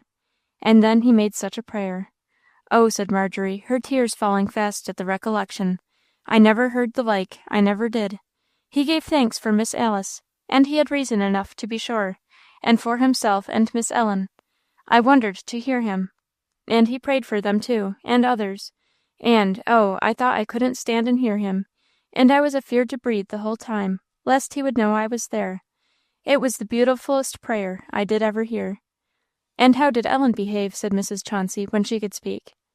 She didn't stir, nor make the least motion or sound, till he had done, and spoke to her. They stood a little while then, and Mr. John put the rest of the flowers up there round her hands and the pillow. Miss Ellen hadn't put more than 6 I noticed how he kept hold of Miss Ellen's hand all the time. I heard her begin to tell him how she didn't finish the flowers. And he told her, I saw it all, Ellie, he said. And he said it didn't want finishing. I wondered how he should see it, but I suppose he did, however. I understood it very well. They went away downstairs after that. He is beautifully changed, said Mrs. Voss. I don't know, ma'am, said Marjorie. I've heard that said afore, but I can't say as I ever could see it. He always was the same to me, always the honourablest, truest, noblest. My husband says he was a bit fiery, but I never could tell that the one temper was sweeter than the other. Only everybody always did what Mr. John wanted, to be sure, but he was the perfectest gentleman always. I have not seen either Mr. John or Ellen since my mother came, said Mrs. Chauncey. No, ma'am, said Marjorie. They were out reading under the trees for a long time, and Miss Ellen came in the kitchen way a little while ago, and went to lie down. How is Mr. Humphreys? Oh, I can't tell you, ma'am. He is worse than anyone knows of, I am afraid, unless Mr. John. You will not see him, ma'am. He has not been here once, nor don't mean to, I think. It will go hard with my poor master, I am afraid, said Marjorie, weeping. Dear Miss Alice said Miss Ellen was to take her place, but it would want an angel to do that. Ellen will do a great deal, said Mrs. Voss. Mr. Humphreys loves her well now, I am sure. So do I, ma'am, I am sure, and so does every one, but still. Marjorie broke off her sentence, and sorrowfully went downstairs. Mrs. Chauncey moved no more flowers. Late in the afternoon of the next day, Marjorie came softly into Ellen's room. Miss Ellen, dear, you are awake, aren't you? Yes, Marjorie, said Ellen, sitting up in bed. Come in. What is it? I came to ask Miss Ellen if she could do me a great favor. There's a strange gentleman come, and nobody has seen him yet, and it don't seem right. He has been here this some time." "Have you told Mr. John?" "No, Miss Ellen, he's in the library with my master, and somehow I dursn't go to the door. Mayhap they wouldn't be best pleased. Would Miss Ellen mind telling Mr. John of the gentleman's being here?" Ellen would mind it very much, there was no doubt of that. Marjorie could hardly have asked her to put a greater force upon herself. She did not say so. "You are sure he is there, Marjorie?" "I am quite sure, Miss Ellen. I am very sorry to disturb you, but if you wouldn't mind, I am ashamed to have the gentleman left to himself so long." "I'll do it, Marjorie." She got up, slipped on her shoes, and mechanically smoothing her hair, set off to the library. On the way, she almost repented her willingness to oblige Marjorie. The errand was marvellously disagreeable to her. She had never gone to that room except with Alice, never entered it uninvited. She could hardly make up her mind to knock at the door, but she had promised; it must be done. The first fearful tap was too light to arouse any mortal ears. At the second, though not much better, she heard some one move, and John opened the door. Without waiting to hear her speak, he immediately drew her in, very unwillingly on her part, and led her silently up to his father. The old gentleman was sitting in his great study chair, with a book open at his side. He turned from it as she came up, took her hand in his, and held it for a few moments without speaking. Ellen dared not raise her eyes. "My little girl," said he, very gravely, though not without a tone of kindness too, "are you coming here to cheer my loneliness?" Ellen in vain struggled to speak an articulate word. It was impossible. She suddenly stooped down and touched her lips to the hand that lay on the arm of the chair. He put the hand tenderly upon her head. "God bless you," said he, abundantly, "for all the love you showed her. Come, if you will, and be, as far as a withered heart will let you, all that she wished. All is yours, except what will be buried with her." Ellen was awed and pained very much, not because the words and manner were sad and solemn. It was the tone that distressed her. There was no tearfulness in it. It trembled a little. It seemed to come indeed from a withered heart. She shook with the effort she made to control herself. John asked her presently what she had come for. "A gentleman," said Ellen. "There's a gentleman, a stranger." He went immediately out to see him, leaving her standing there. Ellen did not know whether to go too or stay. She thought, from his not taking her with him, he wished her to stay. She stood doubtfully.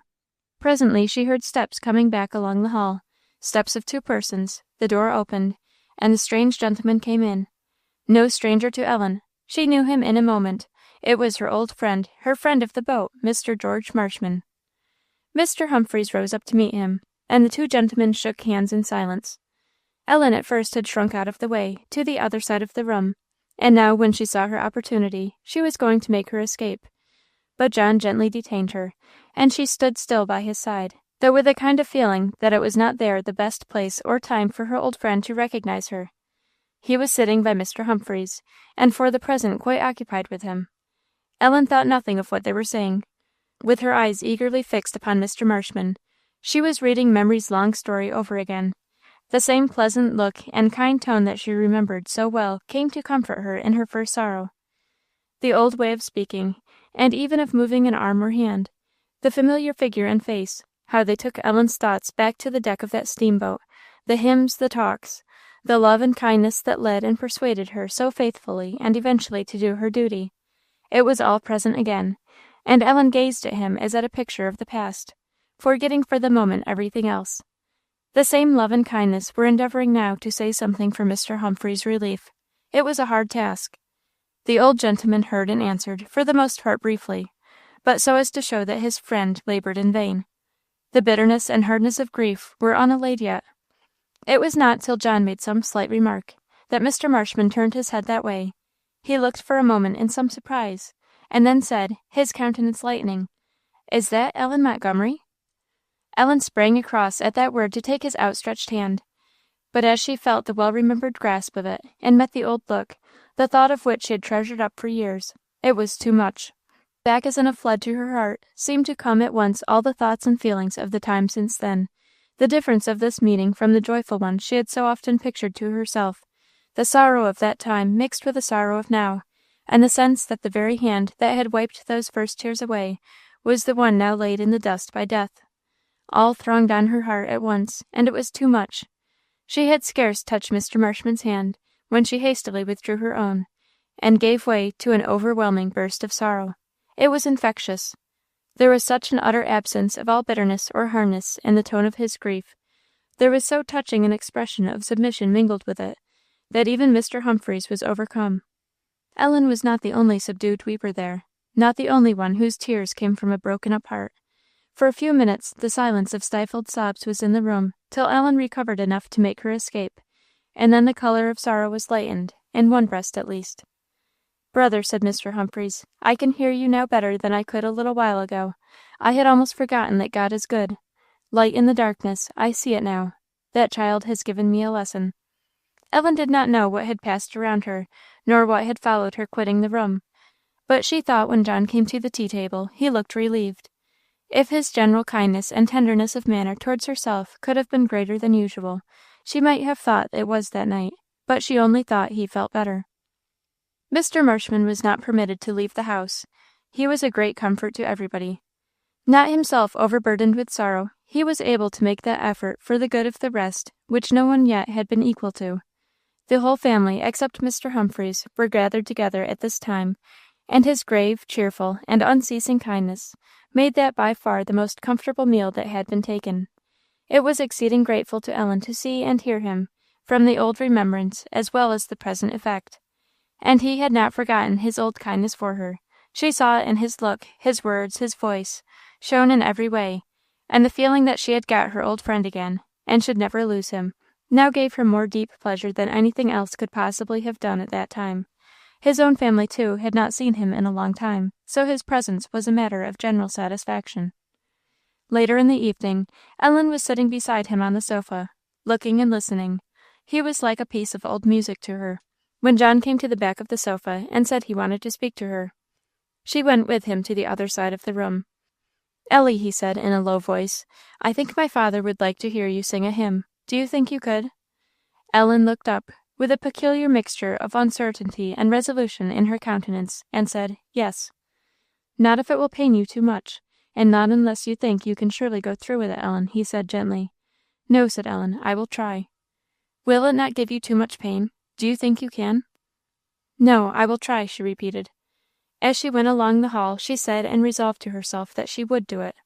The library was dark. Coming from the light, Ellen could at first see nothing. John placed her in a chair, and went away himself to a little distance, where he remained perfectly still. She covered her face with her hands for a minute, and prayed for strength. She was afraid to try. Alice and her brother were remarkable for beauty of voice and utterance. The latter Ellen in part caught from them. In the former she thought herself greatly inferior. Perhaps she underrated herself. Her voice, though not indeed powerful, was low and sweet, and very clear, and the entire simplicity and feeling with which she sang hymns was more effectual than any higher qualities of tone and compass. She had been very much accustomed to sing with Alice, who excelled in beautiful truth and simplicity of expression, listening with delight, as she often had done, and often joining in with her. Ellen had caught something of her manner. She thought nothing of all this now. She had a trying task to go through. Sing, then and there, and what should she sing? All that class of hymns that bore directly on the subject of their sorrow must be left on one side. She hardly dared think of them. Instinctively she took up another class, that without bearing the wound would lay the balm close to it. A few minutes of deep stillness were in the dark room. Then very low, and in tones that trembled a little, rose the words, "How sweet the name of Jesus sounds in a believer's ear! It smooths his sorrows, heals his wounds, and drives away his fear." The tremble in her voice ceased, and she went on, "It makes the wounded spirit whole, and calms the troubled breast. 'Tis manna to the hungry soul, and to the weary, rest. By him my prayers acceptance gain, although with sin defiled. Satan accuses me in vain, and I am owned a child. Weak is the effort of my heart, and cold my warmest thought. But when I see thee as thou art, I'll praise thee as I ought.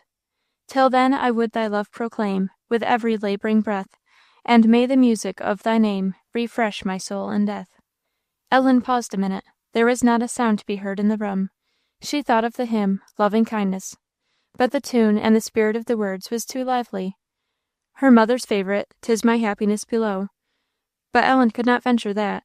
She strove to forget it as fast as possible. She sang clearly and sweetly as ever now. Hark, my soul, it is the Lord. 'Tis thy Saviour, hear his word. Jesus speaks, and speaks to thee. Say, poor sinner, lovest thou me? I delivered thee when bound, and when bleeding healed thy wound.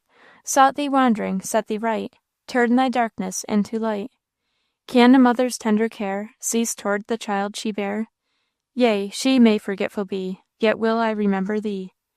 Mine is an unchanging love, higher than the heights above, deeper than the depths beneath, free and faithful, strong as death. Thou shalt see my glory soon, when the work of life is done. Partner of my throne shalt be. Say, poor sinner, lovest thou me? Lord, it is my chief complaint, that my love is weak and faint. Yet I love thee and adore. O for grace to love thee more.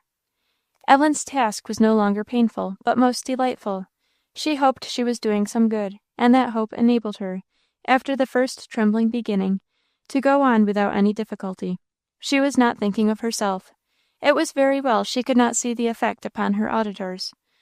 Through the dark her eyes could only just discern a dark figure stretched upon the sofa, and another standing by the mantelpiece. The room was profoundly still, except when she was singing. The choice of hymns gave her the greatest trouble. She thought of Jerusalem, my happy home, but it would not do. She and Alice had too often sung it in strains of joy. Happily came to her mind the beautiful, "How firm a foundation, ye saints of the Lord," etc. She went through all 7 long verses. Still, when Ellen paused at the end of this, the breathless silence seemed to invite her to go on. She waited a minute to gather breath. The blessed words had gone down into her very heart. Did they ever seem half so sweet before?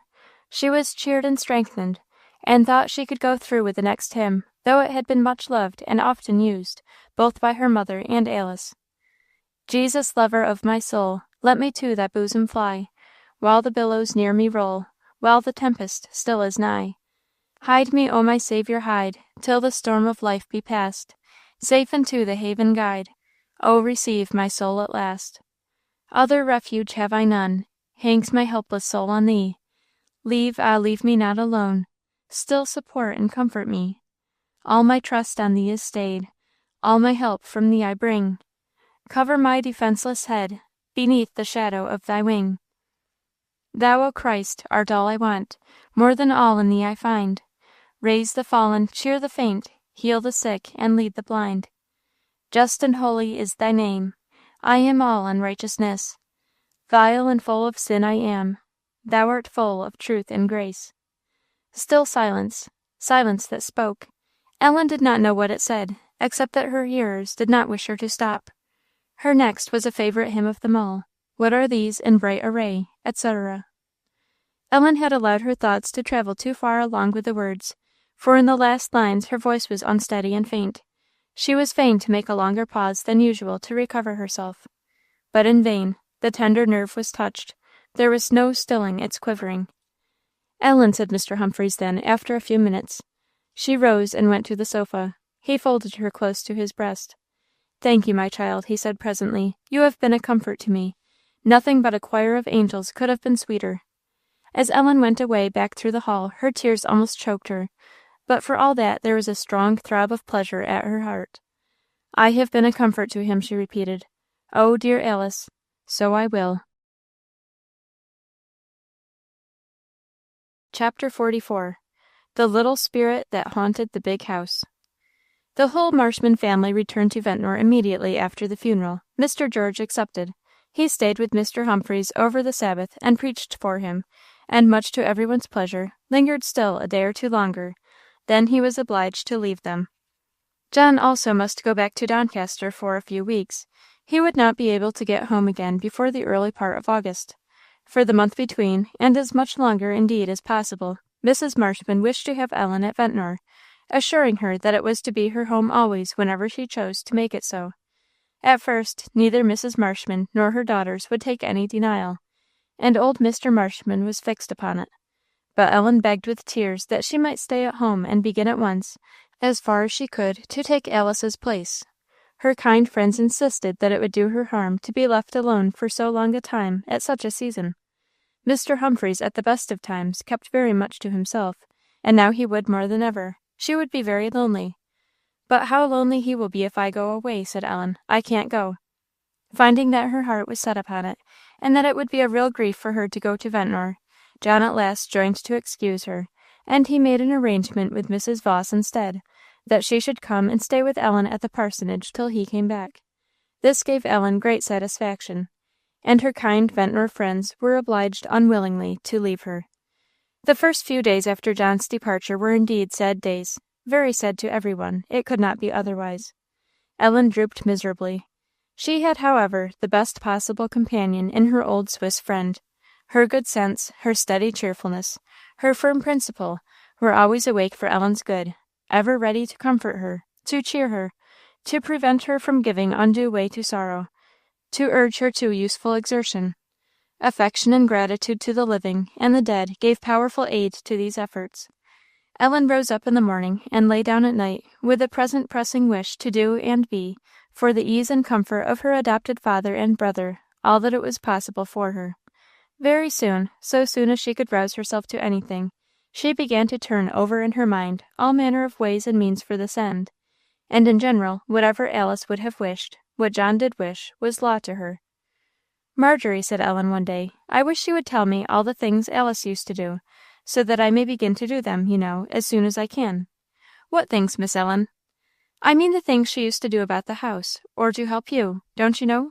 All sorts of things. I want to know them all, so that I may do them as she did. I want to very much." "Oh, Miss Ellen, dear," said Marjorie tearfully, "you are too little and tender to do them things. I'd be sorry to see you, indeed." "Why, no, I am not, Marjorie," said Ellen. "Don't you know how I used to do it, Aunt Fortune's? Now tell me, please, dear Marjorie. If I can't do it, I won't, you know." "Oh, Miss Ellen, she used to see to various things about the house. I don't know as I can tell 'em all directly. Some was to help me, and some to please her father, or Mr. John, if he was at home. She thought of every one before herself, sure enough." "Well, what, Marjorie? What are they? Tell me all you can remember." "Why, Miss Ellen, for one thing, she used to go into the library every morning to put it in order, and dust the books and papers and things. In fact, she took the charge of that room entirely. I never went into it at all, unless once or twice in the year, or to wash the windows." Ellen looked grave. She thought with herself there might be a difficulty in the way of her taking this part of Alice's daily duties. She did not feel that she had the freedom of the library. "And then," said Marjorie, "she used to skim the cream for me most mornings when I'd be busy, and wash up the breakfast things." "Oh, I forgot all about the breakfast things," exclaimed Ellen. "How could I? I'll do them, to be sure, after this. I never thought of them, Marjorie, and I'll skim the cream, too." "Dear Miss Ellen, I wouldn't want you to. I didn't mention it for that, but you was wishing me to tell you. I don't want you to trouble your dear little head about such work.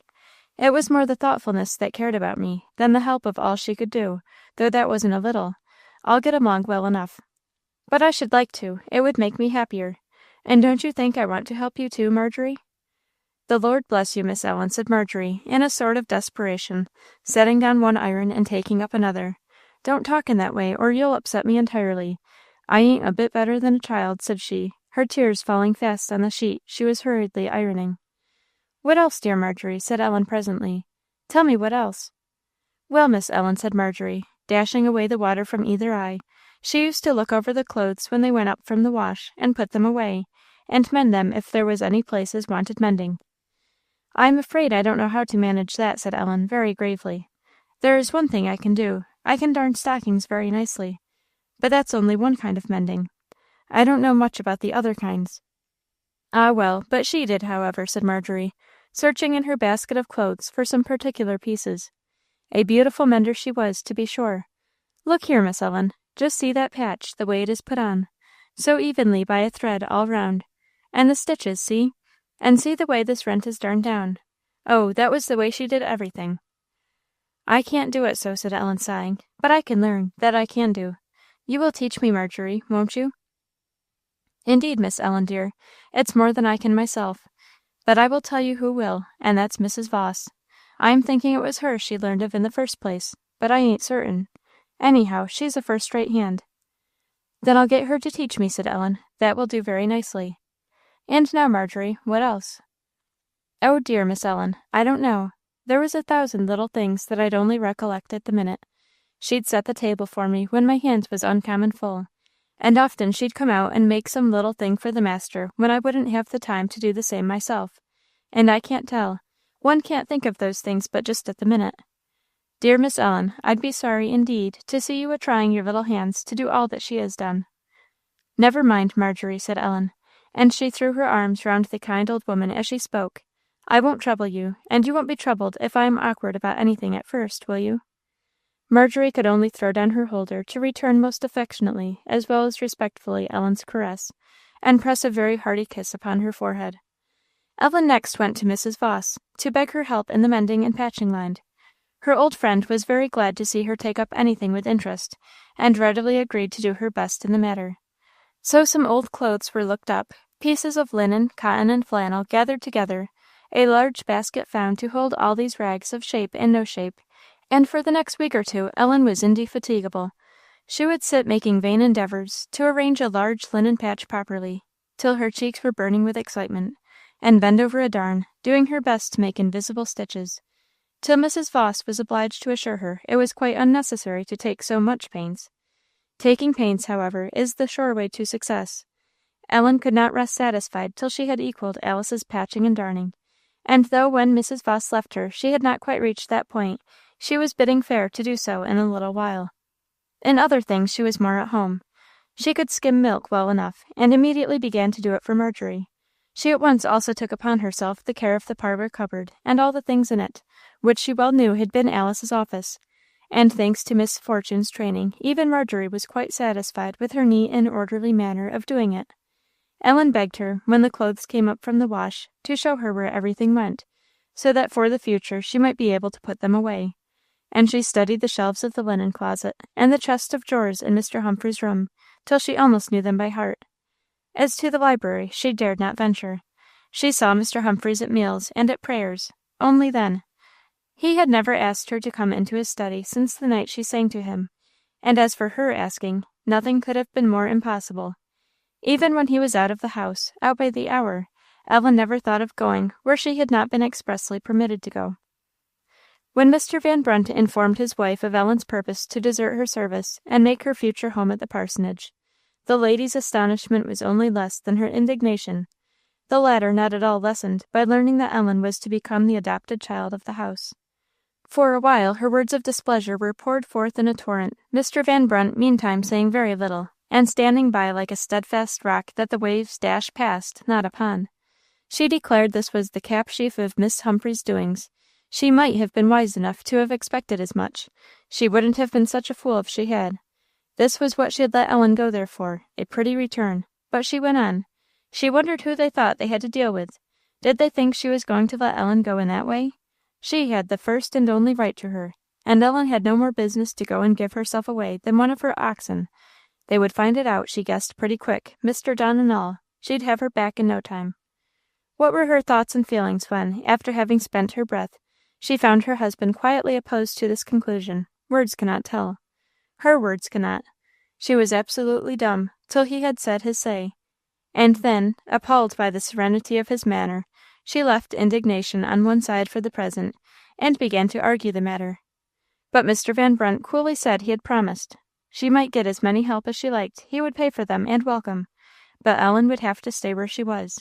He had promised Miss Alice, and he wouldn't break his word, for king, lords, and commons, a most extraordinary expletive for a good Republican, which Mr. Van Brunt had probably inherited from his father and grandfather. What can waves do against a rock? Miss Fortune disdained a struggle which must end in her own confusion, and wisely kept her chagrin to herself, never even approaching the subject afterwards, with him or any other person. Ellen had left the whole matter to Mr. Van Brunt, expecting a storm, and not wishing to share it. Happily, it all blew over. As the month drew to an end, and indeed long before, Ellen's thoughts began to go forward eagerly to John coming home. She had learned by this time how to mend clothes. She had grown somewhat wonted to her new round of little household duties, and everything else the want of him was felt. Study flagged, though, knowing what his wish would be, and what her duty was, she faithfully tried to go on with it. She had no heart for riding or walking by herself. She was lonely, she was sorrowful, she was weary. All Mrs. Voss's pleasant society was not worth the mere knowledge that he was in the house. She longed for his coming. He had written what day they might expect him, but when it came, Ellen found that her feeling had changed. It did not look the bright day she had expected it would. Up to that time she had thought only of herself. Now she remembered what sort of a coming home this must be to him, and she dreaded almost as much as she wished for the moment of his arrival. Mrs. Voss was surprised to see that her face was sadder that day than it had been for many past. She could not understand it. Ellen did not explain. It was late in the day before he reached home, and her anxious watch of hope and fear for the sound of his horse's feet grew very painful. She busied herself with setting the tea table. It was all done, and she could by no means do anything else. She could not go to the door to listen there. She remembered too well the last time, and she knew he would remember it. He came at last. Ellen's feeling had judged rightly of his, for the greeting was without a word on either side, and when he left the room to go to his father, it was very, very long before he came back, and it seemed to Ellen for several days that he was more grave and talked less than even the last time he had been at home. She was sorry when Mrs. Voss proposed to leave them, but the old lady wisely said they would all feel better when she was gone, and it was so. Truly, as she was respected and esteemed on all sides, it was felt a relief by every one of the family when she went back to her mountain top. They were left to themselves. They saw what their numbers were. There was no restraint upon looks, words, or silence. Ellen saw at once that the gentleman felt easier. That was enough to make her so. The extreme oppression that had grieved and disappointed her for the first few days after John's return gave place to a softened gravity, and the household fell again into its old ways, only that upon every brow there was a chastened air of sorrow, and everything that was said a tone of remembrance, and that a little figure was going about where Alice's used to move as mistress of the house. Thanks to her brother, that little figure was an exceeding busy one. She had in the first place her household duties, in discharging which she was perfectly untiring. From the cream skimmed for Marjorie, and the cups of coffee poured out every morning for Mr. Humphreys and her brother, to the famous mending, which took up often one half of Saturday. Whatever she did was done with her best diligence and care, and from love to both the dead and the living. Ellen's zeal never slackened. These things, however, filled but a small part of her time, let her be as particular as she would, and Mr. John effectually hindered her from being too particular. He soon found a plenty for both her and himself to do. Not that they ever forgot or tried to forget Alice. On the contrary, they sought to remember her, humbly, calmly, hopefully, thankfully. By diligent performance of duty, by Christian faith, by conversation and prayer, they strove to do this, and after a time succeeded. Sober that winter was, but it was very far from being an unhappy one. John said Ellen one day, sometime after Mrs. Voss had left them, "Do you think Mr. Humphreys would let me go into his study every day when he is out, to put it in order and dust the books?" "Certainly, but why does not Marjorie do it?" "She does, I believe, but she never used to, and I should like to do it very much, if I was sure he would not dislike it. I would be careful not to disturb anything. I would leave everything just as I found it." "You may go when you please, and do what you please there, Ellie." "But I don't like to. I couldn't without speaking to him first. I should be afraid he might come back and find me there, and he would think I hadn't had leave." "And you wish me to speak to him? Is that it? Can you not muster resolution enough for that, Ellie?" Ellen was satisfied, for she knew by his tone he would do what she wanted. "Father," said John the next morning at breakfast, "Ellen wishes to take upon herself the daily care of your study, but she is afraid to venture there without being assured it will please you to see her there." The old gentleman laid his hand affectionately on Ellen's head, and told her she was welcome to come and go when she would; the whole house was hers. The grave kindness and tenderness of the tone and action spoiled Ellen's breakfast. She could not look at anybody, nor hold up her head for the rest of the time. As Alice had anticipated, her brother was called to take the charge of a church at Randolph, and at the same time another more distant was offered to him.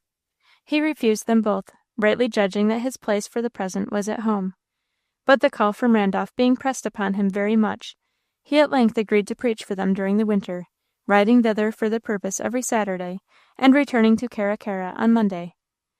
As the winter wore on, a grave cheerfulness stole over the household. Ellen little thought how much she had to do with it. She never heard Marjorie tell her husband, which she often did with great affection, that that blessed child was the light of the house, and those who felt it the most said nothing.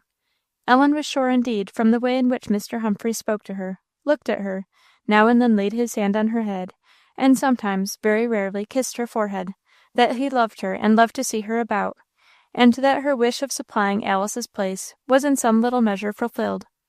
Few as those words and looks were, they said more to Ellen than whole discourses would from other people. The least of them gladdened her heart with the feeling that she was a comfort to him, but she never knew how much. Deep as the gloom still over him was, Ellen never dreamed how much deeper it would have been but for the little figure flitting round and filling up the vacancy, how much he reposed on the gentle look of affection, the pleasant voice, the watchful thoughtfulness that never left anything undone that she could do for his pleasure. Perhaps he did not know it himself. She was not sure he even noticed many of the little things she daily did or tried to do for him. Always silent and reserved, he was more so now than ever. She saw him little, and very seldom long at a time, unless when they were riding to church together. He was always in his study or abroad. But the trifles she thought he did not see were noted and registered, and repaid with all the affection he had to give. As for Mr. John, it never came into Ellen's head to think whether she was a comfort to him. He was a comfort to her. She looked at it in quite another point of view. He had gone to his old sleeping room upstairs, which Marjorie had settled with herself he would make his study, and for that he had taken the sitting room. This was Ellen's study too, so she was constantly with him, and of the quietest she thought her movements would have to be. "What are you stepping so softly for?" said he one day, catching her hand as she was passing near him. "You were busy. I thought you were busy," said Ellen. "And what then?" "I was afraid of disturbing you." "You never disturb me," said he. "You need not fear it. Step as you please, and do not shut the doors carefully. I see you and hear you, but without any disturbance." Ellen found it was so, but she was an exception to the general rule. Other people disturbed him, as she had one or two occasions of knowing. Of one thing she was perfectly sure, whatever he might be doing, that he saw and heard her, and equally sure, that if anything were not right, she should sooner or later hear of it. But this was a censorship Ellen rather loved than feared.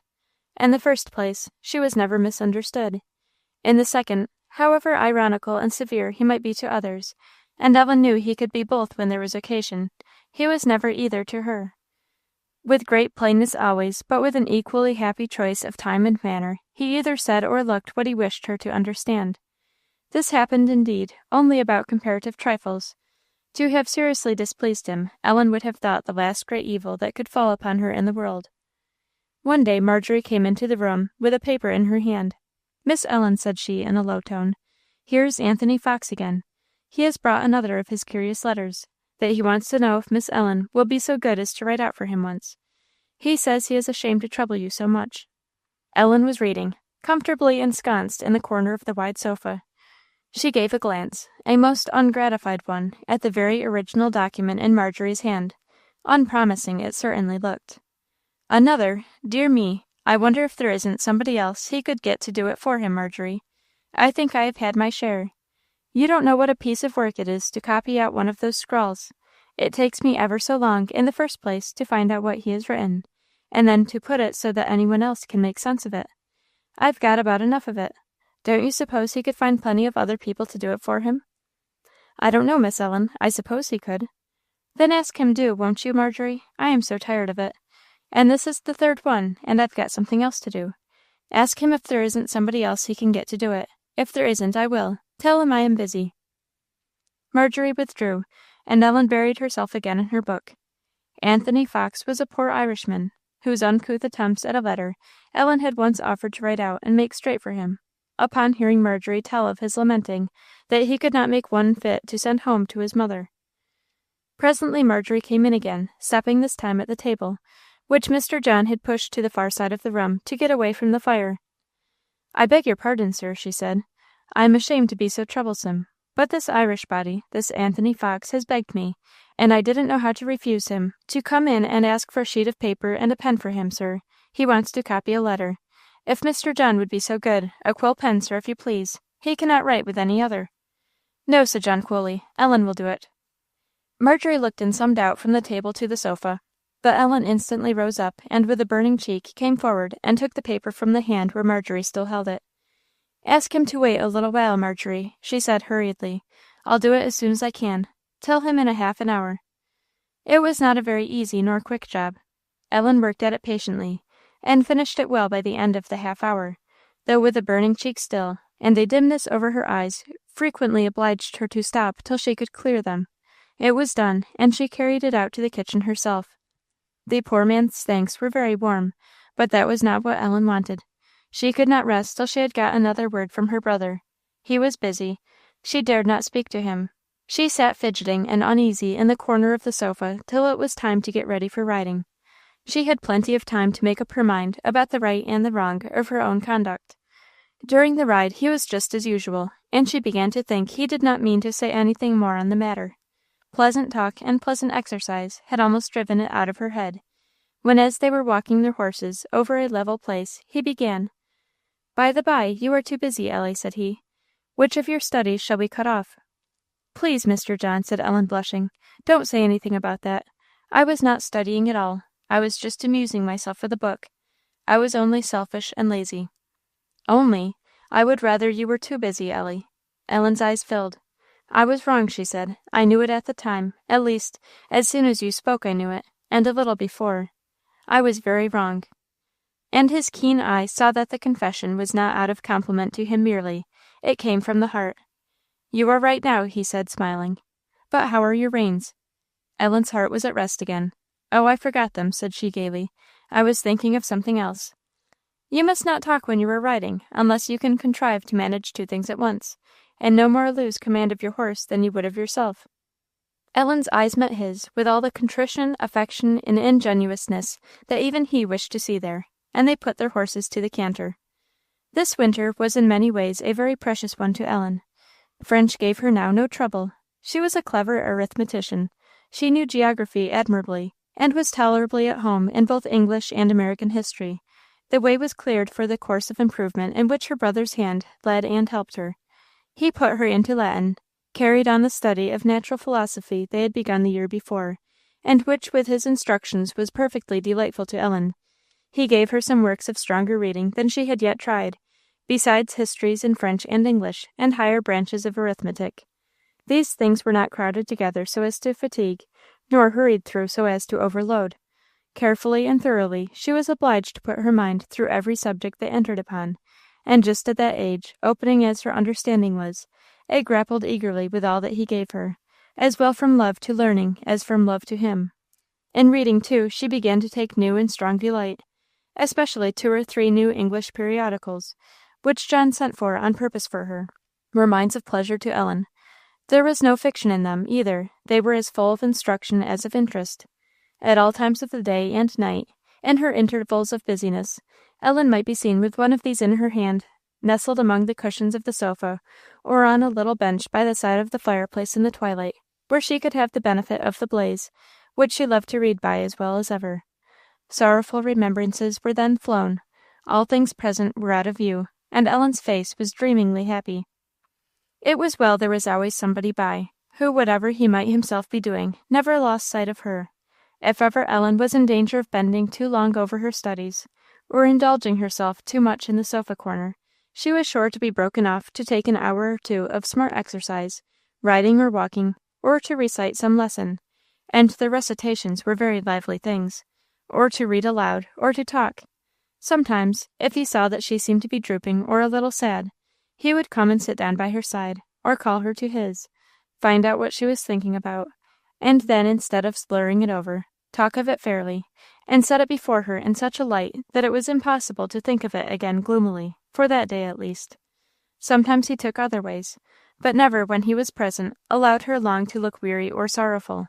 He often read to her, and every day made her read aloud to him. This Ellen disliked very much at first, and ended with as much liking it. She had an admirable teacher. He taught her how to manage her voice, and how to manage the language, in both which he excelled himself, and was determined that she should. And besides this, their reading often led to talking that Ellen delighted in. Always when he was making copies for her she read to him, and once at any rate in the course of the day. Every day when the weather would permit, the Black Prince and the Brownie, with their respective riders, might be seen abroad in the country far and wide. In the course of their rides, Ellen's horsemanship was diligently perfected. Very often their turning place was on the top of the cat's back, and the horses had a rest, and Mrs. Vos had a visit before they went down again.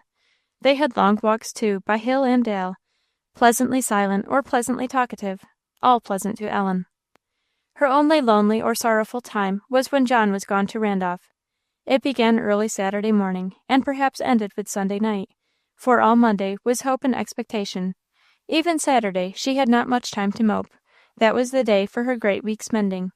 When John was gone, and her morning affairs were out of the way, Ellen brought out her work-basket, and established her on the sofa for a quiet day's sewing without the least fear of interruption.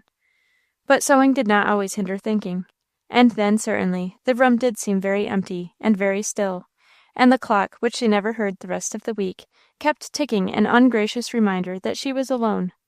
Ellen would sometimes forget it in the intense interest of some nice little piece of repair which must be exquisitely done in a wristband or a glove, and then perhaps Marjorie would softly open the door and come in. "Miss Ellen, dear, you're lonesome enough. Isn't there something I can do for you? I can't rest for thinking of your being here all by yourself." "Oh, never mind, Marjorie," said Ellen, smiling. "I am doing very well. I am living in hopes of Monday. Come and look here, Marjorie. How will that do? Don't you think I am learning how to mend?" "It's beautiful, Miss Ellen. I can't make out how you've learned so quick. I'll tell Mr. John sometime who does these things for him." "No, indeed, Marjorie. Don't you? Please not, Marjorie. I'd like to do it very much indeed, but I don't want he should know it, nor Mr. Humphreys. No, you won't, Marjorie, will you?" "Miss Ellen, dear, I wouldn't do the least little thing as would be worrisome to you for the whole world. Aren't you tired sitting here all alone?" "Oh, sometimes a little," said Ellen, sighing. "I can't help that, you know." "I feel it even out there in the kitchen," said Marjorie.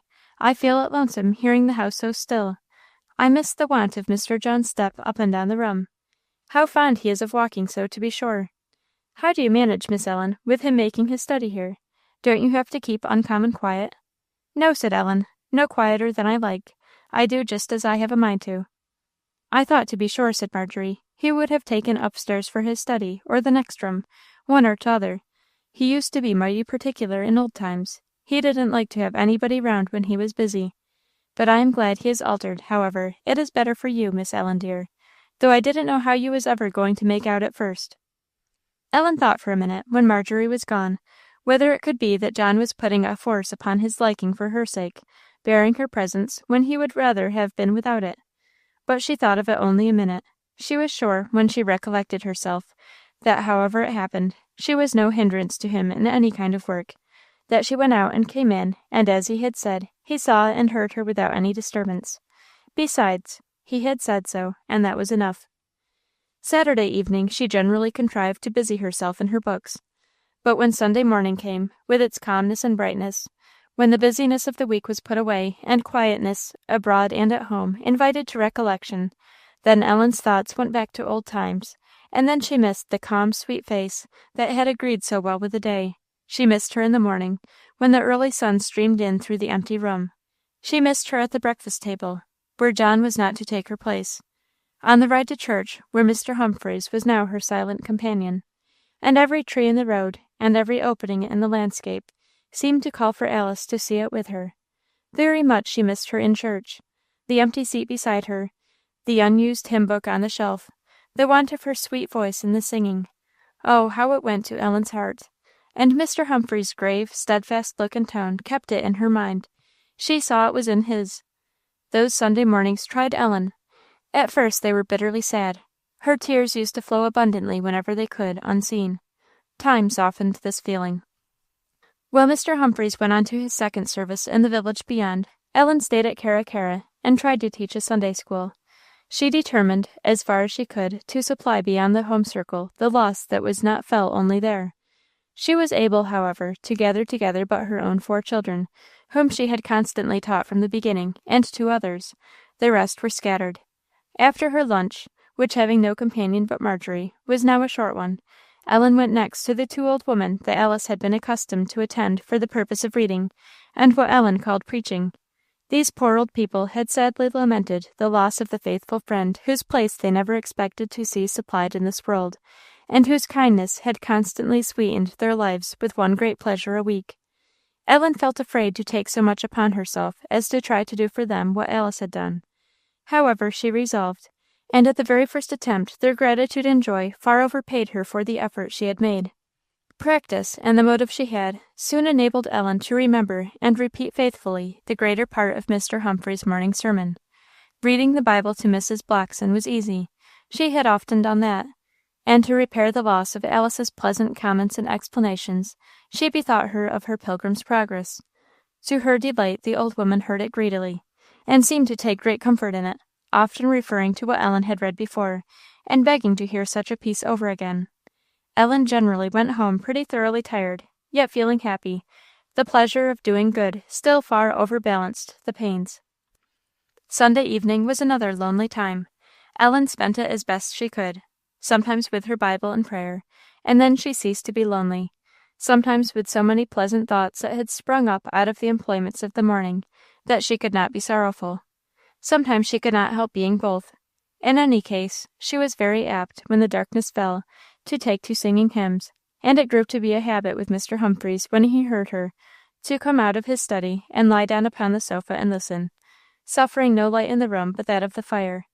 Ellen was never better pleased than when her Sunday evenings were spent so.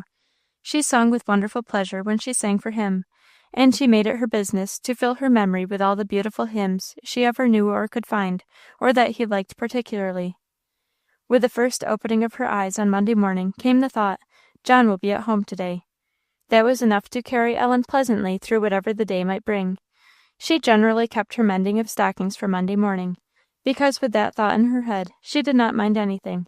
She had no visits from Marjorie on Monday, but Ellen sang over her work, sprang about with happy energy, and studied her hardest. For John, in what he expected her to do, made no calculations for work of which he knew nothing. He was never at home till late in the day, and when Ellen had done all she had to do, and set the supper table with punctilious care, and a face of busy happiness, it would have been a pleasure to see if there had been any one to look at it. She would take what happened to be the favorite book, and plant herself near the glass door, like a very epicure, to enjoy both the present and the future at once.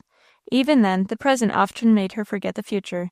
She would be lost in her book, perhaps hunting the elephant in India, or fighting Nelson's battles over again, and the first news she would have of what she had set herself there to watch for would be the click of the door lock or a tap on the glass, for the horse was almost always left at the further door. Back then she came from India or the Nile. Down went the book. Ellen had no more thought but for what was before her. For the rest of that evening, the measure of Ellen's happiness was full. It did not matter whether John were in a talkative or a thoughtful mood, whether he spoke to her and looked at her or not. It was pleasure enough to feel that he was there. She was perfectly satisfied merely to sit down near him, though she did not get a word by the hour together.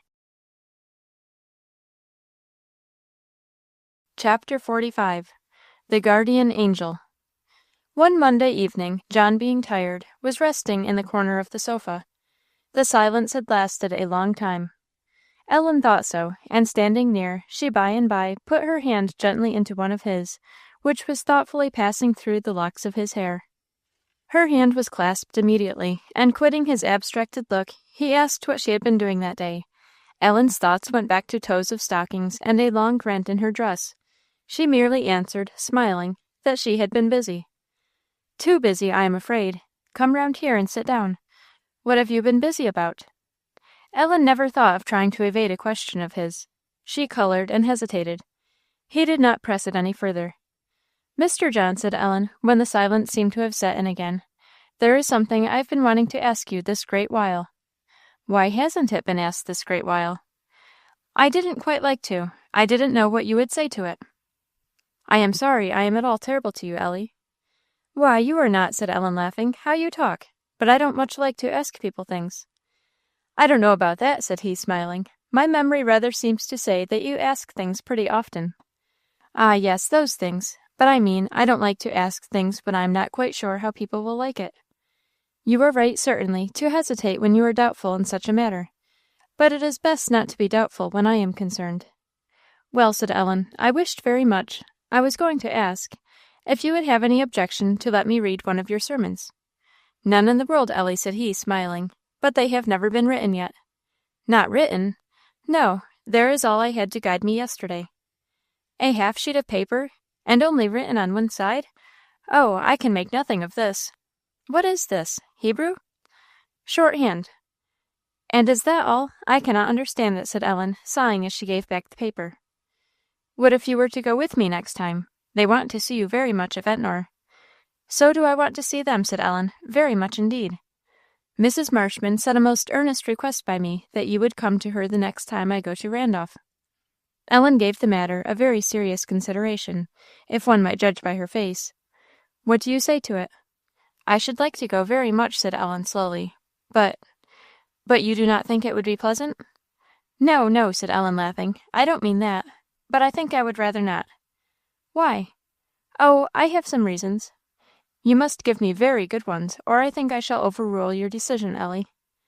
"I have very good ones plenty of them. Only" a glance, somewhat comical in its keenness, overturned Ellen's hesitation. "I have indeed," said she, laughing, "only I did not want to tell you. The reason why I don't wish to go was because I thought I should be missed. You don't know how much I miss you," said she, with tears in her eyes. "That is what I was afraid of. Your reasons make against you, Ellie." "I hope not. I don't think they ought." "But, Ellie, I am very sure my father would rather miss you once or twice than have you want what would be good for you." "I know that. I am sure of that. But that don't alter my feeling, you know. And besides, that isn't all." "Who else will miss you?" Ellen's quick look seemed to say that he knew too much already, and that she did not wish him to know more. He did not repeat the question, but Ellen felt that her secret was no longer entirely her own. "And what do you do, Ellie, when you feel lonely?" he went on presently. Ellen's eyes watered at the tone in which these words were spoken. She answered, "Different things. The best remedy for it is prayer. In seeking the face of our best friend, we forget the loss of others. That is what I try, Ellie, when I feel alone. Do you try it?" said he, softly. Ellen looked up. She could not well speak at that moment. "There is an antidote in that for every trouble. You know who said, 'He that cometh to me shall never hunger, and he that believeth on me shall never thirst.' It troubles me," said he, after a pause, "to leave you so much alone. I don't know that it were not best to take you with me every week." "Oh, no," said Ellen, "don't think of me. I don't mind it, indeed. I do not always feel so sometimes, but I get along very well, and I would rather stay here, indeed I would. I am always happy as soon as Monday morning comes." He rose up suddenly, and began to walk up and down the room. "Mr. John?" "What, Ellie?" "I do sometimes seek his face very much when I cannot find it." She hid her face in the sofa cushion. He was silent a few minutes, and then stopped his walk. "There is something wrong then with you, Ellie," he said, gently. "How has it been for the week? If you can let day after day pass without remembering your best friend, it may be that when you feel the want you will not readily find him. How is it daily, Ellie? Is seeking his face your first concern? Do you give sufficient time faithfully to your Bible and prayer?" Ellen shook her head. No words were possible. He took up his walk again. The silence lasted a length of time, and he was still walking, when Ellen came to his side and laid her hand on his arm. "Have you settled that question with your conscience, Ellie?" She weepingly answered, "Yes." They walked a few turns up and down. "Will you promise me, Ellie, that every day when it shall be possible, you will give an hour at least to this business, whatever else may be done or undone?" Ellen promised, and then with her hand in his they continued their walk through the room till Mr. Humphreys and the servants came in. Her brother's prayer that night Ellen never forgot. No more was said at that time about her going to Ventnor, but a week or two after, John smilingly told her to get all her private affairs arranged, and to let her friends know they need not expect her the next Sunday, for that he was going to take her with him. As she saw he had made up his mind, Ellen said nothing in the way of objecting, and, now that the decision was taken from her, was really very glad to go. She arranged everything as he had said, and was ready Saturday morning to set off with a very light heart. They went in the sleigh. In a happy, quiet mood of mind, Ellen enjoyed everything exceedingly. She had not been to Ventnor in several months. The change of scene was very grateful. She could not help thinking, as they slid along smoothly and swiftly over the hard frozen snow, that it was a good deal pleasanter for once than sitting alone in the parlour at home with her work-basket. Those days of solitary duty, however, had prepared her for the pleasure of this one. Ellen knew that, and was ready to be thankful for everything. Throughout the whole day, whether the eye and mind silently indulged in roving, or still better loved talk interrupted that, as it often did, Ellen was in a state of most unmixed and unruffled satisfaction. John had not the slightest reason to doubt the correctness of his judgment in bringing her. He went in but a moment at Ventnor, and leaving her there, proceeded himself to Randolph. Ellen was received as a precious lending that must be taken the greatest care of, and enjoyed as much as possible, while one has it. Mrs. Marshman and Mrs. Chauncey treated her as if she had been their own child. Ellen Chauncey overwhelmed her with joyful caresses, and could scarcely let her out of her arms by night or by day. She was more than ever Mr. Marshman's pet, but indeed she was well petted by the family. It was a very happy visit. Even Sunday left nothing to wish for. To her great joy, not only Mrs. Chauncey went with her in the morning to hear her brother, for his church was not the one the family attended, but the carriage was ordered in the afternoon also, and Mrs. Chauncey and her daughter and Miss Sophia went with her again. When they returned, Miss Sophia, who had taken a very great fancy to her, brought her into her own room and made her lie down with her upon the bed, though Ellen insisted she was not tired. "Well, you ought to be if you are not," said the lady. "I am." "Keep away, Ellen Chauncey. You can't be anywhere without talking. You can live without Ellen for half an hour, can't you? Leave us a little while in quiet." Ellen, for her part, was quite willing to be quiet, but Miss Sophia was not sleepy, and it soon appeared had no intention of being silent herself. "Well, how do you like your brother in the pulpit?" she began. "I like him anywhere, ma'am," said Ellen, smiling a very unequivocal smile. "I thought he would have come here with you last night. It is very mean of him. He never comes near us. He always goes to some wretched little lodging or place in the town there, always. Never so much as looks at Ventnor, unless sometimes he may stop for a minute at the door." "He said he would come here to-night," said Ellen. "Amazing condescending of him. However, he isn't like anybody else. I suppose we must not judge him by common rules. How is Mr. Humphreys, Ellen?" "I don't know, ma'am," said Ellen. "It is hard to tell. He doesn't say much. I think he is rather more cheerful, if anything, than I expected he would be." "And how do you get along there, poor child, with only two such grave people about you?" "I get along very well, ma'am," said Ellen, with what Miss Sophia thought a somewhat curious smile. "I believe you will grow to be as sober as the rest of them," said she. "How does Mr. John behave?" Ellen turned so indubitably curious a look upon her at this, that Miss Sophia half laughed and went on. "Mr. Humphreys was not always as silent and reserved as he is now. I remember him when he was different, though I don't think he was ever much like his son. Do you ever hear about it?" "About what, ma'am?" "Oh, all about his coming to this country, and what brought him to Carra. "No, ma'am. My father, you see, had come out long before, but the two families had always been very intimate in England, and it was kept up after he came away. He was a particular friend of an elder brother of Mr. Humphreys. His estate and my grandfather's lay very near each other, and besides, there were other things that drew them to each other. He married my aunt, for one. My father made several journeys back and forth in the course of years, and so kept up his attachment to the whole family, you know, and he became very desirous to get Mr. Humphreys over here. This Mr. Humphreys, you know. He was the younger brother. Younger brothers in England have generally little or nothing. But you don't know anything about that, Ellen. He hadn't anything then but his living, and that was a small one. He had some property left him, though, just before he came to America." "But Miss Sophia," Ellen hesitated, "are you sure they would like I should hear all this?" "Why, yes, child, of course they would. Everybody knows it. Some things made Mr. Humphreys as willing to leave England about that time as my father was to have him. An excellent situation was offered him in one of the best institutions here, and he came out. That's about, let me see, I was just 12 years old, and Alice was 1 year younger. She and I were just like sisters always from that time. We lived near together and saw each other every day, and our two families were just like one. But they were liked by everybody. Mrs. Humphreys was a very fine person, very, oh very. I never saw any woman I admired more. Her death almost killed her husband, and I think Alice. I don't know. There isn't the least sign of delicate health about Mr. Humphreys nor Mr. John, not the slightest. Nor about Mrs. Humphreys either. She was a very fine woman." "How long ago did she die?" said Ellen. 5, 6, 7 years ago. Mr. John had been left in England till a little before. Mr. Humphreys was never the same after that. He wouldn't hold his professorship any longer. He couldn't bear society. He just went and buried himself at Carra. That was a little after we came here." How much all this interested Ellen. She was glad, however, when Miss Sophia seemed to have talked herself out, for she wanted very much to think over John's sermon. And as Miss Sophia happily fell into a doze soon after, she had a long, quiet time for it, till it grew dark, and Ellen Chauncey, whose impatience could not hold her, came to seek her. John came in the evening. Ellen's patience and politeness were severely tried in the course of it, for while she longed exceedingly to hear what her brother and the older members of the family were talking about, animated, delightful conversation, she was sure, Ellen Chauncey detained her in another part of the room, and for a good part of the evening she had to bridle her impatience, and attend to what she did not care about. She did it, and Ellen Chauncey did not suspect it, and at last she found means to draw both her and herself near the larger group. But they seemed to have got through what they were talking about. There was a lull. Ellen waited and hoped they would begin again.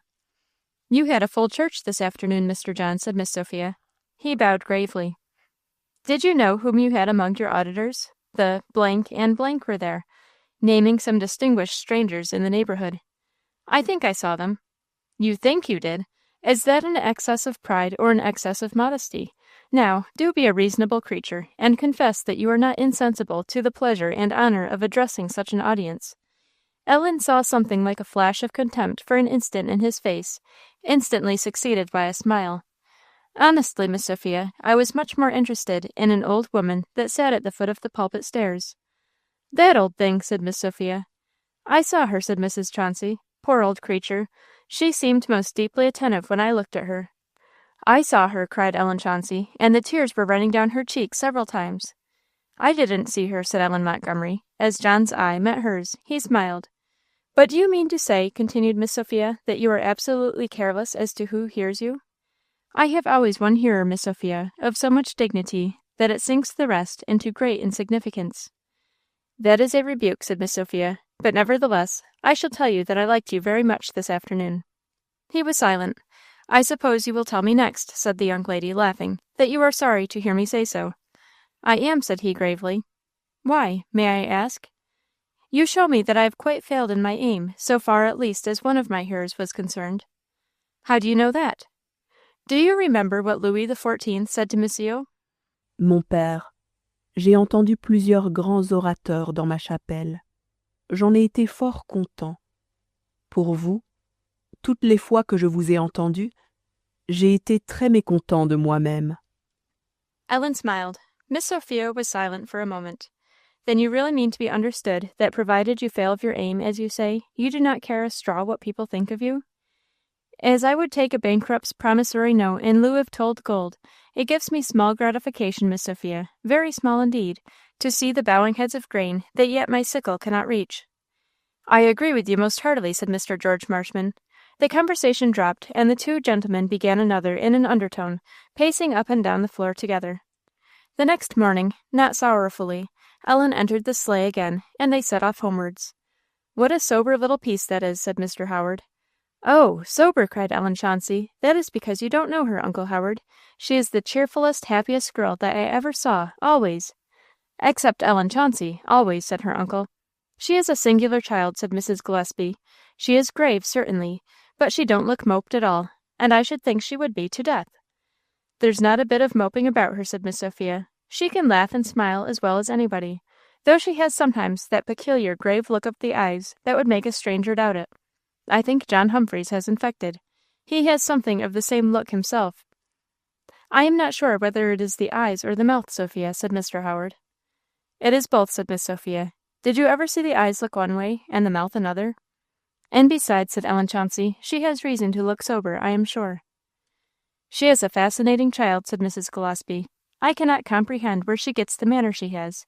I never saw a more perfectly polite child, and there she has been for months, with nobody to speak to her but two gentlemen and the servants. It is natural to her, I suppose. She can have nobody to teach her."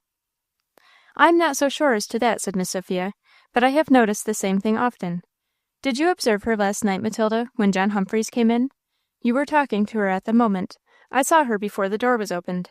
I saw the colour come, and her eyes sparkle, but she did not look towards him for an instant till you had finished what you were saying to her, and she had given, as she always does, her modest, quiet answer, and then her eye went straight as an arrow to where he was standing."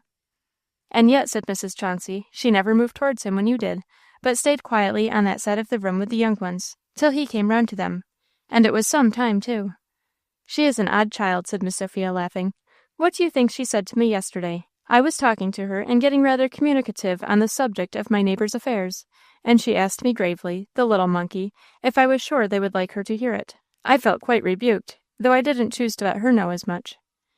I wish Mr. John would bring her every week, said Ellen Chauncey, sighing. It would be so pleasant to have her. Towards the end of the winter, Mr. Humphreys began to propose that his son should visit England and Scotland during the following summer. He wished him to see his family and to know his native country, as well as some of the most distinguished men and institutions in both kingdoms. Mr. George Marshman also urged upon him some business in which he thought he could be eminently useful. But Mr. John declined both propositions, still thinking he had more important duties at home. This only cloud that rose above Ellen's horizon scattered away. One evening, it was a Monday, in the twilight, John was as usual pacing up and down the floor. Ellen was reading in the window. "Too late for you, Ellie." "Yes," said Ellen, "I know. I will stop in 2 minutes." But in a quarter of that time she had lost every thought of stopping, and knew no longer that it was growing dusk. Somebody else, however, had not forgotten it. The 2 minutes were not ended, when a hand came between her and the page, and quietly drew the book away. "Oh, I beg your pardon," cried Ellen, starting up. "I entirely forgot about it." He did not look displeased. He was smiling. He drew her arm within his. "Come and walk with me. Have you had any exercise today?" "No." "Why not?" "I had a good deal to do, and I had fixed myself so nicely on the sofa with my books, and it looked cold and disagreeable out of doors." "Since when have you ceased to be a fixture?" "What? Oh," said Ellen, laughing, "how shall I ever get rid of that troublesome word? What shall I say? I had arranged myself, established myself, so nicely on the sofa." "And did you think that a sufficient reason for not going out?" "No," said Ellen, "I did not, and I did not decide that I would not go, and yet I let it keep me at home after all, just as I did about reading a few minutes ago. I meant to stop, but I forgot it, and I should have gone on I don't know how long if you had not stopped me. I very often do so." He paused a minute, and then said, "You must not do so any more, Ellie." The tone, in which there was a great deal of love and decision, wound round Ellen's heart, and constrained her to answer immediately, "I will not, I will not." Never parley with conscience. It is a dangerous habit. But then it was only about trifles, I grant you, but the habit is no trifle. There will not be a just firmness of mind and steadfastness of action where tampering with duty is permitted even in little things. "I will try not to do it," Ellen repeated. "No," said he, smiling. "Let it stand as at first. I will not mean something. I will try is very apt to come to nothing. I will keep thy precepts with my whole heart, not I will try. Your reliance is precisely the same in either case." "I will not, John," said Ellen, smiling. "What were you poring over so intently a while ago?" "It was an old magazine. Blackwood's Magazine, I believe, is the name of it. I found 2 great piles of them in a closet upstairs the other day, and I brought this one down." "This is the first that you have read?" "Yes, I got very much interested in a curious story there. Why?" "What will you say, Ellie, if I ask you to leave the rest of the 2 piles unopened?" "Why, I will say that I will do it, of course," said Ellen, with a little smothered sigh of regret, however, "if you wish it." "I do wish it, Ellie." "Very well, I'll let them alone then. I have enough other reading. I don't know how I happened to take that one up, because I saw it there, I suppose." "Have you finished Nelson yet?" "Oh, yes, I finished it Saturday night. Oh, I like it very much. I'm going all over it again, though. I like Nelson very much, don't you?" "Yes, as well as I can like a man of very fine qualities without principle." "Was he that?" said Ellen. "Yes, did you not find it out?" "I'm afraid your eyes were blinded by admiration." "Were they?" said Ellen. "I thought he was so very fine in everything, and I should be sorry to think he was not." "Look over the book again by all means, with a more critical eye, and when you have done so, you shall give me your cool estimate of his character." "Oh, me," said Ellen. "Well, but I don't know whether I can give you a cool estimate of him. However, I'll try. I cannot think coolly of him now, just after Trafalgar. I think it was a shame that Collingwood did not anchor as Nelson told him to, don't you? I think he might have been obeyed while he was living at least." "It is difficult," said John, smiling, "to judge correctly of many actions without having been on the spot, and in the circumstances of the actors. I believe you and I must leave the question of Trafalgar to more nautical heads." "How pleasant this moonlight is," said Ellen. "What makes it pleasant?" "What makes it pleasant? I don't know. I never thought of such a thing. It is made to be pleasant. I can't tell why. Can anybody? The eye loves light for many reasons, but all kinds of light are not equally agreeable. What makes the peculiar charm of these long streams of pale light across the floor, and the shadowy brightness without?" "You must tell," said Ellen. "I cannot." "You know we enjoy anything much more by contrast. I think that is one reason. Night is the reign of darkness, which we do not love, and here is light struggling with the darkness, not enough to overcome it entirely, but yet banishing it to nooks and corners and distant parts, by the side of which it shows itself in contrasted beauty. Our eyes bless the unwonted victory. Yes, said Ellen, we only have moonlight nights once in a while. But that is only one reason out of many, and not the greatest. It is a very refined pleasure, and trying to resolve it into its elements is something like trying to divide one of these same white rays of light into the many various colored ones that go to form it, and not by any means so easy a task. Then it was no wonder I couldn't answer, said Ellen. No, you are hardly a full-grown philosopher yet, Ellie. The moonlight is so calm and quiet, Ellen observed, admiringly. And why is it calm and quiet? I must have an answer to that. Because we are generally calm and quiet at such times, Ellen ventured, after a little thought. Precisely. We and the world, and association has given the moon herself the same character. Besides that, her mild, sober light is not fitted for the purposes of active employment, and therefore the more graciously invites us to the pleasures of thought and fancy. I am loving it more and more the more you talk about it, said Ellen, laughing.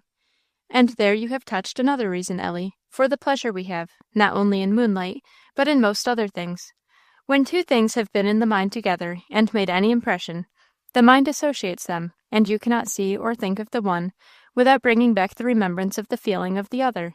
If we have enjoyed the moonlight and pleasant scenes and happy hours with friends that we loved, though the sight of it may not always make us directly remember them, yet it brings with it a waft from the feeling of the old times, sweet as long as life lasts. And sorrowful things may be associated too, said Ellen. Yes, and sorrowful things. But this power of association is the cause of half the pleasure we enjoy. There is a tune my mother used to sing. I cannot hear it now without being carried swiftly back to my boyish days, to the very spirit of the time. I feel myself spring over the green sward as I did then. Oh, I know that is true, said Ellen. The camellia, the white camellia, you know. I like it so much ever since what you said about it one day. I never see it without thinking of it, and it would not seem half so beautiful but for that. What did I say about it? Don't you remember? You said it was like what you ought to be, and what you should be, if you ever reached heaven, and you repeated that verse in the Revelation about those that have not defiled their garments. I always think of it. It seems to give me a lesson. How eloquent of beautiful lessons all nature would be to us, said John musingly, if we had but the eye and ear to take them in. And in that way you would heap associations upon associations? Yes, till our storehouse of pleasure was very full. You do that now, said Ellen. I wish you would teach me. I have read precious things sometimes in the bunches of flowers you are so fond of, Ellie. Cannot you? I don't know. I only think of themselves, except sometimes they make me think of Alice. You know, from any works we may form some judgment of the mind and character of their author. From their writings I know you can, said Ellen. From what other works? From any in which the mind, not the hand, has been the creating power.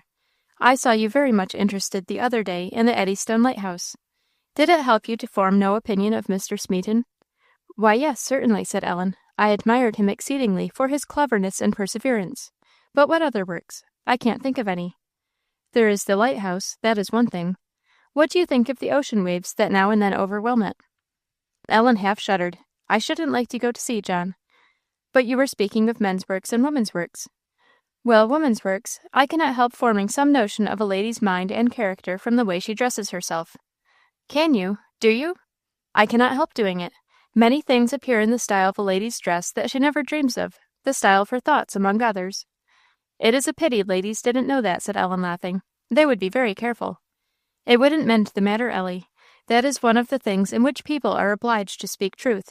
As the mind is, so it will show itself. But we have got a great way from the flowers, said Ellen.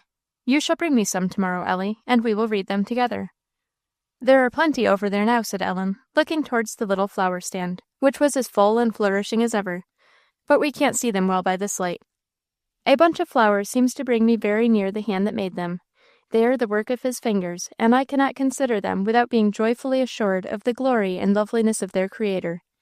It is written as plainly to me in their delicate painting and sweet breath and curious structure as in the very pages of the Bible, though no doubt without the Bible I could not read the flowers.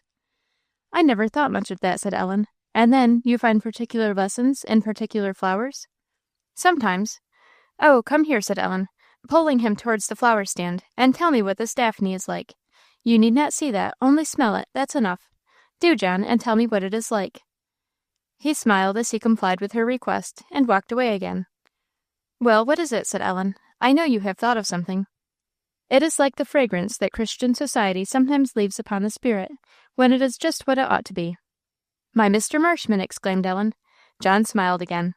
"I thought of him, Ellie, and I thought also of Cowper's lines. When one who holds communion with the skies has filled his urn where those pure waters rise, descends and dwells among us meaner things, it is as if an angel shook his wings." Ellen was silent a moment from pleasure. "Well, I have got an association now with the Daphne," she said joyously, and presently added, sighing, "How much you see in everything that I do not see at all." "Time, Ellie," said John. "There must be time for that. It will come. Time is cried out upon as a great thief. It is people's own fault. Use him but well, and you will get from his hand more than he will ever take from you." Ellen's thoughts travelled on a little way from this speech, and then came a sigh of some burden, as it seemed, and her face was softly laid against the arm she held. "Let us leave all that to God," said John gently. Ellen started. "How did you know? How could you know what I was thinking of?" "Perhaps my thoughts took the same road," said he, smiling. "But, Ellie dear, let us look to that one source of happiness that can never be dried up. It is not safe to count upon anything else." "It is not wonderful," said Ellen, in a tremulous voice, "It is not wonderful, Ellie, nor wrong. But we, who look up to God as our Father, who rejoice in Christ our Saviour, we are happy, whatever beside we may gain or lose. Let us trust Him, and never doubt that, Ellie." "But still," said Ellen, "but still, we will hope and pray alike in that matter, and while we do and may with our whole hearts, let us leave ourselves in our Father's hand. The joy of the knowledge of Christ, the joy the world cannot intermeddle with, the peace it cannot take away, let us make that our own, Ellie. And for the rest, put away all anxious care about what we cannot control." Ellen's hand, however, did not just then lie so lightly on his arm as it did a few minutes ago. He could feel that, and could see the glitter of one or two tears in the moonlight as they fell. The hand was fondly taken in his, and as they slowly paced up and down, he went on, in low tones of kindness and cheerfulness, with his pleasant talk, till she was too happy in the present to be anxious about the future, looked up again and brightly into his face, and questions and answers came as gaily as ever. Chapter 46. Something Turns Up. The rest of the winter, or rather the early part of the spring, passed happily away. March at Thirlwall seemed more to belong to the former than the latter. Then spring came in good earnest. April and May brought warm days and wildflowers. Ellen refreshed herself and adorned the room with quantities of them, and as soon as might be, she set about restoring the winter-ruined garden. Mr. John was not fond of gardening. He provided her with all manner of tools, ordered whatever work she wanted to be done for her, supplied her with new plants and seeds and roots, and was always ready to give her his help in any operations or press of business that called for it. But for the most part, Ellen hoed and raked, and transplanted and sowed seeds, while he walked or read, often giving his counsel, indeed, asked and unasked, and always coming in between her and any difficult or heavy job. The hours thus spent were to Ellen hours of unmixed delight. When he did not choose to go himself, he sent Thomas with her, as the garden was some little distance down the mountain, away from the house and from everybody. He never allowed her to go there alone. As if to verify Mr. Van Brunt's remark, that something is always happening most years, about the middle of May there came letters that, after all, determined John's going abroad. The sudden death of two relatives, one after the other, had left the family estate to Mr. Humphreys. It required the personal attendance either of himself or his son. He could not, therefore his son must go. Once on the other side of the Atlantic, Mr. John thought it best his going should fulfill all the ends for which both Mr. Humphreys and Mr. Marshman had desired it. This would occasion his stay to be prolonged to at least a year, probably more, and he must set off without delay. In the midst, not of his hurry, for Mr. John seldom was or seemed to be in a hurry about anything, but in the midst of his business, he took special care of everything that concerned or could possibly concern Ellen. He arranged what books she should read, what studies she should carry on, and directed that about these matters, as well as about all others, she should keep up a constant communication with him by letter. He requested Mrs. Chauncey to see that she wanted nothing, and to act as her general guardian in all minor things, respecting which Mr. Humphreys could be expected to take no thought whatever. And what Ellen thanked him for most of all, he found time for all his wonted rides, and she thought more than his wonted talks with her, endeavouring, as he well knew how, both to strengthen and cheer her mind in view of his long absence. The memory of those hours never went from her. The family at Ventnor were exceeding desirous that she should make one of them during all the time John should be gone. They urged it with every possible argument. Ellen said little, but he knew she did not wish it, and finally compounding the matter by arranging that she should stay at the parsonage through the summer, and spend the winter at Ventnor, sharing all Ellen Chauncey's advantages of every kind. Ellen was all the more pleased with this arrangement that Mr. George Marshman would be at home. The church John had been serving were becoming exceedingly attached to him, and would by no means hear of giving him up, and Mr. George engaged, if possible, to supply his place while he should be away. Ellen Chauncey was in ecstatics, and it was further promised that the summer should not pass without as many visits on both sides as could well be brought about. Ellen had the comfort, at the last, of hearing John say that she had behaved unexceptionably well where he knew it was difficult for her to behave well at all. That was a comfort from him whose notions of unexceptional behaviour, she knew, were remarkably high. But the parting, after all, was a dreadfully hard matter, though softened as much as it could be at the time, and rendered very sweet to Ellen's memory by the tenderness, gentleness, and kindness with which her brother, without checking, soothed her grief. He was to go early in the morning, and he made Ellen take leave of him the night before, but he was in no hurry to send her away. And when at length he told her it was very late, and she rose up to go, he went with her to the very door of her room, and there bade her a good night. How the next days passed, Ellen hardly knew. They were unspeakably long. Not a week after, one morning Nancy Voss came into the kitchen, and asked in her blunt fashion, "Is Ellen Montgomery at home?" "I believe Miss Ellen is in the parlour," said Marjorie, dryly. "I want to speak to her." Marjorie silently went across the hall to the sitting-room. "Miss Ellen, dear," she said softly, "here is that Nancy girl wanting to speak with you. Will you please to see her?" Ellen eagerly desired Marjorie to let her in, by no means displeased to have some interruption to the sorrowful thoughts she could not banish. She received Nancy very kindly. "Well, I declare, Ellen," said that young lady, whose wandering eye was upon everything but Ellen herself, "ain't you as fine as a fiddle? I guess you never touch your fingers to a file nowadays, do you?" "A file?" said Ellen. "You ha'n't forgot what it means, I s'pose," said Nancy, somewhat scornfully, "'cause if you think I'm a-going to swallow that, you're mistaken. I've seen you file off tables down yonder a few times, ha'n't I?" "Oh, I remember now," said Ellen, smiling. "It is so long since I heard the word that I didn't know what you meant. Marjorie calls it a dishcloth, or a floor-cloth, or something else." "Well, you don't touch one nowadays, do you?" "No," said Ellen. "I have other things to do." "Well, I guess you have. You've got enough of books now, for once, ha'n't you? What a lot, I say. Ellen, have you got to read all these?" "I hope so, in time," said Ellen, smiling. "Why haven't you been to see me before?" "Oh, I don't know," said Nancy, whose roving eye looked a little as if she felt herself out of her sphere. "I didn't know as you would care to see me now." "I'm very sorry you should think so, Nancy. I would be as glad to see you as ever. I have not forgotten all your old kindness to me when Nancy was sick." "You've forgotten all that went before that, I suppose," said Nancy, with a half laugh. "You beat all. Most folks remember and forget just t'other way exactly. But besides, I didn't know but I should catch myself in queer company." "Well, I am all alone now," said Ellen, with a sigh. "Yes, if you weren't I wouldn't be here, I can tell you. What do you think I've come for to-day, Ellen? For anything but to see me?" Nancy nodded very decisively. "What?" "Guess." "How can I possibly guess? What have you got tucked up in your apron there?" "Ah, that's the very thing," said Nancy. "What have I got, sure enough?" "Well, I can't tell through your apron," said Ellen, smiling. "And I can't tell either. That's more, ain't it? Now listen, and I'll tell you where I got it, and then you may find out what it is, for I don't know. Promise you won't tell anybody." "I don't like to promise that, Nancy." "Why?" "Because it might be something I ought to tell somebody about." "But it ain't." "If it isn't, I won't tell. Can't you leave it so?" "But what a plague! Here I have gone and done all this just for you, and now you must go and make a fuss. What hurt would it do you to promise? It's nobody's business but yours and mine, and somebody else's that won't make any talk about it, I promise you. I won't speak of it, certainly, Nancy, unless I think I ought. Can't you trust me?" "I wouldn't give 2 straws for anybody else's say-so," said Nancy. "But as you're as stiff as the mischief, I suppose I'll have to let it go. I'll trust you. Now listen, it don't look like anything, does it?" "Why, no," said Ellen, laughing. "You hold your apron so loose that I cannot see anything." "Well, now listen. You know I've been helping down at your aunt's, did you?" "No." "Well, I have, these 6 weeks.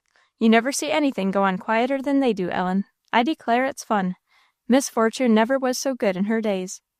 I don't mean she ain't as ugly as ever, you know, but she has to keep it in. All I have to do, if I think anything is going wrong, I just let her think I'm going to speak to him about it. Only I have to do it very cunning, for fear she would guess what I am up to. And the next thing I know, it's all straight." "He is about the coolest shaver," said Nancy, "I ever did see. The way he walks through her notions once in a while. Not very often, mind you, but when he takes a fancy, it's fun to see. Oh, I can get along there first rate now. You'd have a royal time, Ellen." "Well, Nancy, your story?" "Don't you be in a hurry. I'm going to take my time. Well, I've been there the 6 weeks, doing all sorts of things, you know, taking your place, Ellen. Don't you wish you was back in it? Well, a couple of weeks since, Mrs. Van took it into her head she would have up the wagon, and go to Thirlwall to get herself some things. A queer start for her, but at any rate, Van Brunt brought up the wagon, and in she got, and off they went. Now she meant, you know, that I should be fast in the cellar kitchen all the while she was gone, and she thought she had given me enough to keep me busy there. But I was up to her. I was as spry as a cricket and flew round and got things put up, and then I thought I'd have some fun. What do you think I did? Mrs. Montgomery was quietly sitting in the chimney corner, and I had the whole house to myself. How Van Brunt looks out for her, Ellen! He won't let her be put out for anything or anybody." "I am glad of it," said Ellen, her face flushing and her eyes watering. "It is just like him. I love him for it." The other night she was mourning and lamenting at a great rate because she hadn't you to read to her. And what do you think he does, but goes and takes the book and sits down and reads to her himself. You should have seen Mrs. Van's face. "What book?" said Ellen. "What book? Why, your book, the Bible. There ain't any other book in the house, as I know. What on earth are you crying for, Ellen? He's fetched over his mother's old Bible, and there it lays on a shelf in the cupboard, and he has it out every once in a while. Maybe he's coming round, Ellen. But do hold up your head and listen to me. I can't talk to you while you lie with your head in the cushion like that. I han't more than begun my story yet." "Well, go on," said Ellen. "You see, I ain't in any hurry," said Nancy, "because as soon as I've finished, I shall have to be off, and it's fun to talk to you. What do you think I did when I had done up all my chores? Where do you think I found this, eh? You'd never guess." "What is it?" said Ellen. "No matter what it is. I don't know. Where do you think I found it?" "How can I tell? I don't know." "You'll be angry with me when I tell you." Ellen was silent. "If it was anybody else," said Nancy, "I'd ha' seen 'em shot afore I had done it, or told of it either. But you ain't like anybody else. Look here," said she, tapping her apron gently with one finger, and slowly marking off each word. "This come out of your aunt's box in the closet upstairs in her room." "Nancy!" "Ay, Nancy, there it is. Now you look. 'Twon't alter it, Ellen. That's where it was, if you look till tea time." "But how came you there?" "'Cause I wanted to amuse myself, I tell you. Partly to please myself, and partly because Mrs. Van would be so mad if she knew it." "Oh, Nancy!" "Well, I don't say it was right, but anyhow, I did it. You ha'n't heard what I found yet." "You had better put it right back again, Nancy, the first time you have a chance." "Put it back again? I'll give it to you, and then you may put it back again, if you have a mind. I should like to see you. Why, you don't know what I found." "Well, what did you find?" "The box was chock full of all sorts of things, and I had a mind to see what was in it. So I pulled 'em out, one after the other, till I got to the bottom. And at the very bottom was some letters and papers. And there, staring right in my face, the first thing I see was Miss Ellen Montgomery." "Oh, Nancy!" screamed Ellen, "a letter for me?" "Hush, and sit down, will you?" "Yes, a whole package of letters for you." Well, thought I, Mrs. Van has no right to that, anyhow, and she ain't a-going to take the care of it any more, so I just took it up and put it in the bosom of my frock while I looked to see if there was any more for you, but there weren't. There it is." And she tossed the package into Ellen's lap. Ellen's head swam. "Well, good-bye," said Nancy, rising. "I may go now, I suppose, and no thanks to me." "Yes, I do thank you very much, Nancy," cried Ellen, starting up and taking her by the hand. I do thank you, though it wasn't right. But oh, how could she? How could she?" "Dear me," said Nancy, "to ask that of Mrs. Van. She could do anything. Why she did it ain't so easy to tell." Ellen, bewildered, scarcely knew, only felt, that Nancy had gone. The outer cover of her package, the seal of which was broken, contained 3 letters, 2 addressed to Ellen, in her father's hand, the third to another person. The seals of these had not been broken. The first that Ellen opened, she saw was all in the same hand with the direction. She threw it down and eagerly tried the other. Ah, yes, there was indeed the beloved character of which she never thought to have seen another specimen. Ellen's heart swelled with many feelings, thankfulness, tenderness, joy, and sorrow, past and present. That letter was not thrown down, but grasped, while tears fell much too fast for eyes to do their work. It was long before she could get far in the letter, but when she had fairly begun it, she went on swiftly, almost breathlessly, to the end. "My dear, dear little Ellen, I am scarcely able, but I must write to you once more. Once more, daughter, for it is not permitted me to see your face again in this world. I look to see it, my dear child, where it will be fairer than ever here it seemed, even to me. I shall die in this hope and expectation. Ellen, remember it. Your last letters have greatly encouraged and rejoiced me. I am comforted, and can leave you quietly in that hand that has led me, and I believe is leading you. God bless you, my child. Ellen, I have a mother living, and she wishes to receive you as her own when I am gone. It is best you should know at once why I never spoke to you of her. After your Aunt Bessie married and went to New York, it displeased and grieved my mother greatly that I too, who had always been her favorite child, should leave her for an American home. And when I persisted, in spite of all that entreaties and authority could urge, she said she forgave me for destroying all her prospects of happiness, but that after I should be married and gone, she should consider me as lost to her entirely, and so I must consider myself. She never wrote to me, and I never wrote to her after I reached America. She was dead to me. I do not say that I did not deserve it. But I have written to her lately, and she has written to me. She permits me to die in the joy of being entirely forgiven, and in the further joy of knowing that the only source of care I had left is done away. She will take you to her heart, to the place I once filled, and I believe fill yet. She longs to have you, and to have you as entirely her own, in all respects. And to this, in consideration of the wandering life your father leads, and will lead, I am willing, and he is willing to agree. It is arranged so.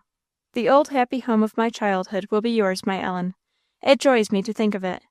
Your father will write to your aunt and to you on the subject, and furnish you with funds. It is our desire that you should take advantage of the very first opportunity of proper persons going to Scotland, who will be willing to take charge of you. Your dear friends, Mr. and Miss Humphreys, will, I dare say, help you in this. To them I could say much if I had strength, but words are little. If blessings and prayers from a full heart are worth anything, they are the richer. My love and gratitude to them cannot. The writer had failed here, and what there was of the letter had evidently been written at different times. Captain Montgomery's was to the same purpose. He directed Ellen to embrace the first opportunity of suitable guardians, to cross the Atlantic, and repair to No. George Street, Edinburgh, said that Miss Fortune would give her the money she would need, which he had written her to do, and that the accompanying letter Ellen was to carry with her, and deliver to Mrs. Lindsay, her grandmother. Ellen felt as if her head would split. She took up that letter, gazed at the strange name and direction which had taken such new and startling interest for her, wondered over the thought of what she was ordered to do with it, marveled what sort of fingers they were which would open it, or whether it would ever be opened, and finally, in a perfect maze, unable to read, think, or even weep, she carried her package of letters into her own room, the room that had been Alice's, laid herself on the bed, and them beside her, and fell into a deep sleep. She woke up towards evening, with the pressure of a mountain weight upon her mind. Her thoughts and feelings were a maze still, and not Mr. Humphreys himself could be more grave and abstracted than poor Ellen was that night. So many questions answered to herself, it was a good while before Ellen could disentangle them, and know what she did think and feel, and what she would do. She very soon found out her own mind upon one subject. She would be exceeding sorry to be obliged to obey the directions in the letters. But must she obey them? I have promised Alice, thought Ellen. I have promised Mr. Humphreys. I can't be adopted twice. And this Mrs. Lindsay, my grandmother, She cannot be nice, or she wouldn't have treated my mother so. She cannot be a nice person. Hard, she must be hard. I never want to see her. My mother! But then my mother loved her, and was very glad to have me go to her. Oh, oh, how could she? How could they do so, when they didn't know how it might be with me, and what dear friends they might make me leave? Oh, it was cruel. But then they did not know, that is the very thing. They thought I would have nobody but Aunt Fortune, and so it's no wonder. Oh, what shall I do? What ought I to do? These people in Scotland must have given me up by this time. Let me see, it's just about 3 years now, a little less, since these letters were written. I am older now, and circumstances are changed. I have a home, and a father, and a brother. May I not judge for myself? But my mother and my father have ordered me. What shall I do? If John were only here. But perhaps he would make me go. He might think it right. And to leave him, and maybe never to see him again. And Mr. Humphreys, and how lonely he would be without me. I cannot, I will not. Oh, what shall I do? What shall I do? Ellen's meditations gradually plunged her in despair, for she could not look at the event of being obliged to go, and she could not get rid of the feeling that perhaps it might come to that. She wept bitterly. It didn't mend the matter. She thought painfully, fearfully long, and was no nearer an end. She could not endure to submit the matter to Mr. Humphreys. She feared his decision, and she feared also that he would give her the money Miss Fortune had failed to supply for the journey. How much it might be, Ellen had no idea. She could not dismiss the subject as decided by circumstances, for conscience pricked her with the 5th commandment. She was miserable. It happily occurred to her, at last, to take counsel with Mrs. Voss. This might be done, she knew, without betraying Nancy. Mrs. Voss was much too honourable to press her as to how she came by the letters, and her word could easily be obtained not to speak of the matters to any one. As for Miss Fortune's conduct, it must be made known. There was no help for that. So it was settled, and Ellen's breast was a little lightened of its load of care for that time. She had leisure to think of some other things. Why had Miss Fortune kept back the letters?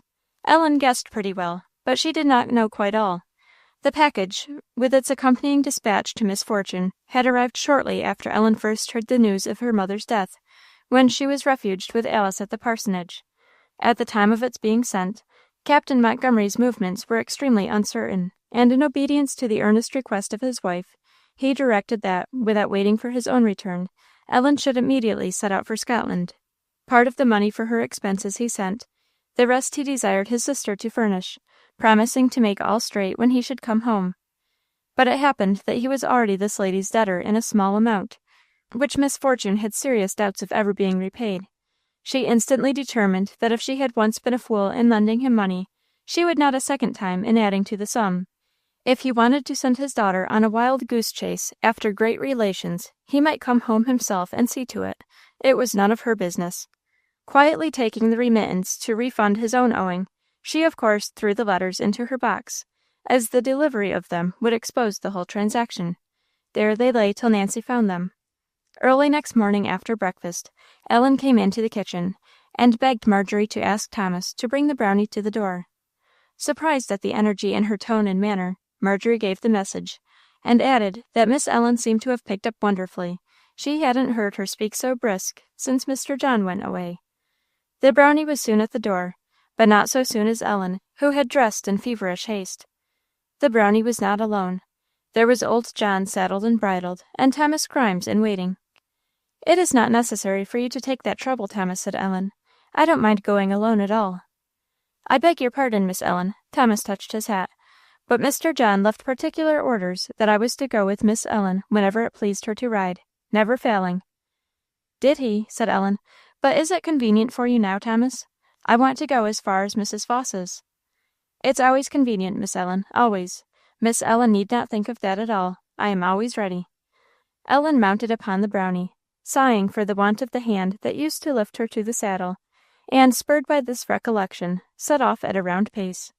Soon she was at Mrs. Voss's, and soon, finding her alone, Ellen had spread out all her difficulties before her, and given her the letters to read. Mrs. Voss readily promised to speak on the subject to no one without Ellen's leave. Her suspicions fell upon Mr. Van Brunt, not her granddaughter.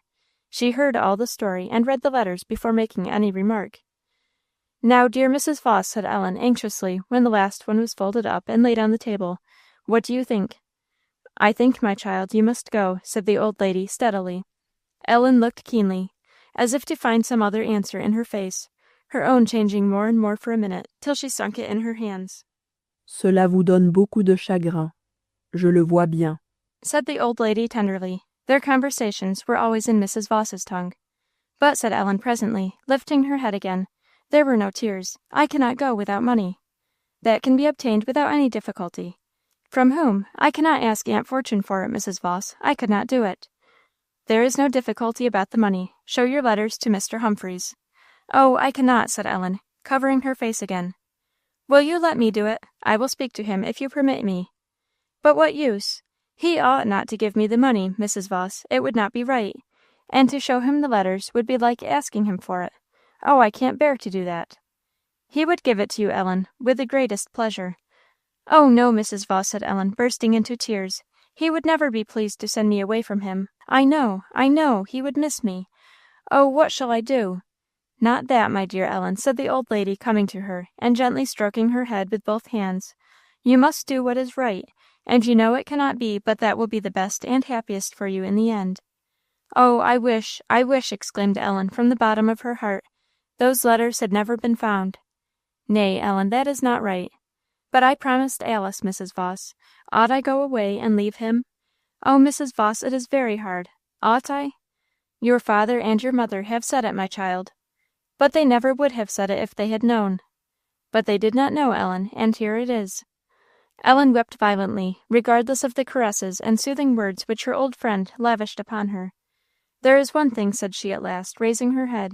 "I don't know of anybody going to Scotland, and I am not likely to; and if I only do not before autumn, that is not a good time to go, and then comes winter." "My dear Ellen," said Mrs. Vos, sorrowfully, "I must drive you from your last hope. Don't you know that Mrs. Gillespie is going abroad with all her family? Next month, I think." Ellen grew pale for a minute, and sat holding bitter counsel with her own heart. Mrs. Vos hardly knew what to say next. "You need not feel uneasy about your journeying expenses," she remarked after a pause. "You can easily repay them, if you wish, when you reach your friends in Scotland." Ellen did not hear her. She looked up with an odd expression of determination in her face. Determination taking its stand upon difficulties.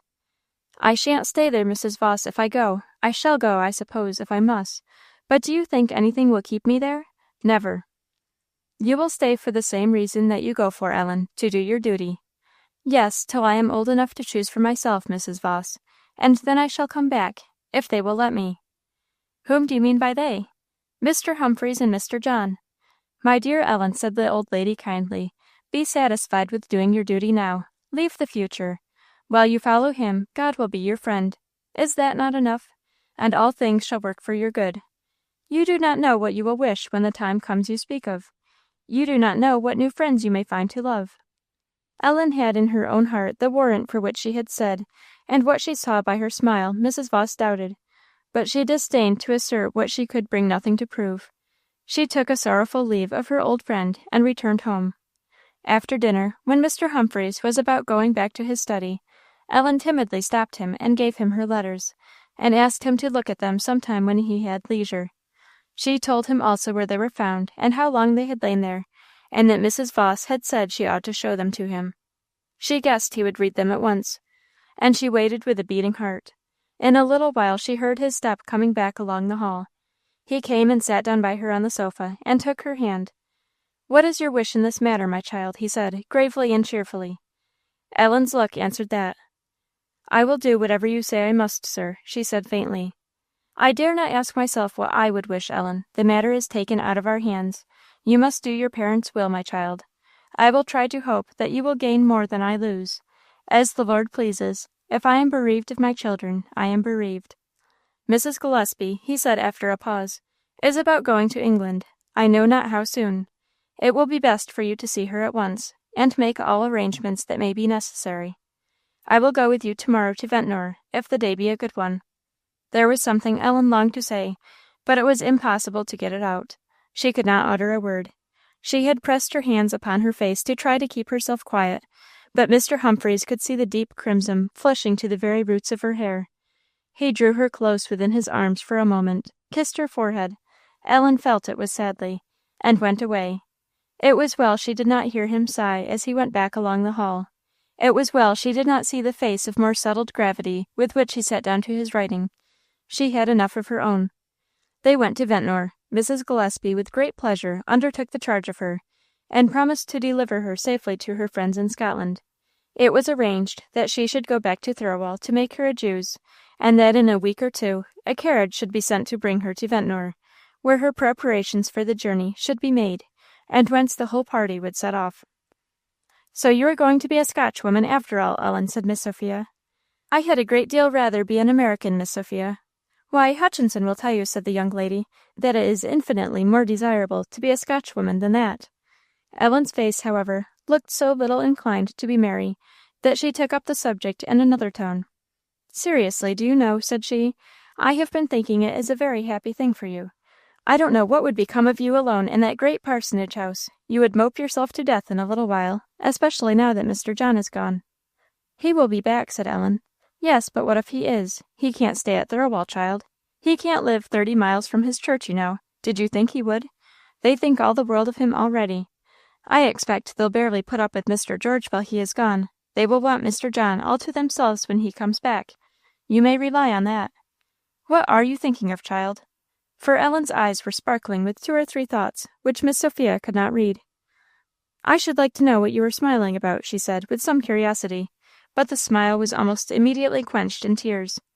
Notwithstanding Miss Sophia's discouraging talk, Ellen privately agreed with Ellen Chauncey that the Brownie should be sent to her to keep and use as her own, till his mistress should come back, both children being entirely of the opinion that the arrangement was a most unexceptionable one. It was not forgotten that the lapse of 3 years since the date of the letters left some uncertainty as to the present state of affairs among Ellen's friends in Scotland, but this doubt was not thought sufficient to justify her letting pass so excellent an opportunity of making the journey, especially as Captain Montgomery's letter spoke of an uncle to whom, equally with her grandmother, Ellen was to be consigned. In case circumstances would permit it, Mrs. Gillespie engaged to keep Ellen with her and bring her home to America when she herself should return. And in little more than a month they were gone.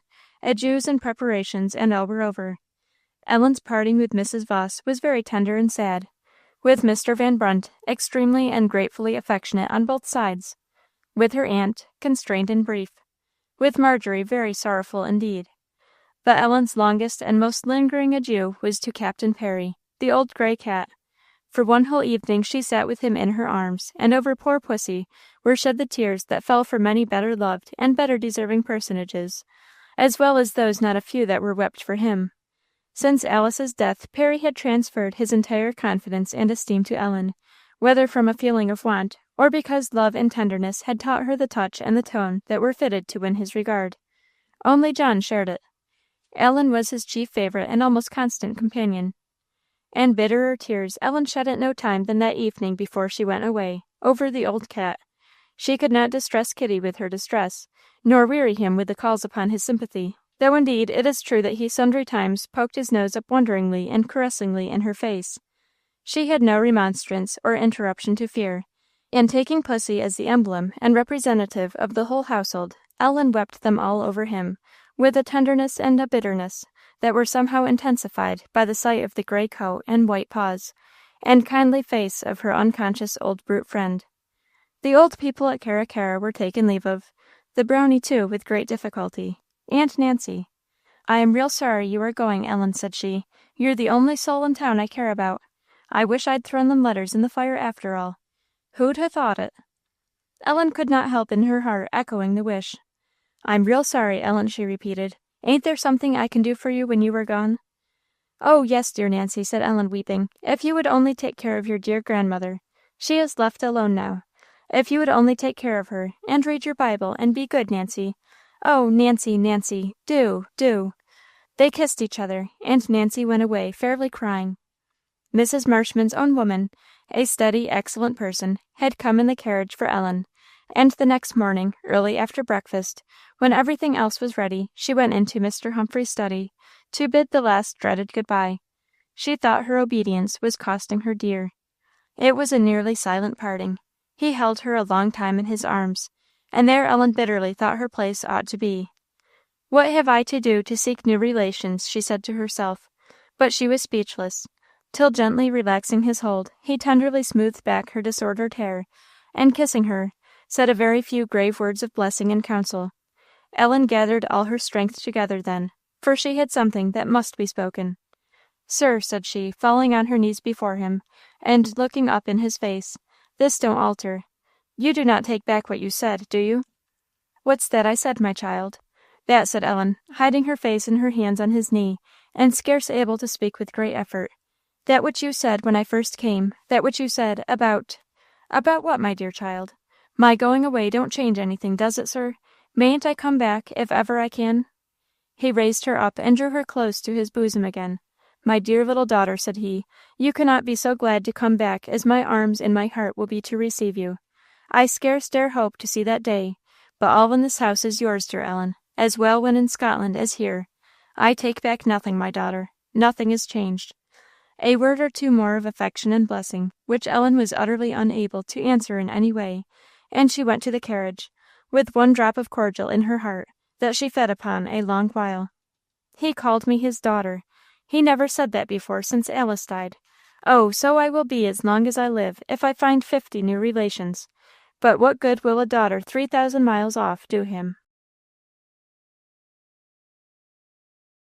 Chapter 47. The Wide World Grown Wider. The voyage was peaceful and prosperous. In due time the whole party found themselves safe in London. Ever since they set out, Ellen had been constantly gaining on Mrs. Gillespie's goodwill. The Major hardly saw her but she had something to say about that best-bred child in the world. Best-hearted, too, I think, said the Major, and even Mrs. Gillespie owned that there was something more than good breeding in Ellen's politeness. She had a good trial of it. Mrs. Gillespie was much longer ailing than any of the party, and when Ellen got well, it was her great pleasure to devote herself to the service of the only member of the Marshman family now within her reach. She could never do too much. She watched by her, read to her, was quick to see and perform all the little offices of attention and kindness, where a servant's hand is not so acceptable, and withal never was in the way, nor put herself forward. Mrs. Gillespie's own daughter was much less helpful. Both she and William, however, had long since forgotten the old grudge, and treated Ellen as well as they did anybody, rather better. Major Gillespie was attentive and kind as possible to the gentle, well-behaved little body that was always at his wife's pillow. And even Lester, the maid, told one of her friends she was such a sweet little lady that it was a pleasure and gratification to do anything for her. Lester acted this out, and in her kindly disposition Ellen found very substantial comfort and benefit throughout the voyage. Mrs. Gillespie told her husband she should be rejoiced if it turned out that they might keep Ellen with them and carry her back to America. She only wished it were not for Mr. Humphreys, but herself.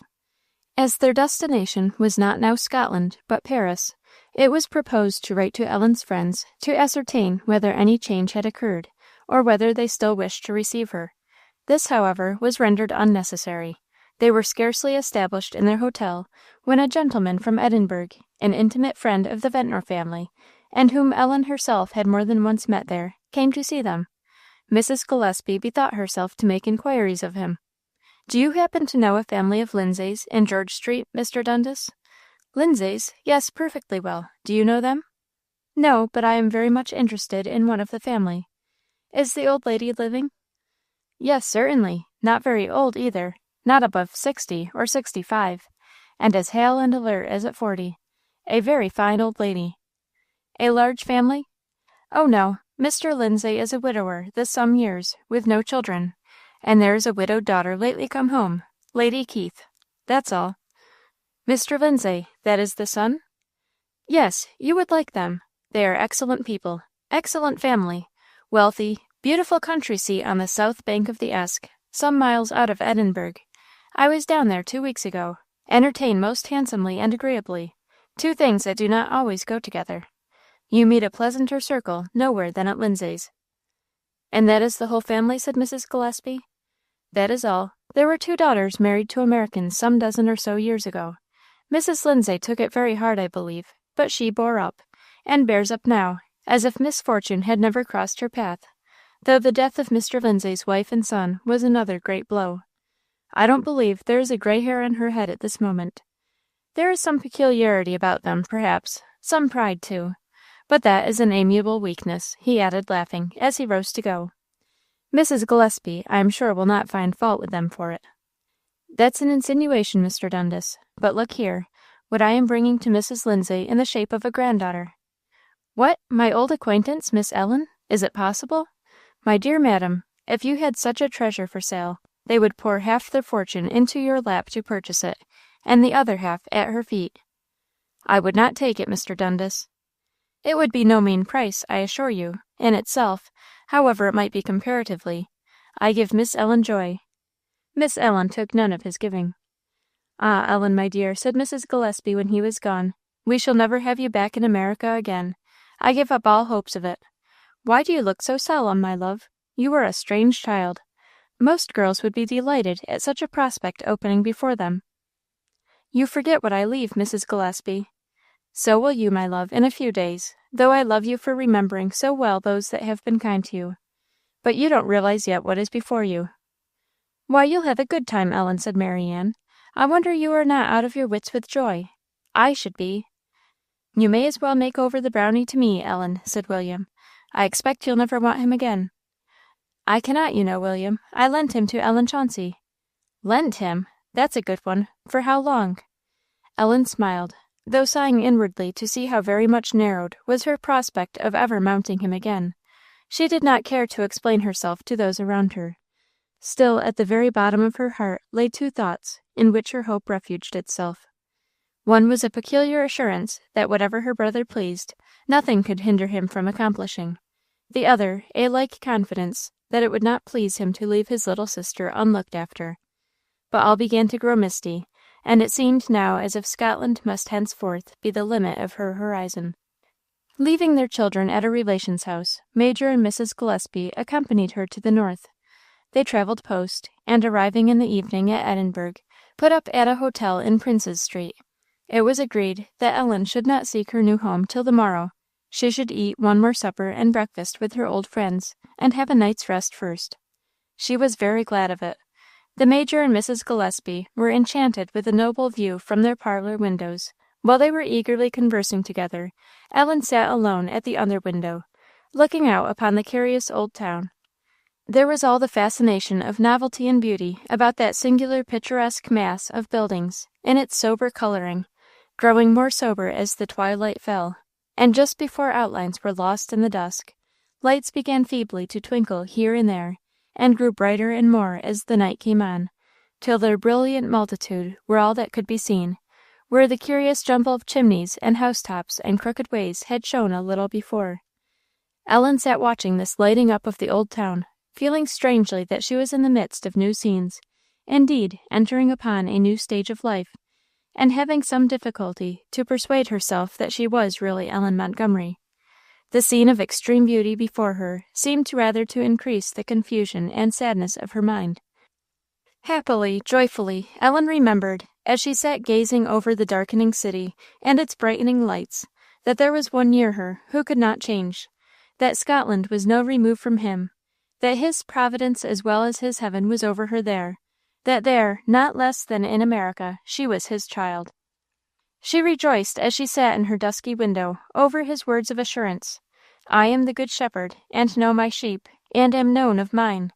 And she looked up into the clear sky, that at least was homelike, in tearful thankfulness, and with earnest prayer that she might be kept from evil. Ellen guessed she might have special need to offer that prayer. And as again her eye wandered over the singular bright spectacle that kept reminding her she was a stranger in a strange place, her heart joyfully leaned upon another loved sentence: "This God is our God for ever and ever. He will be our guide, even unto death." She was called from her window to supper. "Why, how well you look," said Mrs. Gillespie. "I expected you would have been half tired to death. Doesn't she look well?" "As if she was neither tired, hungry, nor sleepy," said Major Gillespie kindly. "And yet she must be all three." Ellen was all three, but she had the rest of a quiet mind.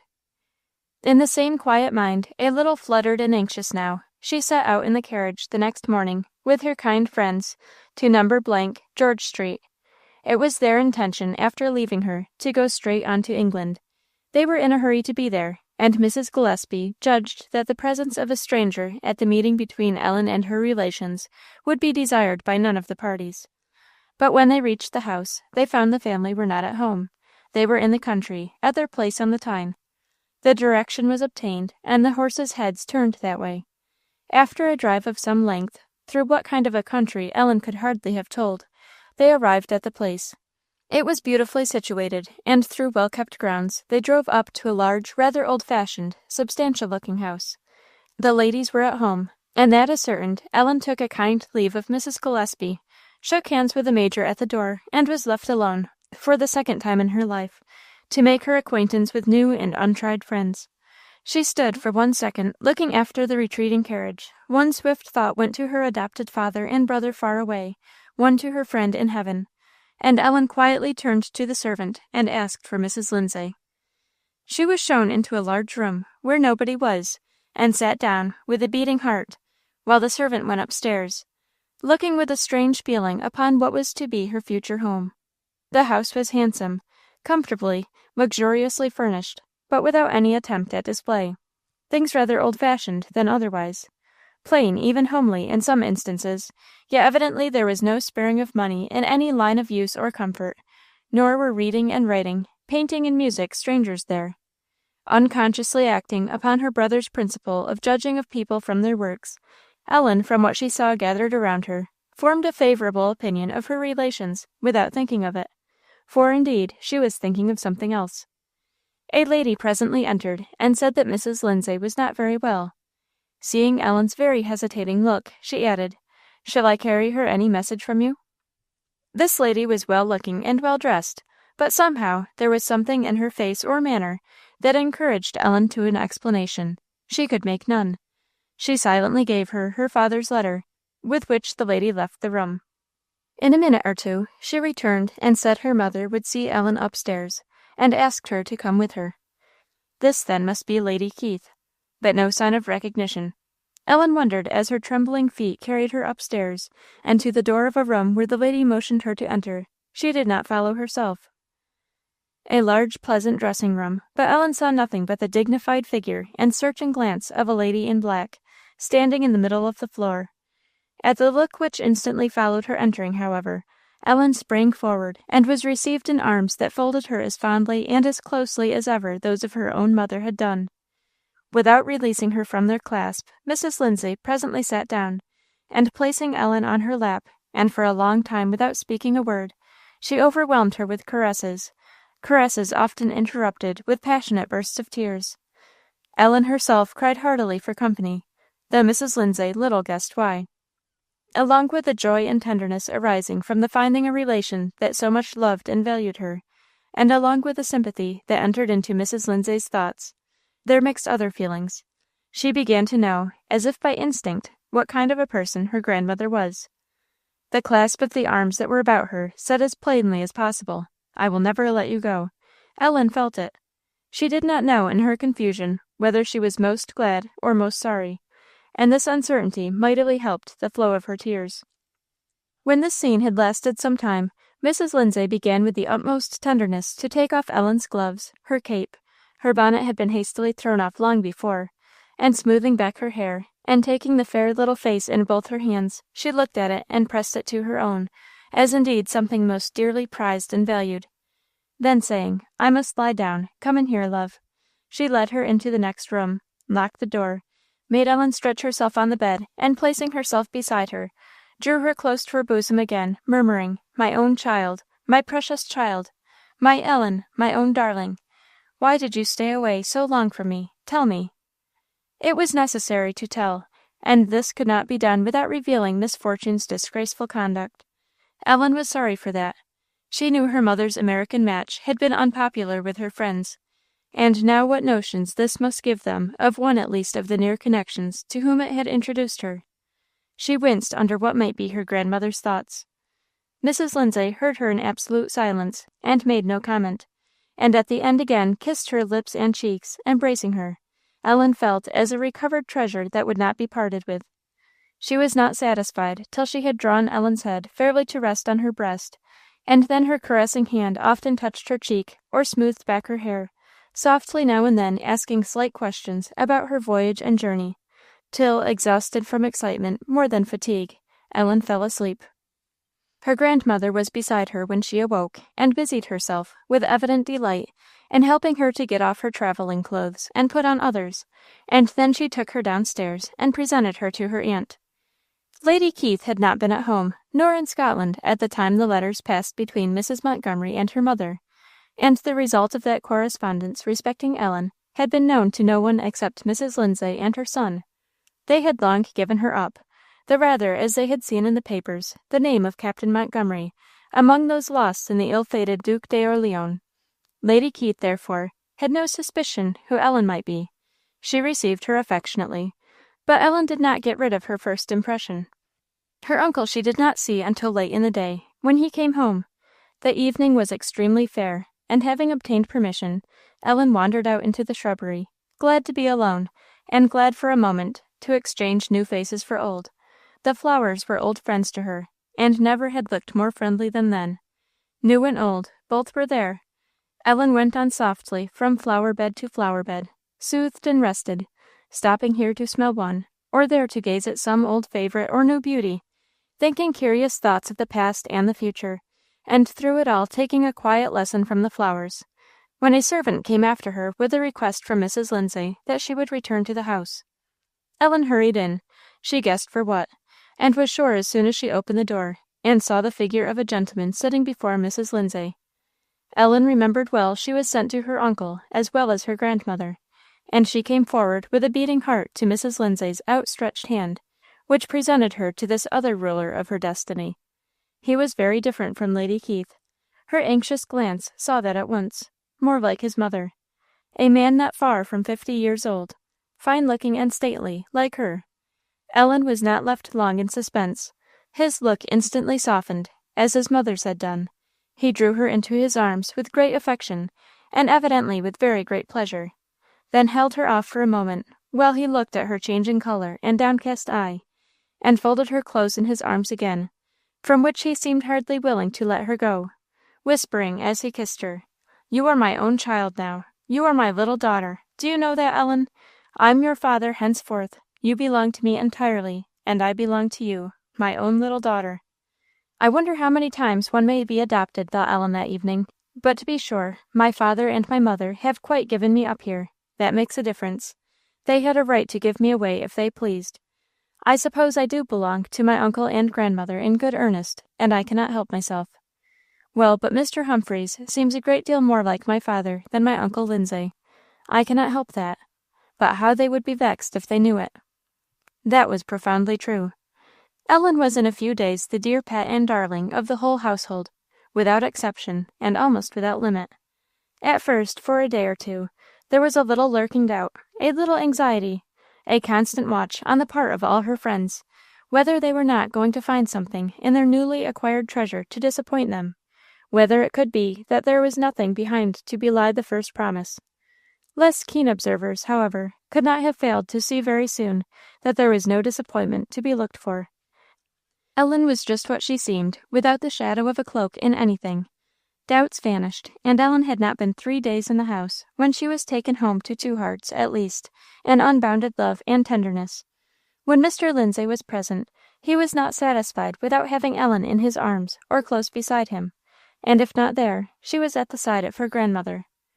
There was nothing, however, in the character of this fondness, great as it was, that would have inclined any child to presume upon it. Ellen was least of all likely to try. But if her will by any chance had run counter to theirs, she would have found it impossible to maintain her ground. She understood this from the first with her grandmother, and in one or two trifles, since they had been more and more confirmed in the feeling that they would do with her, and make of her precisely what they pleased, without the smallest regard to her fancy. If it jumped with theirs, very well; if not, it must yield. In one matter, Ellen had been roused to plead very hard, and even with tears to have her wish, which she verily thought she ought to have had. Mrs. Lindsay smiled and kissed her, and went on with the utmost coolness in what she was doing, which she carried through without in the least regarding Ellen's distress or showing the slightest discomposure.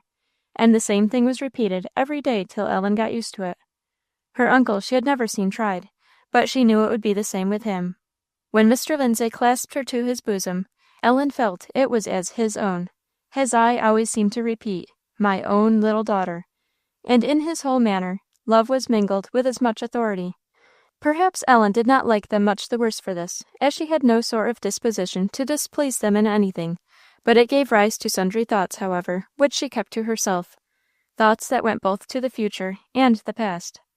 Lady Keith, it may be, had less heart to give than her mother and brother, but pride took up the matter instead, and according to her measure, Ellen held with her the same place she held with Mr. and Mrs. Lindsay, being the great delight and darling of all three, and with all three seemingly the great object in life. A few days after her arrival, a week or more, she underwent one evening a kind of catechizing from her aunt, as to her former manner of life, where she had been, and with whom, since her mother had left her, what she had been doing, whether she had been to school, and how her time was spent at home, etc., etc. No comments whatever were made on her answers, but a something in her aunt's face and manner induced Ellen to make her replies as brief, and to give her as little information in them as she could. She did not feel inclined to enlarge upon anything, or to go at all further than the questions obliged her, and Lady Keith ended without having more than a very general notion of Ellen's way of life for 3 or 4 years past. This conversation was repeated to her grandmother and uncle. "To think," said the latter the next morning at breakfast, "to think that the backwoods of America should have turned us out such a little specimen of—" "Of what, uncle?" said Ellen, laughing. "Ah, I shall not tell you that," said he. "But it is extraordinary," said Lady Keith, "how after living among a parcel of thick-headed and thicker-tongued Yankees, she could come out and speak pure English in a clear voice. It is an enigma to me." "Take care, Catherine," said Mr. Lindsay, laughing.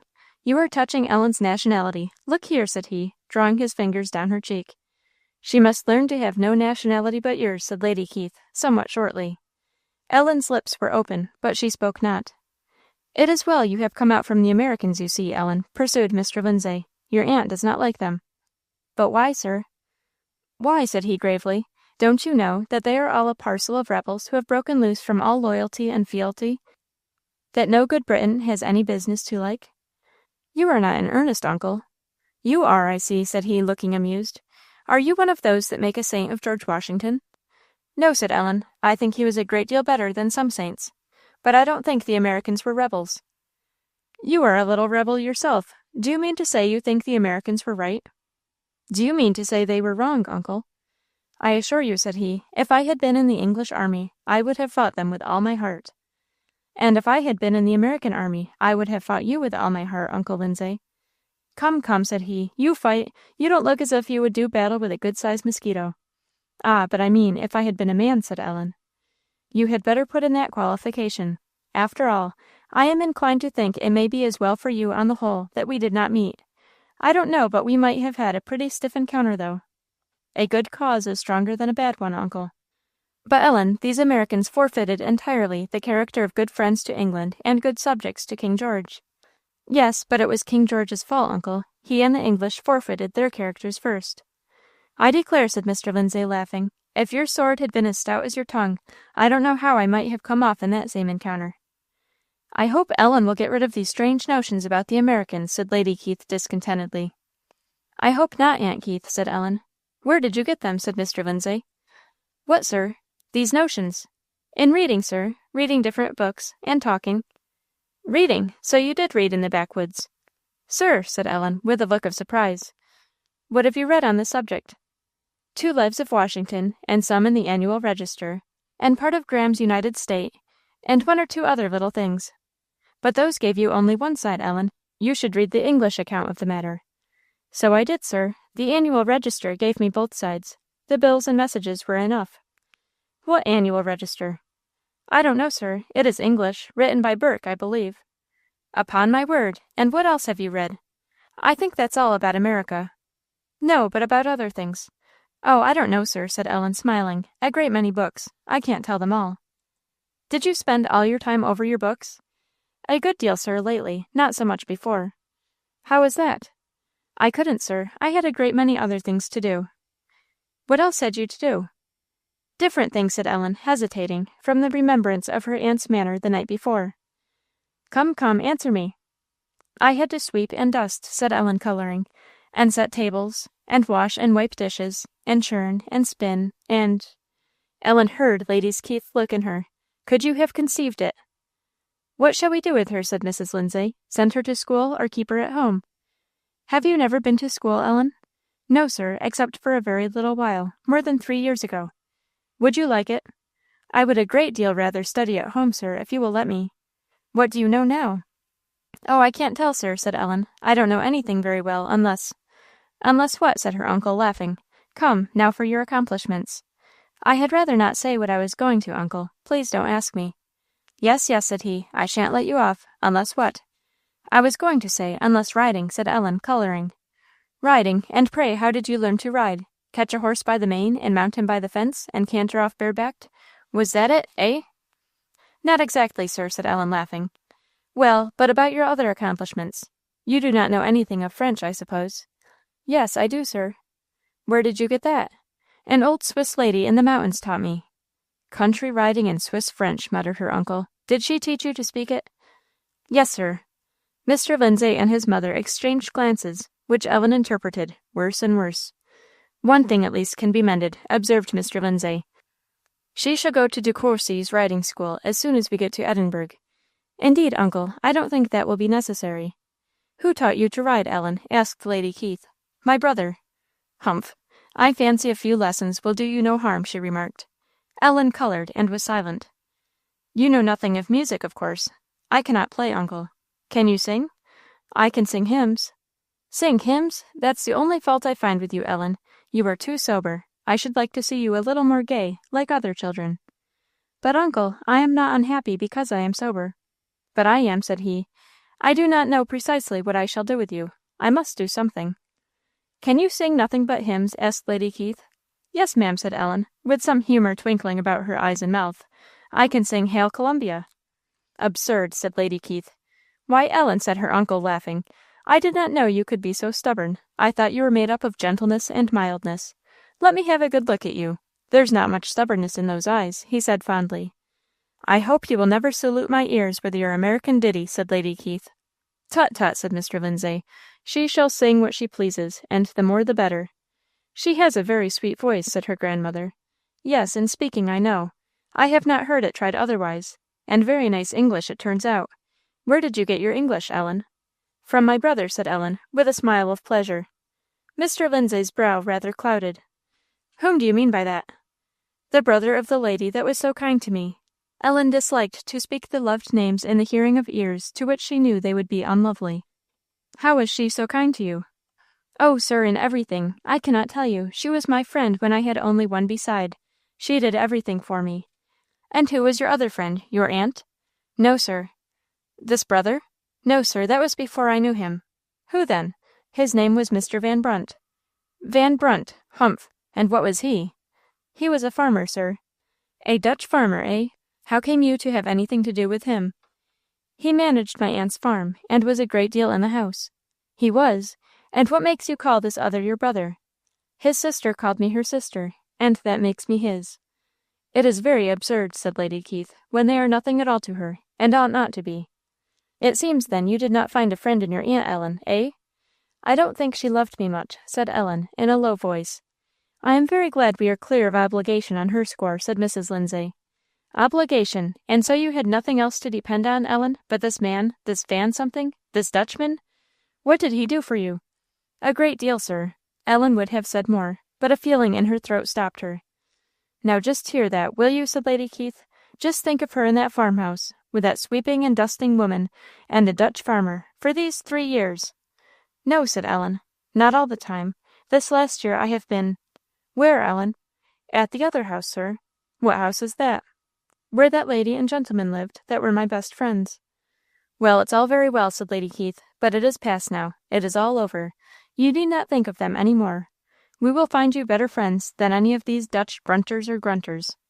Oh, Aunt Keith, said Ellen, if you knew. But she burst into tears. Come, said Mr. Lindsay, taking her into his arms. I will not have that. Hush, my daughter. What is the matter, Ellen?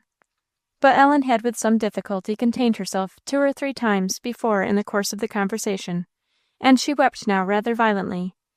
"What is the matter, Ellen?" "Because," sobbed Ellen, thoroughly roused, "I love them dearly, and I ought to love them with all my heart. I cannot forget them, and never shall, and I can never have better friends, never. It's impossible. Oh, it's impossible." Mr. Lindsay said nothing at first, except to soothe her, but when she had wept herself into quietness upon his breast, he whispered, "It is right to love these people if they were kind to you, but as your aunt says, that is past. It is not necessary to go back to it.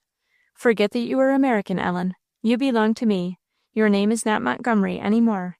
It is Lindsay, and I will not have you call me uncle. I am your father. You are my own little daughter, and must do precisely what I tell you. Do you understand me?" He would have a yes from her, and then added, "Go and get yourself ready, and I will take you with me to Edinburgh." Ellen's tears had been like to burst forth again at his words. With great effort she controlled herself, and obeyed him. "I shall do precisely what he tells me, of course," she said to herself, as she went to get ready. "But there are some things he cannot command, nor I neither. I am glad of that. Forget, indeed!" She could not help loving her uncle, for the lips that kissed her were very kind as well as very peremptory, and if the hand that pressed her cheek was, as she felt it was, the hand of power, its touch was also exceeding fond, and as she was no more inclined to despite his will than he to permit it, the harmony between them was perfect and unbroken. Chapter 48. How old friends were invested with the Regalia. Mr. Lindsay had some reason that morning to wish that Ellen would look merrier. It was a very sober little face he saw by his side as the carriage rolled smoothly on with them towards Edinburgh, almost pale in its sadness. He lavished the tenderest kindness upon her, and without going back by so much as a hint to the subjects of the morning, he exerted himself to direct her attention to the various objects of note and interest they were passing. The day was fine, and the country, also the carriage and the horses. Ellen was dearly fond of driving, and long before they reached the city, Mr. Lindsay had the satisfaction of seeing her smile break again, her eye brighten, and her happy attention fixing on the things he pointed out to her, and many others that she found for herself on the way, his horses first of all. Mr. Lindsay might relax his efforts and look on with secret triumph. Ellen was in the full train of delighted observation. "You are easily pleased, Ellen," he said, in answer to one of her simple remarks of observation. "I have a great deal to please me," said Ellen. "What would you like to see in Edinburgh?" "I don't know, sir, anything you please." "Then I will show you a little of the city in the first place." They drove through the streets of Edinburgh, both the old and the new town, in various directions. Mr. Lindsay was extremely pleased to see that Ellen was so, and much amused at the curiosity shown in her questions, which, however, were by no means as free and frequent as they might have been had John Humphreys filled her uncle's place. "What large building is that over there?" said Ellen. That is Holyrood House." "Holyrood? I have heard of that before. Isn't that where Queen Mary's rooms are? Where Rizzio was killed?" "Yes. Would you like to see them?" "Oh, very much." "Drive to the Abbey. So you have read Scottish history as well as American, Ellen?" "Not very much, sir, only the tales of a grandfather yet. But what made me say that? I have read an account of Holyrood House somewhere, uncle." "Ellen!" "I beg your pardon, sir. I forgot. It seems strange to me," said Ellen, looking distressed. "It must not seem strange to you, my daughter. What were you going to say?" "I don't know, sir. Oh, I was going to ask if the silver cross is here now to be seen." "What silver cross?" "That one from which the Abbey was named, sir. The silver rood that was given, they pretended, I forget now to what king." "David First, the founder of the Abbey?" "No, it is not here, Ellen. David II lost it to the English. But why do you say pretended, Ellen? It was a very real affair, kept in England for a long time, with great veneration." "Oh, yes, sir, I know the cross was real. I mean, it was pretended that an angel gave it to King David when he was hunting here." "Well, how can you tell but that was so? King David was made a saint, you know." "Oh, sir," said Ellen, laughing, "I know better than that. I know it was only a monkish trick." "Monkish trick? What do you mean? The giving of the cross, or the making the king a saint?" "Both, sir," said Ellen, still smiling. "At that rate," said Mr. Lindsay, much amused, "if you are such a skeptic, you will take no comfort in anything at the Abbey. You will not believe anything is genuine." "I will believe what you tell me, sir." Will you? I must be careful what I say to you then, or I may run the risk of losing my own credit." Mr. Lindsay spoke this half jestingly, half in earnest. They went over to the palace. "Is this very old, sir?" said Ellen. "Not very. It has been burnt and demolished and rebuilt, till nothing is left of the old abbey of King David but the ruins of the chapel, which you shall see presently. The oldest part of the house is that we are going to see now, built by James V, Mary's father, where her rooms are." At these rooms Ellen looked with intense interest. She pored over the old furniture, the needlework of which she was told was at least in part the work of the beautiful queen's own fingers, gazed at the stains in the floor of the bedchamber, said to be those of Rizzio's blood, meditated over the trap-door in the passage, by which the conspirators had come up, and finally sat down in the room, and tried to realize the scene which had once been acted there. She tried to imagine the poor queen and her attendant, and her favorite Rizzio, sitting there at supper, and how that door, that very door had opened, and Ruthven's ghastly figure, pale and weak from illness, presented itself, and then others. The alarm of the moment, how Rizzio knew they were come for him, and fled to the queen for protection, how she was withheld from giving it, and the unhappy man pulled away from her, and stabbed with a great many wounds, before her face, and there, no doubt, his blood fell. "You are tired. This doesn't please you much," said Mr. Lindsay, noticing her grave look. "Oh, it pleases me very much," said Ellen, starting up. "I do not wonder she swore vengeance." "Who?" said Mr. Lindsay, laughing. "Queen Mary, sir. Were you thinking about her all this while? I am glad of it. I spoke to you once without getting a word. I was afraid this was not amusing enough to detain your thoughts." "Oh, yes, it is," said Ellen. "I have been trying to think about all that. I like to look at old things very much." "Perhaps you would like to see the Regalia." "The what, sir?" "The royal things, the old diadem and sceptre, etc., of the Scottish kings." "Well, come," said he, as he read the answer in Ellen's face. "We will go, but first let us see the old chapel." With this Ellen was wonderfully pleased. This was much older still than Queen Mary's rooms. Ellen admired the wild, melancholy look of the Gothic pillars and arches springing from the green turf, the large carved window, empty of glass, the broken walls, and looking up to the blue sky, she tried to imagine the time when the Gothic roof closed overhead, and music sounded through the arches, and trains of stolid monks passed through them, where now the very pavement was not. Strange it seemed, and hard, to go back and realize it. But in the midst of this, the familiar face of the sky set Ellen's thoughts off upon a new track, and suddenly they were at home on the lawn before the parsonage. The monks in the abbey were forgotten. She silently gave her hand to her uncle, and walked with him to the carriage. Arrived at the crown room, Ellen fell into another fit of grave attention, but Mr. Lindsay, taught better, did not this time mistake rapt interest for absence of mind. He answered questions, and gave her several pieces of information, and let her take her own time to gaze and meditate.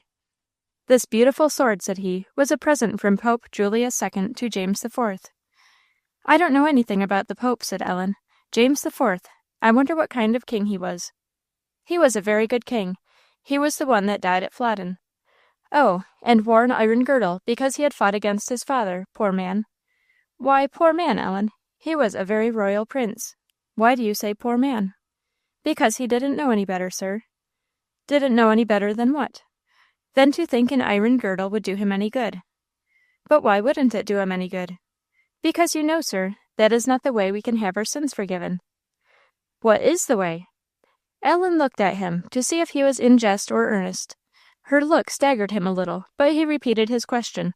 She cast her eyes down, and answered, "Jesus Christ said, I am the way, the truth, and the life. No man cometh unto the Father but by me." Mr. Lindsay said no more. "I wish that was the Bruce's crown," said Ellen, after a while. "I should like to see anything that belonged to him." "I'll take you to the field of Bannockburn some day. That belonged to him with a vengeance. It lies over yonder." "Bannockburn, will you? And Stirling Castle? Oh, how I should like that!" "Stirling Castle," said Mr. Lindsay, smiling at Ellen's clasped hands of delight. "What do you know of Stirling Castle?" "From the history, you know, sir, and the Lord of the Isles. Old Stirling's towers arose in light." "Go on," said Mr. Lindsay. "Entwined in links of silver bright, her winding river lay." "That's this same river Forth, Ellen. Do you know any more?" "Oh, yes, sir." "Go on, and tell me all you can remember." "All! That would be a great deal, sir." "Go on till I tell you to stop." Ellen gave him a good part of the battle, with the introduction to it. "You have a good memory, Ellen," he said, looking pleased. "Because I like it, sir. That makes it easy to remember. I like the Scots people." "Do you?" said Mr. Lindsay, much gratified. "I did not know you liked anything on this side of the water. Why do you like them?" "Because they never would be conquered by the English." "So," said Mr. Lindsay, half amused and half disappointed. "The long and the short of it is, you like them because they fought the enemies you were so eager to have a blow at." "Oh, no, sir," said Ellen, laughing. "I do not mean that at all. The French were England's enemies, too, and helped us besides. But I like the Scots a great deal better than the French. I like them because they would be free." "You have an extraordinary taste for freedom. And pray, are all the American children as strong Republicans as yourself?" "I don't know, sir. I hope so." "Pretty well, upon my word. Then I suppose even the Bruce cannot rival your favourite Washington in your esteem?" Ellen smiled. "Eh?" said Mr. Lindsay. "I like Washington better, sir, of course, but I like Bruce very much." "Why do you prefer Washington?" "I should have to think to tell you that, sir." "Very well, think, and answer me." "One reason, I suppose, is because he was an American," said Ellen. "That is not reason enough for so reasonable a person as you are, Ellen. You must try again, or give up your preference." "I like Bruce very much indeed," said Ellen musingly, "but he did what he did for himself. Washington didn't." "Humph! I'm not quite sure as to either of your positions," said Mr. Lindsay. "And besides," said Ellen, "Bruce did one or two things wrong. Washington always did right." "He did, eh? What do you think of the murder of Andre?" "I think it was right," said Ellen, firmly. "Your reasons, my little reasoner?" "If it had not been right, Washington would not have done it." "Ha, ha! So at that rate you may reconcile yourself to anything that chances to be done by a favourite." "No, sir," said Ellen, a little confused, but standing her ground. "But when a person always does right, if he happens to do something that I don't know enough to understand, I have good reason to think it is right, even though I cannot understand it." "Very well, but apply the same rule of judgment to the Bruce, can't you?" "Nothing could make me think the merger of the Red Com right, sir. Bruce didn't think so himself." "But remember there's a great difference in the times. Those were rude and uncivilized compared to these. You must make allowance for that." "Yes, sir, I do, but I like the civilized times best." "What do you think of this fellow over here, what's his name, whose monument I was showing you? Nelson?" "I used to like him very much, sir." "And you do not now?" "Yes, sir, I do. I cannot help liking him." "That is to say, you would if you could." "I don't think, sir, I ought to like a man merely for being great, unless he was good. Washington was great and good both." "Well, what is the matter with Nelson?" said Mr. Lindsay, with an expression of intense amusement. "I used to think, as you would say, that he was a very noble fellow." "So he was, sir, but he wasn't a good man." "Why not?" "Why, you know, sir, he left his wife, and Lady Hamilton persuaded him to do one or two other very dishonourable things. It was a great pity." "So you will not like any great man that is not good as well? What is your definition of a good man, Ellen?" "One who always does right because it is right, no matter whether it is convenient or not," said Ellen, after a little hesitation. "Upon my word, you draw the line close. But opinions differ as to what is right. How shall we know?" "From the Bible, sir," said Ellen, quickly, with a look that half amused and half abashed him. "And you, Ellen, are you yourself good, after this nice fashion?" "No, sir, but I wish to be." "I do believe that; but after all, Ellen, you might like Nelson. Those were only the spots in the sun." "Yes, sir, but can a man be a truly great man who is not master of himself?" "That is an excellent remark." "It is not mine, sir," said Ellen, blushing. "It was told me. I did not find out all that about Nelson myself. I did not see it at all the first time I read his life. I thought he was perfect." "I know who I think is," said Mr. Lindsay, kissing her. They drove now to his house in George Street. Mr. Lindsay had some business to attend to, and would leave her there for an hour or two. And that their fast might not be too long unbroken, Mrs. Allen, the housekeeper, was directed to furnish them with some biscuits in the library, whither Mr. Lindsay led Ellen. She liked the looks of it very much. Plenty of books, old-looking comfortable furniture, pleasant light, all manner of etceteras around, which rejoiced Ellen's heart. Mr. Lindsay noticed her pleased glance passing from one thing to another. He placed her in a deep easy-chair, took off her bonnet and threw it on the sofa, and kissing her fondly, asked her if she felt at home. "Not yet," said Ellen, but her look said it would not take long to make her do so. She sat enjoying her rest and munching her biscuit with great appetite and satisfaction, when Mr. Lindsay poured her out a glass of sweet wine. That glass of wine looked to Ellen like an enemy marching up to attack her. Because Alice and John did not drink it, she had always at first, without other reason, done the same, and she was determined not to forsake their example now. She took no notice of the glass of wine, though she had ceased to see anything else in the room, and went on, seemingly as before, eating her biscuit, though she no longer knew how it tasted. "Why don't you drink your wine, Ellen?" "I do not wish any, sir." "Don't you like it?" "I don't know, sir. I have never drunk any." "No? Taste it and see." "I would rather not, sir, if you please. I don't care for it." "Taste it, Ellen." This command was not to be disobeyed. The blood rushed to Ellen's temples as she just touched the glass to her lips and set it down again. "Well," said Mr. Lindsay. "What, sir?" "How do you like it?" "I like it very well, sir, but I would rather not drink it." "Why?" Ellen colored again at this exceedingly daring question, and answered as well as she could, that she had never been accustomed to it, and would rather not. "It is of no sort of consequence what you have been accustomed to," said Mr. Lindsay. "You are to drink it all, Ellen." Ellen dared not disobey. When the biscuits and wine were disposed of, Mr. Lindsay drew her close to his side, and encircling her fondly with his arm, said, "I shall leave you now for an hour or two, and you must amuse yourself as you can. The bookcases are open. Perhaps you can find something there, or there are prints in those portfolios, or you can go over to the house and make yourself acquainted with your new home. If you want anything, ask Mrs. Allen. Does it look pleasant to you?" "Very," said Ellen. "You are at home here, daughter. Go where you will, and do what you will. I shall not leave you long. But before I go, Ellen, let me hear you call me father." Ellen obeyed, trembling, for it seemed to her that it was to set her hand and seal to the deed of gift her father and mother had made. But there was no retreat. It was spoken, and Mr. Lindsay, folding her close in his arms, kissed her again and again. "Never let me hear you call me anything else, Ellen. You are mine own now, my own child, my own little daughter. You shall do just what pleases me in everything, and let bygones be bygones. And now lie down there and rest, daughter. You are trembling from head to foot. Rest and amuse yourself in any way you like till I return." He left the room. "I have done it now," thought Ellen, as she sat in the corner of the sofa, where Mr. Lindsay had tenderly placed her. "I have called him my father. I am bound to obey him after this. I wonder what in the world they will make me do next. If he chooses to make me drink wine every day, I must do it. I cannot help myself. That is only a little matter. But what if they were to want me to do something wrong? They might. John never did.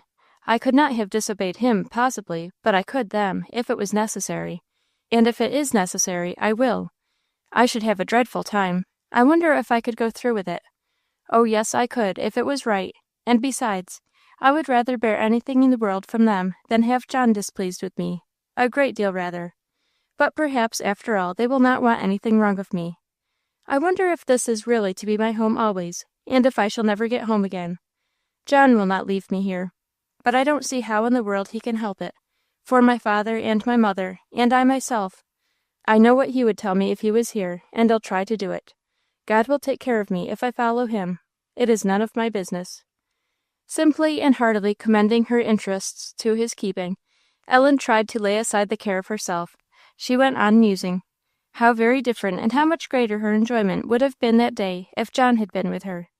Mr. Lindsay, to be sure, had answered her questions with abundant kindness and sufficient ability, but his answers did not, as those of her brother often did, skilfully draw her on from one thing to another, till a train of thought was opened, which at the setting out she never dreamed of, and along with the joy of acquiring new knowledge, she had the pleasure of discovering new fields of it to be explored, and the delight of the felt exercise and enlargement of her own powers, which were sure to be actively called into play.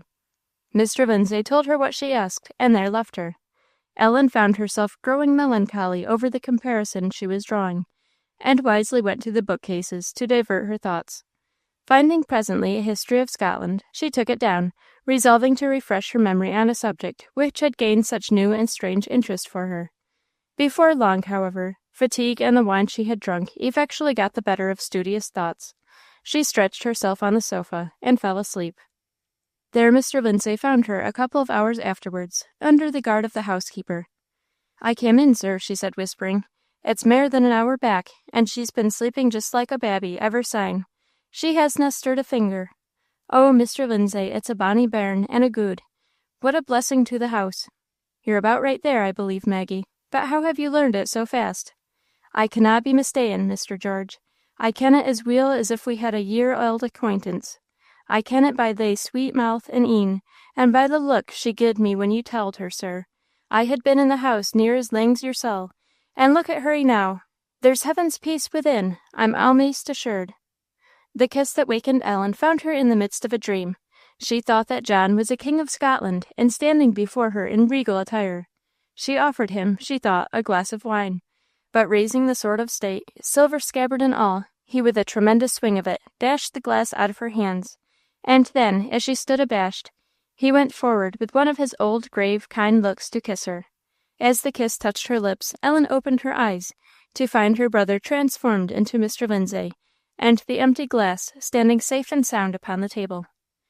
"You must have had a pleasant nap," said Mr. Lindsay. "You wake up smiling. Come, make haste. I have left a friend in the carriage. Bring your book along, if you want it."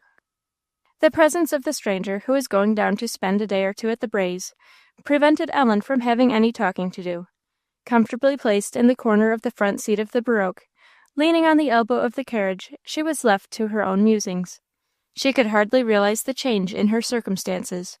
The carriage rolling fast and smoothly on, the two gentlemen opposite her, one her father, the strange, varied, beautiful scenes that were flitting by, the long shadows made by the descending sun, the cool evening air. Ellen, leaning back in the wide easy seat, felt as if she were in a dream. It was singularly pleasant. She could not help but enjoy it all very much. And yet it seemed to her as if she were caught in a net from which she had no power to get free. And she longed to clasp the hand that could, she thought, draw her whence and whither it pleased. But Mr. Lindsay opposite, I have called him my father. I have given myself to him, she thought. But I gave myself to somebody else first. I can't undo that, and I never will. Again she tried to quiet and resign the care of herself to better wisdom and greater strength than her own. This may all be arranged easily in some way I could never dream of, she said to herself. I have no business to be uneasy. 2 months ago, and I was quietly at home, and seemed to be fixed there forever. And now, without anything extraordinary happening, here I am, just as fixed.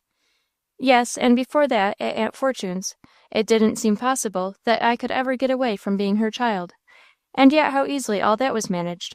And just so, in some way that I cannot imagine, things may open so as to let me out smoothly from this.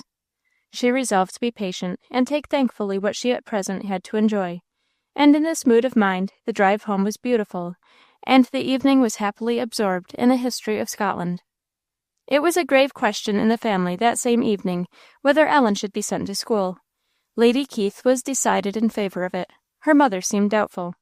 Mr. Lindsay, who had a vision of the little figure lying asleep on his library sofa, thought that the room had never looked so cheerful before, and had near made up his mind that she should be its constant adornment the coming winter. Lady Keith urged the school plan. "Not a boarding school," said Mrs. Lindsay. "I will not hear of that." "No, but a day school. It would do her a vast deal of good, I am certain.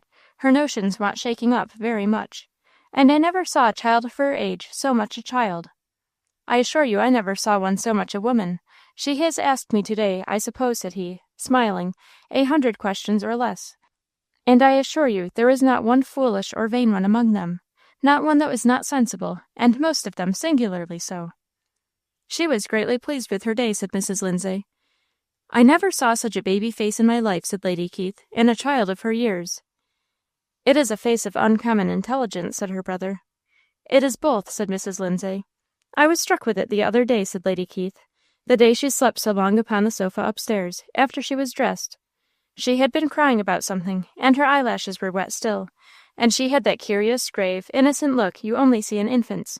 You might have thought she was 14 months instead of 14 years old. 14 and a half, she says she is." "Crying," said Mr. Lindsay. "What was the matter?" "Nothing," said Mrs. Lindsay, "but that she had been obliged to submit to me in something that did not please her." "Did she give you any cause of displeasure?" "No, though I can see she has strong passions. But she is the first child I ever saw that I think I could not get angry with." "Mother's heart half misgave her, I believe," said Lady Keith, laughing. "She sat there looking at her for an hour." "She seems to me perfectly gentle and submissive," said Mr. Lindsay. "Yes, but don't trust too much to appearances," said his sister. "If she is not a true Lindsay after all, I am mistaken. Did you see her color once or twice this morning, when something was said that did not please her?" "You can judge nothing from that," said Mr. Lindsay. "She colors at everything. You should have seen her to-day when I told her I would take her to Bannockburn. Ah, she has got the right side of you, brother. You will be able to discern no faults in her presently." "She has used no arts for it, sister. She is a straightforward little hussy, and that is one thing I like about her, though I was as near as possible being provoked with her once or twice to-day. There is only one thing I wish was altered. She has her head filled with strange notions, absurd for a child of her age. I don't know what I shall do to get rid of them." After some more conversation, it was decided that school would be the best thing for this end, and half decided that Ellen should go. But this half decision Mr. Lindsay found it very difficult to keep to, and circumstances soon destroyed it entirely. Company was constantly coming and going at the Braes, and much of it a kind that Ellen exceedingly liked to see and hear. Intelligent, cultivated, well-informed people, whose conversation was highly agreeable and always useful to her. Ellen had nothing to do with the talking, so she made good use of her ears. One evening Mr. Lindsay, a Monsieur Villars, and Monsieur Moeller, a Swiss gentleman and a noted man of science, very much at home in Mr. Lindsay's house, were carrying on, in French, a conversation, in which the two foreigners took their part against the host. Monsieur Villars began with talking about Lafayette. From him they went to the American Revolution and Washington, and from them to other patriots and other republics, ancient and modern. Messieurs Villars and Mueller taking the side of freedom, and pressing Mr. Lindsay hard with argument, authority, example, and historical testimony. Ellen, as usual, was fast by his side, and delighted to see that he could by no means make good his ground. The ladies at the other end of the room would several times have drawn her away, but happily for her, and also, as usual, Mr. Lindsay's arm was around her shoulders, and she was left in quiet to listen. The conversation was very lively, and on a subject very interesting to her, for America had always been a darling theme. Scottish struggles for freedom were fresh in her mind. Her attention had long ago been called to Switzerland and its history by Alice and Mrs. Voss, and French history had formed a good part of her last winter's reading. She listened with the most eager delight, too much engrossed to notice the good-humoured glances that were every now and then given her by one of the speakers. Not Mr. Lindsay, though his hand was upon her shoulder, or playing with the light curls that fell over her temples. He did not see that her face was flushed with interest, or notice the quick smile and sparkle of the eye that followed every turn in the conversation that favoured her wishes, or foiled his. It was Monsieur Mueller. They came to the Swiss and their famous struggle for freedom against Austrian oppression. Monsieur Mueller wished to speak of the noted battle in which that freedom was made sure, but for the moment its name had escaped him. Par ma foi, said Monsieur Villars, il m'a entièrement passé. Mr. Lindsay would not or could not help him out, but Monsieur Mueller suddenly turned to Ellen, in whose face he thought he saw a look of intelligence, and begged of her the missing name. Est-ce Morgarten, monsieur? Said Ellen, blushing. Morgarten, c'est ça, said he with a polite, pleased bow of thanks. Mr. Lindsay was little less astonished than the Duke of Argyll when his gardener claimed to be the owner of a Latin work on mathematics. The conversation presently took a new turn with Monsieur Villars, and Monsieur Mueller, withdrawing from it, addressed himself to Ellen. He was a pleasant-looking elderly gentleman. She had never seen him before that evening. "You know French well, then," said he, speaking to her in that tongue. "I don't know, sir," said Ellen modestly. "And you have heard of the Swiss mountaineers?" "Oh, yes, sir, a great deal." He opened his watch and showed her in the back of it an exquisite little painting, asking her if she knew what it was. "It's an Alpine chalet, is it not, sir?" He was pleased, and went on, always in French, to tell Ellen that Switzerland was his country, and, drawing a little aside from the other talkers, he entered into a long and to her most delightful conversation. In the pleasantest manner, he gave her a vast deal of very entertaining detail about the country and the manners and habits of the people of the Alps, especially in the Tyrol, where he had often travelled. It would have been hard to tell whether the child had most pleasure in receiving, or the man of deep study in science most pleasure in giving, all manner of information. He saw, he said, that she was very fond of the heroes of freedom, and asked if she had ever heard of Andrew Hofer, the Tyrolese peasant, who had led on his brethren in their noble endeavours to rid themselves of French and Bavarian oppression. Ellen had never heard of him. You know William Tell? Oh, yes, Ellen said. She knew him. And Bonaparte? Yes, very well. He went on then to give her, in a very interesting way, the history of Hofer. And when Napoleon made over his country to the rule of the King of Bavaria, who oppressed them, they rose in mass, overcame army after army that were sent against them in their mountain fastnesses, and freed themselves from the hated Bavarian government. How, years after, Napoleon was at last too strong for them. Hofer and his companions defeated, hunted like wild beasts, shot down like them. How Hofer was at last betrayed by a friend, taken and executed, being only seen to weep at parting with his family. The beautiful story was well told, and the speaker was animated by the eager, deep attention and sympathy of his auditor, whose changing color, smiles, and even tears showed how well she entered into the feelings of the patriots in their struggle, triumph, and downfall, till, as he finished, she was left full of pity for them and hatred for Napoleon. They talked of the Alps again. Monsieur Muller put his hand in his pocket and pulled out a little painting in mosaic to show her, which he said had been given him that day. It was a beautiful piece of Pietra Dura work, Mont Blanc. He assured her the mountain often looked exactly so. Ellen admired it very much.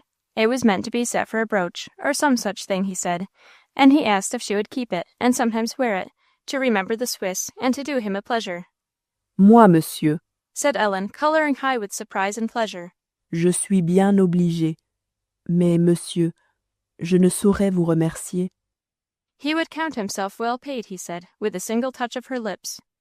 Tenez, monsieur, said Ellen, blushing but smiling, and tendering back the mosaic.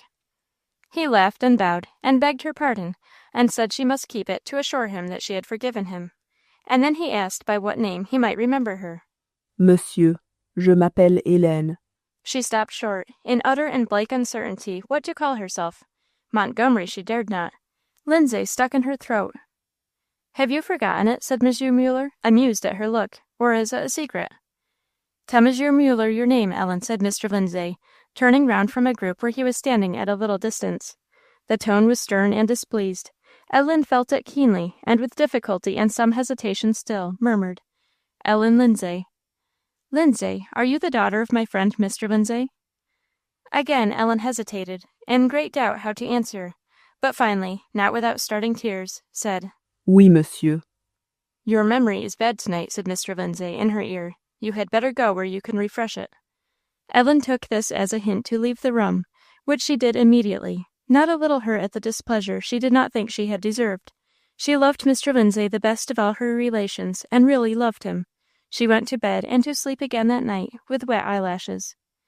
Meanwhile, Monsieur Muller was gratifying Mr. Lindsay in a high degree by the praises he bestowed upon his daughter, her intelligence, her manners, her modesty, and her French. He asked if she was to be in Edinburgh that winter, and whether she would be at school. And Mr. Lindsay declaring himself undecided on the latter point, Monsieur Muller said he should be pleased, if she had leisure, to have her come to his rooms 2 or 3 times a week to read with him. This offer, from a person of Monsieur Muller's standing and studious habits, Mr. Lindsay justly took as both a great compliment and a great promise of advantage to Ellen. He at once, and with much pleasure, accepted it. So the question of school was settled. Ellen resolved the next morning to lose no time in making up her difference with Mr. Lindsay, and schooled herself to use a form of words that she thought would please him. Pride said indeed, do no such thing. Don't go to making acknowledgments when you have not been in the wrong. You are not bound to humble yourself before unjust displeasure. Pride pleaded powerfully, but neither Ellen's heart nor her conscience would permit her to take this advice. He loves me very much, she thought, and perhaps he did not understand me last night. And besides, I owe him, yes I do, a child's obedience now. I ought not to leave him displeased with me a moment longer than I can help. And besides, I couldn't be happy so. God gives grace to the humble. I will humble myself. To have a chance for executing this determination, she went downstairs a good deal earlier than usual. She knew Mr. Lindsay was generally there before the rest of the family, and she hoped to see him alone. It was too soon even for him, however. The rooms were empty, so Ellen took her book from the table, and being perfectly at peace with herself, sat down in the window, and was presently lost in the interest of what she was reading. She did not know of Mr. Lindsay's approach, till the little imperative tap on her shoulder startled her. What were you thinking of last night? What made you answer Monsieur Muller in the way you did? Ellen started up, but to utter her prepared speech was no longer possible. "I did not know what to say," she said, looking down. "What do you mean by that?" said he, angrily. "Didn't you know what I wished you to say?" "Yes, but do not speak to me in that way," exclaimed Ellen, covering her face with her hands. Pride struggled to keep back the tears that wanted to flow. "I shall choose my own method of speaking. Why did you not say what you knew I wished you to say?" "I was afraid, I didn't know, but he would think what wasn't true." "That is precisely what I wish him and all the world to think. I will have no difference made, Ellen, either by them or by you. Now lift up your head and listen to me," said he, taking both her hands. "I lay my commands upon you, whenever the like questions may be asked again, that you answer simply according to what I have told you, without any explanation or addition. It is true, and if people draw conclusions that are not true, it is what I wish. Do you understand me?" Ellen bowed. "Will you obey me?" She answered again in the same mute way. He ceased to hold her at arm's length, and sitting down in her chair, drew her close to him, saying more kindly, "You must not displease me, Ellen." "I had no thought of displeasing you, sir," said Ellen, bursting into tears, "and I was very sorry for it last night. I did not mean to disobey you. I only hesitated." "Hesitate no more. My commands may serve to remove the cause of it. You are my daughter, Ellen, and I am your father." "Poor child," said he, for Ellen was violently agitated. "I don't believe I shall have much difficulty with you." "If you will only not speak and look at me so," said Ellen, "it makes me very unhappy." "Hush," said he, kissing her. "Do not give me occasion." "I did not give you occasion, sir." "Why, Ellen," said Mr. Lindsay, half displeased again, "I shall begin to think your Aunt Keith is right, that you are a true Lindsay. But so am I, and I will have only obedience from you, without either answering or argumenting."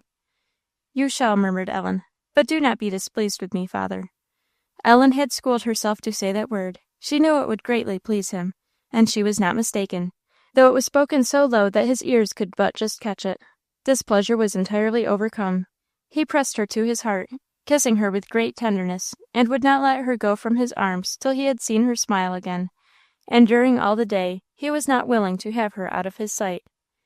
It would have been easy that morning for Ellen to have made a breach between them that would not readily have been healed. One word of humility had prevented it all, and fastened her more firmly than ever in Mr. Lindsay's affection. She met with nothing from him but tokens of great and tender fondness, and Lady Keith told her mother apart that there would be no doing anything with George. She saw he was getting bewitched with that child. Chapter 49. Thought is Free. In a few weeks they moved to Edinburgh, where arrangements were speedily made for giving Ellen every means of improvement that masters and mistresses, books and instruments, could afford. The house in George Street was large and pleasant. To Ellen's great joy, a pretty little room opening from the first landing place of the private staircase was assigned for her special use as a study and workroom, and fitted up nicely for her with a small bookcase, a practising piano, and various etceteras. Here her beloved desk took its place on a table in the middle of the floor, where Ellen thought she would make many a new drawing when she was by herself. Her work-box was accommodated with a smaller stand near the window. A glass door at one end of the room opened upon a small iron balcony. This door and balcony Ellen esteemed a very particular treasure. With marvellous satisfaction she arranged her little sanctum till she had all things to her mind, and it only wanted, she thought, a glass of flowers. "I will have that too, some of these days," she said to herself, and resolved to deserve her pretty room by being very busy there. It was hers alone, open indeed to her friends when they chose to keep her company, but lessons were taken elsewhere, in the library or the music room, or more frequently her grandmother's dressing room. Whatever or wherever, Mrs. Lindsay or Lady Keith was always present. Ellen was the plaything, pride, and delight of the whole family. Not so much, however, Lady Keith's plaything as her pride, while pride had a less share in the affection of the other two, or rather, perhaps, was more overtopped by it. Ellen felt, however, that all their hearts were set upon her, felt it gratefully, and determined she would give them all the pleasure she possibly could. Her love for other friends that they knew nothing of, American friends, was, she knew, the sore point with them. She resolved not to speak of any of those friends, nor allude to them, especially in any way that should show how much of her heart was out of Scotland. But this wise resolution it was very hard for poor Ellen to keep. She was unaccustomed to concealments, and in ways that she could neither foresee nor prevent, the unwelcome truth would come up, and the sore was not healed. One day Ellen had a headache and was sent to lie down, alone and quietly stretched out on her bed. Very naturally Ellen's thoughts went back to the last time she had had a headache at home, as she always called it to herself. She recalled with a straitened heart the gentle and tender manner of John's care for her, how nicely he had placed her on the sofa, how he sat by her side bathing her temples, or laying his cool hand on her forehead. And once she remembered his lips. I wonder, thought Ellen, what I ever did to make him love me so much, as I know he does. She remembered how, when she was able to listen, he still sat beside her, talking such sweet words of kindness and comfort and amusement that she almost loved to be sick to have such tending, and looked up at him as at an angel. She felt it all over again. Unfortunately, after she had fallen asleep, Mrs. Lindsay came in to see how she was, and 2 tears, the last pair of them, were slowly making their way down her cheeks. Her grandmother saw them, and did not rest till she knew the cause. Ellen was extremely sorry to tell. She did her best to get off from it, but she did not know how to evade questions, and those that were put to her, indeed, admitted of no evasion. A few days later, just after they came to Edinburgh, it was remarked one morning at breakfast that Ellen was very straight, and carried herself well. "It is no thanks to me," said Ellen, smiling. "They never would let me hold myself ill." "Who is they?" said Lady Keith. "My brother and sister." "I wish, George," said Lady Keith, discontentedly, "that you would lay your commands upon Ellen to use that form of expression no more. My ears are absolutely sick of it." "You do not hear it very often, Aunt Keith," Ellen could not help saying. "Quite often enough, and I know it is upon your lips 1,000 times when you do not speak it."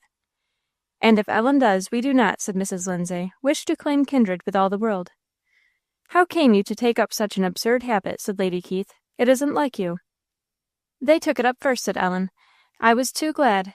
"Yes, I dare say they had their reasons for taking it up," said her aunt. "They had acted from interested motives, I have no doubt. People always do." "You are very much mistaken, Aunt Keith," said Ellen, with uncontrollable feeling. "You do not in the least know what you are talking about." Instantly, Mr. Lindsay's fingers tapped her lips. Ellen coloured painfully, but after an instant's hesitation, she said, "I beg your pardon, Aunt Keith, I should not have said that." "Very well," said Mr. Lindsay. "But understand, Ellen, however you may have taken it up, this habit, you will lay it down for the future. Let us hear no more of brothers and sisters. I cannot, as your grandmother says, fraternize with all the world, especially with unknown relations." "I am very glad you have made that regulation," said Mrs. Lindsay. "I cannot conceive how Ellen has got such a way of it," said Lady Keith. "It is very natural," said Ellen, with some huskiness of voice, "that I should say so, because I feel so." "You do not mean to say," said Mr. Lindsay, "that this Mr. and Miss Somebody, these people, I don't know their names." "There is only one now, sir." "This person you call your brother, do you mean to say you have the same regard for him as if he had been born so?" "No," said Ellen, with cheek and eye suddenly firing, "but 1,000 times more." She was exceedingly sorry the next minute after she had said this, for she knew it had given both pain and displeasure in a great degree. No answer was made. Ellen dared not look at anybody, and needed not. She wished the silence might be broken, but nothing was heard except a low "whew" from Mr. Lindsay, till he rose up and left the room. Ellen was sure he was very much displeased. Even the ladies were too much offended to speak on the subject, and she was merely bade to go to her room. She went there, and sitting down on the floor, covered her face with her hands. "What shall I do? What shall I do?" she said to herself. "I never shall govern this tongue of mine. Oh, I wish I had not said that. They will never forgive it. What can I do to make them pleased with me again? Shall I go to my father's study and beg him? But I can't ask him to forgive me. I haven't done wrong. I can't unsay what I said. I can do nothing. I can only go in the way of my duty, and do the best I can, and maybe they will come round again. But oh dear!" A flood of tears followed this resolution. Ellen kept it. She tried to be blameless in all her work and behaviour, but she sorrowfully felt that her friends did not forgive her.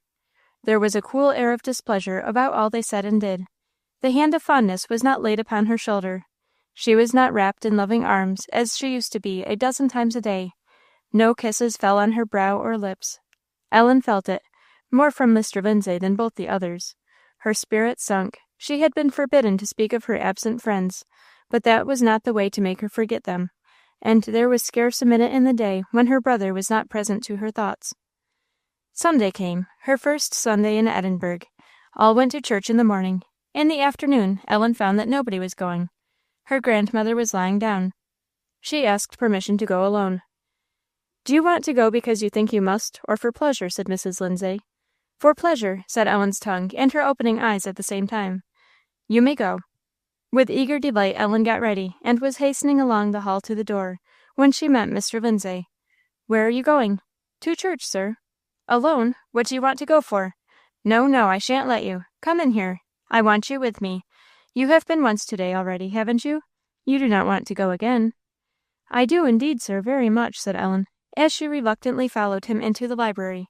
"If you have no objection. You know I have not seen Edinburgh yet." "Edinburgh, that's true, so you haven't," said he, looking at her discomfited face.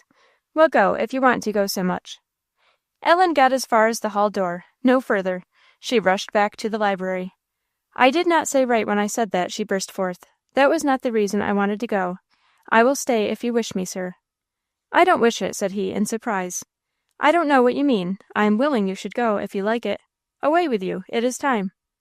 Once more Ellen set out, but this time with a heart full, much too full to think of anything she saw by the way. It was with a singular feeling of pleasure that she entered the church alone. It was a strange church to her, never seen but once before, and as she softly passed up the broad aisle, she saw nothing in the building or the people around her that was not strange. No familiar face, no familiar thing. But it was a church, and she was alone, quite alone in the midst of that crowd, and she went up to the empty pew and ensconced herself in the far corner of it, with a curious feeling of quiet and of being at home. She was no sooner seated, however, than leaning forward as much as possible to screen herself from observation, bending her head upon her knees, she burst into an agony of tears. It was a great relief to be able to weep freely. At home she was afraid of being seen, or heard, or questioned. Now she was alone and free, and she poured out her very heart in weeping, that she with difficulty kept from being loud weeping. "Oh, how could I say that? How could I say that? Oh, what would John have thought of me if he had heard it? Am I beginning already to lose my truth? Am I going backward already? Oh, what shall I do? What will become of me if I do not watch over myself? There is no one to help me or lead me right, not a single one, all to lead me wrong. What will become of me? But there is one who has promised to keep those who follow him. He is sufficient, without any others. I have not kept near enough to him, that is it. I have not remembered nor loved him. If ye love me, keep my commandments. I have not, I have not. Oh, but I will, and he will be with me and help me, and bless me, and all will go right with me."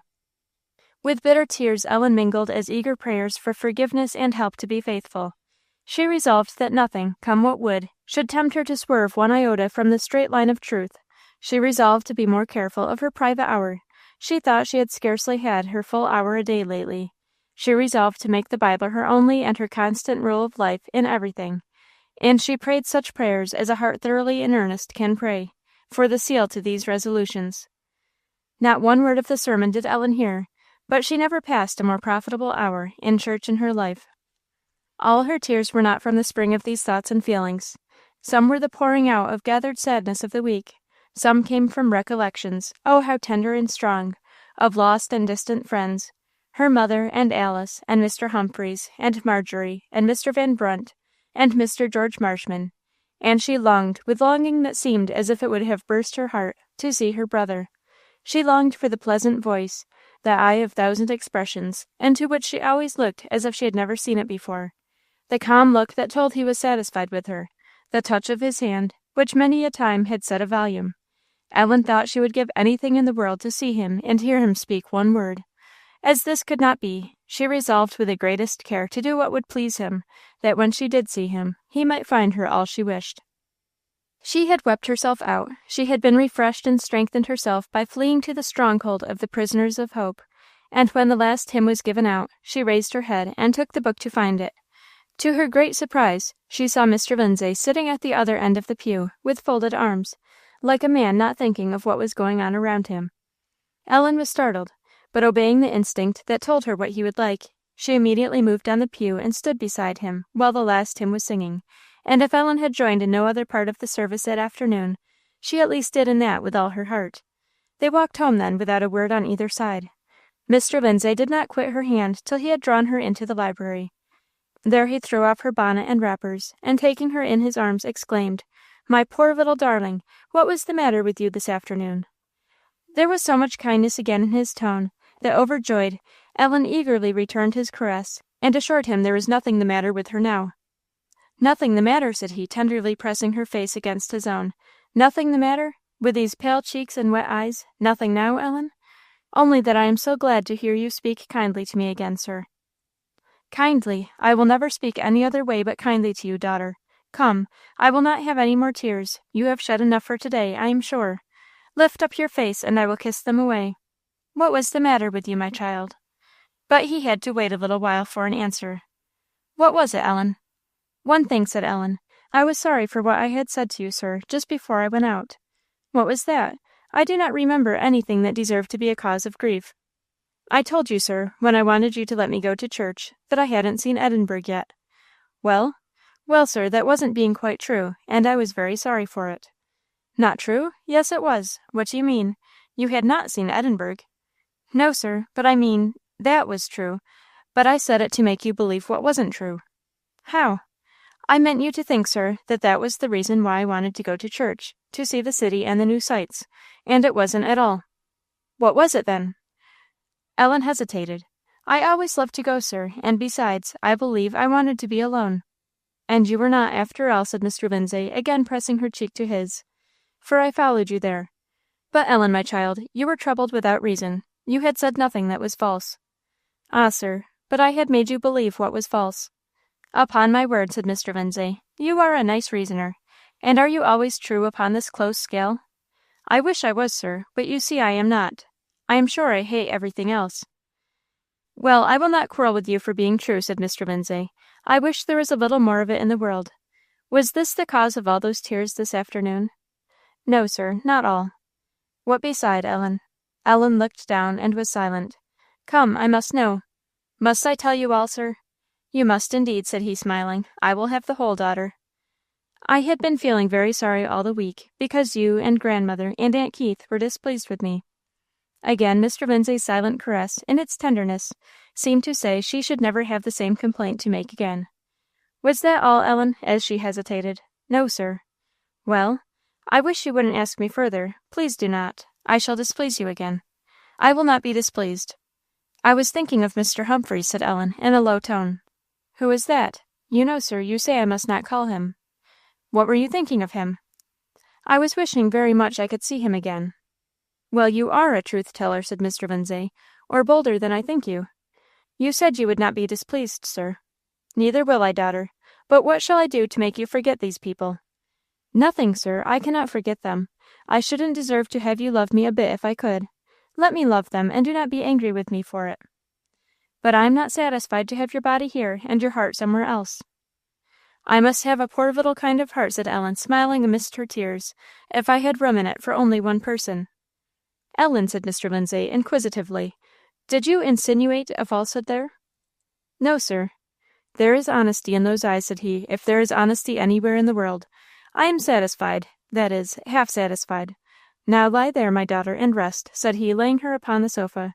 "You look as if you needed it." "I don't need anything now," said Ellen, as she laid her cheek upon the grateful pillow, "except one thing, if grandmother would only forgive me too." "You must try not to offend your grandmother, Ellen, for she does not very readily forgive. But I think we can arrange this matter. Go you to sleep." "I wonder," said Ellen, smiling as she closed her eyes, "why everybody calls me little. I don't think I am very little. Everybody says little." Mr. Lindsay thought he understood it, when a few minutes after he sat watching her as she really had fallen asleep. The innocent brow, the perfect sweet calm of the face, seemed to belong to much younger years. Even Mr. Lindsay could not help recollecting the housekeeper's comment, "Heaven's peace within."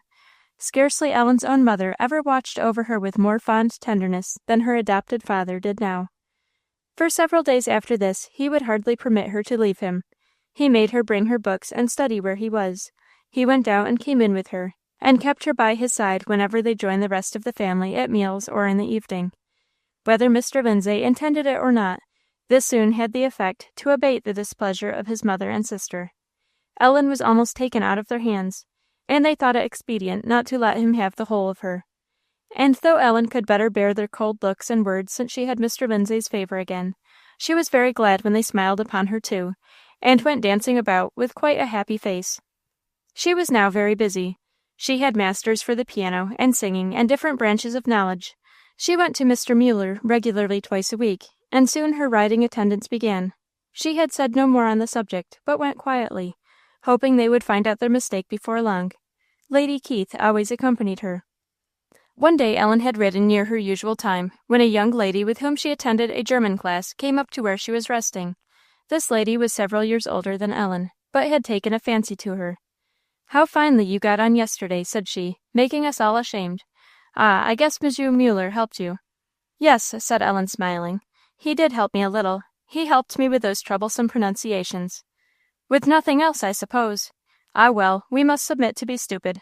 How do you do today?" "I'm very tired, Miss Gordon." "Tired? Oh, you're not used to it." "No, it isn't that," said Ellen. "I am used to it. That is the reason I am tired. I am accustomed to ride up and down the country at any pace I like, and it is very tiresome to walk stupidly round and round for an hour." "But do you know how to manage a horse? I thought you were only just beginning to learn." "Oh, no, I have been learning this great while, only they don't think I know how, and they have never seen me. Are you just come, Miss Gordon?" "Yes, and they are bringing out Sophronisbe for me. Do you know Sophronisbe? Look, that light gray. Isn't she beautiful? She's the loveliest creature in the whole stud." "Oh, I know," said Ellen. "I saw you on her the other day. She went charmingly. How long shall I be kept walking here, Miss Gordon?" "Why, I don't know. I should think they would find out. What does De Courcy say to you?" "Oh, he comes and looks at me, and says, Très bien, très bien. and Allez comme ça. then he walks off." "Well, I declare that is too bad," said Miss Gordon, laughing. "Look here, I've got a good thought in my head. Suppose you mount Sophronisbe in my place, without saying anything to anybody, and let them see what you are up to. Can you trust yourself? She is very spirited." "I could trust myself," said Ellen, "but thank you, I think I had better not." "Afraid?" "No, not at all. But my aunt and father would not like it." "Nonsense! How should they dislike it? There's no sort of danger, you know. Come, I thought you sat wonderfully for a beginner. I am surprised De Courcy hadn't better eyes. I guess you have learned German before, Ellen. Come, will you?" But Ellen declined, preferring her plodding walk round the ring to any putting of herself forward. Presently Mr. Lindsay came in. It was the first time he had been there. His eye soon singled out Ellen. "My daughter sits well," he remarked to the riding master. À merveille. Mademoiselle Lindsay does ride remarquablement pour une beginner qui ne fait que commencer. "Would it be possible that she has had no lessons before?" "Why, yes, she has had lessons, of what sort I don't know," said Mr. Lindsay, going up to Ellen. "How do you like it, Ellen?" "I don't like it at all, sir." "I thought you were so fond of riding." "I don't call this riding, sir." "Ha! What do you call riding? Here, Monsieur De Courcy, won't you have the goodness to put this young lady on another horse, and see if she knows anything about handling him?" "With great pleasure. Monsieur De Courcy would do anything that was requested of him." Ellen was taken out of the ring of walkers, and mounted on a fine animal, and set by herself to have her skill tried in as many various ways as Monsieur De Courcy's ingenuity could point out. Never did she bear herself more erectly, never were her hand and her horse's mouth on nicer terms of acquaintanceship. Never, even to please her master, had she so given her whole soul to the single business of managing her horse and herself perfectly well. She knew, as little as she cared, that a number of persons besides her friends were standing to look at her. She thought of only two people there, Mr. Lindsay and her aunt, and the riding master, as his opinions might affect theirs. C'est très bien, He muttered. c'est parfaitement. Monsieur, mademoiselle votre fille has had good lessons. Voilà qui est entièrement comme il faut. Assez bien. Said Mr. Lindsay, smiling. The little gypsy. Mademoiselle, Said the riding master as she paused before them. pourquoi, wherefore have you stopped in your canter tantôt a little while ago, et puis recommencé? Monsieur, he led with the wrong foot. C'est ça, justement. He exclaimed. Have you practiced leaping, Ellen? Yes, sir. Try her, Monsieur De Courcy. How high will you go, Ellen? As high as you please, sir, said Ellen, leaning over and patting her horse's neck to hide her smile. How you look, child, said Mr. Lindsay, in a pleased tone. So this is what you call riding. It is a little more like it, sir. Ellen was tried with standing and running leaps, higher and higher, till Mr. Lindsay would have no more of it, and Monsieur de Courcy assured him that his daughter had been taught by a very accomplished rider, and there was little or nothing left for him to do. Il n'y pouvait plus. But he should be very happy to have her come there to practice, and show an example to his pupils. The very bright color in Ellen's face as she heard this might have been mistaken for the flush of gratified vanity. It was nothing less. Not one word of this praise did she take to herself, nor had she sought for herself. It was all for somebody else. And perhaps so Lady Keith understood it, for she looked rather discomfited. But Mr. Lindsay was exceedingly pleased, and promised Ellen that as soon as the warm weather came she'd have a horse, and rides to her heart's content. Chapter 50. Trials Without. Ellen might now have been in some danger of being spoiled, not indeed with overindulgence, for that was not the temper of the family, but from finding herself a person of so much consequence. She could not but feel that in the minds of every one of her 3 friends she was the object of greatest importance. Their thoughts and care were principally occupied with her. Even Lady Keith was perpetually watching, superintending, and admonishing, though she every now and then remarked, with a kind of surprise, that really she scarcely ever had to say anything to Ellen. She thought she must know things by instinct.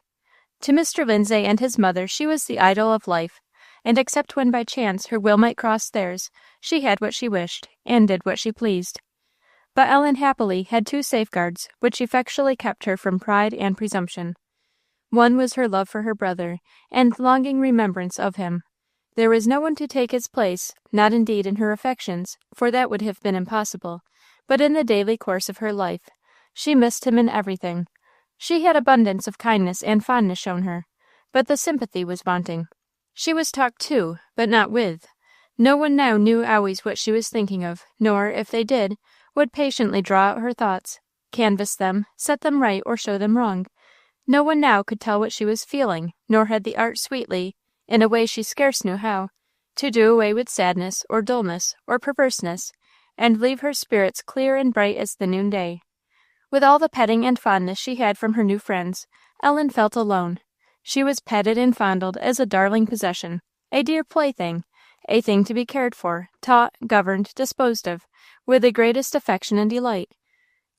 But John's was a higher style of kindness, that entered into all her innermost feelings and wants, and his was a higher style of authority, too, that reached where theirs could never attain, an authority Ellen always felt it utterly impossible to dispute. It was sure to be exerted on the side of what was right, and she could better have borne hard words from Mr. Lindsay than a glance of her brother's eye. Ellen made no objection to the imperativeness of her new guardians. It seldom was called up so as to trouble her, and she was not of late particularly fond of having her own way, but she sometimes drew comparisons.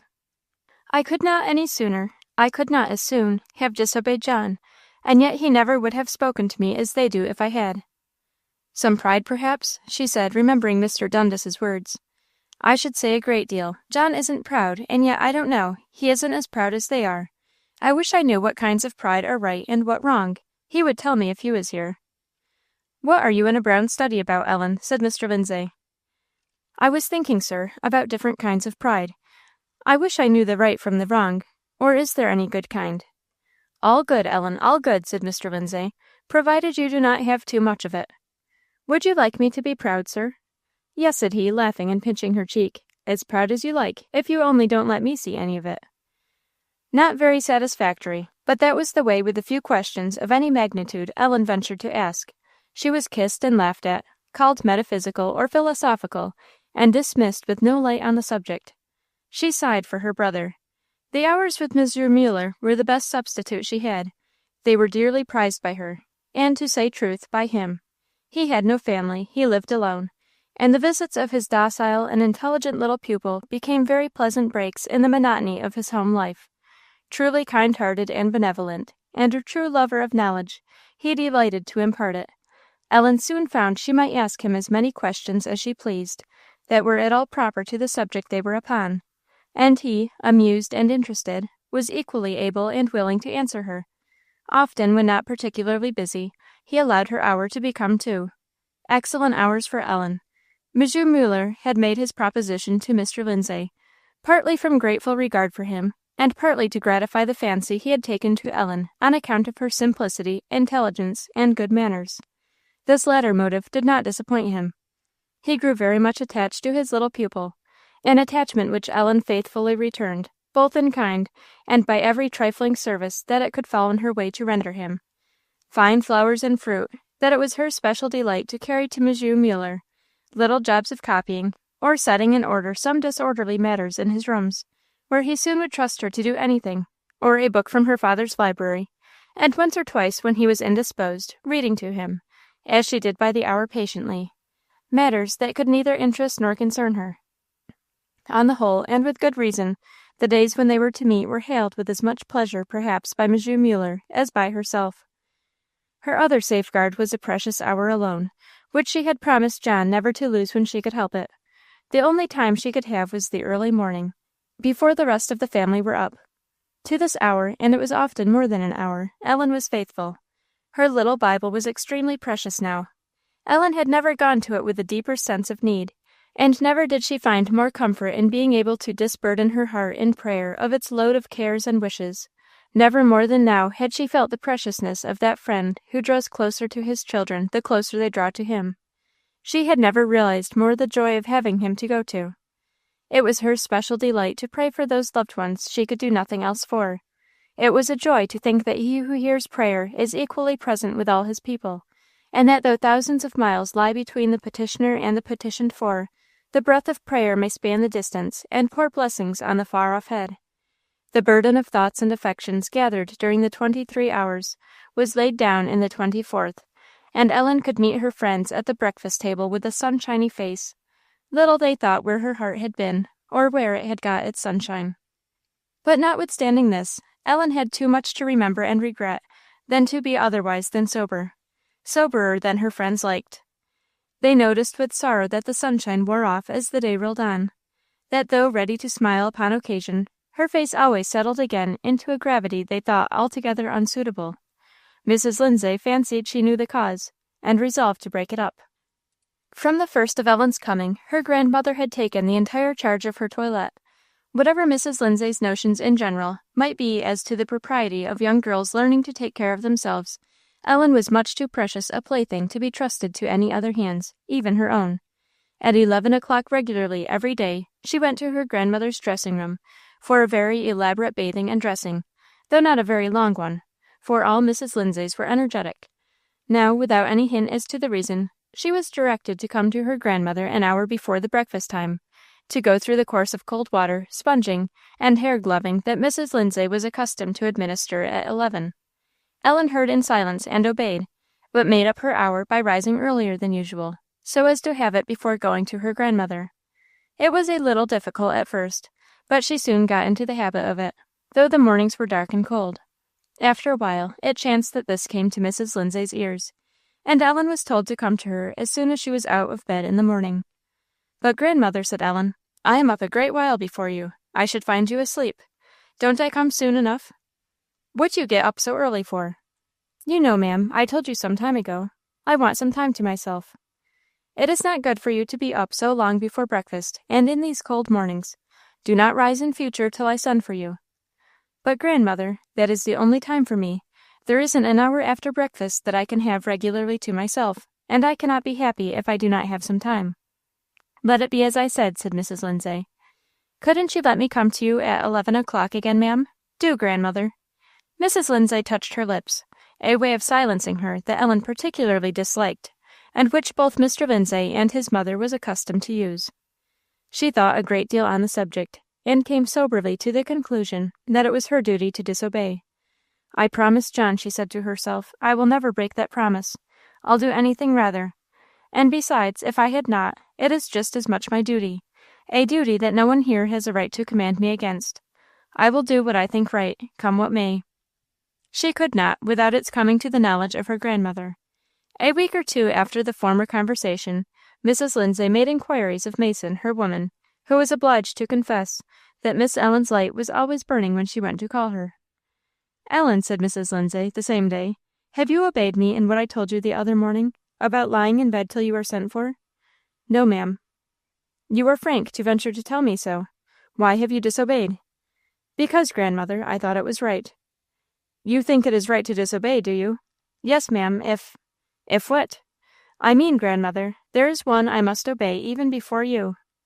"If what?" repeated Mrs. Lindsay. "Please do not ask me, grandmother. I do not want to say that." "Say it at once, Ellen." "I think it is right to disobey if I am told to do what is wrong," said Ellen, in a low voice. "Are you to be the judge of right and wrong?" "No, ma'am." "Who then?" "The Bible." "I do not know what is the reason," said Mrs. Lindsay, "that I cannot be very angry with you. Ellen, I repeat the order I gave you the other day. Promise me to obey." "I cannot, grandmother. I must have that hour. I cannot do without it." "So must I be obeyed, I assure you, Ellen. You will sleep in my room henceforth." Ellen heard her in despair. She did not know what to do. Appealing was not to be thought of. There was, as she said, no time she could count upon after breakfast. During the whole day and evening she was either busy with her studies or masters, or in the company of her grandmother or Mr. Lindsay, and if not there, liable to be called to them at any moment. Her grandmother's expedient for increasing her cheerfulness had marvellous ill success. Ellen drooped under the sense of wrong, as well as the loss of her greatest comfort. For 2 days she felt and looked forlorn, and smiling now seemed to be a difficult matter. Mr. Lindsay happened to be remarkably busy those 2 days, so that he did not notice what was going on. At the end of them, however, in the evening, he called Ellen to him, and whisperingly asked what was the matter. "Nothing, sir," said Ellen, "only grandmother will not let me do something I cannot be happy without doing." "Is it one of the things you want to do because it is right, whether it is convenient or not?" he asked, smiling. Ellen could not smile. "Oh, father," she whispered, putting her face close to his, "if you would only get grandmother to let me do it." The words were spoken with a sob, and Mr. Lindsay felt her warm tears upon his neck. He had, however, far too much respect for his mother to say anything against her proceedings while Ellen was present. He simply answered that she must do whatever her grandmother said. But when Ellen had left the room, which she did immediately, he took the matter up. Mrs. Lindsay explained and insisted that Ellen was spoiling herself for life and the world by a set of dull religious notions that were utterly unfit for a child, that she would very soon get over thinking about her habit of morning prayer, and would then do much better. Mr. Lindsay looked grave, but with Ellen's tears yet wet upon his cheek, he could not dismiss the matter so lightly, and persisted in desiring that his mother should give up the point, which she utterly refused to do. Ellen, meanwhile, had fled to her own room. The moonlight was quietly streaming in through the casement. It looked to her like an old friend. She threw herself down on the floor, close by the glass, and after some tears, which she could not help shedding, she raised her head and looked thoughtfully out. It was very seldom now that she had a chance of the kind. She was rarely alone but when she was busy. "I wonder if that same moon is this minute shining in at the glass door at home. No, to be sure it can't this minute. What am I thinking of? But it was there, or will be there. Let me see. East, west. It was there sometime this morning, I suppose, looking right into our sitting room. Oh, moon, I wish I was in your place for once, to look in there too. But it is all empty now. There's nobody there. Mr. Humphreys would be in his study. How lonely he must be. Oh, I wish I was back there with him. John isn't there, though. No matter, he will be. And I could do so much for Mr. Humphreys in the meanwhile. He must miss me. I wonder where John is. Nobody writes to me. I should think some one might. I wonder if I am ever to see them again. Oh, he will come to see me surely before he goes home.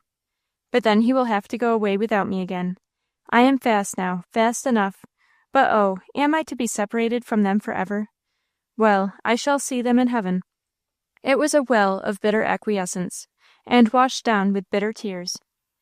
"Is it my bonny Miss Ellen?" said the voice of the housekeeper, coming softly in. "Is my bairn sitting all her lane in the dark? Why are ye no with the rest of the folk, Miss Ellen? I like to be alone, Mrs. Allen, and the moon shines in here nicely." "Greeting!" exclaimed the old lady, drawing nearer. "I ken it by the sound of your voice. Greeting ye no. Are ye no weel, Miss Ellen? What vexes my bairn? Oh, but your father would be vexed, and he kenned it." "Never mind, Mrs. Allen," said Ellen. "I shall get over it directly. Don't say anything about it." "But I'm wae to see you," said the kind old woman, stooping down and stroking the head that again Ellen had bowed on her knees. "Will ye no tell me what vexes ye? Ye should be as blithe as a bird the lang day. I can't, Mrs. Ellen, while I am away from my friends. Friends? And wha has mair friends than yoursel, Miss Ellen, or bitter friends, father and mother and all? Where would ye find they that will love you mair? Ah, but I haven't my brother, sobbed Ellen. Your brother, Miss Ellen? And was he? He's everything, Mrs. Allen, he's everything. I shall never be happy without him. Never, never. Hush, dear Miss Ellen, for the love of all that's good, dinna talk that gate, and dinna greet say, your father wad be sair vexed to hear ye or to see ye. I cannot help it, said Ellen, it is true. It may be say, but dear Miss Ellen, dinna let it come to your father's ken. Ye're his very heart's idol. He does not merit aught but good for ye. I know it, Mrs. Allen, said Ellen, weeping, and so I do love him, better than anybody in the world, except two. But oh, I want my brother. I don't know how to be happy or good either without him. I want him all the while. Miss Ellen, I kenned and loved your dear mither weel for mony a day. Will ye mind if I speak a word to her bairn? No, dear Mrs. Allen, I'll thank you. Did you know my mother? What sold if I did na? She was brought up in my arms, and a dear lassie. Ye're no muckle like her, Miss Ellen. Ye're mair bonny than her, and no altogether sae frack, though she was douce and kind too. I wish, Ellen began and stopped. My dear bairn, there's ane above what disposes a' things for us, and he isna weel pleased when his children fash themselves wi' his dispensations. He has ta'en and placed you here for your ain good, I trust. I'm sure it's for the good of us all, and if ye hae not all things ye would wish, Miss Ellen, ye hae him. Dinna forget that, my ain bairn. Ellen returned heartily and silently the embrace of the old Scotchwoman, and when she left her, set herself to follow her advice. She tried to gather her scattered thoughts and smooth her ruffled feelings, in using this quiet time to the best advantage. At the end of half an hour she felt like another creature, and began to refresh herself with softly singing some of her old hymns. The argument which was carried on in the parlour sunk at length into silence, without coming to any conclusions. "Where is Miss Ellen?" Mrs. Lindsay asked of a servant that came in. "She is up in her room, ma'am, singing." Mr. Lindsay stood still at the door. "Tell her I want her." "No, stop," said Mr. Lindsay. "I'll go myself." Her door was a little ajar, and he softly opened it without disturbing her. Ellen was still sitting on the floor before the window, looking out through it, and in a rather low tone singing the last verse of the hymn, Rock of Ages. "While I draw this fleeting breath, when my eyelids close in death, when I rise to worlds unknown, and behold thee on thy throne, Rock of Ages cleft for me, let me hide myself in thee." Mr. Lindsay stood still at the door. Ellen paused a minute, and then sung Jerusalem, my happy home. Her utterance was so distinct that he heard every word. He did not move till she had finished, and then he came softly in. "Singing songs to the moon, Ellen?" Ellen started and got up from the floor. "No, sir, I was singing them to myself." "Not entirely, for I heard the last one. Why do you make yourself sober singing such sad things?" "I don't, sir. They are not sad to me. They are delightful. I love them dearly." "How came you to love them? It is not natural for a child of your age. What do you love them for, my little daughter?" "Oh, sir, there are a great many reasons. I don't know how many." "I will have patience, Ellen. I want to hear them all." "I love them because I love to think of the things the hymns are about. I love the tunes dearly, and I like both the words and the tunes better, I believe, because I have sung them so often with friends." "Humph! I guessed as much. Isn't that the strongest reason of the three?" "I don't know, sir. I don't think it is." "Is all your heart in America, Ellen, or have you any left to bestow on us?" "Yes, sir." "Not very much." "I love you, father," said Ellen, laying her cheek gently alongside of his. "And your grandmother, Ellen?" said Mr. Lindsay, clasping his arms around her. "Yes, sir." But he well understood that the yes was fainter. "And your aunt? Speak, Ellen." "I don't love her as much as I wish I did," said Ellen. "I love her a little, I suppose. Oh, why do you ask me such a hard question, father?" "That is something you have nothing to do with," said Mr. Lindsay, half laughing. "Sit down here," he added, placing her on his knee, "and sing to me again."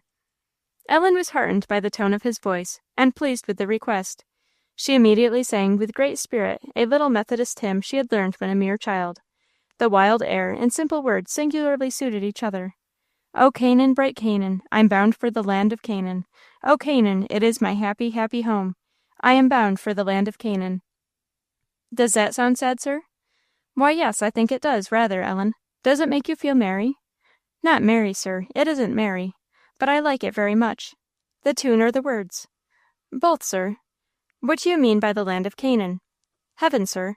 And do you like to think about that at your age? Why, certainly, sir. Why not? Why do you? Because it is a bright and happy place, said Ellen gravely, where there is no darkness, nor sorrow, nor death, neither pain nor crying, and my mother is there, and my dear Alice, and my Saviour is there, and I hope I shall be there too. You are shedding tears now, Ellen. And if I am, sir, it is not because I am unhappy. It doesn't make me unhappy to think of these things. It makes me glad, and the more I think of them, the happier I am. You are a strange child.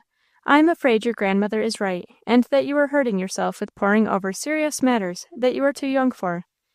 She would not think so if she knew, said Ellen, sighing. I should not be happy at all without that, and you would not love me half so well, nor she either. Oh, father, she exclaimed, pressing his hand in both her own, and laying her face upon it, do not let me be hindered in that. Forbid me anything you please, but not that.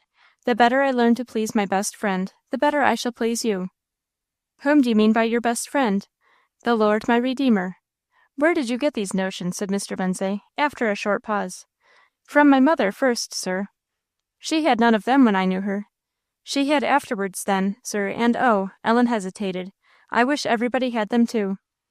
My little daughter, said Mr. Lindsay, affectionately kissing the cheeks and eyes which were moist again, I shall indulge you in this matter. But you must keep your brow clear, or I shall revoke my grant. And you belong to me now, and there are some things I want you to forget and not remember, you understand? Now don't sing songs to the moon any more tonight. Good night, my daughter. They think religion is a strange melancholy thing, said Ellen to herself as she went to bed. I must not give them reason to think so. I must let my rushlight burn bright. I must take care. I never had more need. And with an earnest prayer for help to do so, she laid her head on the pillow.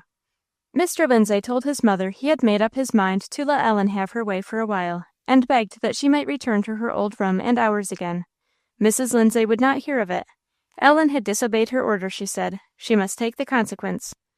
She is a bold little hussy to venture it, said Mr. Lindsay, but I do not think there's any naughtiness in her heart. No, not a bit. I could not be angry with her.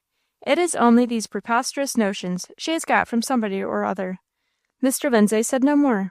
Next morning he asked Ellen privately what she did the first thing after breakfast. Practice on the piano for an hour, she said. Couldn't you do it at any other time? Yes, sir, I could practice in the afternoon, only grandmother likes to have me with her.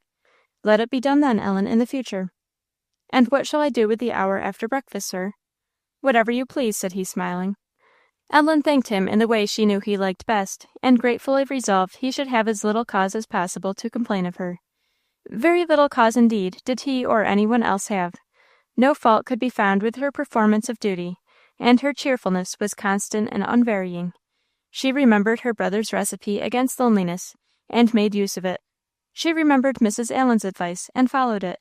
She grasped the promises, He that cometh to me shall never hunger, and seek and ye shall find, precious words that never yet disappointed any one.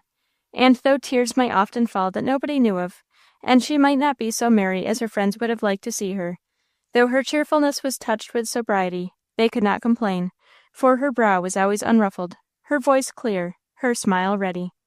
After a while she was restored to her own sleeping room again, and permitted to take up her former habits.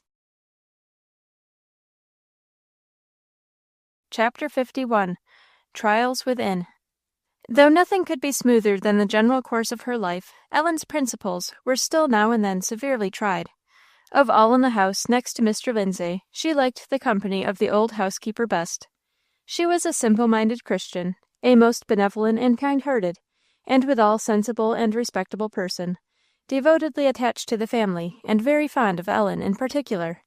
Ellen loved, when she could, to get alone with her, and hear her talk of her mother's young days, and she loved furthermore, and almost as much, to talk to Mrs. Allen of her own. Ellen could to no one else lisp a word on the subject, and without dwelling directly on those that she loved, she delighted to tell over to an interested listener the things she had done, seen, and felt with them. "I wish that child was a little more like other people," said Lady Keith, one evening in the latter end of the winter. "Humph," said Mr. Lindsay. "I don't remember at this moment any one that I think she could resemble without losing more than she gained. Oh, it's no use to talk to you about Ellen, brother. You can take up things fast enough when you find them out, but you never will see with other people's eyes." "What do your eyes see, Catherine?" "She is altogether too childish for her years. She is really a baby." "I don't know," said Mr. Lindsay, smiling. "You should ask Monsieur Muller about that. He was holding forth to me for a quarter of an hour the other day, and could not stint in her praises. She will go on, he says, just as fast as he pleases to take her." "Oh, yes, in intelligence and so on, I know she is not wanting. That is not what I mean." "She is perfectly ladylike always," said Mrs. Lindsay. "Yes, I know that, and perfectly childlike, too." "I like that," said Mr. Lindsay. "I have no fancy for your grown-up little girls." "Well," said Lady Keith in despair, "you may like it, but I tell you she is too much of a child, nevertheless in other ways. She hasn't an idea of 1,000 things. It was only the other day she was setting out to go, at midday, through the streets with a basket on her arm, some of that fruit from Monsieur Muller, I believe." "If she has any fault," said Mr. Lindsay, "it is want of pride. But I don't know. I can't say I wish she had more of it." "Oh, no, of course, I suppose not.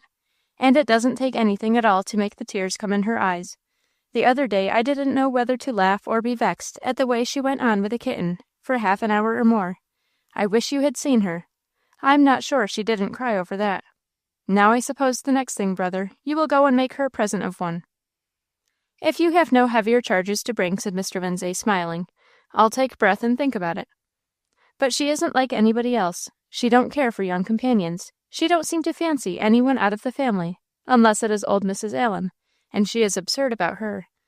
You know she is not very well lately, and Ellen goes to see her, I know, every day regularly. And there are the Gordons, and Carpenters, and Murrays, and Macintoshes. She sees them continually, but I don't think she takes a great deal of pleasure in their company. The fact is, she is too sober." "She has as sweet a smile as I ever saw," said Mr. Lindsay, "and as hearty a laugh, when she does laugh. She is none of your gigglers." "But when she does laugh," said Lady Keith, "it is not when other people do. I think she is generally grave when there is most merriment around her." "I love to hear her laugh," said Mrs. Lindsay. "It is in such a low, sweet tone, and seems to come so from the very spring of enjoyment. Yet, I must say, I think Catherine is half right." "With half an advocate," said Lady Keith, "I shall not effect much." Mr. Lindsay uttered a low whistle. At this moment the door opened, and Ellen came gravely in, with a book in her hand. "Come here, Ellen," said Mr. Lindsay, holding out his hand. "Here's your aunt says you don't like anybody. How is it? Are you of an unsociable disposition?" Ellen's smile would have been sufficient apology to him for a much graver fault. "Anybody out of the house, I meant," said Lady Keith. "Speak, Ellen, and clear yourself," said Mr. Lindsay. "I like some people," said Ellen, smiling. "I don't think I like a great many people very much." "But you don't like young people," said Lady Keith. "That is what I complain of, and it's unnatural. Now there's the other day when you went to ride with Miss Gordon and her brother, and Miss Macpherson and her brother. I heard you say you were not sorry to get home. Now, where will you find pleasanter young people?" "Why don't you like them, Ellen?" said Mrs. Lindsay. "I do like them, ma'am, tolerably." "What does tolerably mean?" "I should have liked my ride better the other day," said Ellen, "if they had talked about sensible things." "Nonsense," said Lady Keith. "Society cannot be made of Monsieur Mullers." "What did they talk about, Ellen?" said Mr. Lindsay, who seemed amused. "About partners in dancing, at least the ladies did, and dresses, and different gentlemen, and what this one said and the other one said. It wasn't very amusing to me." Mr. Lindsay laughed. "And the gentlemen, Ellen? How did you like them?" "I didn't like them particularly, sir." "What have you against them, Ellen?" "I don't wish to say anything against them, Aunt Keith." Come, speak out." "I didn't like their talking, sir, any better than the ladies, and besides that, I don't think they are very polite." "Why not?" said Mr. Lindsay, highly amused. "I don't think it was very polite," said Ellen, "for them to sit still on their horses when I went out, and let Brockleby help me to mount. They took me up at Monsieur Muller's, you know, sir. Monsieur Muller had been obliged to go out and leave me." Mr. Lindsay threw a glance at his sister, which she rather resented. "And pray what do you expect, Ellen?" said she. "You are a mere child. Do you think you ought to be treated as a woman?" "I don't wish to be treated as anything but a child, Aunt Keith." But Ellen remembered well one day at home, when John had been before the door on horseback, and she had run out to give him a message, his instantly dismounting to hear it. And I was more a child then, she thought, and he wasn't a stranger. "Whom do you like, Ellen?" inquired Mr. Lindsay, who looked extremely satisfied with the result of the examination. "I like Monsieur Muller, sir." "Nobody else?" "Mrs. Allen." "There!" exclaimed Lady Keith. "Have you come from her room just now?" "Yes, sir." "What's your fancy for going there?" "I like to hear her talk, sir, and to read to her. It gives her a great deal of pleasure, and I like to talk to her." "What do you talk about?" "She talks to me about my mother." "And you?" "I like to talk to her about old times," said Ellen, changing colour. "Profitable conversation," said Mrs. Lindsay. "You will not go to her room any more, Ellen," said Mr. Lindsay. In great dismay at what Mrs. Allen would think, Ellen began a remonstrance, but only one word was uttered. Mr. Lindsay's hand was upon her lips. He next took the book she still held. "Is this what you have been reading to her?" Ellen bowed in answer. "Who wrote all this?" Before she could speak, he had turned to the front leaf and read, "To my little sister." He quietly put the book in his pocket, and Ellen as quietly left the room. "I am glad you have said that," said Lady Keith. "You are quick enough when you see anything for yourself, but you never will believe other people." "There is nothing wrong here," said Mr. Lindsay, "only I will not have her going to those old recollections she is so fond of. I wish I could make her drink Lethe." "What is the book?" said Mrs. Lindsay. "I hardly know," said he, turning it over, "except it is from that person that seems to have obtained such an ascendancy over her. It is full of his notes. It is a religious work." "She reads a great deal too much of that sort of thing," said Mrs. Lindsay. "I wish you would contrive to put a stop to it. You can do it better than any one else. She is very fond of you." That was not a good argument. Mr. Lindsay was silent. His thoughts went back to the conversation held that evening in Ellen's room, and to certain other things, and perhaps he was thinking that if religion had much to do with making her what she was, it was a tree that bore good fruits. "I think," said Lady Keith, "that is one reason why she takes so little to the young people she sees. I have seen her sit perfectly grave when they were all laughing and talking around her. It really looks singular. I don't like it. I presume she would have thought it wicked to laugh with them. And the other night I missed her from the younger part of the company, where she should have been. And there she was in the other room, with Monsieur Muller and somebody else, gravely listening to their conversation."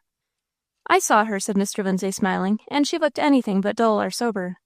I would rather have her gravity, after all, Catherine, than anybody else's merriment, I know." "I wish she had never been detained in America after the time when she should have come to us," said Mrs. Lindsay. "I wish the lady had what she deserves that kept back the letters," said Mr. Lindsay. "Yes, indeed," said his sister, "and I have been in continual fear of a visit from that very person that you say gave Ellen the book." "He isn't here," said Mr. Lindsay. "I don't know where he is, but he was on this side of the water at the time Ellen came on, so she told me." "I wish he was in Egypt." "I don't intend he shall see her if he comes," said Lady Keith, "if I can possibly prevent it. I gave Porterfield orders, if anyone asked for her, to tell me immediately, and not her upon any account, but nobody has come hitherto, and I am in hopes none will." Mr. Lindsay arose and walked up and down the room with folded arms in a very thoughtful style. Ellen, with some difficulty, bore herself as usual throughout the next day and evening, though constantly on the rack to get possession of her book again. It was not spoken of nor hinted at. When another morning came she could stand it no longer. She went, soon after breakfast, into Mr. Lindsay's study, where he was writing. Ellen came behind him, and, laying both her arms over his shoulders, said in his ear, "Will you let me have my book again, father?" A kiss was her only answer. Ellen waited. "Go to the bookcases," said Mr. Lindsay presently, "or to the bookstore, and choose out anything you like, Ellen, instead." "I wouldn't exchange it for all that is in them," she answered with some warmth, and with a husky feeling coming in her throat. Mr. Lindsay said nothing. "At any rate," whispered Ellen, after a minute, "you will not destroy it, or do anything to it? You will take care of it and let me have it again, won't you, sir?" "I will try to take care of you, my daughter." Again Ellen paused, and then came round in front of him to plead to more purpose. "I will do anything in the world for you, sir," she said, earnestly, "if you will give me my book again." "You must do anything in the world for me," said he, smiling and pinching her cheek, "without that." "But it is mine," Ellen ventured to urge, though trembling. "Come, come," said Mr. Lindsay, his tone changing, "and you are mine, you must understand." Ellen stood silent, struggling between the alternate surgings of passion and checks of prudence and conscience. But at last the wave rolled too high and broke. Clasping her hands to her face, she exclaimed, not indeed violently, but with sufficient energy of expression, "Oh, it's not right! It's not right!" "Go to your room and consider of that," said Mr. Lindsay. I do not wish to see you again to-day, Ellen." Ellen was wretched, not from grief at her loss merely, that she could have borne. That had not even the greatest share in her distress. She was at war with herself. Her mind was in a perfect turmoil. She had been a passionate child in earlier days. Under religion's happy reign, that had long ceased to be true of her. It was only very rarely that she, or those around her, were led to remember or suspect that it had once been the case. She was surprised and half frightened at herself now, to find the strength of the old temper suddenly roused. She was utterly and exceedingly out of humour with Mr. Lindsay, and with everybody and everything else. Consequently, conscience would not give her a moment's peace. And that day was a long and bitter fight betwixt right and wrong. Duties were neglected because she could not give her mind to them. Then they crowded upon her notice at undue times. All was miserable confusion. In vain she would try to reason and school herself into right feeling. At one thought of her lost treasure, passion would come flooding up and drown all her reasonings and endeavours. She grew absolutely weary. But the day passed, and the night came, and she went to bed without being able to make up her mind, and she arose in the morning to renew the battle. "How long is this miserable condition to last?" she said to herself. "Till you can entirely give up your feeling of resentment and apologize to Mr. Lindsay," said conscience. "Apologize, but I haven't done wrong." "Yes, you have," said conscience. "You spoke improperly. He is just displeased, and you must make an apology before there can be any peace." "But I said the truth. It is not right. It is not right. It is wrong. And am I to go and make an apology? I can't do it." "Yes, for the wrong you have done," said conscience. "That is all your concern, and he has a right to do what he pleases with you and yours, and he may have his own reasons for what he has done, and he loves you very much, and you ought not to let him remain displeased with you one moment longer than you can help. He is in the place of a father to you, and you owe him a child's duty." But pride and passion still fought against reason and conscience, and Ellen was miserable. The dressing bell rang. "There, I shall have to go down to breakfast directly, and they will see how I look. They will see I am angry and ill-humoured. Well, I ought to be angry, but what will they think, then, of my religion? Is my rushlight burning bright? Am I honouring Christ now? Is this the way to make his name and his truth lovely in their eyes? Oh, shame, shame! I have enough to humble myself for, and all yesterday, at any rate, they know I was angry." Ellen threw herself upon her knees, and when she rose up, the spirit of pride was entirely broken, and resentment had died with self-justification. The breakfast bell rang before she was quite ready. She was afraid she could not see Mr. Lindsay until he should be at the table. "But it shall make no difference," she said to herself. "They know I have offended him. It is right they should hear what I have to say." They were all at the table, but it made no difference. Ellen went straight to Mr. Lindsay, and laying one hand timidly in his, and the other on his shoulder, she at once humbly and frankly confessed that she had spoken as she ought not the day before, and that she was very sorry she had displeased him, and begged his forgiveness. It was instantly granted. "You are a good child, Ellen," said Mr. Lindsay, as he fondly embraced her. "Oh, no, sir, don't call me so. I am everything in the world but that." "Then all the rest of the world are good children. Why didn't you come to me before?" "Because I couldn't, sir. I felt wrong all day yesterday." Mr. Lindsay laughed and kissed her, and bade her sit down and eat her breakfast. It was about a month after this that he made her a present of a beautiful little watch. Ellen's first look was of great delight. The second was one of curious, doubtful expression, directed to his face, half tendering the watch back to him, as she saw that he understood her. "Why," said he, smiling, "do you mean to say you would rather have that than this?" "A great deal." "No," said he, hanging the watch round her neck, "you shall not have it, but you may make your mind easy, for I have it safe, and it shall come back to you again some time or other." With this promise Ellen was obliged to be satisfied. The summer passed in the enjoyment of all that wealth of purse and of affection both could bestow upon their darling. Early in the season the family returned to the Braes. Ellen liked it there much better than in the city. There was more that reminded her of old times. The sky and the land, though different from those she loved best, were yet but another expression of nature's face. It was the same face still, and on many a sunbeam Ellen travelled across the Atlantic. "Then by a sunbeam I will climb to thee." George Herbert. She was sorry to lose Monsieur Muller, but she could not have kept him in Edinburgh. He quitted Scotland about that time.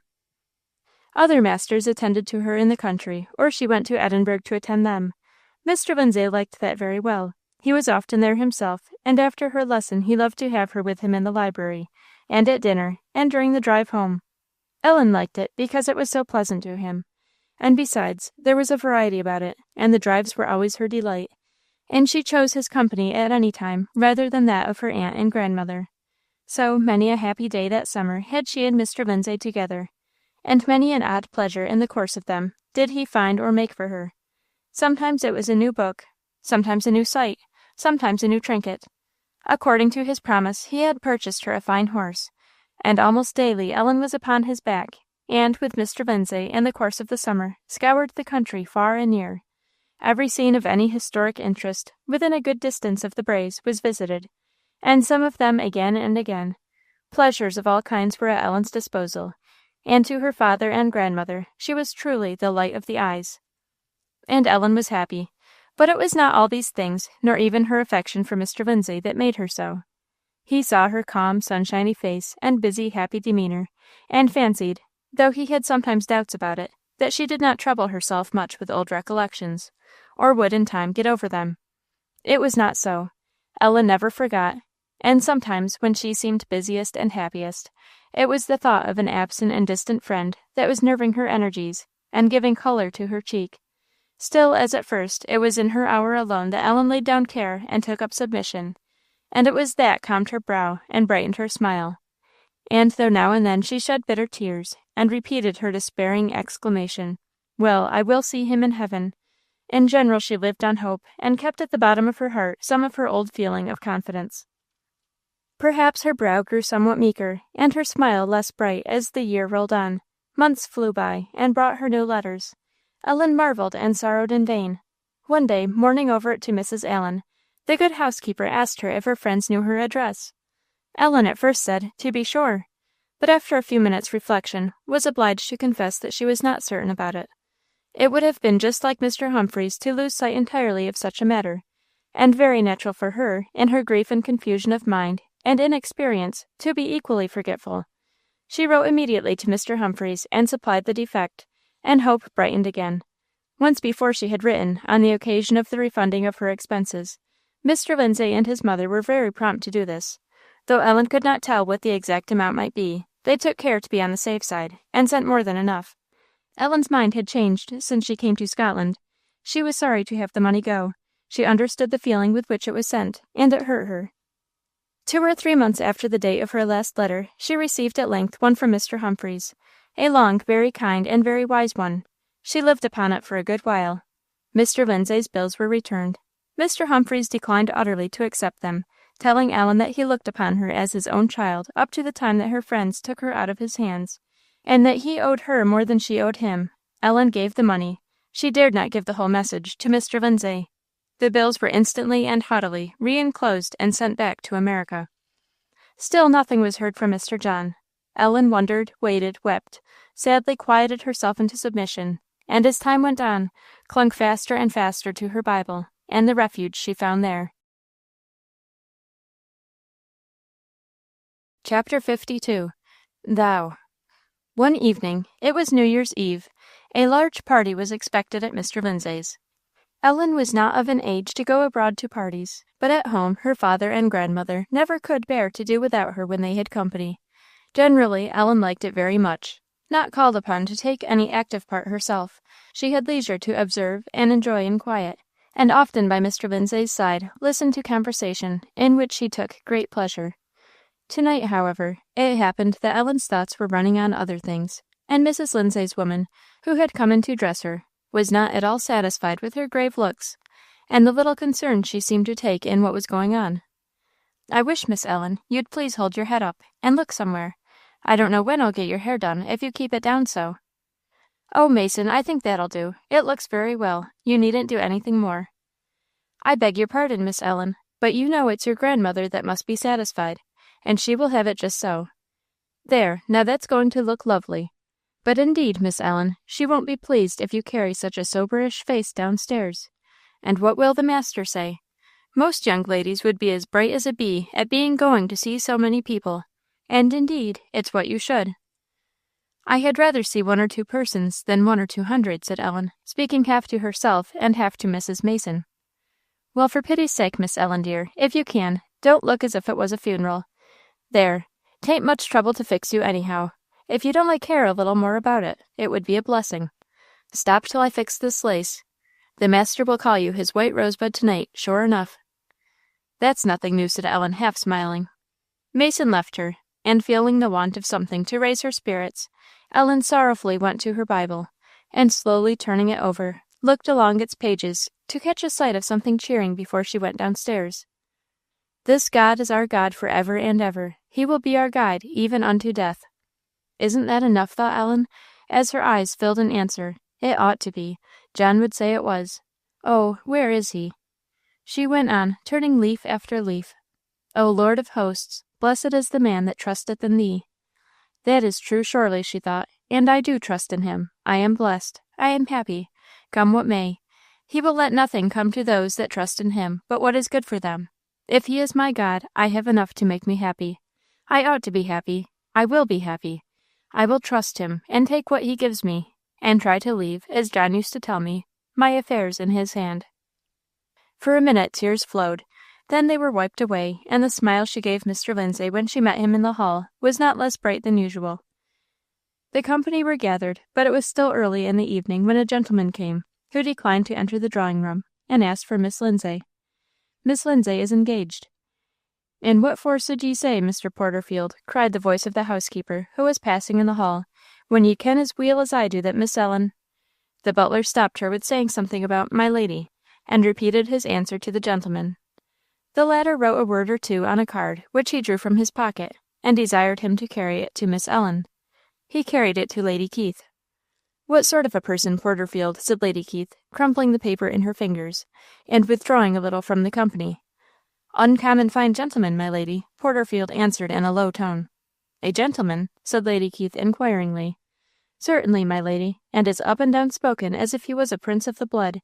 But he's somebody that is not accustomed to be said no to, for sure." Lady Keith hesitated. Recollecting, however, that she had just left Ellen safe in the music-room, she made up her mind, and desired Porterfield to show the stranger in. As he entered unannounced, her eyes unwillingly verified the butler's judgment, and to the inquiry whether he might see Miss Lindsay, she answered very politely, though with regrets, that Miss Lindsay was engaged. "May I be pardoned for asking," said the stranger, with the slightest possible approach to a smile, "whether that decision is imperative? I leave Scotland to-morrow. My reasons for wishing to see Miss Lindsay this evening are urgent." Lady Keith could hardly believe her ears or command her countenance to keep company with her expressions of sorrow that it was impossible Miss Lindsay could not have the pleasure that evening. "May I beg, then, to know at what hour I may hope to see her to-morrow?" Hastily resolving that Ellen should on the morrow accept a long-given invitation, Lady Keith answered that she would not be in town.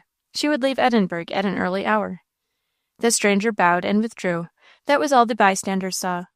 But Lady Keith, who had winced under an eye that she could not help fancying read her too well, saw that in his parting look which made her uneasy. Beckoning a servant who stood near, she ordered him to wait upon that gentleman to the door. The man obeyed, but the stranger did not take his cloak, and made no motion to go. "No, sir, not that way," he said sternly, as the servant laid his hand on the lock. "Show me to Miss Lindsay." "Miss Ellen," said the man, doubtfully, coming back and thinking from the gentleman's manner that he must have misunderstood Lady Keith. "Where is Miss Ellen, Arthur?" The person addressed threw his head back towards the door he had just come from on the other side of the hall. "This way, sir, if you please. What name, sir?" "No name. Stand back," said the stranger as he entered. There were a number of people gathered round a lady who was at the piano singing. Ellen was there in the midst of them. The gentleman advanced quietly to the edge of the group, and stood there without being noticed. Ellen's eyes were bent on the floor. The expression of her face touched and pleased him greatly. It was precisely what he wished to see. Without having the least shadow of sorrow upon it, there was in all its lines that singular mixture of gravity and sweetness that is never seen but where religion and discipline have done their work well, the writing of the wisdom that looks soberly, and the love that looks kindly on all things. He was not sure at first whether she were intently listening to the music, or whether her mind was upon something far different and far away. He thought the latter. He was right. Ellen at the moment had escaped from the company and the noisy sounds of the performer at her side, and while her eye was curiously tracing out the pattern of the carpet, her mind was resting itself in one of the verses she had been reading that same evening. Suddenly, and as it seemed, from no connection with anything in or out of her thoughts, There came to her mind the image of John, as she had seen him that first evening she ever saw him at Carra, when she looked up from the boiling chocolate and espied him, standing in an attitude of waiting near the door. Ellen at first wondered how that thought should have come into her head just then. The next moment, from a sudden impulse, she raised her eyes to search for the cause, and saw John's smile. It would not be easy to describe the change in Ellen's face. Lightning makes as quick and as brilliant an illumination, but lightning does not stay. With a spring she reached him, and seizing both his hands, drew him out of the door near which they were standing, and as soon as they were hidden from view, threw herself into his arms in an agony of joy. Before, however, either of them could say a word, she had caught his hand again, and led him back along the hall to the private staircase. She mounted it rapidly to her room, and there again she threw herself into his arms, exclaiming, "Oh, John, my dear brother!" But neither smiles nor words would do for the overcharged heart. The tide of joy ran too strong, and too much swelled from the open sources of love and memory, to keep any bounds. And it kept none. Ellen sat down, and bowing her head on the arm of the sofa, wept with all the vehement passion of her childhood, quivering from head to foot with convulsive sobs. John might guess, from the outpouring now, how much her heart had been secretly gathering for months past. For a little while he walked up and down the room, but this excessive agitation he was not willing should continue. He said nothing. Sitting down beside Ellen on the sofa, he quietly possessed himself of one of her hands, and when in her excitement the hand struggled to get away again, it was not permitted. Ellen understood that very well, and immediately checked herself. Better than words, the calm, firm grasp of his hand quieted her. Her sobbing stilled, she turned from the arm of the sofa, and leaning her head upon him, took his hand in both hers, and pressed it to her lips, as if she were half beside herself. But that was not permitted to last either, for his hand quickly imprisoned hers again. There was silence still. Ellen could not look up yet, and neither seemed very forward to speak. She sat gradually quieting down into fullness of happiness. "I thought you would never come, John," at length Ellen half whispered, half said. "And I cannot stay now. I must leave you tomorrow, Ellen." Ellen started up, and looked up now. "Leave me? For how long? Where are you going?" "Home." To America. Ellen's heart died within her. Was this the end of all her hopes? Did her confidence end here? She shed no tears now. He could see that she grew absolutely still from intense feeling. "What's the matter, Ellie?" said the low, gentle tones she so well remembered. "I am leaving you for but a time. I must go home now, but if I live you will see me again." "Oh, I wish I was going with you!" Ellen exclaimed, bursting into tears. "My dear Ellie," said her brother in an altered voice, drawing her to his arms, "you cannot wish it more than I. I never thought you would leave me here, John. Neither would I, if I could help it. Neither will I a minute longer than I can help. But we must both wait, my own Ellie. Do not cry so for my sake." "Wait, till when?" said Ellen, not a little reassured. "I have no power now to remove you from your legal guardians, and you have no right to choose for yourself." "And when shall I?" "In a few years." "A few years! But in the meantime, John, what shall I do without you?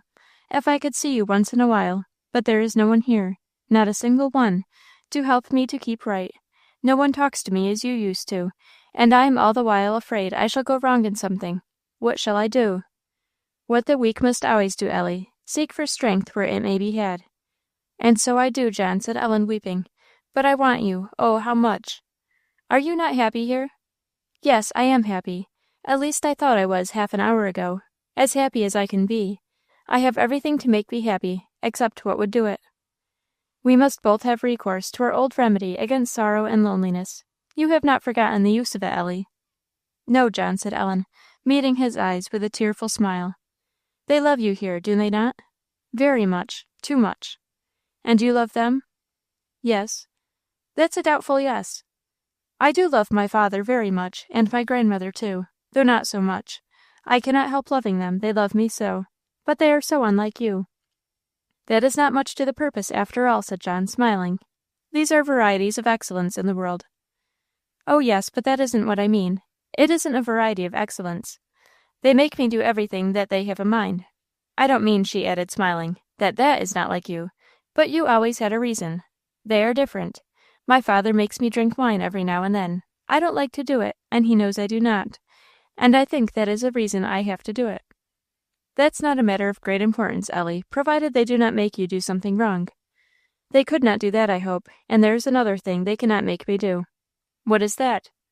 Stay here when you will take me away. There was a few minutes' thoughtful pause on both sides. You are grown, Ellie, said John. You are not the child I left you.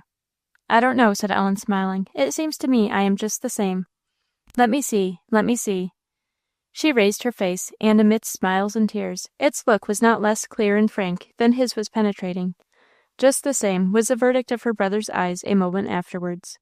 Ellen's smile grew bright as she read it there. Why have you never come or written before, John? I did not know where you were. I have not been in England for many months till quite lately, and I could not get your address. I think my father was without it for a long time, and when at last he sent it to me, the letter miscarried, never reached me. There were delays upon delays. And when did you get it?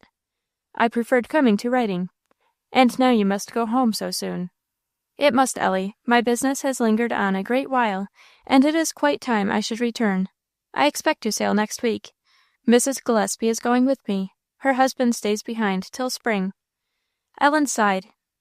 I made a friend of yours, whom I met in Switzerland last summer, Monsieur Muller. Monsieur Muller, did you? Oh, I am very glad. I am very glad you know him. He is the best friend I have got here, after my father.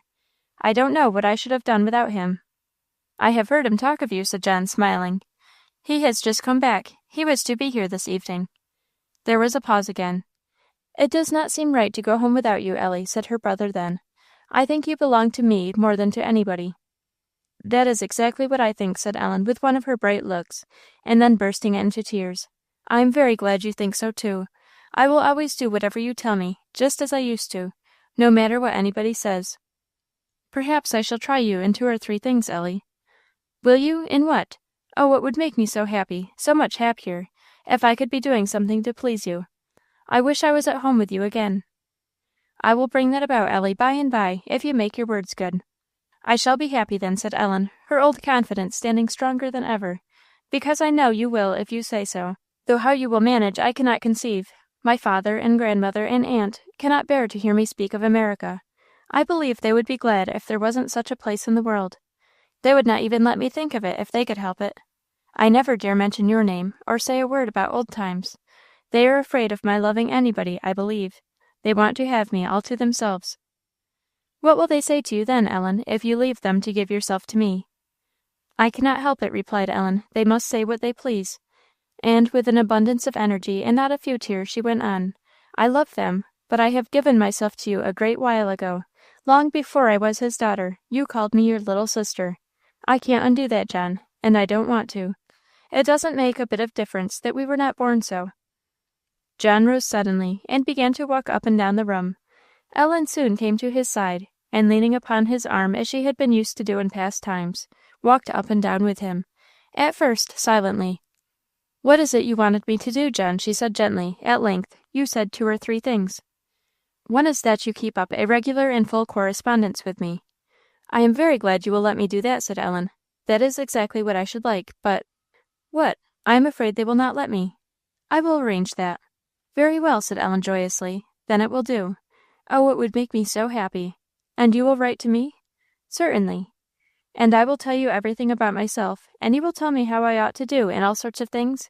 That will be next best to being with you. And then you will keep me right. I won't promise you that, Ellie, said John, smiling. You must learn to keep yourself right. I know you will, though, however you may smile. What next? Read no novels. I never do, John. I knew you did not like them, and I have taken good care to keep out of the way of them. If I had told anybody why, though, they would have made me read a dozen. Why, Ellie, said her brother, you must need some care to keep a straight line where your course lies now. Indeed I do, John, said Ellen, her eyes filling with tears. Oh, how I have felt that sometimes! And then how I wanted you! Her hand was fondly taken in his, as many a time it had been of old, and for a long time they paced up and down, the conversation running sometimes in the strain that both loved, and Ellen now never heard, sometimes on other matters, such a conversation as those she had lived upon in former days, and now drank in with a delight and eagerness inexpressible. Mr. Lindsay would have been in dismay to see her uplifted face, which, though tears were many a time there, was sparkling and glowing with life and joy in a manner he had never known it. She almost forgot what the morrow would bring, in the exquisite pleasure of the instant, and hung upon every word and look of her brother, as if her life were there. "And in a few weeks," said Ellen, at length, "you will be in our old dear sitting room again, and riding on the Black Prince, and I shall be here, and it will be empty without you, Ellie. But we have a friend that is sufficient. Let us love him and be patient." "It is very hard to be patient," murmured Ellen. "But, dear John, there was something else you wanted me to do." "What is it?" "You said 2 or 3 things." "I will leave that to another time." "But why? I will do it, whatever it be. Pray tell me." "No," said he, smiling, "not now. You shall know by and by. The time is not yet. Have you heard of your old friend, Mr. Van Brunt?" "No. What of him?" "He has come out before the world as a Christian man." "Has he?" John took a letter from his pocket and opened it. "You may see what my father says of him, and what he says of you too, Ellie. He has missed you much." "Oh, I was afraid he would," said Ellen. "I was sure he did." She took the letter, but she could not see the words. John told her she might keep it to read at her leisure. "And how are they all at Ventnor? And how is Mrs. Vos and Marjorie?" "All well. Mrs. Vos spends about half her time at my father's." "I am very glad of that. Mrs. Marshman wrote me to bring you back with me if I could, and said she had a home for you always at Ventnor." "How kind she is," said Ellen. "How many friends I find everywhere! It seems to me, John, that everybody almost loves me." "That is a singular circumstance. However, I am no exception to the rule, Ellie." "Oh, I know that," said Ellen, laughing. "And Mr. George?" "Mr. George is well." "How much I love him," said Ellen. "How much I would give to see him. I wish you could tell me about poor Captain and the Brownie, but I don't suppose you have heard of them. Oh, when I think of it all at home, how I want to be there! Oh, John, sometimes lately I have almost thought I should only see you again in heaven." "My dear Ellie, I shall see you there, I trust. But if we live, we shall spend our lives here together first, and while we are parted, we will keep as near as possible by praying for and writing to each other, and what God orders, let us quietly submit to." Ellen had much ado to command herself at the tone of these words and John's manner, as he clasped her in his arms, and kissed her brow and lips. She strove to keep back a show of feeling that would distress and might displease him. But the next moment her fluttering spirits were stilled by hearing the few soft words of a prayer that he breathed over her head.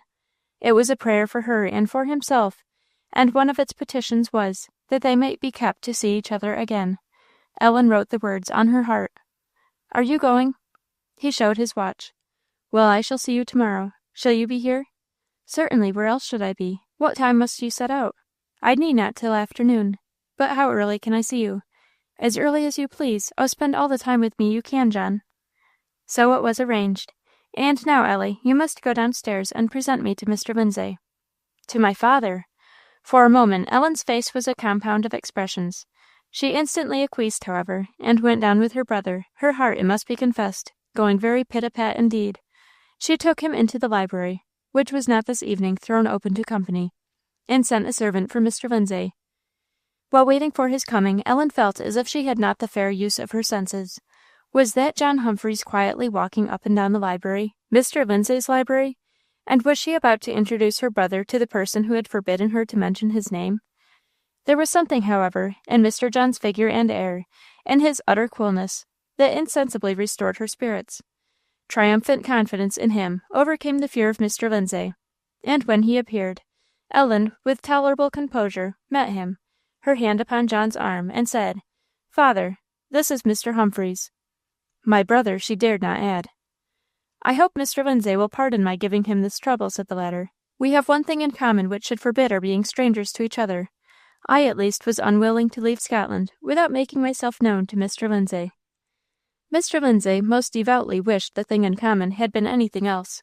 He bowed, and was happy to have the pleasure, but evidently neither pleased nor happy. Ellen could see that. "May I take up 5 minutes of Mr. Lindsay's time to explain, perhaps to apologize," said John, slightly smiling, "for what I have said?" A little ashamed, it might be, to have his feelings suspected, Mr. Lindsay instantly granted the request, and politely invited his unwelcome guest to be seated. Obeying a glance from her brother which she understood, Ellen withdrew to the further side of the room, where she could not hear what they said. John took up the history of Ellen's acquaintance with his family, and briefly gave it to Mr. Lindsay, scarce touching on the benefits by them conferred on her, and skilfully dwelling rather on Ellen herself, and setting forth what she had been to them. Mr. Lindsay could not be unconscious of what his visitor delicately omitted to hint at, neither could he help making secretly to himself some most unwilling admissions, and though he might wish the speaker at the antipodes, and doubtless did, yet the sketch was too happily given, and his fondness for Ellen too great, for him not to be delightedly interested in what was said of her. And however strong might have been his desire to dismiss his guest in a very summary manner, or to treat him with haughty reserve, the graceful dignity of Mr. Humphrey's manners made either expedient impossible. Mr. Lindsay felt constrained to meet him on his own ground, the ground of high-bred frankness, and grew secretly still more afraid that his real feelings should be discerned. Ellen, from afar, where she could not hear the words, watched the countenances with great anxiety and great admiration. She could see that while her brother spoke with his usual perfect ease, Mr. Lindsay was embarrassed. She half read the truth. She saw the entire politeness, where she also saw the secret discomposure, and she felt that the politeness was forced from him. As the conversation went on, however, she wonderingly saw that the cloud on his brow lessened.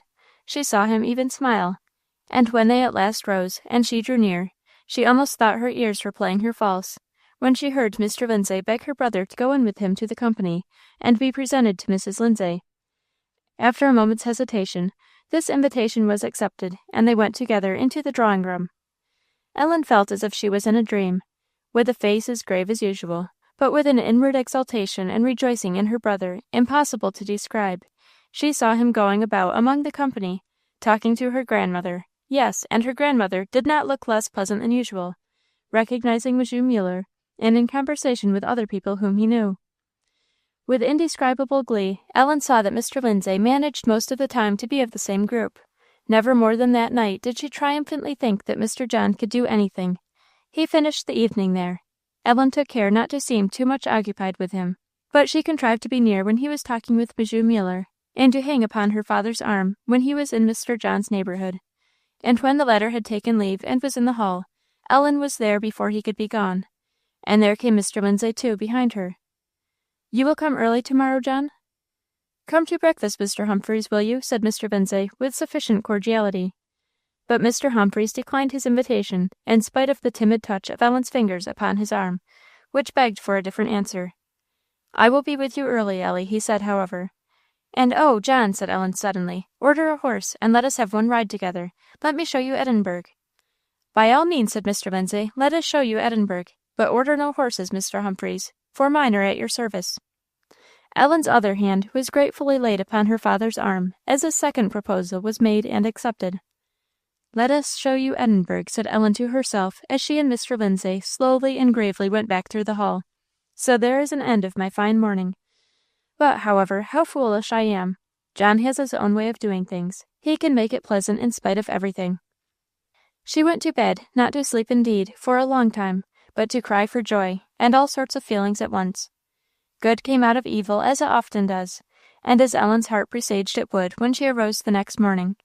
The ride was preceded by half an hour's chat between Mr. John, Mr. Lindsay, and her grandmother, in which the delight of the evening before was renewed and confirmed. Ellen was obliged to look down to hide the too bright satisfaction she felt was shining in her face. She took no part in the conversation. It was enough to hear. She sat with charmed ears, seeing her brother overturning all her father's and grandmother's prejudices, and making his own way to their respect, at least, in spite of themselves. Her marvelling still almost kept even pace with her joy. "I knew he would do what he pleased," she said to herself. "I knew they could not help that, but I did not dream he would ever make them like him. That I never dreamed." On the ride again, Ellen could not wish that her father were not with them. She wished for nothing. It was all a maze of pleasure, which there was nothing to mar but the sense that she would, by and by, wake up and find it was a dream. And no, not that either. It was a solid good and blessing, which, though it must come to an end, she should never lose. For the present, there was hardly anything to be thought of but enjoyment. She shrewdly guessed that Mr. Lindsay would have enjoyed it too, but for herself. There was a little constraint about him still, she could see. There was none about Mr. John, in the delight of his words, and looks and presence. Ellen half the time forgot Mr. Lindsay entirely. She had enough of them. She did not for one moment wish Mr. Lindsay had less. At last the long beautiful ride came to an end, and the rest of the morning soon sped away, though, as Ellen had expected, she was not permitted to spend any part of it alone with her brother. Mr. Lindsay asked him to dinner, but this was declined. Not till long after he was gone did Ellen read Mr. Humphrey's letter. One bit of it may be given. Mr. Van Brunt has lately joined our little church. This has given me great pleasure. He had been a regular attendant for a long time before. He ascribes much to your instrumentality, but says his first thoughts, earnest ones, on the subject of religion, were on the occasion of a tear that fell from Ellen's eyes upon his hand one day when she was talking to him about the matter. He never got over the impression. In his own words, it scared him.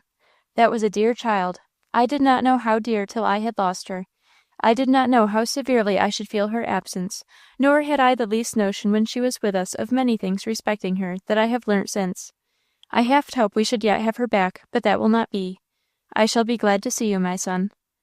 The correspondence with John was begun immediately, and was the delight of Ellen's life. Mrs. Lindsay and her daughter wished to put a stop to it, but Mr. Lindsay dryly said that Mr. Humphreys had frankly spoken of it before him, and as he made no objection then, he could not now. Ellen puzzled herself a little to think what could be the third thing John wanted of her, but whatever it were, she was very sure she would do it. For the gratification of those who are never satisfied, one word shall be added, to wit, that the seed so early sown in Ellen's little mind, and so carefully tended by sundry hands, grew in course of time to all the fair structure and comely perfection it had bid fair to reach.